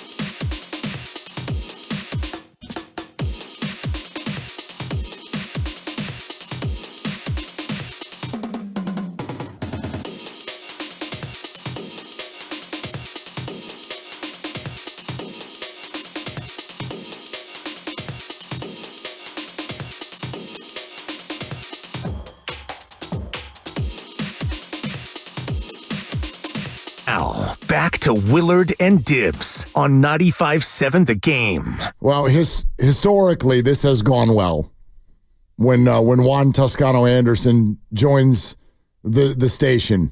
He's phenomenal. He's awesome. And so we should do this right away without further delay, because he's kind enough to join us on a day where all of our hearts go out to the entire Attles family, the entire Golden State Warriors family. Joining us on the River Islands guest line is none other than Juan Toscano Anderson. Hey, Juan, thanks for coming on. How you doing, man? Well, first, I appreciate you guys having me, and I appreciate those kind words, to introduce me. Thank you. That was pretty dope. I'm doing well, man. No, I mean it from the bottom of my heart, man. We love talking to you. And honestly, when I heard of Al's passing this morning, and once you get past your own sort of personal thoughts about it, you were one of the first names that I thought of. I mean, boy, I'd love to talk to Juan, and maybe I just like you do it. Can you reshare with our audience why you and the Attles family, mean so much to one another, and how you're connected? Yes, of course. So Mr. Attles' wife, she was my third grade teacher, Mrs. Attles. And she put me into Warriors camp. She saw just a ton of potential in me. At the time I was going through a rough time in my life, my family and I, and I don't know, she just saw something in me that, she went ahead and put me into Warrior camp, and that just changed the whole trajectory of my life. I mean, I found love in a game that I wasn't really, introduced to. And this game has gone to change my life and, the lives of my family and the people close to me as well. So I'm forever indebted to them, and they're really special people to me. That family's an amazing family. Did you know at the time exactly the power of the Attles family and Mrs. Attles? I know you were a third grader living in East Oakland, and I think you were going to Montclair Elementary, if memory serves correctly. Did you know at the time the level of a break that you were getting? Not at all. I mean, I didn't look at it that way. I don't think any kid looks at it that way. It was something new to me, going to a Warrior camp, an organized camp, a high-level camp, something different than what I was used to growing up in East Oakland. So, no, I didn't even think of it that way. I didn't even think that basketball would, be my vessel to navigate life, So it just brought positivity into my life. And I think that, that's huge. As humans, we're always, at least for myself, if I can change the lives of other people or just one person in my lifetime, then I've done my duty. And, that family, I'm sure there's numerous people's lives they've changed, but, that family changed my life.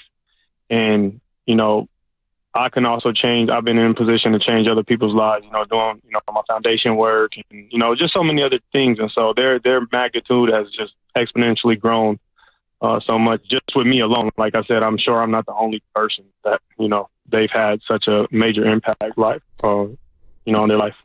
Juan, I'm always mindful in times like these where somebody who had such a profound effect on an organization we love has left such a legacy in this city. We also have tons of listeners who really don't know Al Attles and really don't know the imprint that he had. So what was your direct experience with him, and how would you describe his legacy? It's an unreal legacy. I mean, he's worked at the pinnacle in this, in this business in so many different, facets, as a coach, a GM, a player, Hall of Famer.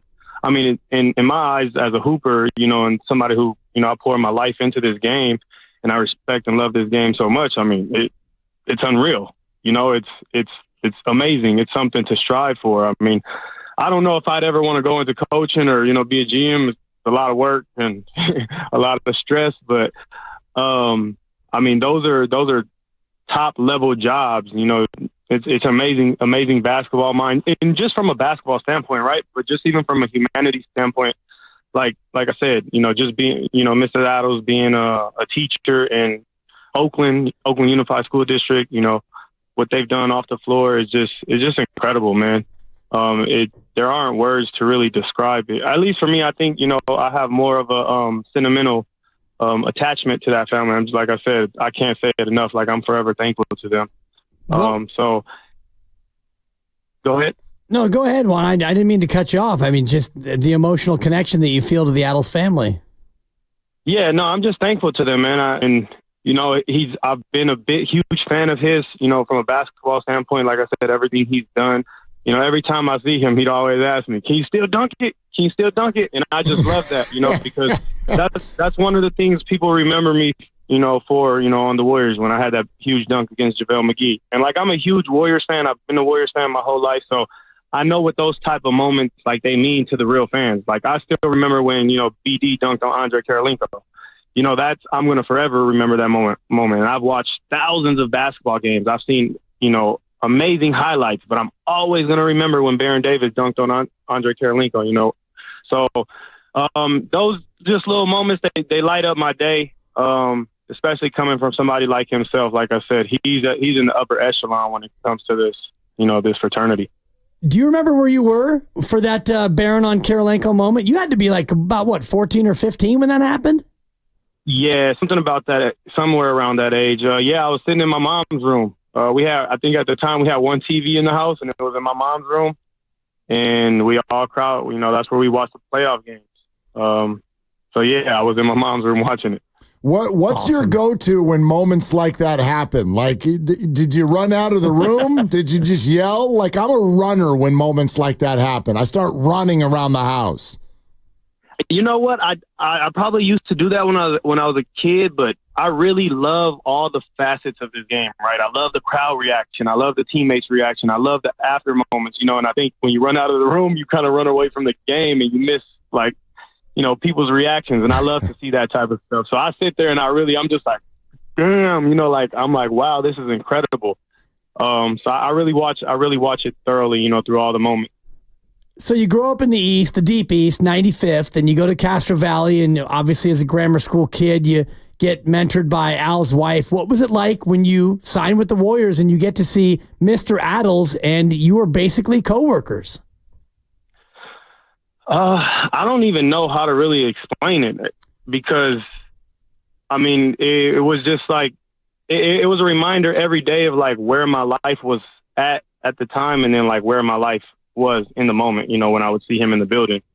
And like, everybody has their thing, right? Some people love basketball. Some people, they want to be a high level chef, or, I don't know, the next president or whatever. But for me, like, that was a dream come true, from a basketball standpoint. So it was a daily reminder that, I was truly living out my dream, and I'm sure people from the Warriors organization, they tell you, like, I was in there every day, like, oh my God, this is incredible. It never got old to me, And so seeing him was just a daily reminder of like where this whole dream, like where the seed was planted, from like really the very, very moments of it.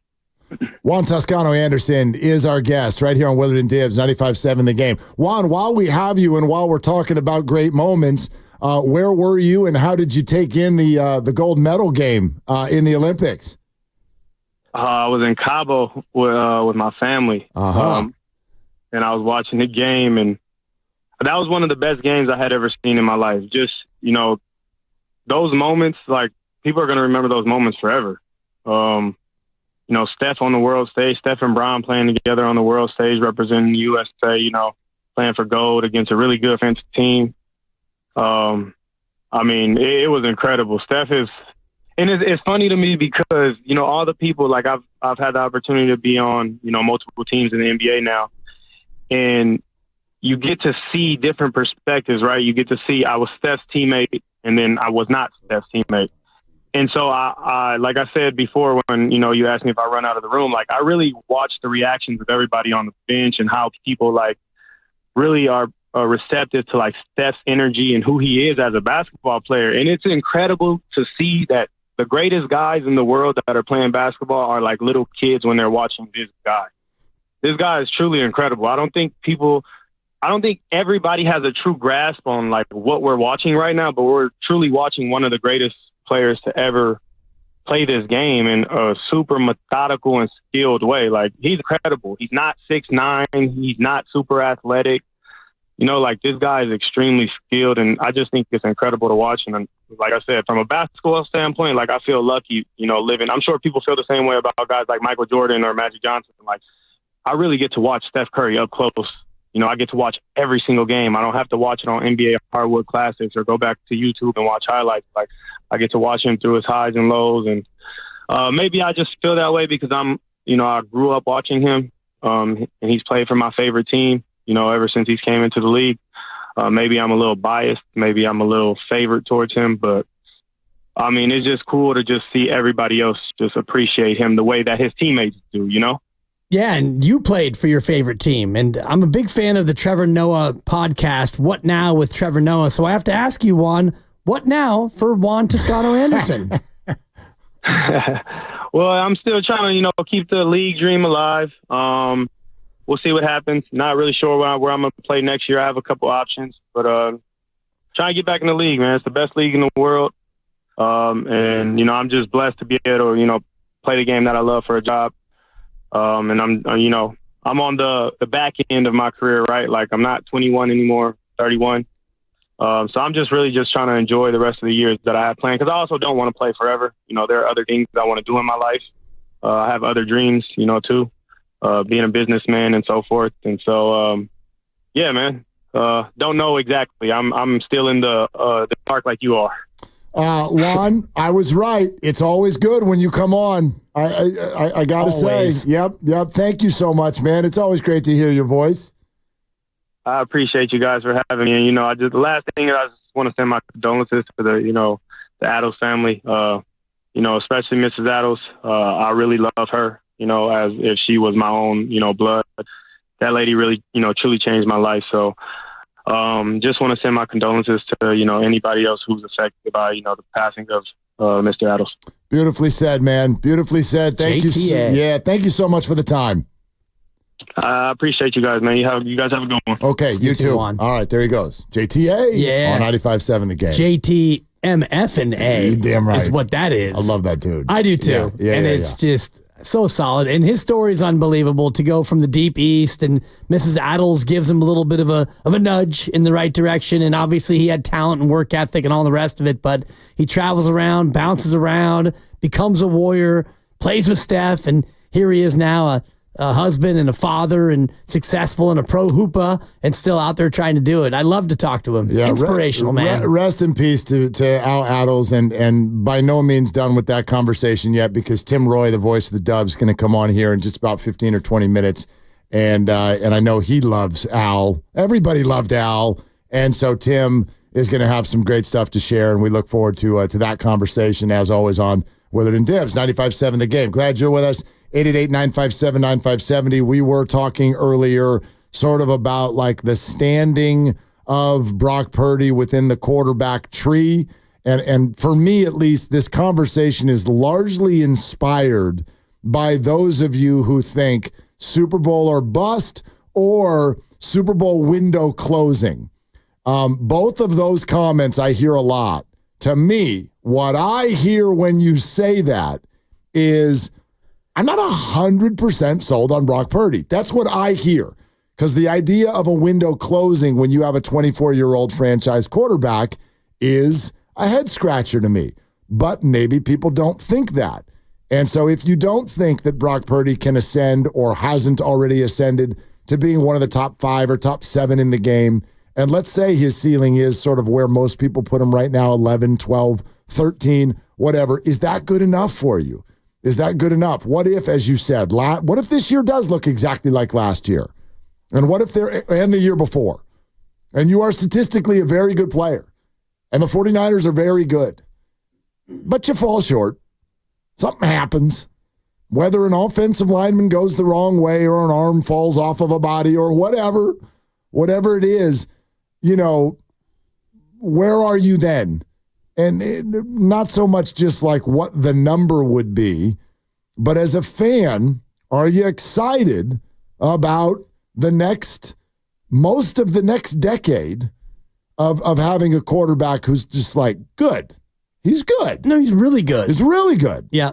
But it just changes when he starts to make more money, because your roster will be complete with more underpaid guys, more guys on rookie contracts than what it is now. So it's not really Super Bowl or bust. I'll use that phrase throughout the season, but it is more like you're saying Super Bowl or try again, because next year, no matter what the deal is in this offseason coming up, he's still going to be making rookie money. So you do have one more year. But I think about the NFL standings right now, and if you could look across all 32 teams, how many teams are in a true Super Bowl or bust sort of situation? And I think about the New York Jets with the 40-year-old Aaron Rodgers in the last year of his deal. They're probably either going to make a real run for the Super Bowl or they're going to do something else at quarterback, and Robert Saleh might lose his job.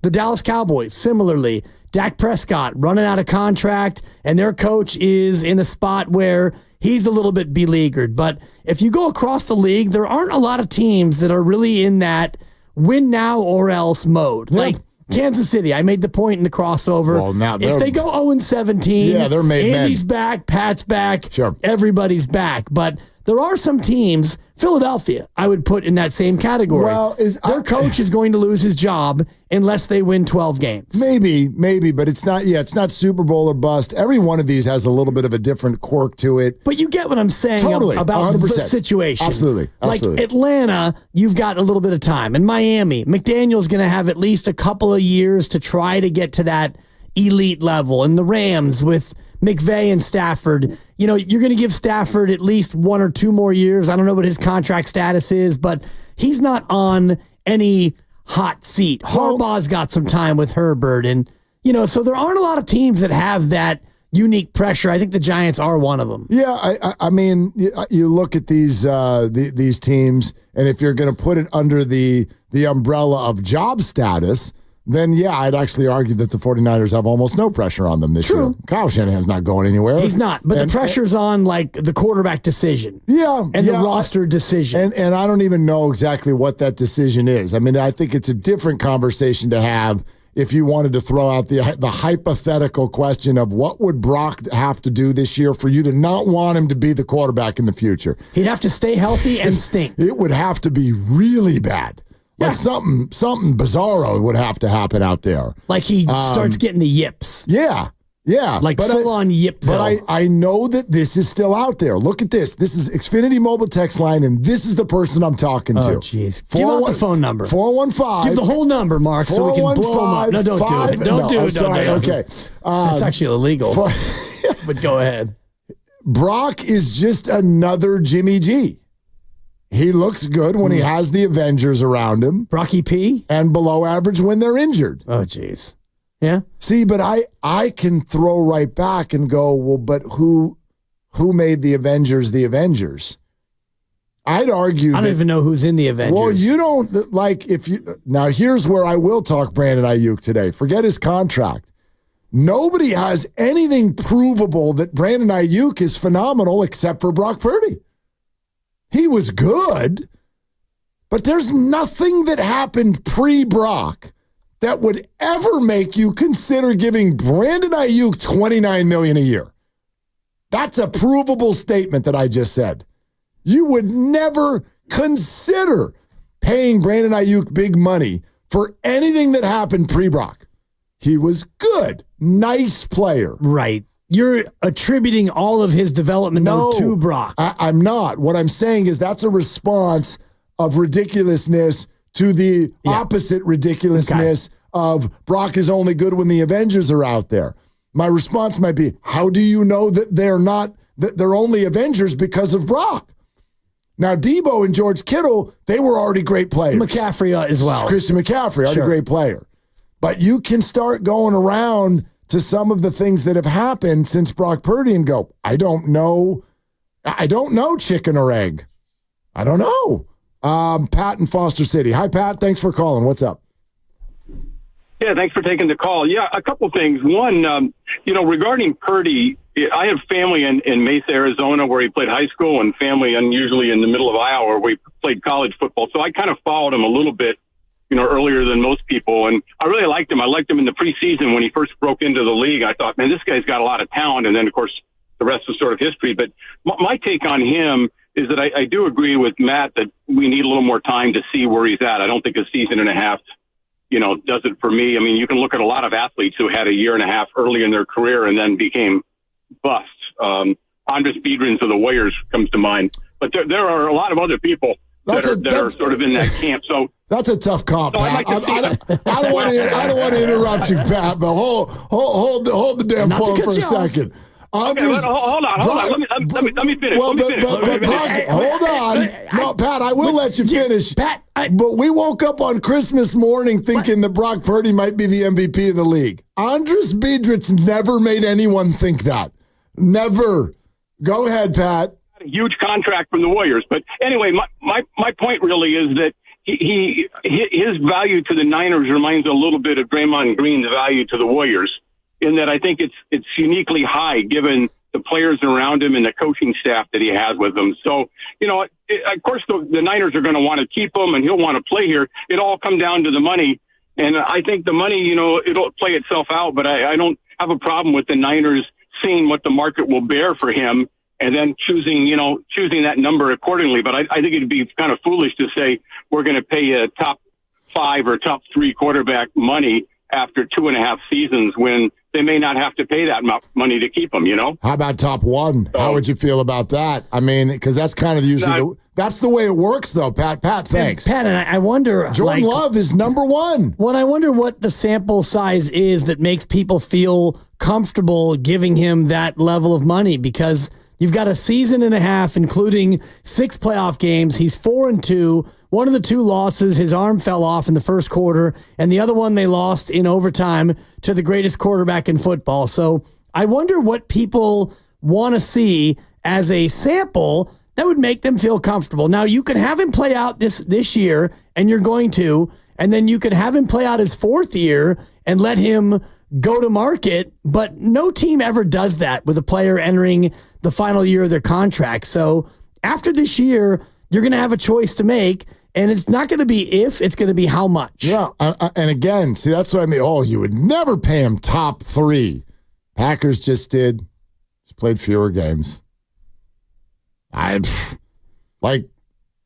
Get ready. Yeah, he might get top 1 money. In fact, I would argue right now he probably will. He probably is going to get the biggest contract in the history of the NFL.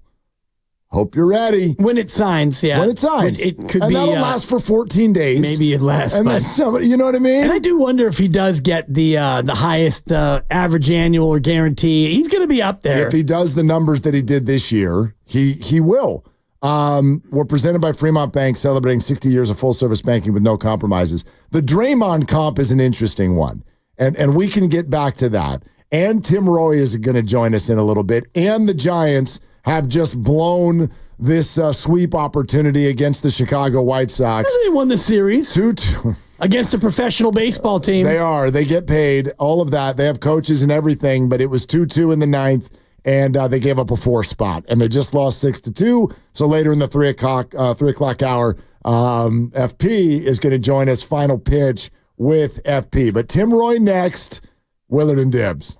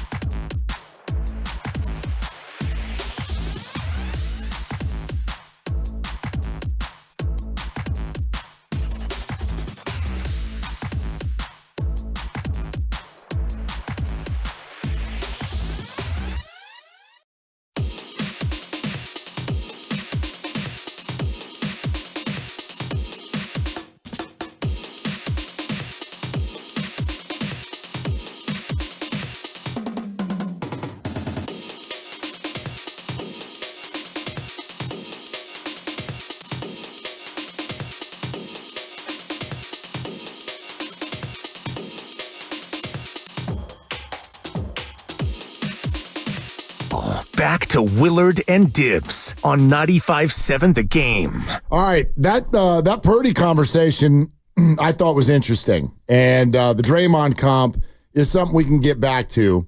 And FP Santangelo's a half hour away. The Giants lost to the the Chicago White Sox today. Well, it's a good little White Sox team. They celebrated their 4-run rally in the ninth as if they just won the World Series, and I've got no problem with it because they kind of did. Win number 31. Win number 31. It's pretty exciting. good. It's a big moment. Yep. They're trying to avoid history, Mark. And today will help.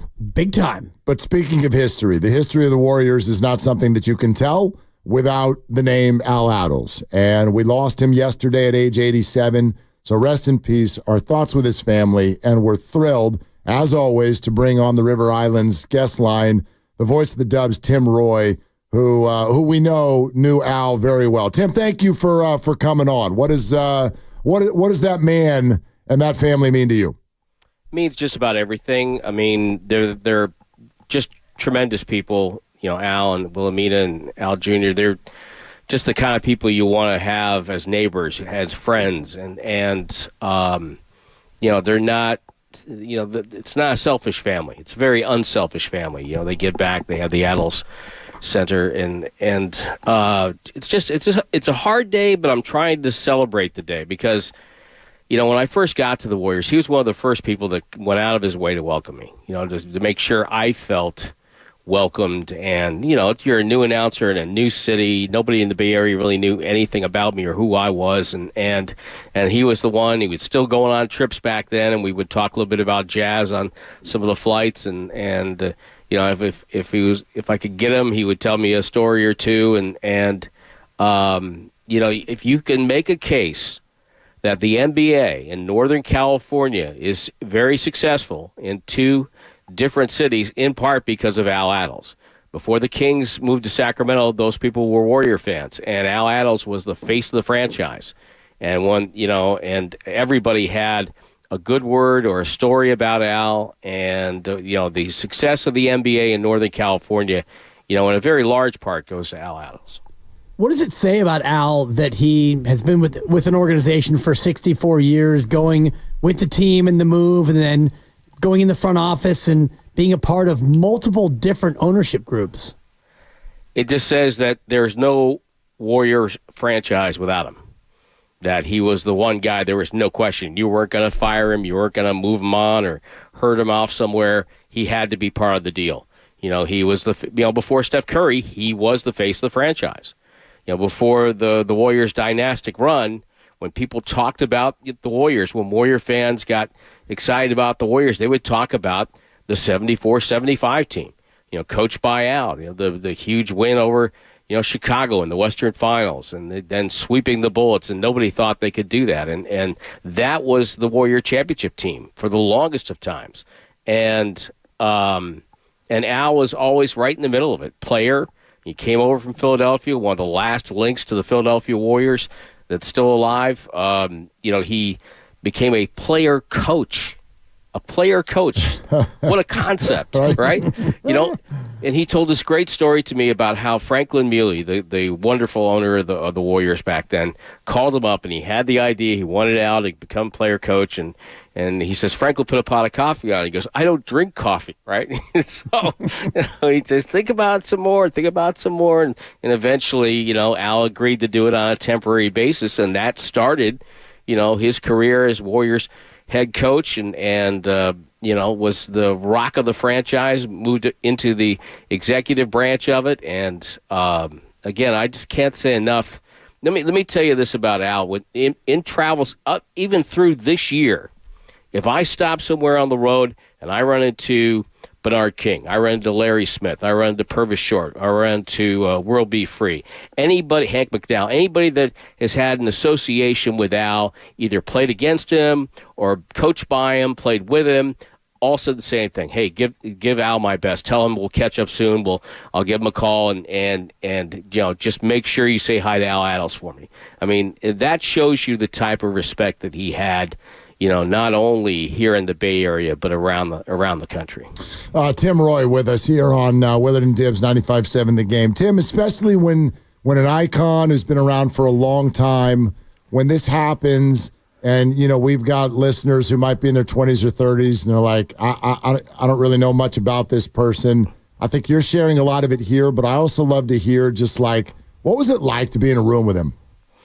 He just, you know, first of all, the voice. That voice, I don't know where that voice came from, but that voice he had, it just was deep, it was gravelly, and it caught your attention. If he yelled at you, you stood up and said, yes, sir. You know, I mean, it was, you know, he was certainly not a guy that I think his players wanted to be on the wrong side of. I mean, as a player, he was nicknamed the Destroyer. You know, he played out of a guard spot and was one of the toughest players ever to play in the NBA. That's why he got the nickname. And I just think that, he commanded the room if he were in the room, but he also had, even with that toughness that he had a sense of grace. He had a sense of humility.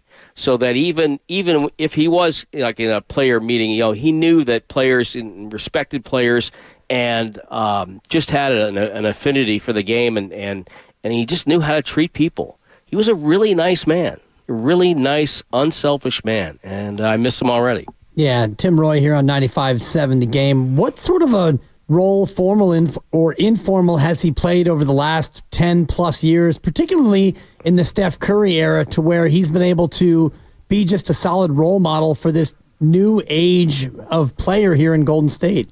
Well, just having him around was great.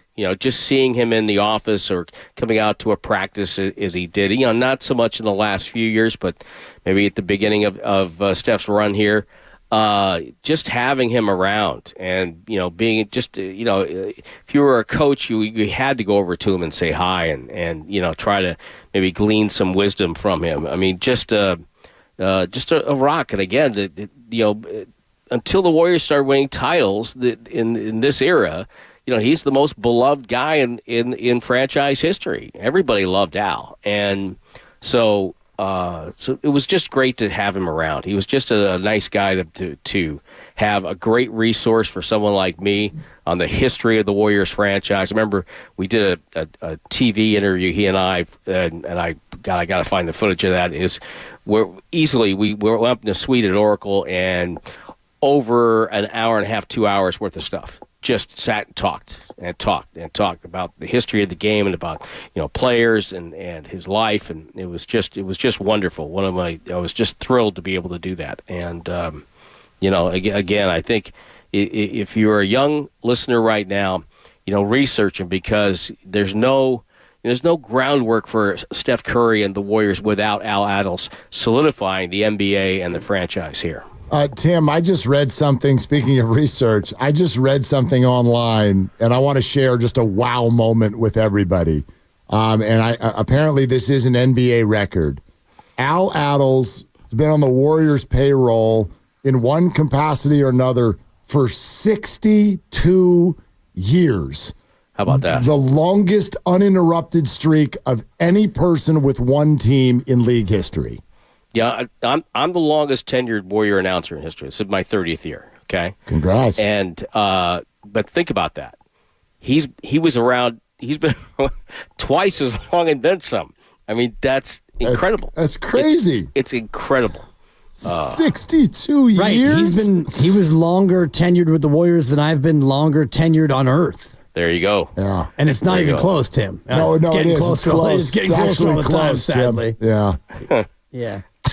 Boy, it's just. I mean, you just did something that I do twice a day, Tim. Just kind of go, dibs. Yeah. Jeez. I mean, just while we have you, Tim, and I. By the way, we should also mention that Al was a great part of history in 74, 75. He and Casey Jones faced off in the NBA Finals. First time ever in American sports history that two African American head coaches faced each other in a championship. Yeah. And that's we talk about we still have so much farther to go in our culture and everything, but that's a great moment. Yeah, and just I know you're a basketball historian, so can you just teach these young whippersnappers like the two guys behind the glass, Grandy and Lucas, just about what that championship meant for the Golden State Warriors? Because this was not like, Steph and KD where they were expected to win. This has been seen as one of the biggest upsets in NBA Finals history, right? Absolutely. They came out of nowhere. They won 48 games that year. Al Attles had this incredible idea that he was going to play a lot of players. He had young athletic players like Derek Dickey and George Johnson, and he had Rick Barry was the fulcrum there, and so he ran all these players in and out of the lineup. He had Phil Smith and Jamal Wilkes, and so they had a very deep team, and they would wear teams down. That's how they won. They would wear people down. In each of, I think, of the finals games, they fell behind, I think, by 10 points or more, I think, in all four games, and came back and won all four. And so this was a team that the Bay Area just fell in love with. And probably should have went back and won a second title in 75-76, but lost in Game 7 to Phoenix, who went on to play the Boston Celtics. But because I think that year, I think you could make the case the Warriors were the best team in basketball. But it was a magical time, for the Warriors because it gave the Bay Area a championship. And, those weren't, coming around like they have been in this era, right? So the Niners had yet to become the Niners, right? The Giants weren't winning World Series, and the Sharks weren't even around yet. So that was the Bay Area's championship team for a long time, and it helped. It helped solidify the Warriors and their fan base, the passionate fan base, and that's what's carried them on through the years. Our guy, Tim Roy, voice of the Dubs, joining us here on 95.7 The Game, the homage to Al Attles, just absolutely unmatched and beautiful. Hey, while we've got you, though, I would love to hear a thought or two on this offseason, which has gone from Klay Thompson's departure to Lauri Markkanen rumors to Paul George stuff to Olympic gold and now to this, where we'll probably have a little quiet and calm before this thing gets started. What do you think of the offseason that's been? I'm really curious. I think they're definitely deeper, I think, in quality players, and I think it's a year where they're going to need Podziemski, Kuminga, and Moody. Their younger players have to step up and be better. I think if they can, Melton and Anderson, I think, are quality pros that they have added. Buddy Hield can shoot the lights out. So they've got, I think, a nice collection here, and I'm really curious to see how it all fits. I think it's going to be a very exciting preseason to watch this and to see how the parts all work together. So I think it's exciting.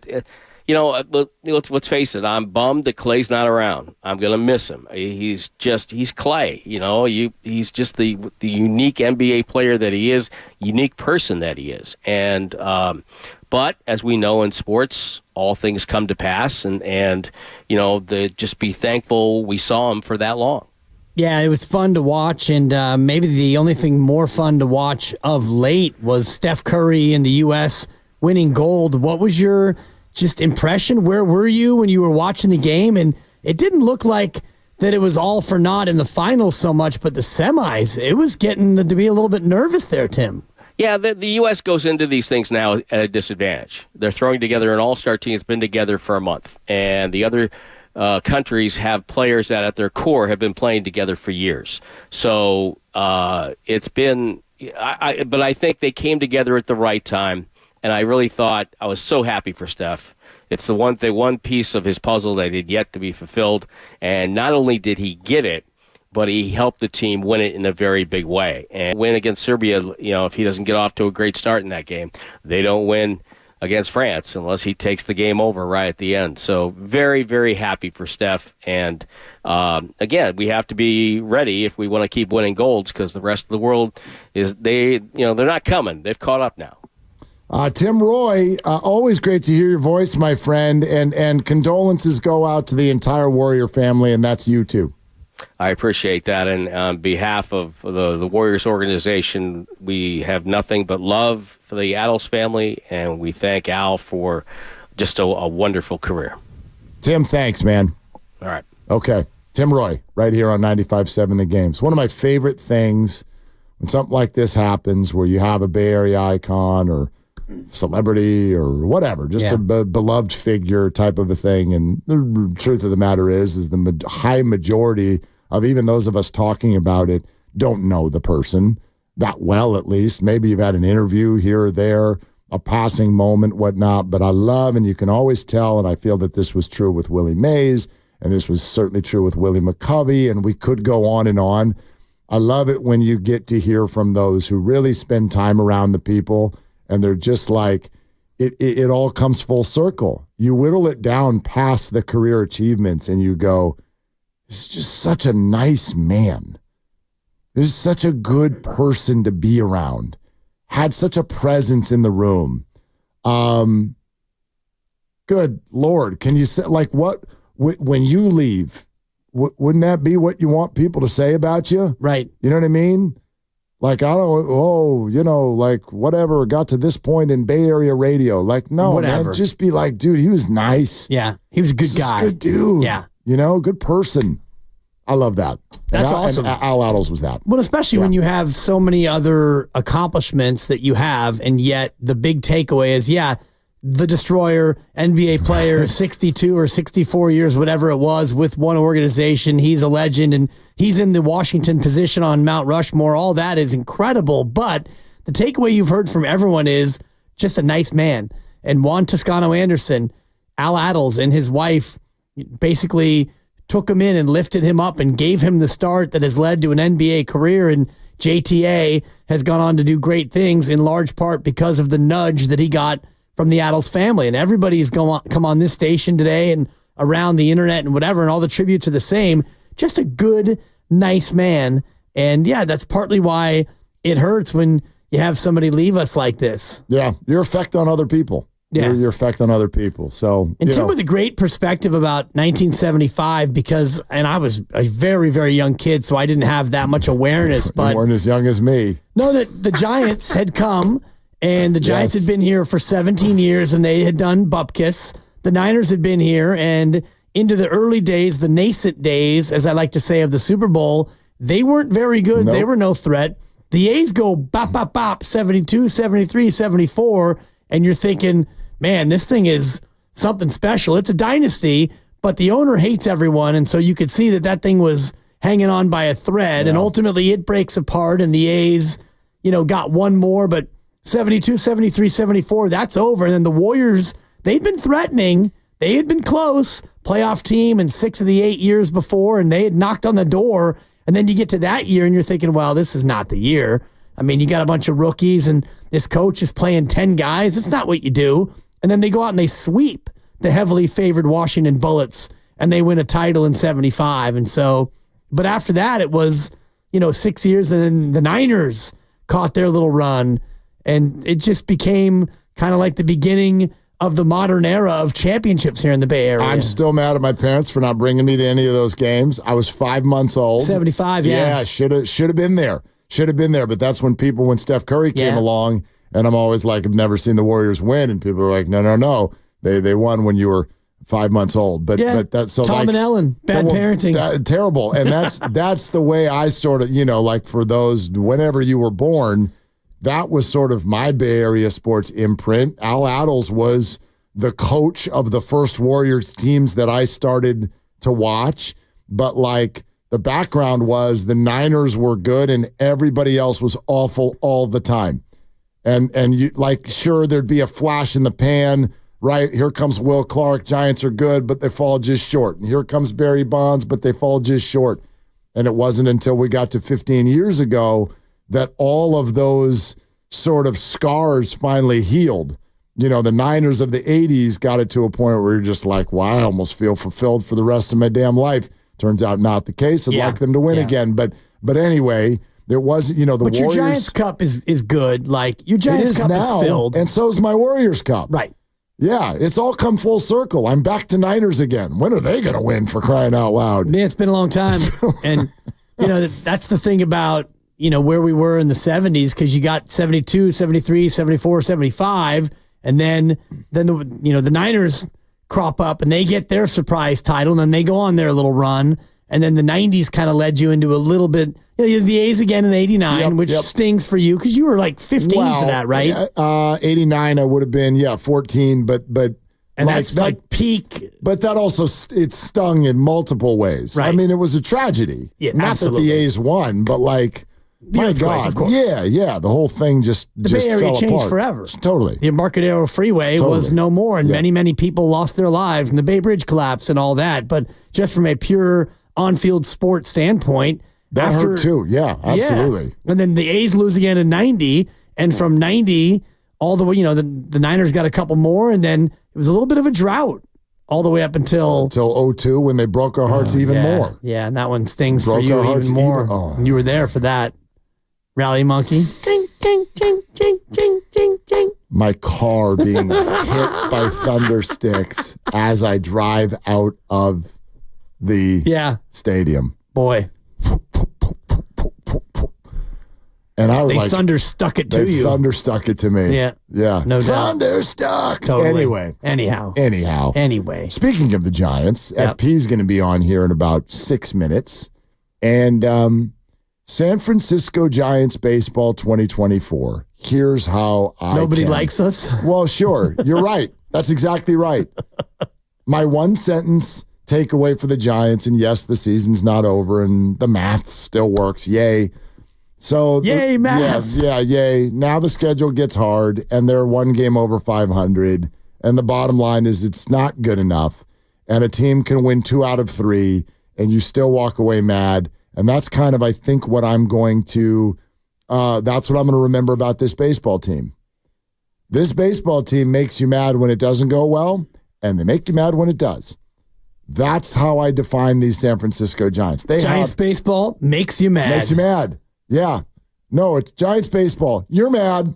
That's my slogan for the year. You mad, huh? Dude. Why are you mad? One of my best buddies who's a crazy fan. If I get a text message from him, it's because something just happened to the Giants. I barely ever even hear from him if it's not about that. And I got one thing from him 45 minutes ago, and it was that orange angry face emoji. That's it. And orange, and that's after winning what? 4 of 6 or whatever the hell. What did they just do? What did they just do? They took 2 or 3 from the White Sox. Yeah. Well, they're 4 and 6 in their last 10. Yeah, so 2 of 3, 1 of 1, and they won the last one there. So 4 of 6. You win 4 of 6, and you're like, I'm furious. I'm furious. And it doesn't even matter if it's not fair.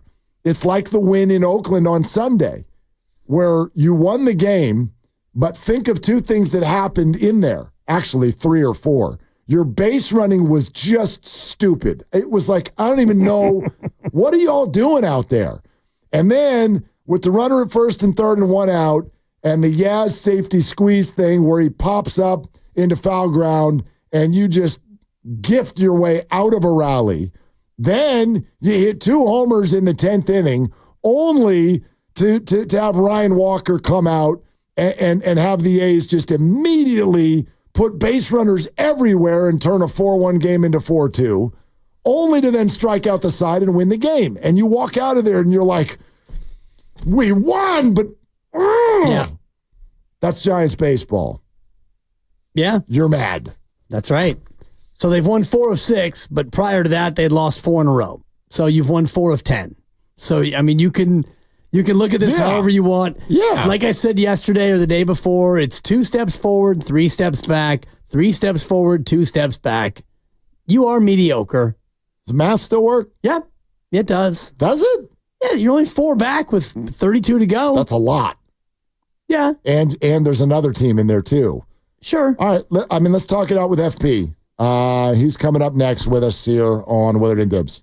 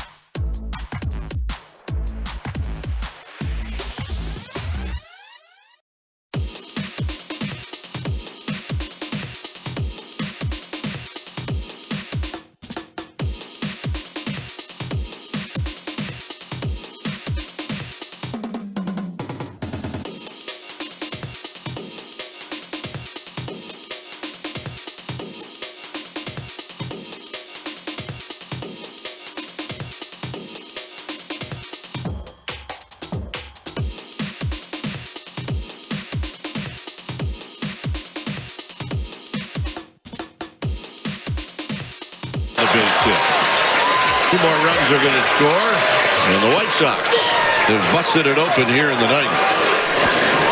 Put out to center field, and it's Robert who makes the catch, and that's the ball game.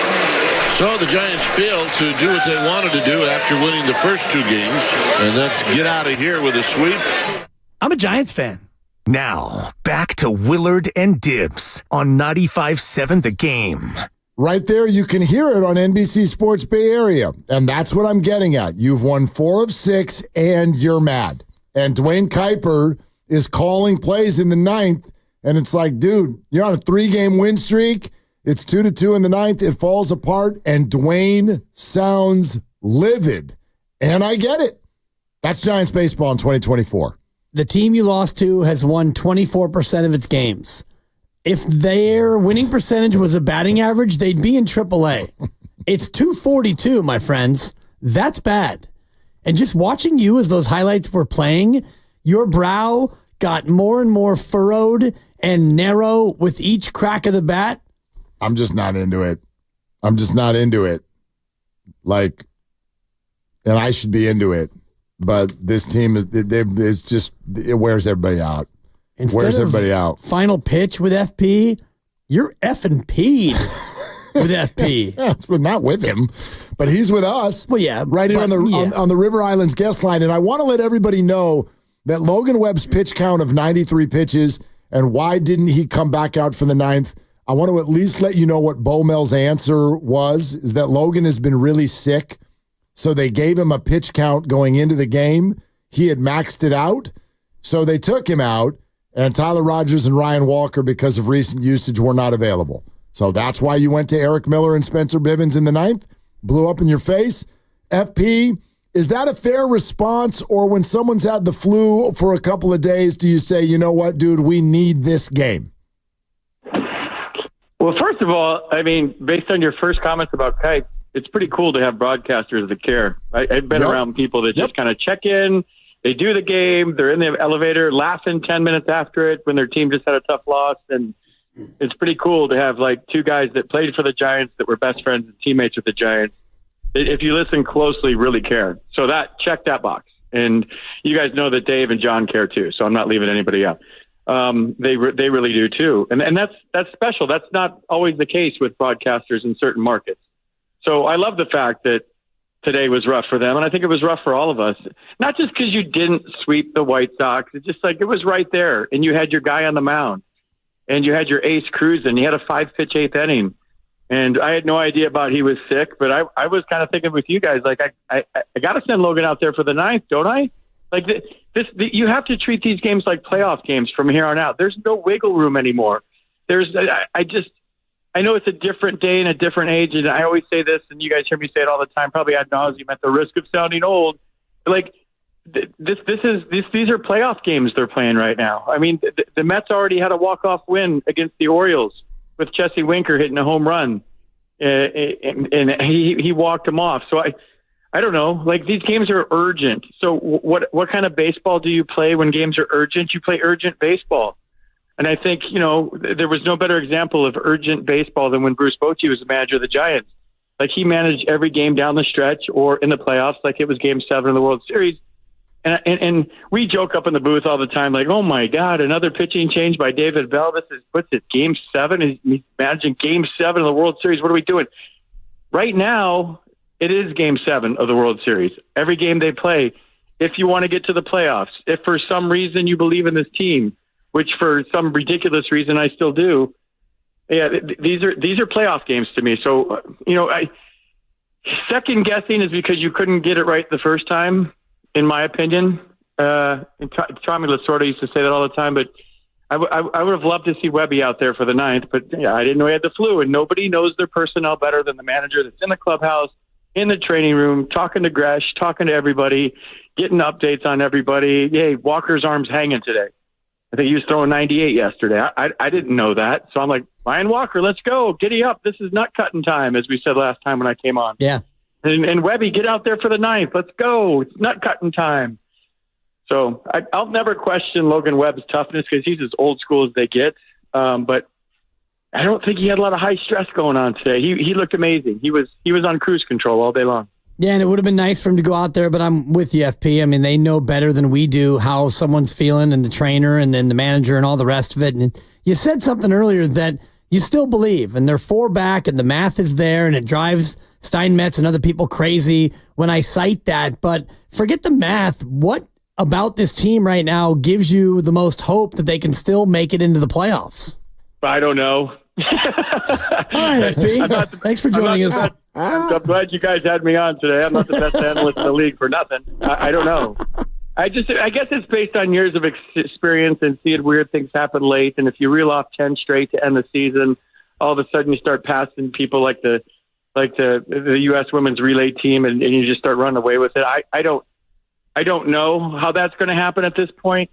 I will say this: in all my years of experience, it's usually happening by now, right? If we think back to 10. If we think back to 12, if we think back to 14, I was around a bunch of division winners in 12 and 14 and 16 and whatever the years they were back in D.C. I was around the world champion, just like I was around the world champions here. You guys know as well as I do. Everybody in their car listening right now, or on YouTube or Twitch or whatever the hell we're on listening right now, they know the feeling. You usually have it by the end of August. Like even Jesse Winker today, the Mets haven't been hitting. They're playing like crap, and they're throwing the ball all over the place. The Orioles beat them, and they had a walk-off today, and Winker throws his helmet down at first. He takes his elbow guard off halfway to first. He spikes his helmet. He's got the big, long, flowing hair. He's losing his mind. He blacks out going around the bases. Like, I know the ex-player is supposed to have something more concrete to tell you, but like based on a lot of years of being around this game, it's usually happening by now. Now, that said, it doesn't mean it can't happen, and a week from now, we're like, see, that's what I've been looking for. But it's getting late. And right when they're teasing you and they're like, oh, half a game back of the wild card, the last spot, and now it's 3.5. Now I don't know what the Braves do tonight. Maybe it goes back to 4.5. So we'll see. It's just frustrating. And whatever the fans are feeling, whatever you guys are feeling, I'm feeling the same thing. Yeah, it's not just 4 back of the Braves. It's 6 back in the loss column, FP. And, I'm the last guy on planet Earth to just like blow things off because, yeah, all things are possible. That's why we watch sports. But the belief that you have, I don't share it anymore. I really don't. Like this team's gonna have to go 20-13 to win 85 games this year. And by the way, I don't even know that that's going to be enough. Even that would require the Braves going 18-19 the rest of the way. Does that sound plausible to you? Well, what does sound plausible, Mark, is getting hot late. And if you do that, you guys know better than anybody that the Giants were the worst team in the tournament in 12. They were the worst team in the tournament in 14, and they won 2 World Series. But we were seeing things and walk-offs and, Giants baseball torture, and we had sayings and clever things, and the team had things, and it was fear the beard, and, you had a thing. And I just, the one reason I'm holding out hope, like I said, reiterating, I've seen weird things happen from mid-September on. So for some reason, some magical, I don't know, I'm probably like being a little too positive here, but if for some reason they just catch fire with 2 weeks to go and you get in, so that's why I'm holding out hope. Yeah. I mean, I don't do the math. I go one day at a time and just look at the standings when I wake up in the morning, look at the standings when I go to bed at night, and that's about all I'm doing right now. What if I asked you this? Because you just said something that kind of sparked something in my mind. You mentioned fear the beard. And you also earlier mentioned Jesse Winker throwing his helmet and throwing his arm guard and like that energy. Why does it feel for the last, I don't know how many years, that the Giants are always without personality and fire? Why does it feel that? I don't even know if it is that. It feels that way.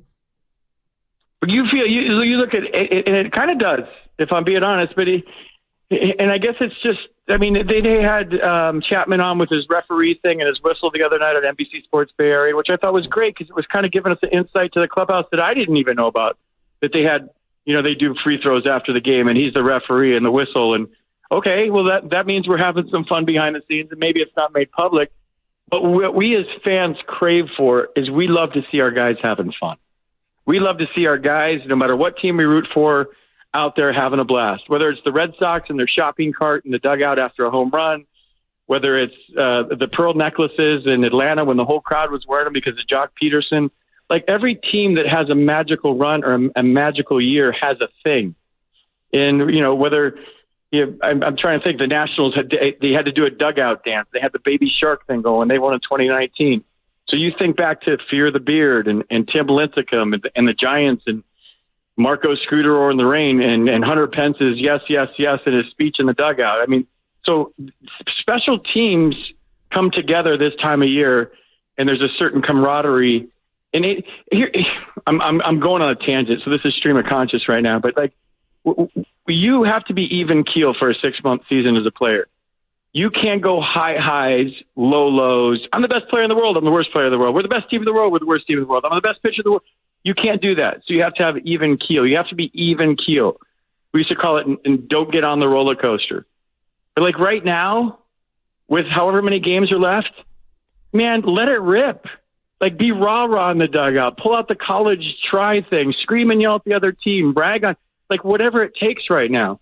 Because you don't have to be even keel. You have to just let it rip for 2.5, 3 hours every night.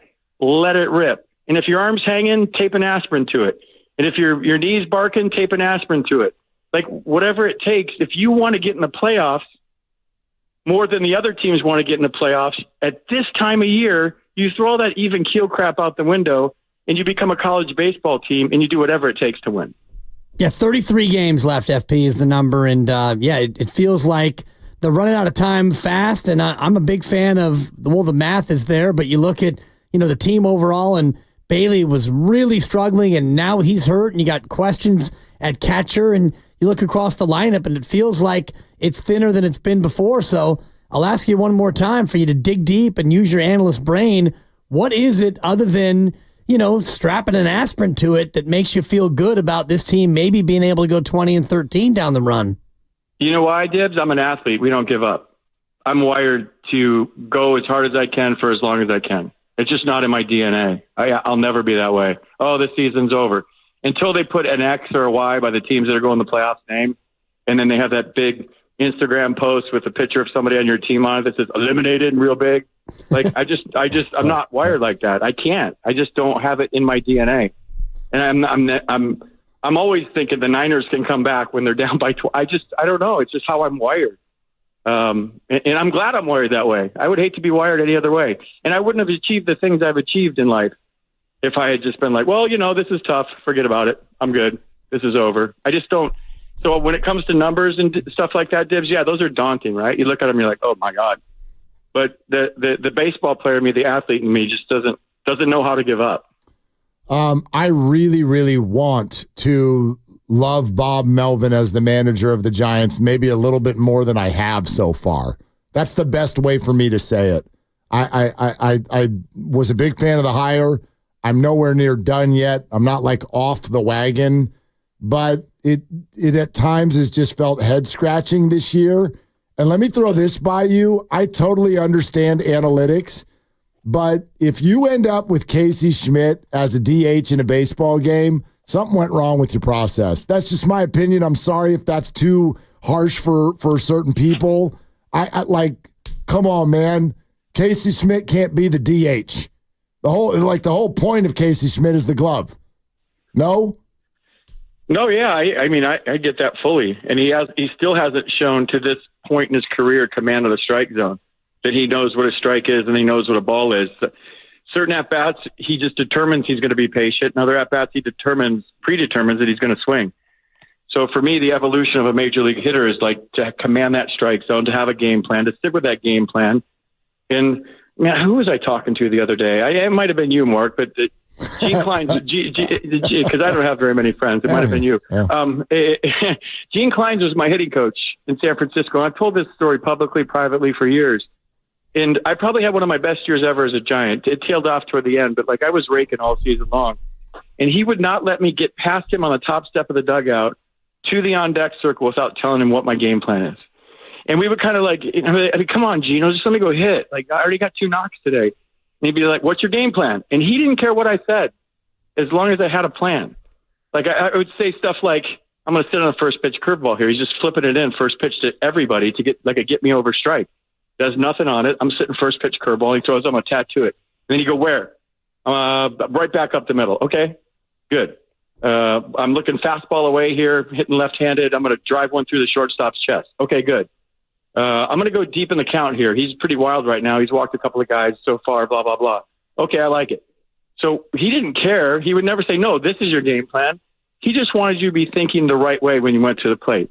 And he'd say stuff like, well, what if the runner gets to third less than 2 outs? Okay, all right, well, I'm going to be aggressive right here because he's throwing strikes, so I'm going to think up the middle the other way. Perfect. So we'd always have a game plan when I walked to the plate. And the fact that you verbalized it and it wasn't just in your head kind of stamped it, right? When you say things out loud, it kind of stamps it home more than if you just think it. Easy to change a thought if you don't say it out loud, right? But if you say it out loud, there's my game plan, and it locked me in all year long, you guys. I went up there and I had solid at-bats, even after I had 2 hits. He wasn't letting me give anything away. You know, we're up 8-0. Gino, I got 3 hits today. I'm having a great day. Whatever. And he would say, just go with it. I don't know why my stereo just came on in the house, but you must have said the wrong word. Hey, Alexa, pipe down. Yeah, it's going to start. I'll go in the bathroom and finish this. But yeah, I mean, it just locked me. It just locked me in. There's ghosts in my place. It locked me in all season long. So it really frustrates me when I see Giants hitters go up there with runners in scoring position and swing. Like you weren't sitting on that first pitch curveball that you just let, that you missed by a foot. You weren't. You just showed me by your approach.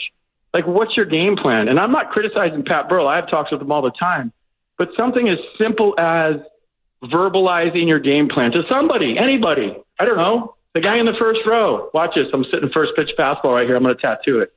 It just helps you go up there and have a better at bat with a better approach. Are you really? Are you in the bathroom right now? I'm in the bathroom. I'm in the grabber right now. Yeah, it's echoey. It's probably where I belong as a broadcaster, to be honest with you. This is probably where I should do every interview. This is like apropos. There it is. Well, it's apropos to how they played today. They played like crap, losing to the worst team, not only in baseball, but maybe the worst team in modern era of baseball.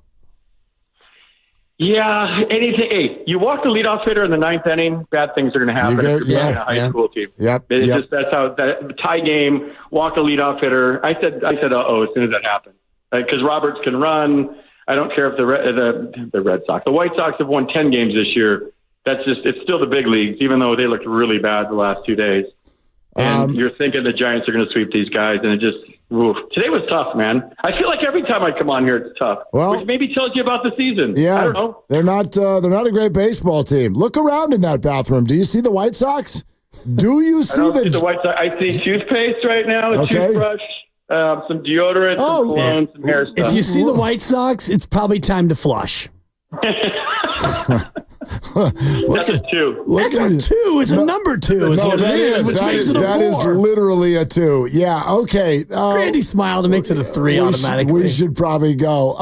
Thanks, FP. I don't know. The song is Closing Time. It just came out of nowhere. Nice. Sonic. That's that apparently is apropos as well. Thank you, my friend. See you soon.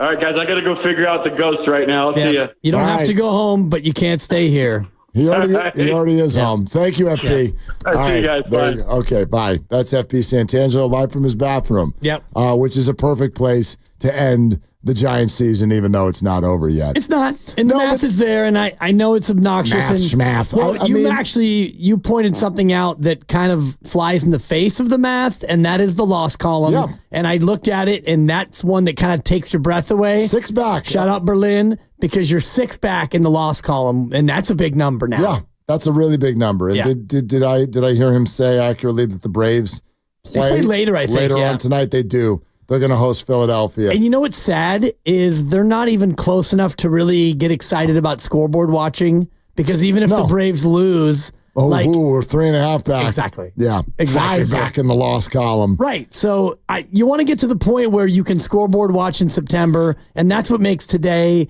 even more disappointing, because yes, and FP loves to say, well, they're a professional baseball team and they get paid too. Yes, but this team is on pace to be the worst team since 1900. Well, you needed that one. That's the bottom line. And I guess the biggest question I would have had, because FP brought up something that really stuck with me. If you're going to tell me that Logan Webb is on a pitch count because he's sick, then how did he throw a 5-pitch 8th inning? In other words... That was sick. Thank you. You're welcome. I'm trying too hard right now. If 93 pitches through 8 is too many, isn't 88 through 7?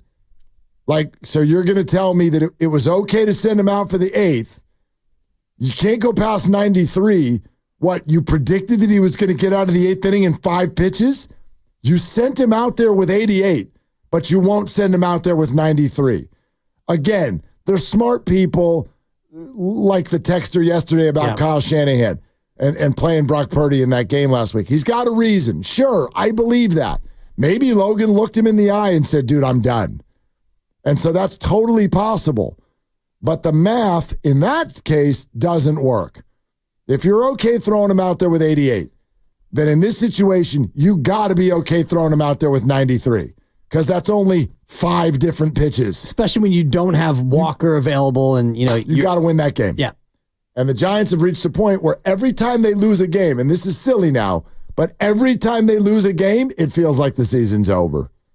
Until they come back out, if you go sweep Seattle this weekend, then everyone's, wait a minute. We're back. Yeah. We've been back. But I hate that. Right now, it's baseball, so they're going to lose games. And every time they lose one, it feels like that's it. That's it. I'm done. It just, especially this one, because the White Sox have a winning percentage of .242. They're 31-97. Winning percentage of .242. If the season ended with their winning percentage being at .242, that is the second worst season since 1901. Only the 1916 Philadelphia Athletics have a worse winning percentage than this current White Sox team. So if you're a team that fancies itself as one that's going on a run and you're making a push, you have to sweep this White Sox team. I'm so bummed. God, I was convinced this year was going to look different. Yeah. I didn't think they were going to be great. It was going to look and feel different. And it doesn't. It feels exactly the same. I don't like sad Willard. I'm not Damn it, sad. Farhan. I'm not sad. You look sad and you sound sad. I'm bummed about the Giants. Yeah. I'm not having the same problem everybody else is about the Niners at all. I'm fired up. Me too. I can't wait for football to start. Yep. We're presented by Fremont Bank, celebrating 60 years of full-service banking with no compromises. In fact, let's circle back to that. Coming up next, a caller earlier today said Brock Purdy's kind of like Draymond Green, meaning that he is much more effective and valuable within the 49er group than he would be anywhere else. Let's explore that a little bit coming up next. Let's take your calls at 888-957-9570. This is Willard and Dibbs.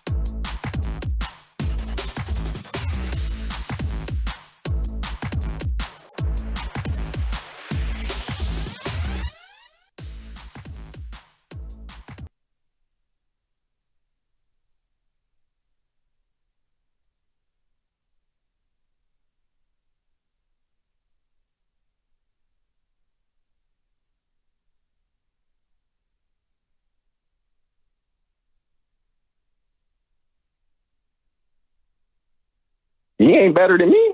Man, y'all don't know the game, man. Now, back to Willard and Dibs on 95.7 The Game. Yeah, it's Willard and Dibs. And just for the audience, I'm going to bring us back and just say this. It's been about almost 3 full years we've been doing this show. And October something. Okay. 7th or 8th or whatever will be our 3-year anniversary. I love it. 3-year show anniversary. Yep. And we're getting to the point now Number where 3. we're starting to finish each other's sentences. Are we starting to feel the flow? Your thoughts are my thoughts, and my thoughts are your thoughts. Yeah. And it's kind of scary, but it's also pretty fun. It is. It's Anyway. good. It's good. I know what you're doing over there. I know what you're thinking. Today's hump day, dog. Am I right? Damn right it is. Do the Humpty dance. Do the humped. All right. That's enough about the Giants. Are you sure? Yeah. Forget them. Forget them. Mediocre. Yeah. Where's Richard Sherman when we need him with his mediocre? Because they really are the epitome of mediocrity. Remember we had that conversation earlier in the week about if you just accept them as a 500 team, they're more fun to watch. Yeah, great call. I disagree. Well, I want winners. If you accept them as a 500 team, you'll go less crazy. They're not more fun to watch. Okay. It's not fun. Cannot win with them. Yeah, it's not fun. So, rest in peace, Al Attles. Yeah. Great to have Juan Toscano Anderson and Tim Roy on today. If you missed any of those, Odyssey app, YouTube are your options to go back and check it out. And then we'd also been talking about this, and I've been looking forward here in the second half of the show to kind of circling back to this. So we talked a lot about Brock Purdy, and the inspiration for it was this concept of the window is closing. Must win Super Bowl now. Window is closing.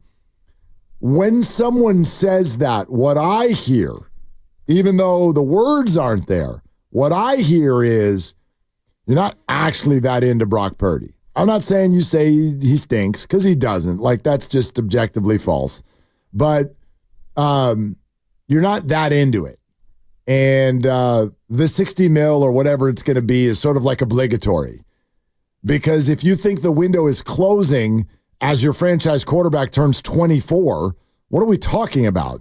No, the window is just starting to open. I would argue, and I know that people will, but wait a minute, like the window's been open. They've been dancing around in the Super Bowl for, or near it for 6 years. So then I could respond and go, well, then wouldn't you believe in Kyle Shanahan more and whatever's going to happen in the post-Kittle, post-Debo, post-Trent era? Like, they've always been able to kind of cobble a roster together that's interesting. So anyway, that debate goes back and forth. And we got a call earlier today, and he goes, it was Pat in Foster City, and he goes, like Brock, kind of like Draymond. And here was the question I wanted to ask you out of that. Let's say that that's true, meaning Brock would not be as good with any other team. It's sort of circumstantial that he's good, yet we can all agree for this team, he's really important. All right, so what do you do? What's the right thing to do in that situation? I hear a lot of people still mad that Draymond Green got another contract. I know that that's now, not so much over the whole decade. But if you've got a guy that's like only kind of awesome and great for you, but not in the open market, couldn't I argue, so what? You don't have to hire Brock for any other team. Exactly. You only have to hire him for you. So if it's great for you, then that's it, right? That's it. That's it. And I don't really understand the Draymond comp other than, the idea that, well, I do. I don't agree with it. So okay, that's Draymond's fair. only good because he plays in this system with Steph and in this culture, and that's the argument. And I don't believe that. Okay, and that's fair. Would he be a 4-time champion? Probably not. He's a 4-time champion because they are 4-time champions. You know what I mean? Totally. There's always been the argument, though, that Draymond Green, if you put him on the open market, would not get contract offers from other teams that he'd get from the Warriors because Draymond Green would not be as valuable for other teams as he is to the Warriors. Right now, if you want to go back to when he was in the Brock Purdy portion of his career and Draymond Green was 27, and let's say Draymond was a free agent after they had won their third title, and he decided, I'm going to go out in the market, and they just went back-to-back with KD, and then they lost the year when Clay and KD both got hurt. And at that point, KD's leaving and Clay's out for a couple of years and Draymond's going to go be a free agent. At that point, when he still was 30, 29, 30, 31. It's not that long ago. But 5 years ago. Is he that old? He's not that old. No, but it was that long ago when Clay got hurt. And I'm just saying that if Draymond would have gone out to the market at that point, you're damn right he would have gotten those offers. I think now, I don't know. If Draymond, when he got this latest contract, it was different. He had already punched pool and his body had started breaking down and his reputation had been changed more than it was at that time. And that's why I think the comp is not accurate, because Brock Purdy right now, he's on the ascent, and we don't know just how good he can still possibly be. Well, for sure. And there's no way for me to argue what Draymond would have gotten if this were when he was 28 years old. But I think that label has always followed him, whether you think it's a comp to Purdy or not. I do agree that the label has always followed Draymond.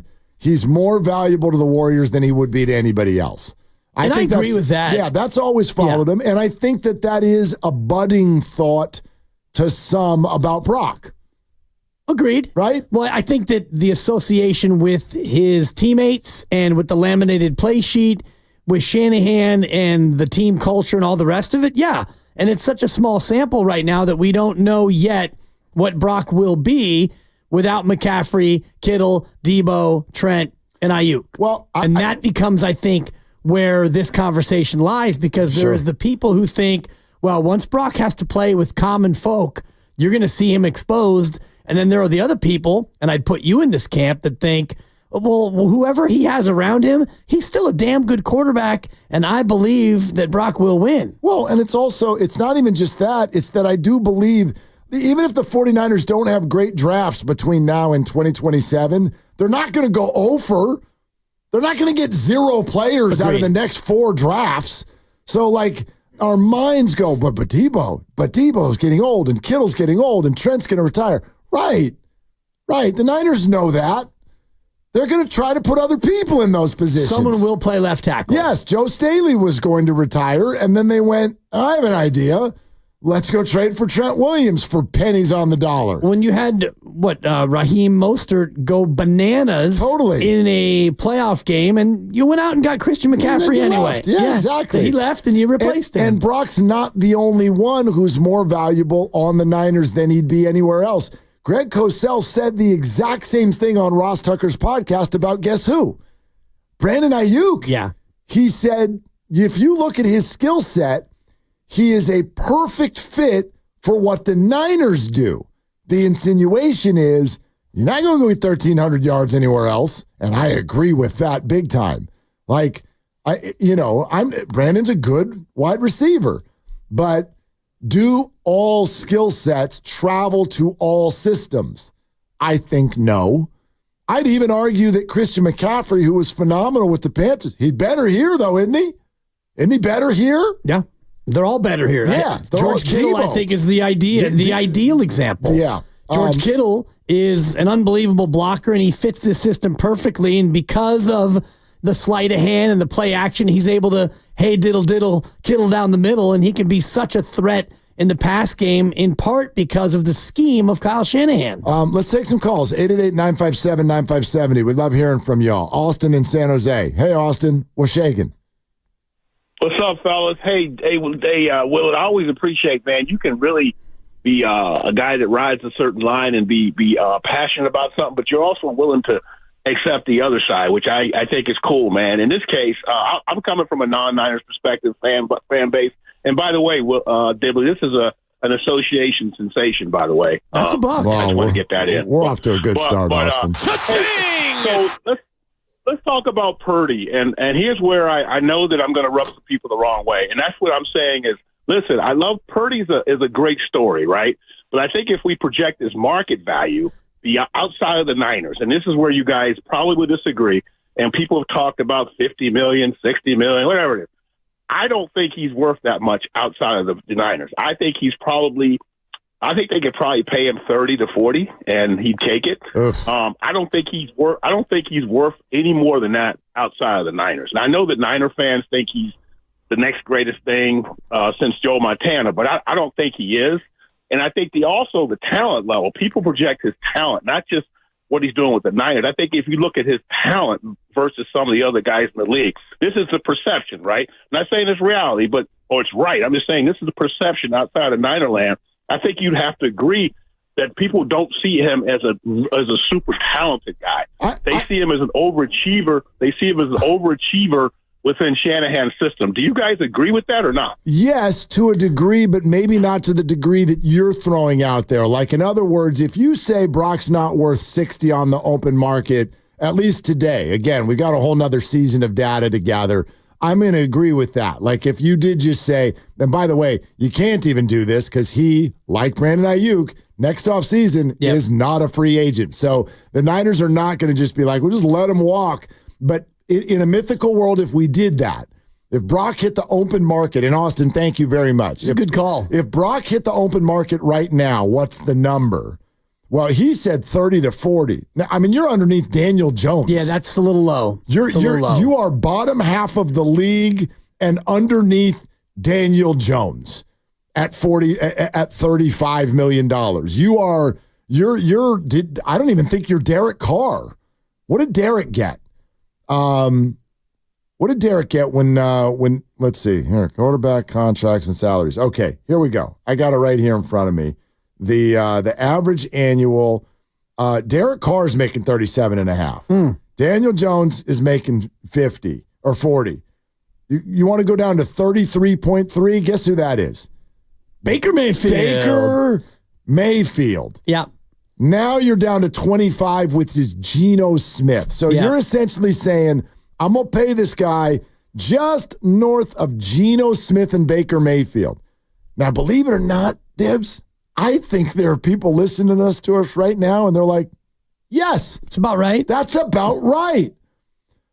However, it runs up against the wall of the statistics and the output and the quarterback rating. All that, and the playoff wins and the rest of it. I do think that at the end of year 3, knowing that he is under contract for one more year, that does give the Niners a certain amount of leverage, and you're not going to totally lowball him and offer him 35 or 40, but I do think that fact might keep him from absolutely breaking the bank and resetting the market, because they don't have to give him an extension. They kind of do, because everybody does. Yeah, you do. But you don't mess with this. You don't mess with it, but at the same time, you don't necessarily have to go absolutely over the top, break the bank. You give him what's near the top of the market. This is actually what you're making right here, I think, is a phenomenal point.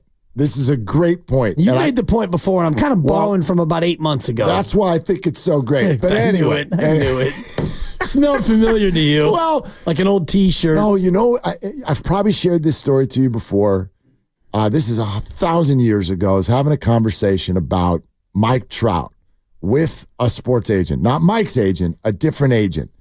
And Mike Trout, thank you, at the time was stuck in that ridiculous baseball ARB system. Yeah. He's like getting MVP votes. And they're like, he's making $500,000 a year. He's not even making Brock's salary. And the Angels kind of messed with it. Like, he came back the next year. I think he finished second in the MVP. And they're like, oh, we're going to give you a raise. You were making $500 last year. You know what we're going to do for you this year? Attaboy. You played great for us. This year, $600,000. Congratulations, Mike. It's a 20% raise. Go get him. And so I'm talking to an agent about this, and I said, because someone threw out the idea, they're like, why don't you just go to Mike right now? Like, you know this guy's a great player. Why don't you go to him right now, buy out the ARB years, and do one of those? And the Braves are great at this. Ronald Acuna Jr., I'm looking at it right here. I'll offer him 8 years and $100 million. That's exactly what he got. Exactly. And what most people react, the way they react when you say that is, no way in hell he's signing that. He's worth 3 times that, Mark. Yeah. And I go, I get it. The problem is, in order to get to that $300 million salary, you got to go play. Now, let's see, Mike Trout, has he ever gotten injured before? Has Acuna Jr. So there you go. Yep. And this is not baseball. This is flipping football. Yep. So if you go to Brock next year, who's scheduled to make what, 1.1 million? Ish, yep. Okay, yep. This year 950, something like that. Next year 1.1. And you go to Brock and you go, well, we got an extension for you. We can make you a rich person for the rest of your life. But I mean, we could also just play for 1.1 and you can go play 17 more games and I'm sure everything will be fine. Yeah. Doesn't that lower the value? Because what the agent told me is if they offered me $100 million right now, we'd go, where's the pen? Exactly. Because what you're offering a human being is you don't have to worry about money for the rest of your life. You can take a risk if you want, but like what you're saying could factor into Brock's negotiation next year.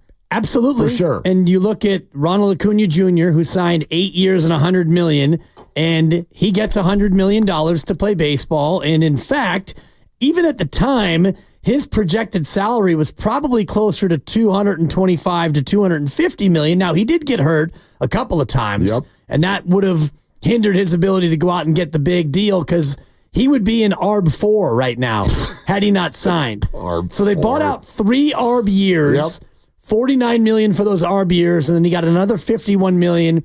In 2028, the club has an option. When he's 31 years old, he'll be unrestricted, and then he can go out and do whatever he wants. Get another 8-year deal if he wants. For Brock Purdy, he's in a spot where he can sign a deal and get, even if he gets the Goff contract, $113 million guaranteed at signing. So you sign a deal for 5. Let's say he only gets $50 million a year.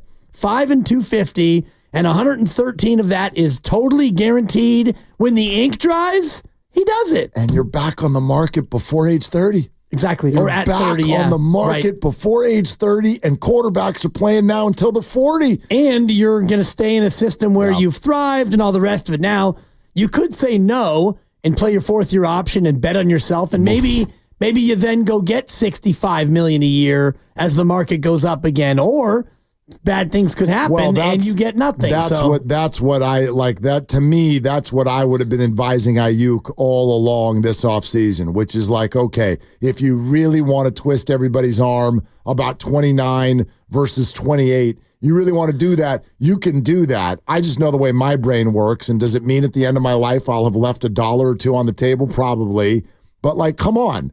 Like, dude, lock it up. You're a football player. Yeah. It could all end.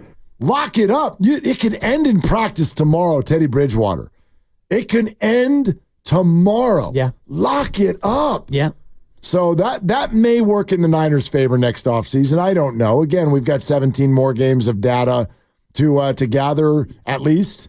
I would imagine more. Hopefully more. At least if it's only 17, that means no playoffs. That means that price goes down. Yeah, or means he missed 3 regular season games it's and then possible. He won the Super Bowl. But to your point about the receiver, there are 10 receivers who got $40 million or more guaranteed at signing. So if that's the number, Brandon Ayuk, maybe he's hoping for $40 million guaranteed at signing, and if that's the case, then you get that, you get it done, and you go play football. I would think he would get that. And if he doesn't sign an extension, he has $14.1 million guaranteed this year, assuming he shows up and plays every week. Jeff in Belmont on Willard and Dibbs. Hi, Jeff.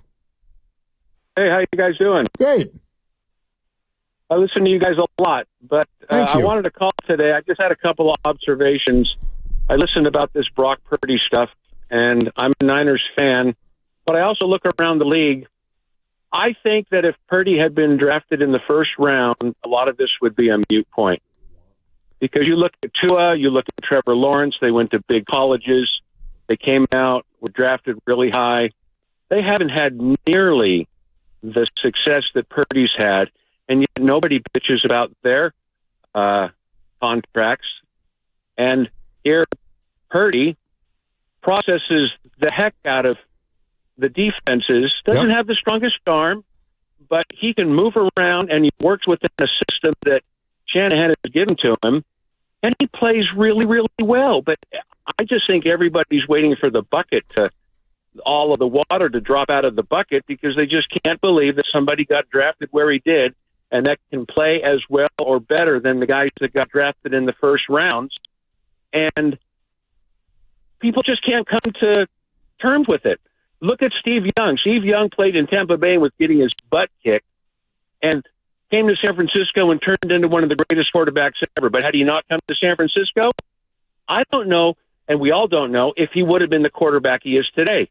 Another thing is, we don't really know if Joe Montana, greatest quarterback, if he didn't come to San Francisco and play under Walsh and played under a different system, Montana didn't have the strongest arm.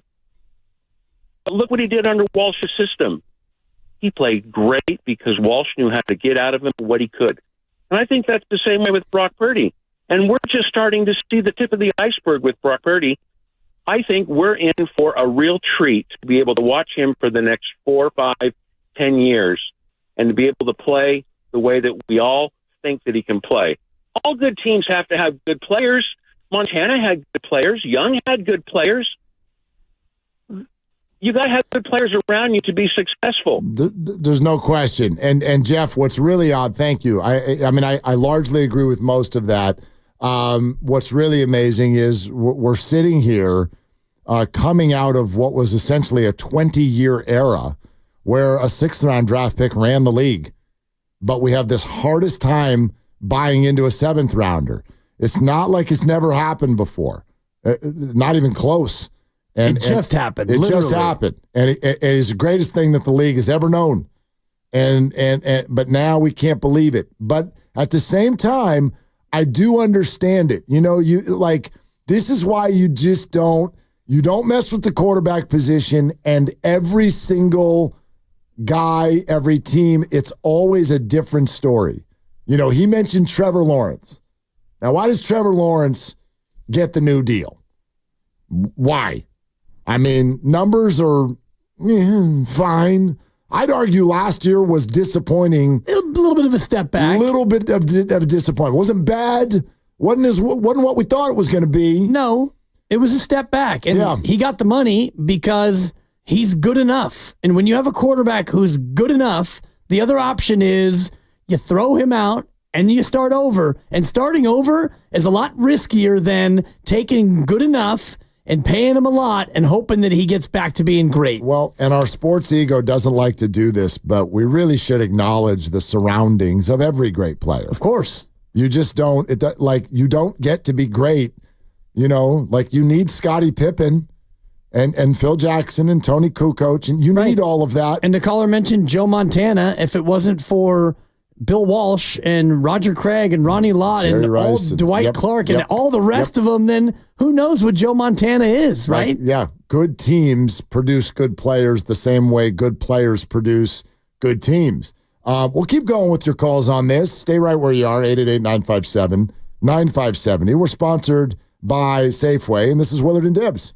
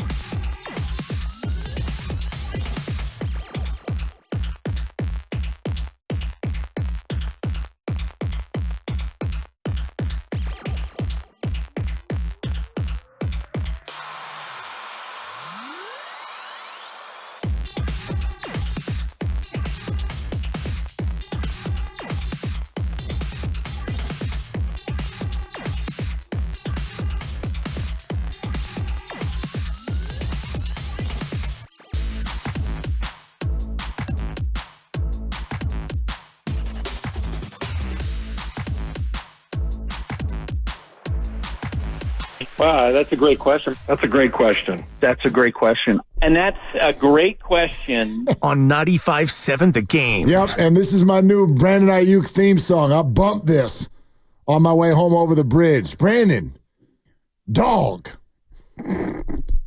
how do you want it? That's a great question. Thank you, Dontrell.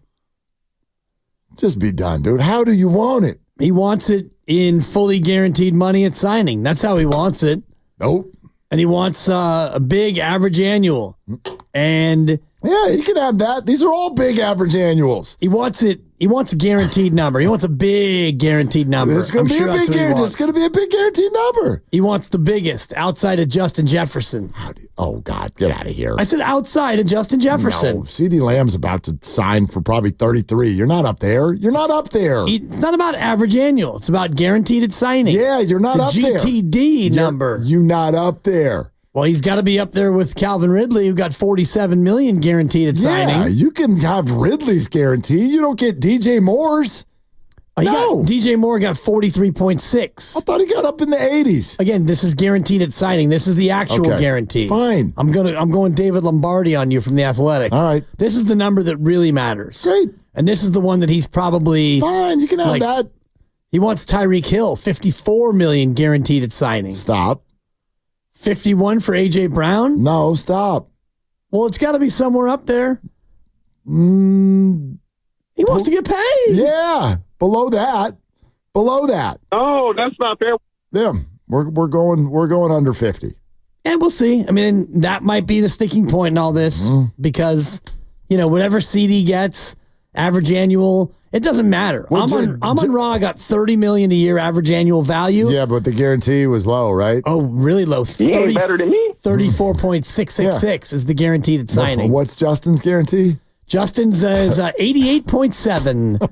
That's the money. Better than me. That's the money he gets. I know. No matter. That's the no matter money. Yeah. No matter money. Into escrow. Yeah. Exactly. No.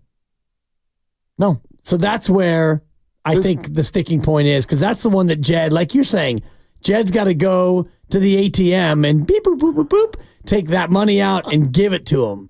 I am aware of my standing in this conversation. We are just people. We're just sports fans. We're just talking. So this is not some sort of threat that I think matters.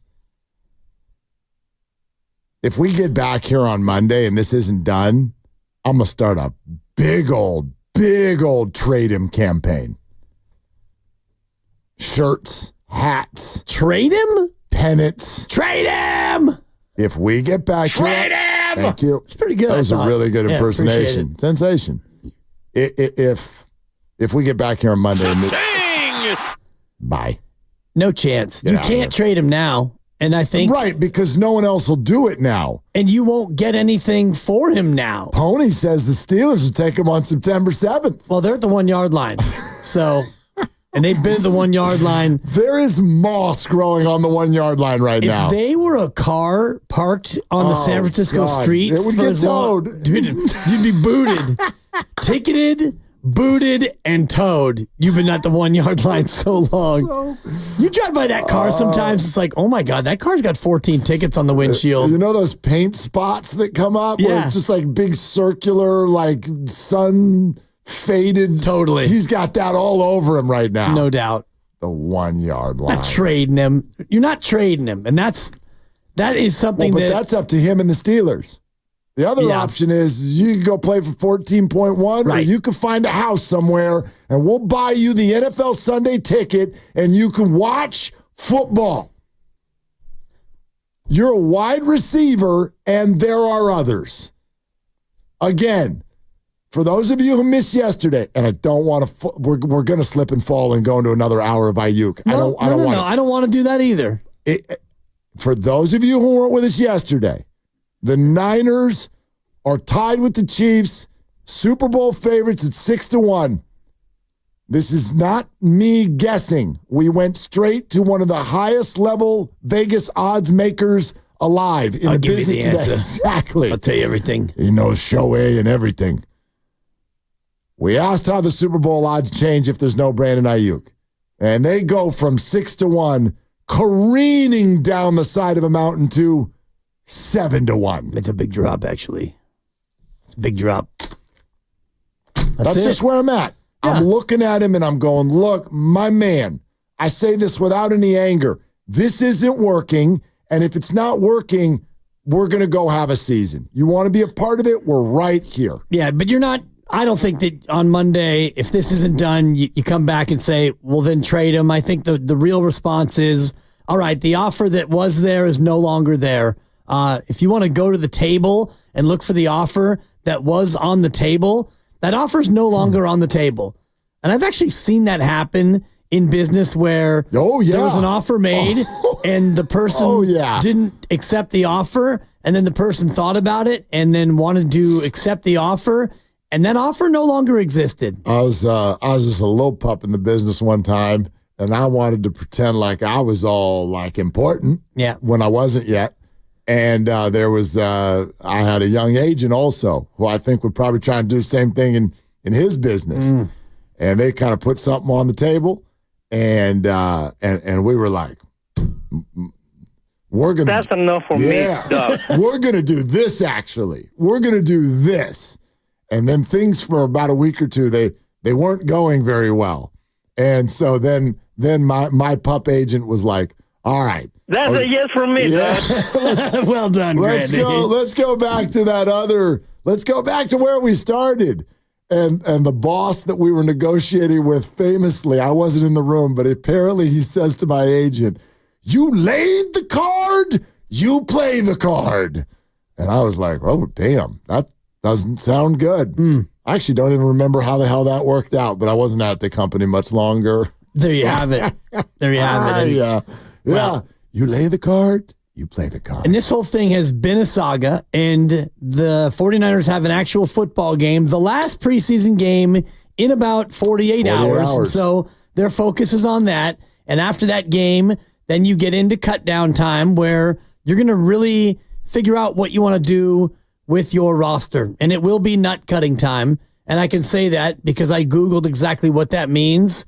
And it has nothing to do with human anatomy. It's actually when you have a nut and a bolt that are stuck together, and you have to actually cut the nut off of the bolt. But no one takes it that way. So I'd argue it does mean that, because how people take it, that's how it is. It's like a perception is reality thing. Incorrect. And it's my job to continually educate people on what language means. And that's good, but nobody ever will hear that phrase and think what you're saying that the online says the definition is. Well, they will now, because I'm going to continue to educate as I do with the expression champing at the bit. It's not chomping at the bit. I know it's not. And I've heard you say this about nut cutting time like 8 times now. Well, I said it to FP because he wouldn't say it. No. He said it's what cutting time. Yeah, but I said you could say it, FP. And you've said it.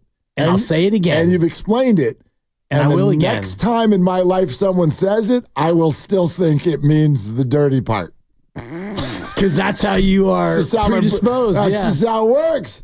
That's how it works. It's nowhere near as fun. It's kind of like the Ohio State Buckeyes. You know what a Buckeye is? I bet you do. Yeah. Do you know what it is? It's something that comes off of a tree. That's right. It's a nut. Right. It's a nut. We used to have a Buckeye tree in our backyard in Fairfax. Like nowhere near as cool, because the Ohio State mascot is like this bouncing bear-looking thing. Yeah, weird. Right. It's kind of like Stanford has a tree. Like, well, that's not your mascot, but okay, if you want to run around and dance like a tree, okay, we can do that. But then it gets everybody all confused about what your team name is. So, like, I thought the Ohio State Buckeyes, I'm like, that's really cool. And they got like a bear. And he's running around out there going against a Wolverine. That'd be a good fight. Bear against a Wolverine. I don't know who would win. There's actually a series of kids' books that does that. Who would win?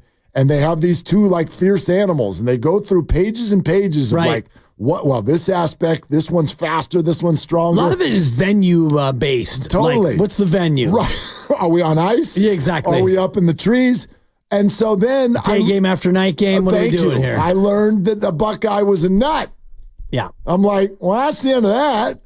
A Wolverine's going to eat the nut and it's over. Very hard, by the way. Buckeyes.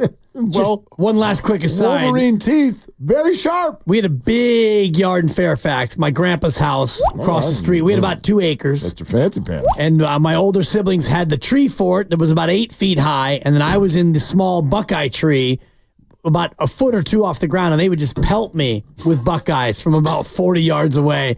An absolute hailstorm of buckeyes. And I learned at an early age, those buckeyes are hard and they hurt. Ow! That really hit me. Dude, my childhood was... Your childhood is never not funny. Oh, it was just torturous. It was torturous. It was just one long stream of torture. Why did you just leave and go inside so they couldn't hit you with the nuts? Because it was like the hot stove effect, you know? Not baseball, but like, you know, you touch it and you get burned and you just can't help but keep going back to it. Dibs, I feel like Robin Williams in Good Will Hunting. Like, you don't have to stay there and be abused like that. I did, yeah. I know you did. I did. You didn't have to do that. Well, what else was I going to do? It's not your fault, Dibs. Yeah, there was only 6 channels on TV at the time, so it's not like you could just go in and, you know, spend your time watching cable TV. No action. There are certain things that I lived in my life that I really hate that I live because it makes me feel so old when you do that. You know what I mean? And you remember. I totally remember. I remember having a TV where you'd actually walk up to the thing. Ready for this, Grandy? You'd walk up to it, and there's a little dial on the TV, and you'd just spin it like click, click, click, and it was like 2 through 13. Yep. And half the channels were just snow. I love the young people. You didn't work. And then we went through a period of time, we got a remote control, and that was amazing. But did anybody else have this in their house where the remote control only worked in one spot at one angle?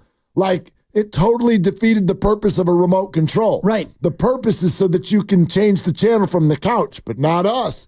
We'd get up from the couch and go over to like a 58-degree angle and hold the remote up, not all the way up, but like halfway between flat and up, and then try about 5 times until it worked. I'm like, by the time I'm done changing the channel, I could have gotten up and put a new TV in. Exactly. Why do we even have a remote? We've been through all that. I'm old enough to have been through all that. Yeah, that's a shame. Yeah, it was tough. That's a shame. It was easier than your childhood, but it was tough. Well, and my childhood definitely hardened me and made me the fighter that I've always been because there was no give up. The 3 siblings were relentless. Yeah. And, you know, it was during an era of go outside and play. So there was no like going and hiding in your room. You were outside for 10 or 11 hours. And so they're going to find you now. Mike 1.0, Douglas, and the Hurricane. Watch out now. They're going to find you now. Yeah. I'd like to thank... play to win the game. Thank you, Herm. I'd like to thank 512 pointing out that the Buckeye nut is a poisonous nut. Yeah. So the Wolverine could eat it, but then it would die. There you go. Yeah. Scoring for the Buckeye. Yeah. Good job. Buckeyes are tough again. Anyway, I don't even know how did we end up on that? What's happening over here? I have no idea. I'm just hung up on the fact that you think Brutus the Buckeye was a bear. I am lost. Whatever. What is he then? A Buckeye. He's not a nut. It's literally in his name. Brutus the Buckeye. First of all, yes, Brutus the Buckeye. But if you're watching that and you don't know that a Buckeye is a nut, then you just think he's Brutus the Buckeye. And you don't know he's a nut. Nor does he look like a nut because he does not look like a bear. He has arms and legs. He doesn't look like a nut. I know the head that. of the mascot is the nut, the Buckeye, and then he just has a human body. Yeah, the head of the... Pretty simple. We got into that because of nut cutting time. Nut cutting time, thank you. Yes. And it would, one more aside from the behind the glass, which is never a good thing. It would be a way funnier mascot if it was just a Buckeye without the arms and legs. Would be way funnier. It would be better. Mm-hmm. It would be better. Just like the old Syracuse Orange. Yeah. So the Buckeye without arms and legs would just sit there. The mascot would just be a stationary nut. Uh-huh. I'll take the Wolverine. Or be like those, those kids' birthday party things where you stick them inside the big bubble and they just kind of bounce and roll around. He could do that, and he would look more like a nut. Look at these snooty little college sports fans in there who think you know everything about all the mascots. Your colleges don't even have conferences anymore. So take that. Ouch. Yeah. Ouch to me more than them. But anyway, I'm the one who's losing the bank account. Willard and Dibs on 95.7 the game. You got to pivot to one of those other Big West or Mountain West or one of those other ones. I might do something crazy now on a Saturday and actually go to my daughter's soccer games. That'd be fun. Could be wild. Could be crazy. Some of them are an hour or two away, but we're going. 888-957-9570. I'd like to get back to the quarterbacks. I did not mean to slip and fall into Ayukville. But this was a fun little note because we were talking about all the quarterbacks and their salaries. You want to know who's tucked? I'll give you two guesses. Who's tucked right in between the two young stud QBs in the AFC South? C.J. Stroud and Anthony Richardson. Who's tucked right in between them on the salary scale? C.J. Stroud will make $9.06 million this year. Anthony Richardson will make $8.49. Who's tucked right in between them on the quarterback list this year? In the AFC South. No. Those two are in the AFC South. Oh, gotcha. This player is not in the AFC South. Yeah, geez, I have no idea. Right in there. You'll go, oh. He's in the NFC East. Oh, man, couldn't be Danny Dimes. No. It's not Jaden Daniels in the rookie scale. No. And it's not, is it Dak Prescott? No, Dak makes $40 million per year. Yeah. It's not Jones. It's not Dak. It's not Daniels. Is it Hurts? No. Well, then who would it be? Trey Lance. Oh, look at that. Trey Lance. That's so clever. Trey Lance is the third-string quarterback. Will make $8.5 million this year. Good for him. It's good work if you can find it. Yeah, and that's guaranteed, I believe, right, as a first-round pick? Yes. Yeah, absolutely. So, yeah, the total value of his contract was $34. As long as he's playing and on the roster, I assume he's going to make the team.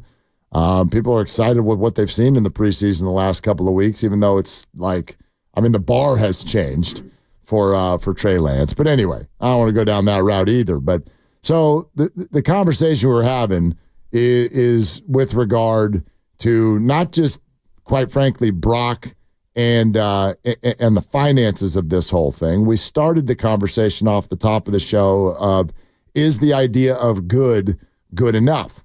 Because some of you may think Brock is great. Some of you think Brock is a figment of your imagination. And then there's every opinion in between. But I do think that the large majority of people would agree with this. Brock is a proven commodity in the NFL. He is a very good player. He is a top half of the league quarterback. But if you go by Fred Warner's recent comments, the idea that Brock will someday be shoulder to shoulder with Patrick, Josh, and Lamar, most people will be like, well, no, that's not possible. So as a 49er fan, are you excited by the idea? Forget if he gets 60 or 50 or 40, it doesn't matter. Yeah. Are you excited by the idea of a decade of your starting quarterback being, good? Yeah, I am. I am excited by that because you look at other quarterbacks who have won the Super Bowl, and I think that Eli Manning is a great example because when he was coming up, he was getting a lot of starts, and at the time he was good. He was never spectacular. I don't think that he ever led the league in any of the real categories, and I'm just trying to run his stats right now to make sure that I have it right, but he always seemed to be a guy who was good. He was accurate. He could throw for some yards. I see he led the league in yards once. He led the league in percentage once. Yeah. Well, he has enough yards to where he's like 11th all time. So right. So he's a career aggregator. Yeah. He's a guy who played a lot of years, and he made a lot of starts. He was durable, and I'm looking at, 13 straight years where he played every game. Yeah. So that's going to help you rack up numbers. And he was good. He had years where he was, top 8, top 10, top 6, and he was good enough in the big games to win 2 Super Bowls. So we look at him now, and 57,000 yards for his career. That's fantastic. And you ran down the top 10 earlier in the week, and he's among them, but he was never seen as the best quarterback in football. I think you could look at Eli Manning and say, yeah, he's good. And without the 2 Super Bowls, you'd look at his career and say, good career, good long career of solid quarterback play. So can Brock Purdy follow that pattern, and would that be good enough for you? I mean, it's absolutely good enough for me. Again, it ends up coming down to relevance and what the Niners are able to put around him. And I trust the organization, and I think they'll always be pretty good. Are they always going to be the favorite? No, but I do think that they're going to be good. I think that they've proven that and they've earned that. I also think part of this is just kind of the way our sports brains work. We really want the heroes to be heroes. And Brock Purdy doesn't look like a hero. And we want the individual to pop. And rarely do we acknowledge what I think is an omnipresent fact, which is whatever the hell's going on around you needs to be good for you to be good. I mean, countless number of players have had careers kind of go wayward just based on where they were drafted. It's probably something that we should talk about more. But like, it's just not interesting enough for people to really bite into this apple. And what I mean by that is like the way a career goes, there's so much luck involved in it. Of course. There's so much more talk about Brandon Pajemski than there is about Cade Cunningham. Who's a better player? It's not even close. It's not even close. Alex Smith is a great example of a quarterback whose career kind of went sideways because of circumstance. Different coordinator every year, unstable franchise, thrown in too soon, had some injuries. Then he went to Kansas City, better head coach, better system, and did great. Right. And got hurt again. And then they drafted Mahomes. Of course, but your career is so circumstantial as a quarterback in the NFL. We're presented by Fremont Bank, celebrating 60 years of full-service banking with no compromises. More on the quarterbacks and your calls, 888-957-9570. Also, a very, very large announcement that needs to be made that we will make coming up next on Willard and Dibs. Yeah, from very large to very small, and that's my waistline. Because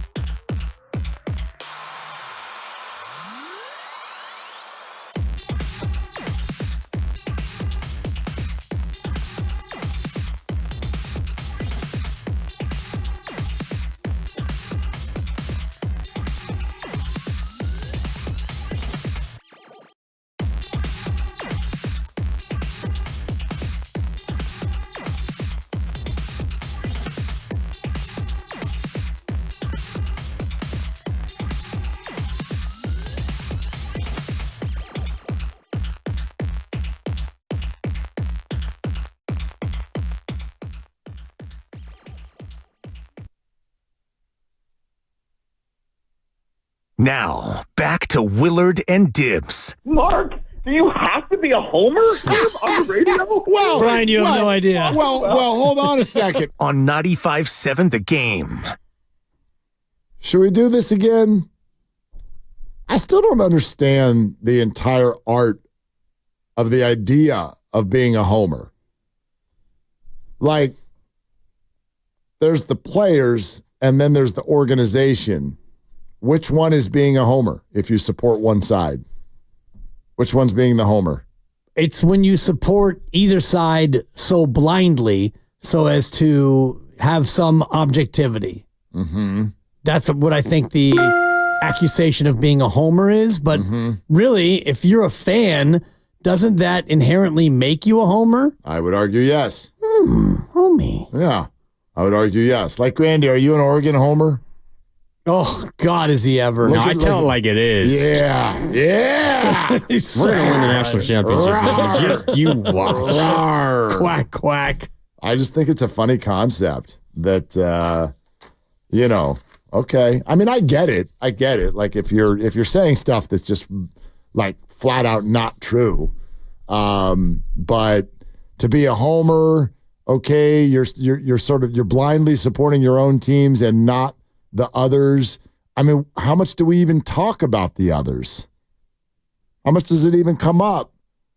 Like there's something inherent by doing a local radio show that leads to what will at times sound like being a homer. Just depends on how you... Are you ever allowed to say something good? Yes, but when something bad needs to be said, you should be able to say it. And I think you've shown that with the Giants, for example. Yeah, and I was much later to the party than many, for sure. Like, right. if you wanted to accuse me of that, of like the way I supported Farhan Zaidi, I had my reasons for that. Like I liked what was going on very early in the regime. It has been proven to be not so good. I'll take the L on that. I have no problem with that. I do think it's really funny when people say it, though, and Brian Baumgartner on that little thing that he Kevin from The Office. Yeah, like he was talking about the 49ers. I think it's laughable that anybody could call anybody a homer in talking about the 49ers right now. They've been flatly amazing. They've been really good. As a regime. Can't win the big one, but, other than that, they've been fantastic. Yeah, man, Lucas wants me to do the big announcement. He wants me to do the big. He doesn't want us to keep talking about this at the expense of the big announcement. Well, it is a big announcement. Big announcement. You ready for it? Ladies and gentlemen of the 95.7 The Game listening audience, your next opportunity and our next opportunity to get together as a group and talk about sports is coming on Wednesday, September 4th, the 2024 Red and Gold Summit is here. And once again, it will happen in Dibs' second home. Live from the beautiful rooftop of Fremont Bank at 39150 Fremont Boulevard. Once again, this is Wednesday, September 4th. And once again, as lucky breaks would have it, it's going to happen during our show. Yeah. Can't believe it. That's 5 straight. We're on a heater. Yeah, we are. So we will be live from 2 to 4 because that's our job.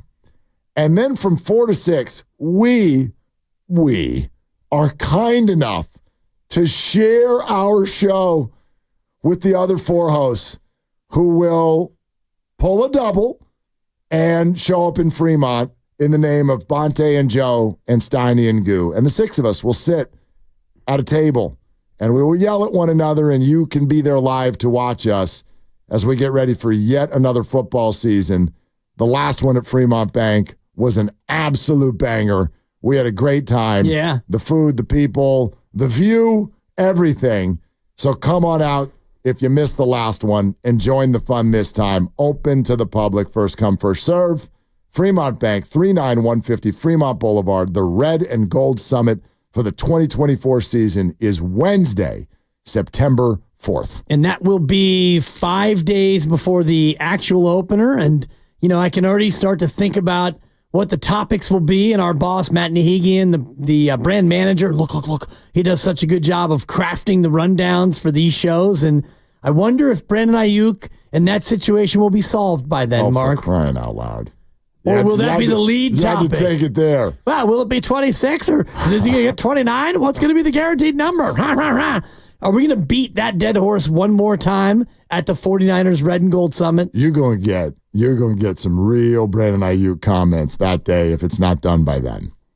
By the way, even if it is done, I do think then the question, and this is something that I was really interested in earlier in the week, and it continues to be something that I'm thinking a lot about with every passing day that this contract doesn't get signed.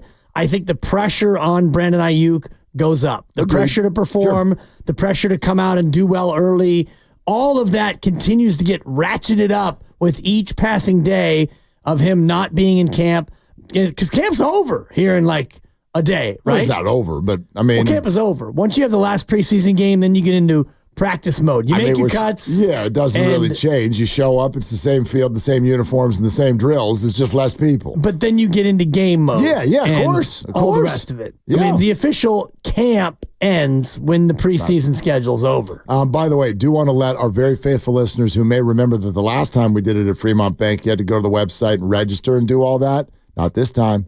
Not this time. First come, first serve. So if I were you, I'd come and watch the early part of the show too. Yeah. Come heckle me and Dibs, get a good seat, and then you can ramp up for the Red and Gold Summit, 4 to 6, Fremont Bank in Fremont, Wednesday, September 4th, 24 hours before the NFL kickoff. Yes, and a spectacular building, tallest building in Fremont. It will be the epicenter of downtown, because something I've learned going down to Fremont Bank now a bunch of times is that Fremont does not have a downtown. It's the fourth largest city in the Bay Area behind San Jose, San Francisco, and Oakland. In population, it's the fourth largest, but they do not have a downtown. What defines a downtown? Because having been there, there's a lot of stuff going on, a lot of restaurants in the area, shopping, What people. Fremont has is, I think, 4, if not 5 different downtowns. So you've got the Irvington area. You've got Sunol, the Sunol portion, which is an unincorporated part of Contra Costa County, as you well know, or Alameda County, I apologize. You've got a bunch of different micro downtowns, but not one downtown. They should merge. Well, they are building a new downtown on Capitol in Fremont, and the Fremont Bank building is going to be the anchor spot for what's going to be the eventual downtown, because San Mateo has a downtown. Sure, yes. San Bruno has a quaint little downtown. Belmont has a downtown. Burlingame has a little downtown corridor.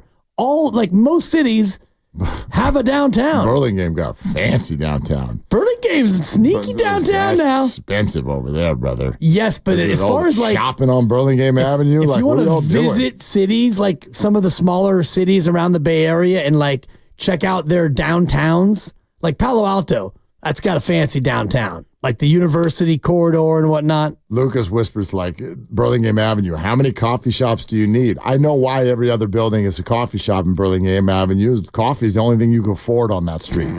That's it. Yeah. Great little diner over there. $7.22. You can get a coffee. I was really impressed by that downtown. Hadn't seen it until a couple weeks ago. It's beautiful, right across the street from where my dad worked at Burlingame High School. Almost as cool as Fremont, And right across the street from Burlingame High School, where what major film was partially we just went over this. Filmed. Yes, I want to test your knowledge because we already discussed this on the air, and people got very angry because they're like, no, it wasn't. And I'm like, yes, it was, in part. The music video and the movie. It was that Coolio movie, right? Yeah. Thought it was Siegfried and Roy biopic. Siegfried and Roy. No, yes, Dangerous Minds. Thank you. Coolio. Well played. May you rest in peace. Really? Yeah. I better Google that one. That one might have slipped by I felt real confident on that one because I didn't want to Dibbers that thing. I didn't want to kill somebody on the air. Yeah, Coolio, may he rest in peace. Yeah. Yeah. Good call. Yeah. 2 years ago. 2 years ago. All right. Anyhow. Hey, I have, good Lord, I can't even believe I'm going to say this. You won't. I got fresh Ayuk. Come on. Want to hear the tweet? Love to. Here's the tweet, and it comes from our buddy Cam Inman, who just sent out some very recent, today, Kyle Shanahan quotes. On Brandon Ayuk, quote, no new updates. Sorry to keep being boring about that. Wish I was saying something different. Nothing has changed. However, on Trent Williams, Kyle says, quote, I've had some contact with him. Been good talking to him. We're negotiating hard. Hopefully it's getting close. Those are two very, very different answers. Yeah. Which is why I say them, because I know that everybody's done with the non-report report, right?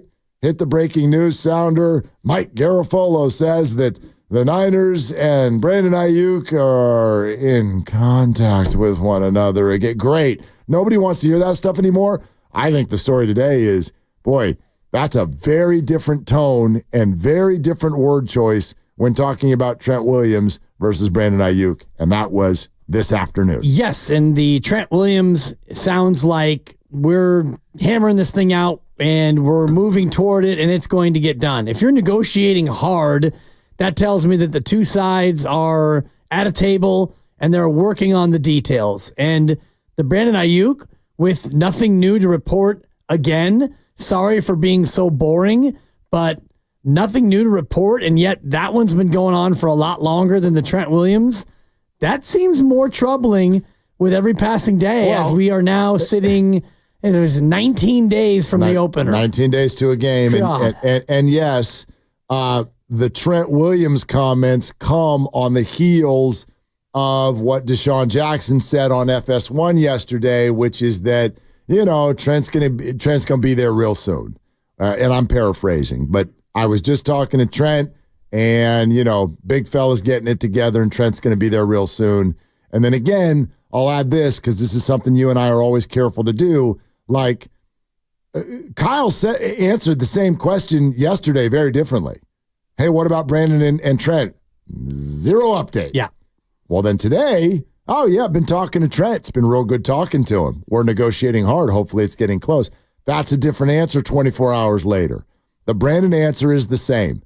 And I'll absolutely reiterate what has been my opinion the whole time on the Trent Williams thing. There is zero chance he doesn't play on September 9th for the Niners. Zero. Not worried about Trent. But the Brandon thing is going on and on and on. And I think that, look, this is a faux deadline. So it doesn't exist, but by the same token, I feel like if we get to the end of the week and the Brandon thing is not over, it officially becomes a massive problem, and a very different approach might be necessary.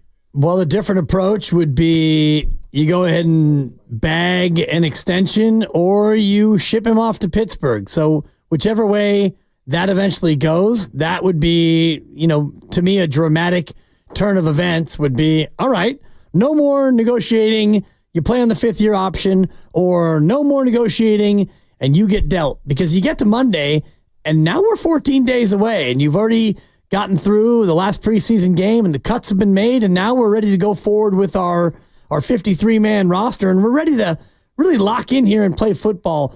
All the contract mumbo jumbo and all the negotiating, all the offseason stuff is over. Now we're in season.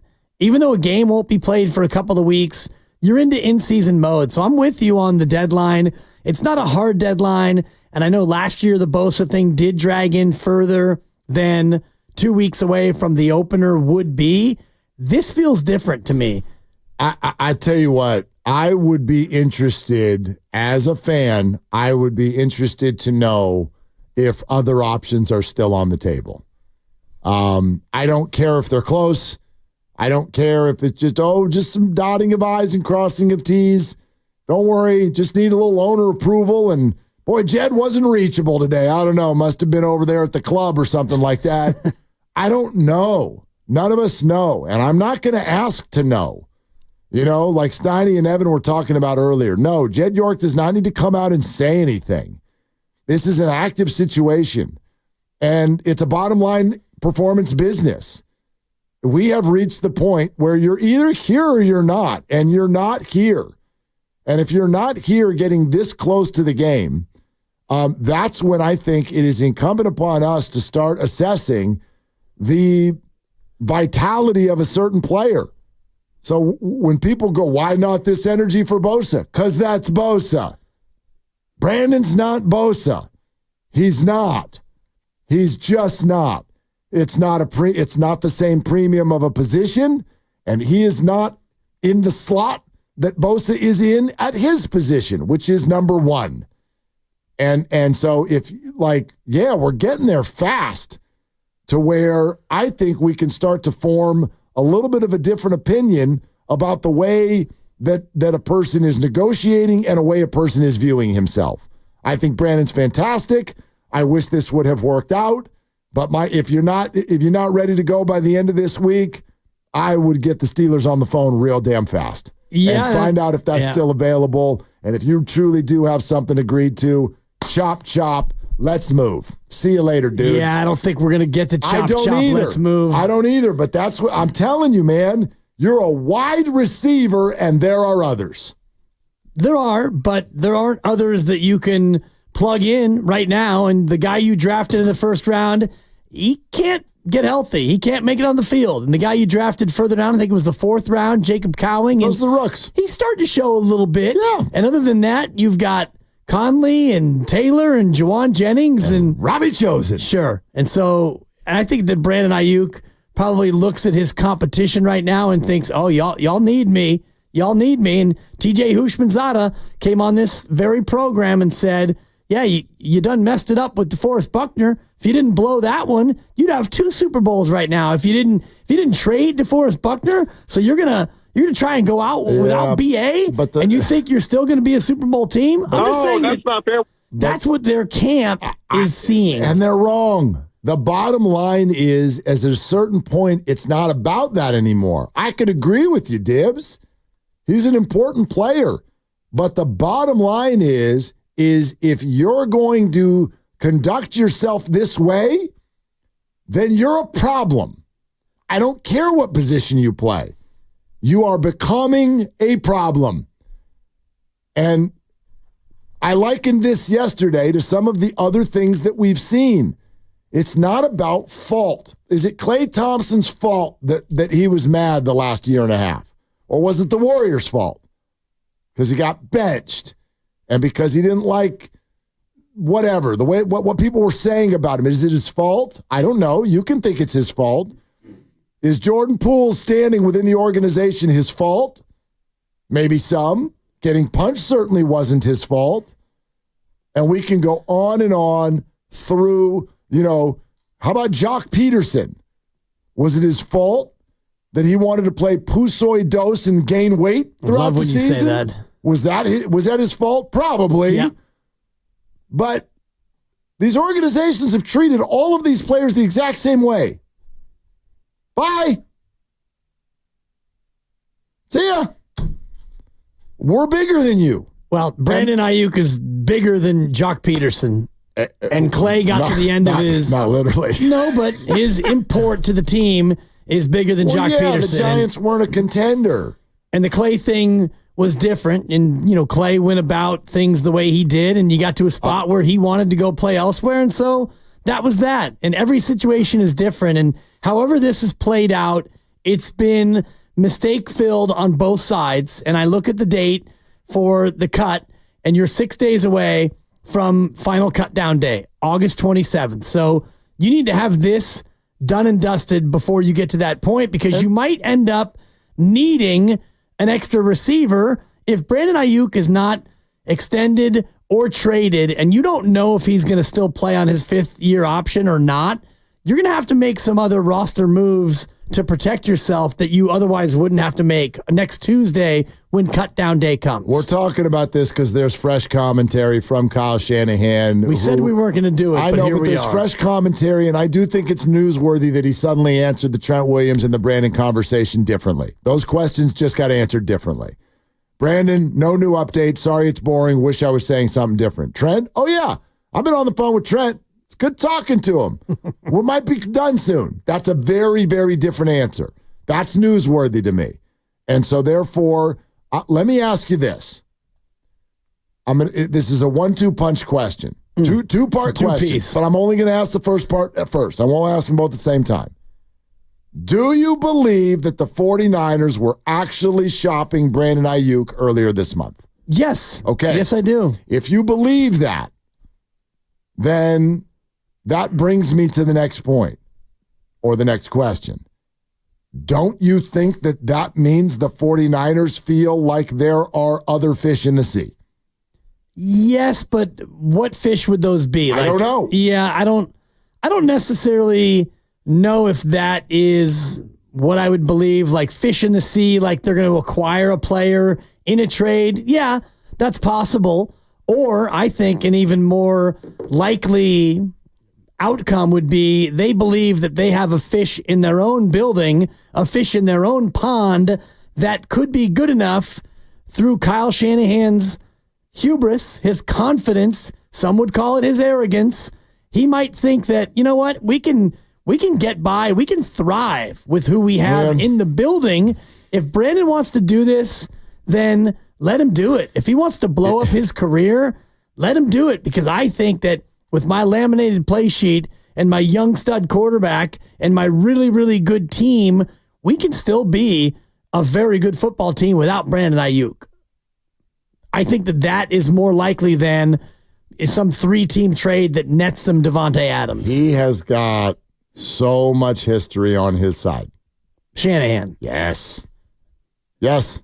And we get emotional and we get attached and we want the ring, and that's all true and that's all fair, and Brandon is good and that's all true and that's all fair. But this league has a long history of good teams looking at wide receivers and going, I think we'll put our money elsewhere. And the top 2 examples are literally the 2 dynasties that we know since the turn of the century.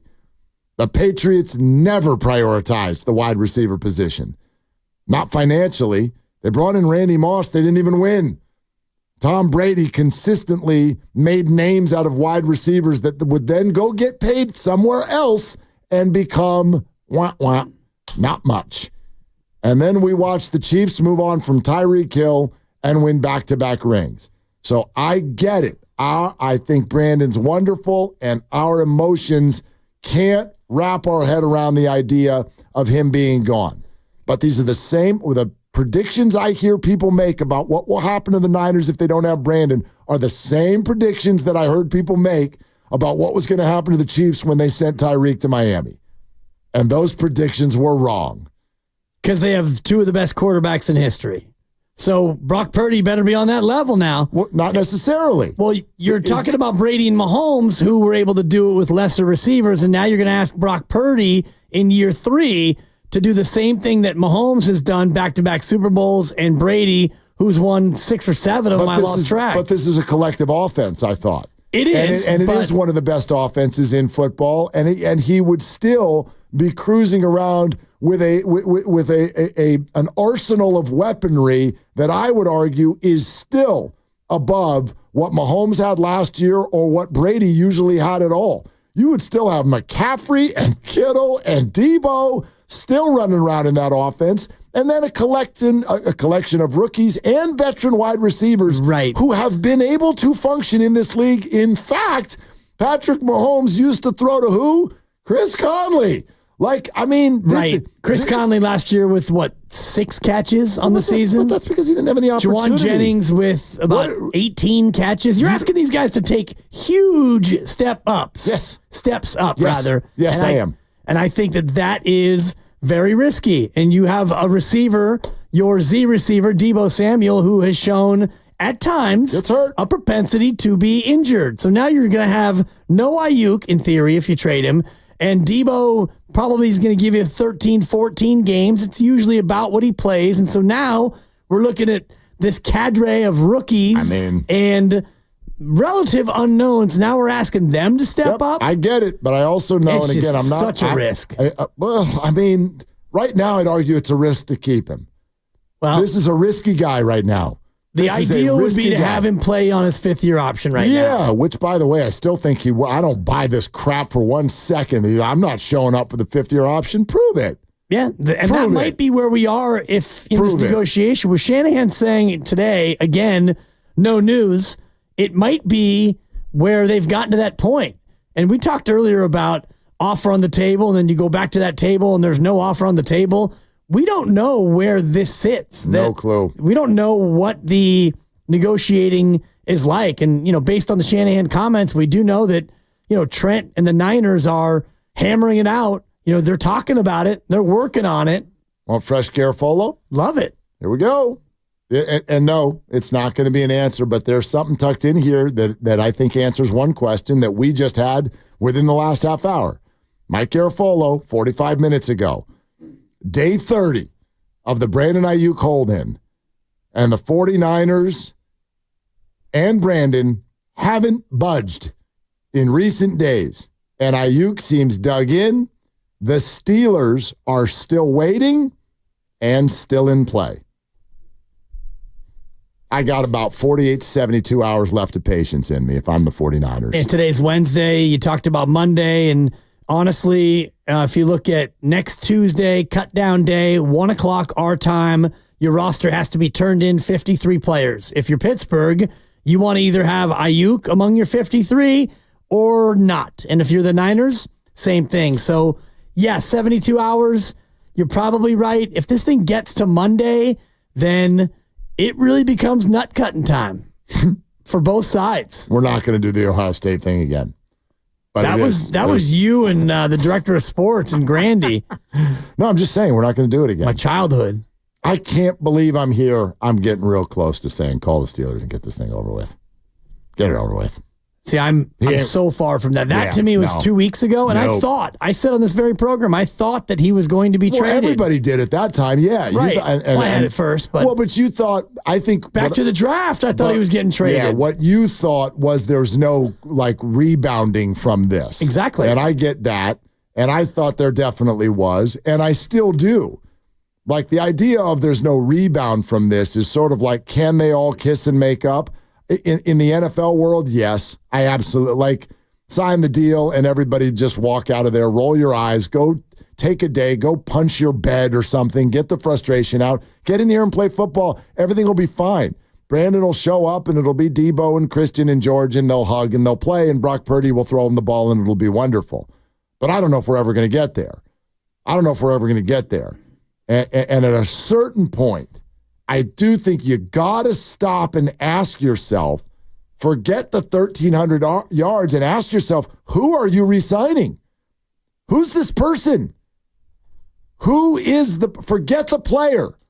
Who is the person you're signing right here? See, I don't think you have to worry about the person because the player. Absolutely you do. Don't forget the player because the player has been unbelievable. And the person this offseason has shown you things about the person that you probably knew already. And Maybe. the player's been unbelievable. Oh, I disagree with that. The player's been durable. The player's been getting better and better every year. If you knew this about him, you wouldn't have bet at the draft that we'll figure this out before August. You'd have known that this wasn't going to get any better. Well, you tried to be, hardliners. You could have had this thing done in March had you just agreed to the number that was on the table then, but you didn't because you want to win the deal so bad. Nobody would argue against the idea that the 49ers have mishandled this. At least I won't. I agree with you. Yeah, so I agree with you. And people change, and so maybe you didn't realize that he was going to be this resolute about what he wanted. Maybe you thought he would cave, and maybe you miscalculated all of his social media activity, and you didn't think that he would go that way. Yeah, you could be right about the person, but you also said that bygones can be bygones, and you can, spend a day, get it done, spend a day, and Parag can be mad about losing the deal, or Brandon can be mad about losing the deal, or whatever, and then you come in and you just play football. But you got to think about precedent now, man. This matters in every deal. A team is sending a message to the whole league every time they do something. And if you are going to treat a fourth-year player who's not a free agent this way, you are going to offer 4 different franchises for which he can play and come back to the table at the end and up the offer, which has been firmly reported that the 49ers have come up from their May offer in the last 2 weeks. It has been firmly reported that their offer is commensurate with Pittsburgh's offer. So your money is essentially the same as the Pittsburgh offer. You can go to New England for 33. You can do Pittsburgh or the Niners for 28 or whatever it is. You could have gone to Cleveland for 29.5.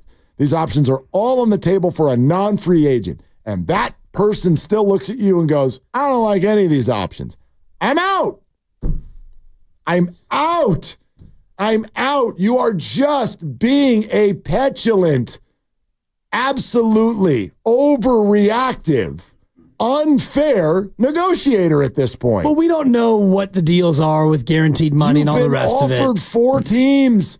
One of them has to be okay with you or you're wrong. That's my opinion. Well, that's my opinion. You can't say you can't say all these offers are wrong. You can look at all the offers and not be totally satisfied with them. Absolutely. And you can. How? And I mean, at the same time, we don't criticize Trent Williams for doing what he's doing. You've got a contract. Of course not. You got a contract and you're not showing up because you want more. He's got a contract. He's not he does not have a contract. Trent Williams is under contract. Absolutely not. He has a contract. It may not be guaranteed. Then it's not a contract. But he has a contract. I will back an NFL player. You show up and play. No. You get paid. Disagree.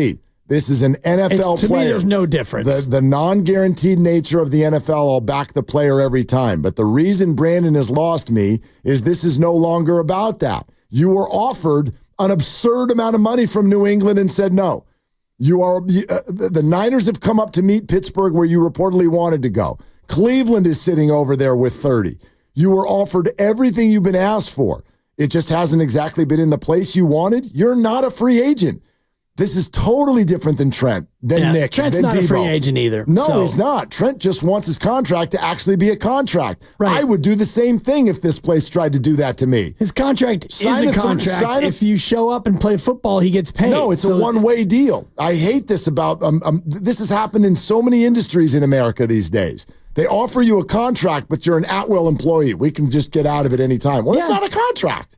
That's not a contract. Like, of course, when you're Trent Williams and you're the best in the world at what you do, you should say, guarantee it.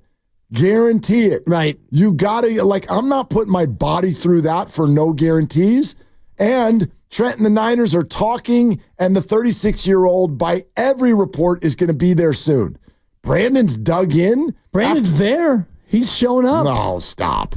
Is he not there? He was at the game, second preseason game. As far as I'm concerned, he's not there. He's got a back issue, too. Poor guy. He's been injured.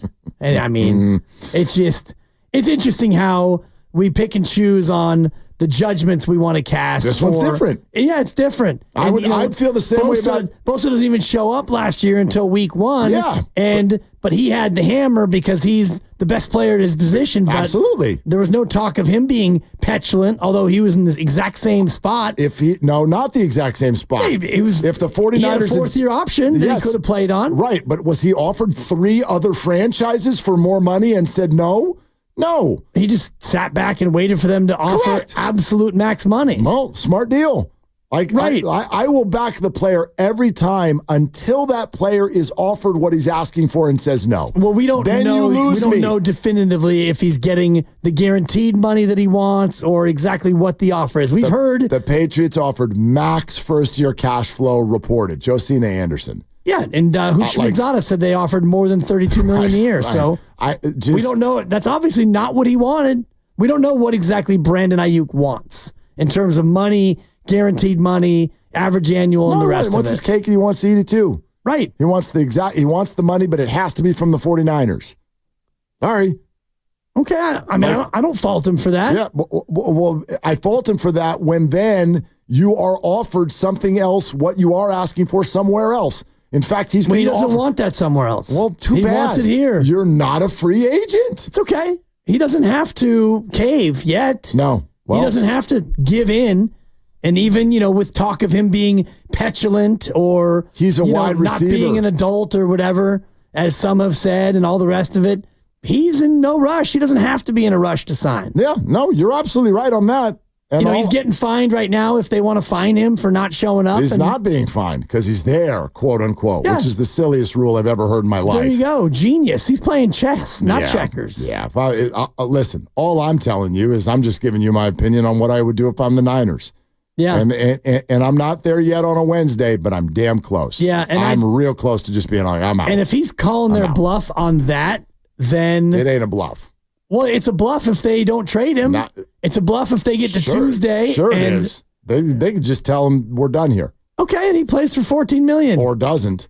Well, and he does, and he continues to hold in, and he continues to show up, and he does have a back issue, which could flare up at any time. Now we're fearful of how he's going to behave throughout the season. We already are fearful. That's of my how point. he'd behave. No, it's already happening.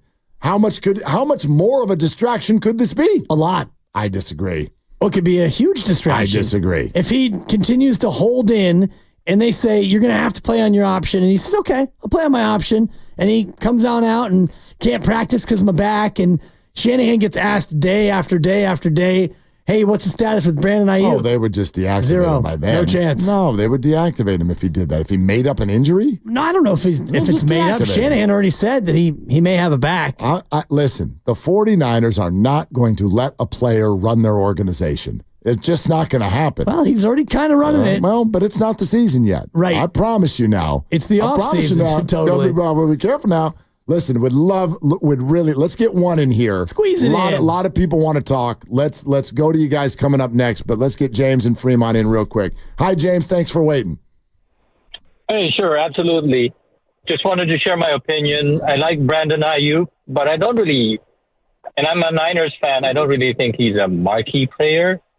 And I don't really think that outside of the Niners or outside of San Francisco or the Bay Area, that people are kind of looking at Brandon Ayuk like a marquee beast of a wide receiver.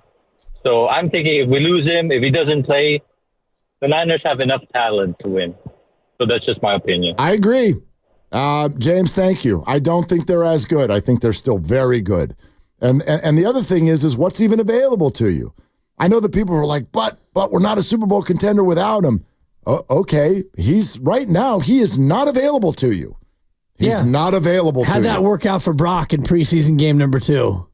Guy's out there running for his life. That's the craziest comment ever. He was missing all of them. Right. Not just Brandon. Well, he had 3 of his offensive linemen out there. How would he have looked if everybody but Brandon were there? I'm not insulting Brock Purdy, but probably a little shaky.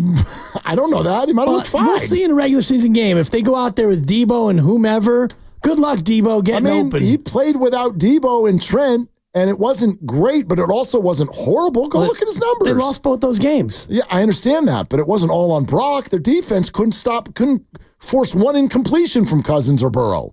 Burrow was the one, right? And Cousins. Yeah. They were both incredible. They did whatever they wanted. And 0 blitzes at halftime. None of those are Brock's fault. All right. We'll get to everybody who wants to weigh in here. We're sponsored by Express Employment Professionals. It's Willard and Dibbs.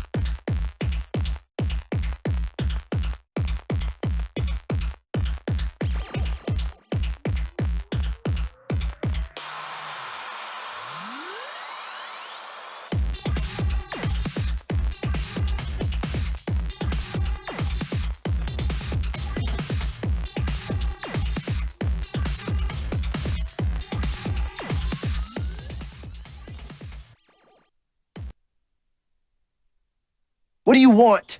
It's not that simple. What do you want? What do you want? I'm not going to answer that. Appreciate it. Now, back to Willard and Dibs on 95.7 The Game. It's a problem, but I also think it's a shorter-term problem than maybe we feel at this moment, which is to say, like, I get what you're saying. Hey, who's playing WR2 against the Jets? Well, I don't know. I don't know. But is the problem the same by the second half of the season, by week 9, when your rookie receivers, obviously you're taking a gamble, but like, right? Are they healthy? Are they getting better? There's a trade deadline. Can you find someone else there? What do a Chris Conley or a Chosen or whoever, like, what do they look like if they're getting more opportunities? I'm not disagreeing with you. It stinks, but I also at a certain point go, you have to throw your hands up. He won't sign. Well, he can play then. And if he doesn't want to play on the 5th-year option, then he can make the choice that he needs to make. And if that choice is, I'm not playing at all, and you want to torpedo your chance to go out and get big free agent money after the year, well, then that's his choice. I just look at the replacements that you have, and Ricky Pearsall, first-round pick, first-round talent. I like the pick. I like the player.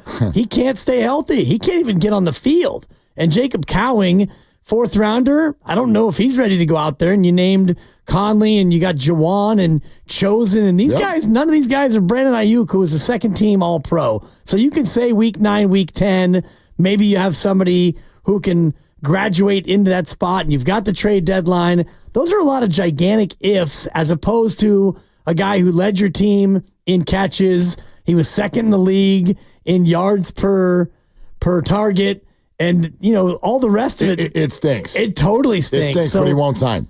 He won't sign. Still have time until Tuesday. Or Monday is the deadline that you set, and I think that that's a fair deadline. But yeah, he won't sign, and whatever's happening behind the scenes, one thing we do know is he hasn't signed and he hasn't played. So if this drags into the season and you don't have him, well, then you've got to go to plan B, and you hope that your plan B is at least a facsimile of what he's been able to give you. We want to go to the phones for sure. I do want to throw this one out there. Carlos Guido on our YouTube feed said, Willard, don't you think that Garofolo was possibly fed that info from the agent of Brandon Ayuk? That's what the report sounds like to me. And again, the report is that both sides are now dug in, and Brandon is really resolute here, and that the Steelers remain in play and that they are by the phone waiting. Do I feel like that was fed to Garofolo by the agent? Yeah, kind of. Yes. Doesn't mean it's not true, but like, if you want to play all the reporters and be like, who's talking to who? Sure. The agent is where you start usually. Like, that's who I think talks to reporters the most in most situations. So is Garofolo a Ryan Williams guy that's Brandon's agent? Probably. And then when you're like, I mean, who else are you talking to? Wasn't Williams on, like, behind Garofolo when he was live on TV? At Raiders camp, okay. Yes. And then there's, who else is talking about this a lot? Schefter is super tapped in. He's probably, like, Schefter in the past has been called a Lynch guy. Is he a Lynch guy? What about the local reporters? Where are Mike Silver and Matt Mayoko and Matty Barrows and Jennifer Lee Chan on all of this? David Lombardi, who are they talking to? Obviously, that would probably be more inside the organization. But again, it continues to be a game. It continues to be a war in the media, and I think that it's time for that game to be over. Well, it's going to be over. I mean, we're up against it now. When you've got a game coming up in 19 days, and you've got a roster deadline, which comes up on Tuesday at 1 o'clock. You got to get down to 53 players, and heck, I'm sure they'd like to know if Brandon Ayuk is going to be one of their 53. And Pittsburgh's trying to think, well, do we still have a shot for him to be one of our 53? Roster decisions will have to be made around Brandon Ayuk and whatever they decide to do. Let's go to Bob in the city on Willard and Dibs. Hi, Bob. Thank you for calling. Hey, I love the show. It's the first time I heard you heat it up there. Well, then you need to listen more. We've been doing it some this year. This year's been a frustrating year in Bay Area sports. Tell you what. Anyway, I totally understand on the parameters of your argument, then yeah, I think maybe he's just messing with the team, giving them taste their own medicine. I really wanted to say that the Niners are kind of at fault here because this is a pattern, and I don't know what's up with the front office, but it seems like that was the rift between Harbaugh and the front office, and here we are every year. Our top players are having to, go into August before they get a contract. So something's amiss. I think they have made mistakes. This organization has made mistakes. You keep bringing up the defensive tackle they let get away. How about the 2 number 1 picks for a guy you never used? I mean, that could have just been so many other things. We could have probably had 2 Super Bowls, according to Huzmanzada. I mean, he's not the only one that's seen that. Yeah, but Bob, I'd argue you're listing off all of the misses and you leave out all of the hits. Like the 49ers are in this position because they've absolutely crushed a bunch of their picks. No one's going to argue that the Trey Lance thing wasn't an absolute disaster of a whiff. And Brock Purdy saved them. But I get a little bit on my heels when I hear people go, you could have done this and you could have done that. Right. They also could have not found Fred Warner, George Kittle, Brock Purdy. They could have not traded for Christian McCaffrey. We can run through the whole balance sheet. Come on. You know what I'm saying? So, and Bob, thank you. I don't think this is a pattern. I think this one's different. Well, the pattern has been like a player, draft a player, sign the player, but before you sign him, we're going to grind him. We're going to grind him all the way to the deadline.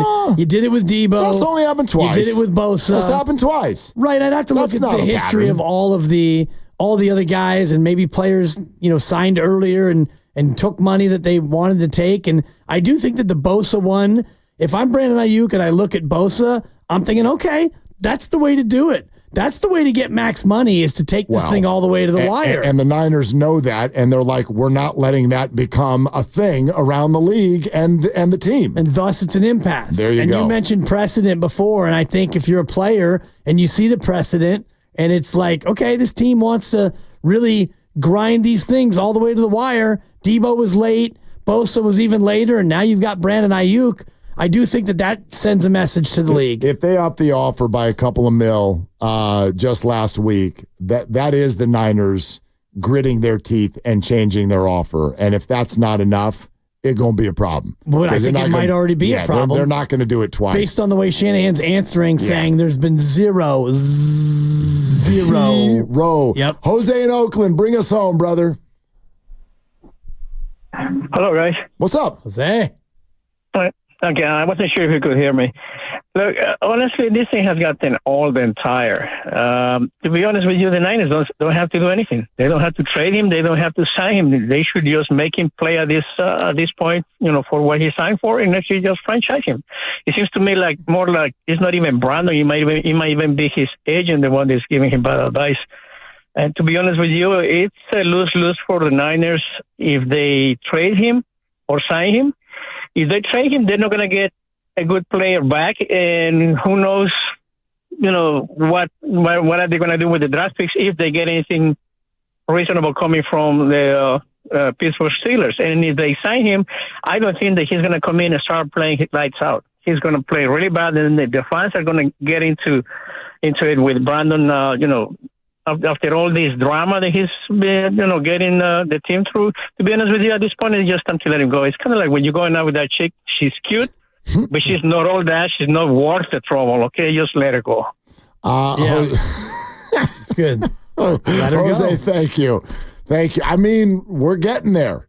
And again, at no point will you ever hear me say, I want Brandon gone. But if he won't sign, I don't know what else you could do. I don't know what else your option is. Well, fifth-year option is your option. Yeah, if he'll play. Right. What are you doing, Grandy? What do you got? Well, we had 4 great guests on to remember the great Attles. Yeah. So we're going to hear from all of them. Chris Mullin, Bob Fitzgerald, then you guys had both Juan Toscano-Anderson and Tim Roy. Okay. Yeah. That's all coming up. You want to do it again tomorrow? Yeah. Okay. It's fun today. Brandon going to be a Niner? Exactly. Well, he's been a Niner this whole time. Yeah. For Dibs, for Grandy, for Lucas, I'm Mark. And not only shoot your shot, it's all you got. Rest in peace, Al Attles.